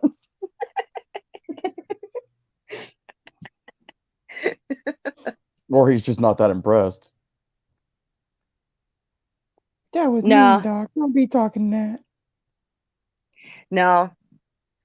He was the one who notified me that apparently I gave a cleavage shot one night on accident. Who, what? What happened? Apparently I was on camera and I bent over apparently to grab something, and apparently I gave a good cleavage shot. Who told you about that? Mumbles. Oh. That's what got him hooked. He's like, He probably Remember over there. that? Remember that old He's over Dick there. Tracy? He's over there tilting his daggone phone. Hey, can I see it? I can't see any This? farther. That's so funny. Remember that old Dick Tracy movie with what's his name? It had Mumbles. It was what's his name? Dustin Hoffman was Mumbles on Dick Tracy the movie. Yeah. That's and they slowed it down and it's like that's what it sounds like. It does sound like Boomhauer too. Yeah, he does. And what's so funny because we just watched a video with him actually talking to MC McNugget. He talked clear as day. Yo, Joe, drop that shit. But he gets on here, he's like, like, Dan, you okay? Yeah, man. Yeah, fucking, I'm good. Why? Got a whole lot of.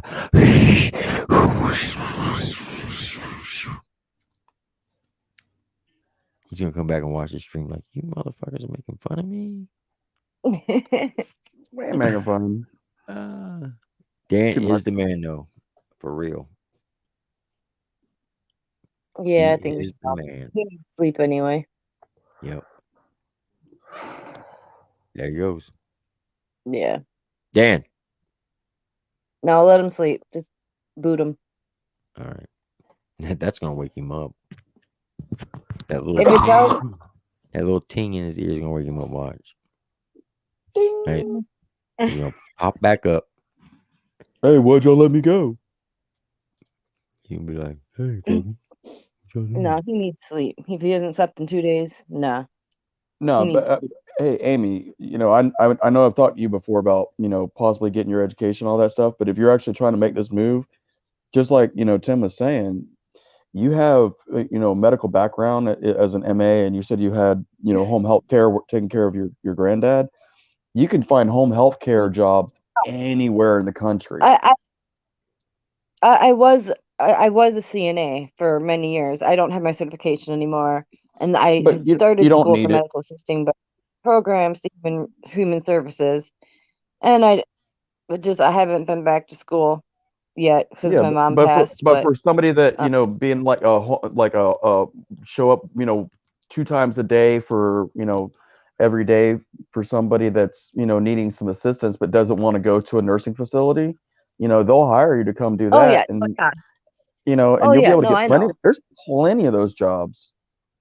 So Yeah. don't let the No, I fact know that that. there's I not know a that. job in front of you, be one of the things that's stopping you from making this big step, not a baby step. Exactly. Yeah. Yeah. Exactly. You can't be afraid of what the future has, because if you always do what you always did, you always get what you always got. Facts. He's speaking facts right now, Amy. You can't deny I this. know. I'm not Look, denying it. I'm look, sitting I here know like, you think we're trying to put you on the spot or anything. no, It's not no. that. I don't, because I know I know you all I, are right. I want you From a good to place. have the. I want. I'm tongue tied. I want nothing but the Bleh. good for you. Yeah. See, I told you. Look, back up again. Hey, bud. What you doing, buddy? Bobes. MMD, what you doing? Go to sleep, Dan.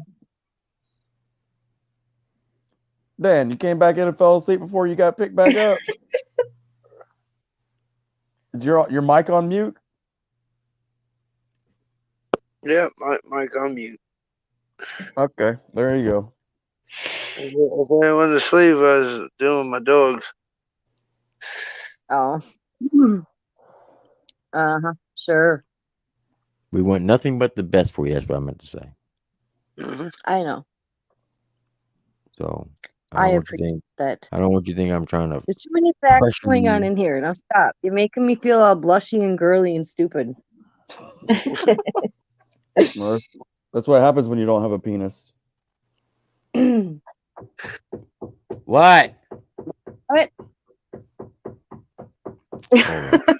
Knock on the damn door. The queen has beckoned.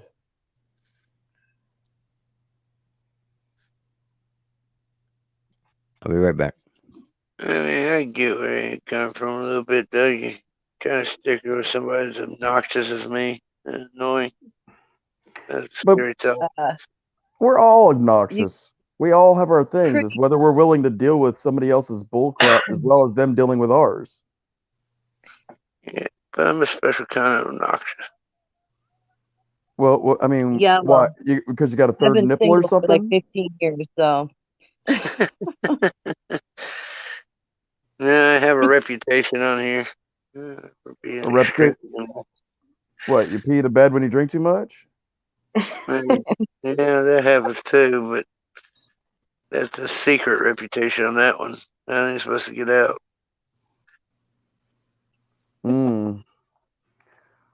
Now, I'd like to see y'all make that move. I mean, it sounds like, something needs to happen in some direction because everybody's stagnant where they're at. yeah. I mean, that's why when Mamaw told me if you always do what you always did, you always get what you always got, that made so much sense when she said it, and then it just stuck. And I try I've never to heard that change, before, but it makes perfect sense.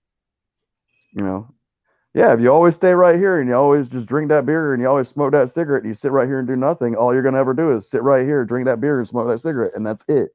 Well, you got to change up what you always do. Yeah. The thing is, Amy knows I've always liked her. But she's also known I've always wanted to give her space. Yeah, it's hard when you've been by yourself for so long. It's like, and it is. I'm older than you are, and I've never been married. What are you talking about? I've never been married. I have no Okay, children. I haven't been in a relationship since 2006 or 7. there you go. Me, same here. What's your point? I don't know. It's just an excuse at that point. Yeah, there's reasons as well, but Reasons are yeah, excuses. no, not necessarily. A reason is an excuse. That it's just it's a cat by a different color. What did I miss? She's over here making excuses, calling them reasons. I told her a cat, an excuse and a reason are exactly the same thing. It's just a cat by a different color. Yeah, there's. Yeah, see, I don't like hearing yeah, and then you start saying but, and then you start going well, and then you go there. Well, there Okay, could put be. it this way. Put it this way. Reasons are reasons, but some excuses can be, or some reasons can be excuses. Mm-hmm. Well, I'm afraid my cat won't like his dogs. Okay, so say you needed life-saving surgery. There's a reason to have that surgery. Okay, that is a If you don't have condition. it, That is not a reason. That is a condition that has to be fulfilled. There's a big difference between a reason for not doing something and the fact that a condition has been met.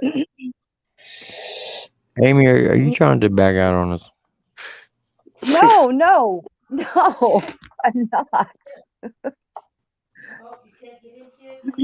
Well, let's just be honest here. Truthfully, Amy only likes me because of my fat ass. She thinks my ass looks good in all her jeans, so that's the only reason she likes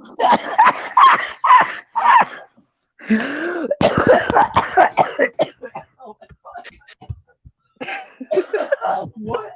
Oh my Jesus! me. What the Are hell? you surviving over there?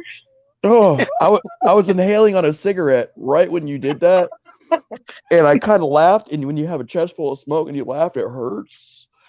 Oh my God! Now I feel like I gotta talk like this. Is Lori okay? Ooh. I saw him run off the hope- screen. Yeah, that was Lori. Oh, I hope she's okay. She probably wanted to slap him upside the head a couple times. I don't know how you can marry an MP, man. They scare the crap out of me. That's a chick. That's a chick that'll beat you up without even thinking. You didn't happen to catch our live last night, or did you? Yeah, I did. I watched it in hindsight. I watched it this morning, or yesterday morning. I mean,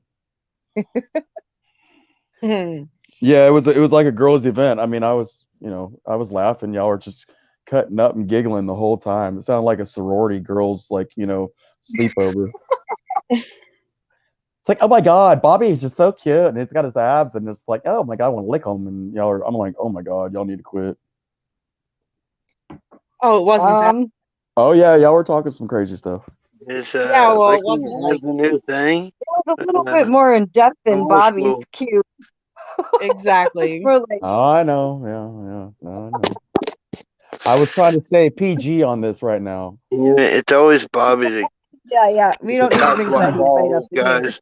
You notice that? It's always Bobby. He always be cock blocking us. Yeah. We're, That's why I call him Robert. we just need to find Betty White and get her up in here for you. Oh my good God! Lord. Please, then Mary and Joseph and all the apostles go from Amy's mouth to your ears, Lord, and make Betty White show up, please. Yes, dude. Oh my God, dude. Yeah, he about to sound like he's about to have a seizure over Betty White there, ain't you, all right? You don't know about me and Betty White? Well, I don't. Please don't. Oh Made it my, very clear he loves Betty White.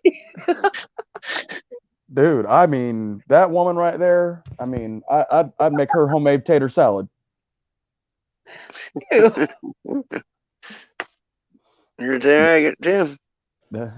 Are we talking about Betty White again? Yes. Ah, Lord. Well, I didn't asked bring if it you up. happened to catch Amy her. brought it up. I didn't bring it up. Amy, you know the golden rule. We don't talk about that. No triple throat punches. Yeah, well, two of us triple throat punch crews in here, so I'm saying, man. You can't be talking about my girl now like that. I go to war for that chick. no, I asked if he happened to catch ladies' night, and he said something about we're talking cute, like Bobby's so cute. I was like, yeah, it's a little more in depth than that. I was like, maybe next time we can get Betty White in here for you. Oh, Lord. Well, if he's like that Betty White, then I should be allowed to have Jennifer Aniston. Who? Dennis the Menace. No, Jennifer See, Aniston. there you go. I can't go. She said he swings Jennifer the wrong Aniston. way. Friends, Excuse Jennifer Amy. Aniston. Brad Pitt, that's right. What, Lacey? I said that was an excuse. that was a joke. Okay, here's a new rule. Every time Amy makes an excuse, we're gonna ban you from the channel that many days. So how many excuses has she made so far? Too many to count. Ooh. Starting 0 right now, right? Because she wouldn't be able to be on here for like 2 months. Right. So we'll put you in. We'll put you in timeout. You're trying to hook me up with Dennis the Menace. He didn't say Dennis Menace. He said Jennifer Aniston. Go back and watch the tape. Oh, I thought Dan said Dennis the Menace, and then I thought So Doc you said thought like Jennifer lit. Aniston. You thought you farted, but you shit. So you can't go there. Sorry. All right. I haven't drank enough wine for this. I don't think there's enough barefoot around for that. And don't worry, we'll make sure Dan has a box of wine on ice for you when you get there. Box of wine. No. No, actually, I'd probably make some Shawn wine. So there you go. Get some Scuppernog wine. Or we can make some jailhouse wine. Hey, I can do hooch. I don't know about that, man. Make some juice, some hooch. All you need is some bread and some fruit. Making that hooch. Drink it so good, it tear up your cooch. What? Bar. You didn't get that, did you? You Hooch, just make your own hooch. You're good. hooch and cooch. You know what a cooch is? Hoochie coochie. Yeah, a cooter. There you go. Be drinking that hooch to tear up your cooch. Nah. Mm-hmm. You get Hooch loose as will. a goose, and your cooch will get hooched. If you Okay. drink hooch, it will because it's And gonna you're, burn. and you're saying that I was wrong for bringing up Betty White. Now you're talking about hooches and cooches. Yeah, but they don't know what we're talking about. We just Yeah, but that's an Alan Jackson song. Way down yonder on the hatch. on a Gets hatchy hotter. coochie. Gets hotter than a hoochie coochie. There you go. See, We laid rubber hotter on than a George's hoochie asphalt. coochie. Now you think about that. Hotter Yeah, than a well, hoochie that's like coochie. telling my 8th grade school administrator that when I was talking about purchasing some bud, that he actually believed I meant a Budweiser. So Alan Jackson basically just said that it's I know. hotter than a hoochie, which is a hussy, which is a hoe, coochies. It's hotter than a hoe's coochie. What he basically saying. And something about Chattahoochee. In Chattahoochee, it's hotter a than a river. hooker's coochie. That's what he's saying. Ew. That's how hot it gets there. Yeah, I don't want to get too hot by God. Never mind. I ain't going there. Chattahoochee's only like 35, 40 miles from me. It's a river over here in Georgia. It goes all the way down into Florida. Actually, it runs Did all the you way get from. hit by all them tornadoes? I don't know what part of Georgia you're in, but I think it runs from Mississippi, doesn't it? All the way down. Or I thought Alabama. it comes from up north. I think it comes from like just below Tennessee or something like that. Because it comes all the way from the north of the state, all the way down the side of the state, on the western side of the state, and it goes Is down the into the Hoochie panhandle of River in Florida. Tennessee there, Dan? Chattahoochee. Chattahoochee What's River? that? Is Chattahoochee River in Tennessee? I think so. For sure. I'd have to look at the map. I know it comes on down the whole dang state, though. That might be. I'm more in the northern part of the state. Where So. does Chattahoochee River begin? It begins, let's see, Chattahoochee River. I'm about to say at a lady's crotch and it ends at the tip of her asshole. What I was just gonna say. Okay, where does it begin and end? And the answer is the Chattahoochee River originates in the southeast corner of Union County, Georgia, in the southern Appalachian Mountains, and flows southwesterly through the Atlanta metropolitan area before terminating into Lake Seminole at Georgia-Florida border. Yep. The river runs for a total of distance of 434 miles. I know it goes down the whole state of Georgia. That's one big ass hoe. And it's hot. That's one big hooker. Hopefully she's got some Velveeta cheese on them nipples. I hate to tell you, I hope she's a looker. I hate to tell you, my ass is passing out for real. I'm gonna have to say goodnight. I need to get some sleep. Dan, you done passed out like 5 times. What you talking about? Yeah, this time I need to make it count though. There you go. 2 days. Wise decision. Dan, I don't know if you realize this or not, but you got 51 days, just so you know. Every time I see you, I'm gonna give you a countdown. And look, and Doc made the solution.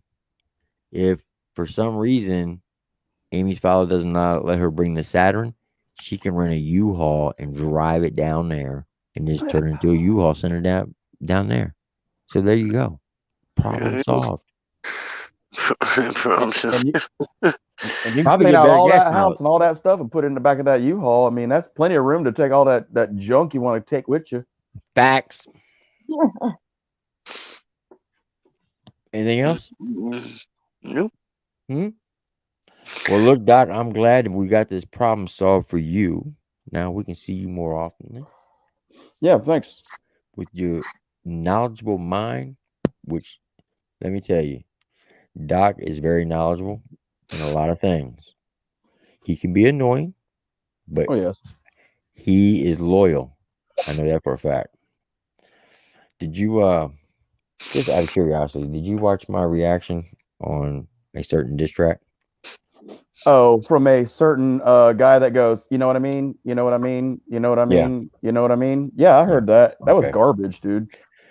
Yeah. Well, that caused a lot of rift between me and Alpha Tyler and two other Yeah, individuals. I got that. Okay. You know, I saw the April's Fool's joke. I was like, that's got to be April's Fool's. Just like, you know, Hey, and then you know, and it's then you funny showed up you with say that. Mikey D, like, you know, later on that night, and you're like, you really thought I was gonna do it? You sorry suckers. And I was like laughing my tail off. It's funny you say that. So my wife didn't know I did that. When I got home today from work, she's like, "You almost got separated. You almost got a divorce today." I'm like, "What the fuck you talking about? What did I do now?" She's like, "I seen this video about you talking about mental stress and this, and you had to quit YouTube." And she goes, "I know that ain't my husband copping out like that, being weak." I'm like, I said, "That was pretty good, wasn't it?" She goes, "I was convinced. You had me convinced there for a minute until I seen the live stream, then I realized that it was a joke." I'm like, exactly. But yeah, I thought it was funny. Yeah, you be trolling some people for sure. I got to come up with something better next year. No, I honestly, I thought that was to be honest, and I'm not being a jerk to whom we're speaking of. I just thought it was a very unwell put together song. It was on a beat by Tupac, you know, and he was out of the pocket. He wasn't able to keep time with it, and some of the lyrics didn't actually, you know, the bars didn't make complete sense. And I thought that you had a very honest reaction to it, you know, and if he's going to put out stuff like that, then he has to be able to accept the criticism that comes with putting out a very unfinished piece like that. Facts. You know, and I don't think that, you know, and just because you weren't like on his tip, and then I was watching Alpha Tyler talking about his, you know, he got pulled into it because, you know, he was caught in the middle and he had to, like, you know, stand up for whomever on whatever side. And his thing was, you know, you were starting your stream on a Friday night at this time, and he was going to start his stream at this time. And yeah, now there was some, like, you know, y'all were doing something on purpose towards each other. I'm like, no, that just happens to be, you know, the time. You know, I wish that y'all would do, honestly, Tim, if you got on at like, say, 5, 6 o'clock your time, I would be on before I go to sleep. But, you know, literally at 9 o'clock, I'm in bed and I'm passed out. You know, I'm old. I'm over this. I am thinking about doing like maybe a Saturday afternoon or a Sunday afternoon live. Yeah, see, I'm down for when it's daylight hours here. If it's dark outside, I'm asleep, and then I wake up about an hour before the sun comes up, and the sun's coming up right now. You know, I don't know if you caught the live last night or Thursday night that my wife did. Yeah, I did. Well, I watched it yesterday morning in hindsight, but yeah, that's what Amy and I were just talking about, where she brought up Betty White. Yeah. Yeah, that's So what I was saying. That's why I said next time we go girls' night, we need to get Betty White. Anyway. Ooh. Yeah, that Doc stream will went, show up in that. I'd be like, "Hey, girls, what's up?" that stream went hard left 180, 72 degrees to the east and 33 degrees to the west, south, With all at one 5 time. million giggles all in between. Yes, it was. Oh, and Miss Lacey didn't say a word. I tried to. When? I did try, but my internet and everything else was messed up. I couldn't get anything to work. Okay. That's why I kept popping in and out at All the right, beginning. so I'm gonna put you on the spot then, Miss Lacey. Do we have a Oh, good Lord. commitment from you that next time you'll be the first one in there and you will hold at least a 3-minute conversation? I'll try. No, we need a yes or no. Well, I can't guarantee anything with my kid. My kid don't sleep. She's Lacey, always where up. do you want to go to dinner? Fair I don't enough. know. Fair enough. I can respect that. It's like asking a woman if you want to go to dinner. Where do you want to go? I don't know. Well, let's go to Hooters. Well, no, we're not going there. I'm like, well, why not? You didn't want to pick nothing. Hey, look, that's the biggest. Well, that's what me and my wife fight about all the time. Believe it or not, is where we're going to eat.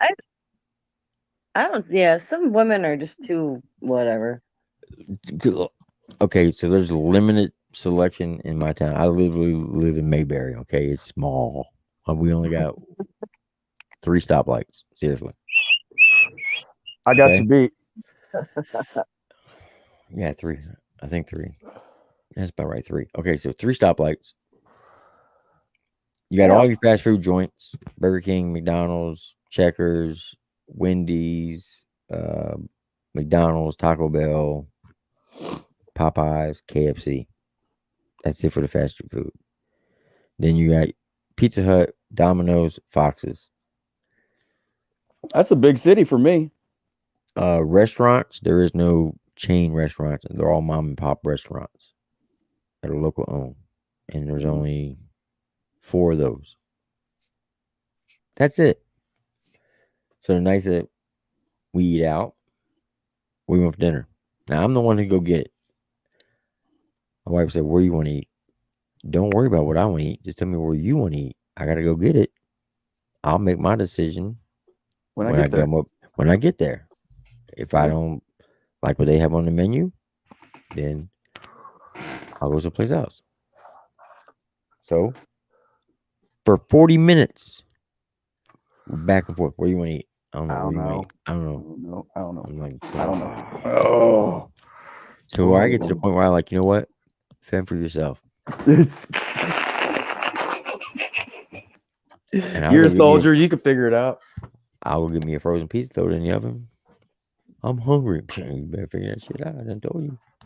40 minutes, you wasting my time. That's how y'all be operating. No, see, I have the same issue. Like, if I go get something and I'll be like, "What do you want?" "Oh, you know what I want." It takes you 40 minutes just to ask somebody a question, Amy. It has something to do about where you want to eat. So we already know that.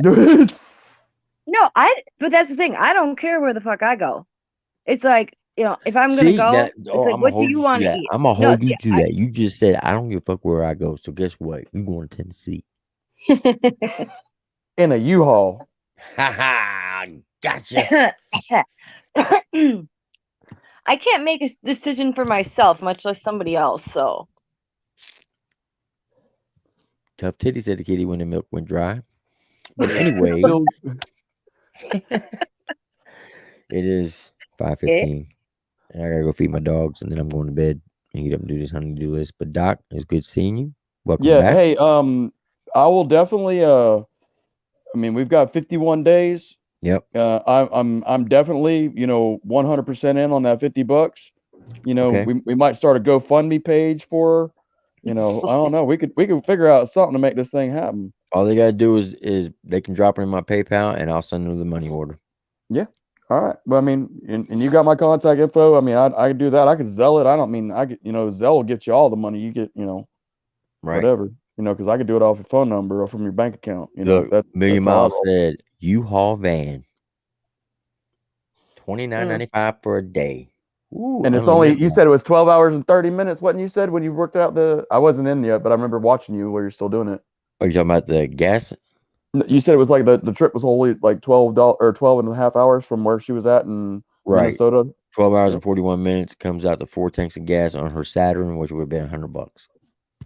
Yeah, and on the van, you'd probably take about 4 or 5 miles a gallon off of that 20-mile mark that you were talking about. But yeah, it might go up a whole nother $30-$40. But we can get it. We can work that. Get it. Exactly. So Amy, you got 51 days. Oh, but no, we got the $30 because she won't have to use the oil that you put the $30 allotment of oil. Bam! There you go. So you really can't eat $100 worth of food in 12 hours. You only weigh like 86 pounds soaking wet with a 90-pound ruck on your back. So no, I weighed more than that. Yeah, okay. And that's with the boots on too and soaking wet. Add 60 pounds to that. Yeah, okay, yeah. I've gained weight. No, yeah, none of my pants fit. No lie. The only weight that you gain is the wax in your ears. That's it. That's why she ain't listening. Oh, I'm listening. Look, when you do move to Tennessee, because we're gonna make sure you move there, and I come down there, you're gonna want to daggone beat the snot out of me and Mikey. But hey, it's okay. We're gonna videotape that shit. Be like, ladies and gentlemen, Miss blah blah blah blah, live in person. I don't know. With your old broke ass, I got $5 on Amy. Hey, hey, don't get it twisted now. I'll fight you, Amy. Shit. You know, I'll fight a kid. I'll fight a hide woman. I don't behind give a Lori. damn. Huh? I'll What? hide behind Lori. Why you gotta get her? Why you gotta bring her in? See, that's what I'm talking about. See, that's why you trifling, trying to get her to fuck me up now. Hey, I'm about to 2 go on in there and 1. It beat takes her 2 ass on right 1. now because of you. See, shit. Guess what? You got 31 days now, huh? Take that. Yeah, you lost 20. Keep running your mouth. We get it down to 10. Lacey, Right. help. No way, man. See, bam. Hey, you're losing it. Don't put me in that, Ricky Bobby. You losing it. But look, I appreciate everybody that's up in here. Amy, you know, we got Yeah. nobody mad love for you. But Straight you do up. have 51 days. That's no bullshit. We're holding you to it. But Lacey, I'm glad to see you up in here, even though you only said like 6 words the whole time. I did better today than I have. Yeah, you See, picked there's on me 6 too, words Betty right White. there. See, you doubled it. Boy, I'm proud of you. 12 words. Man, you on it like daggone it.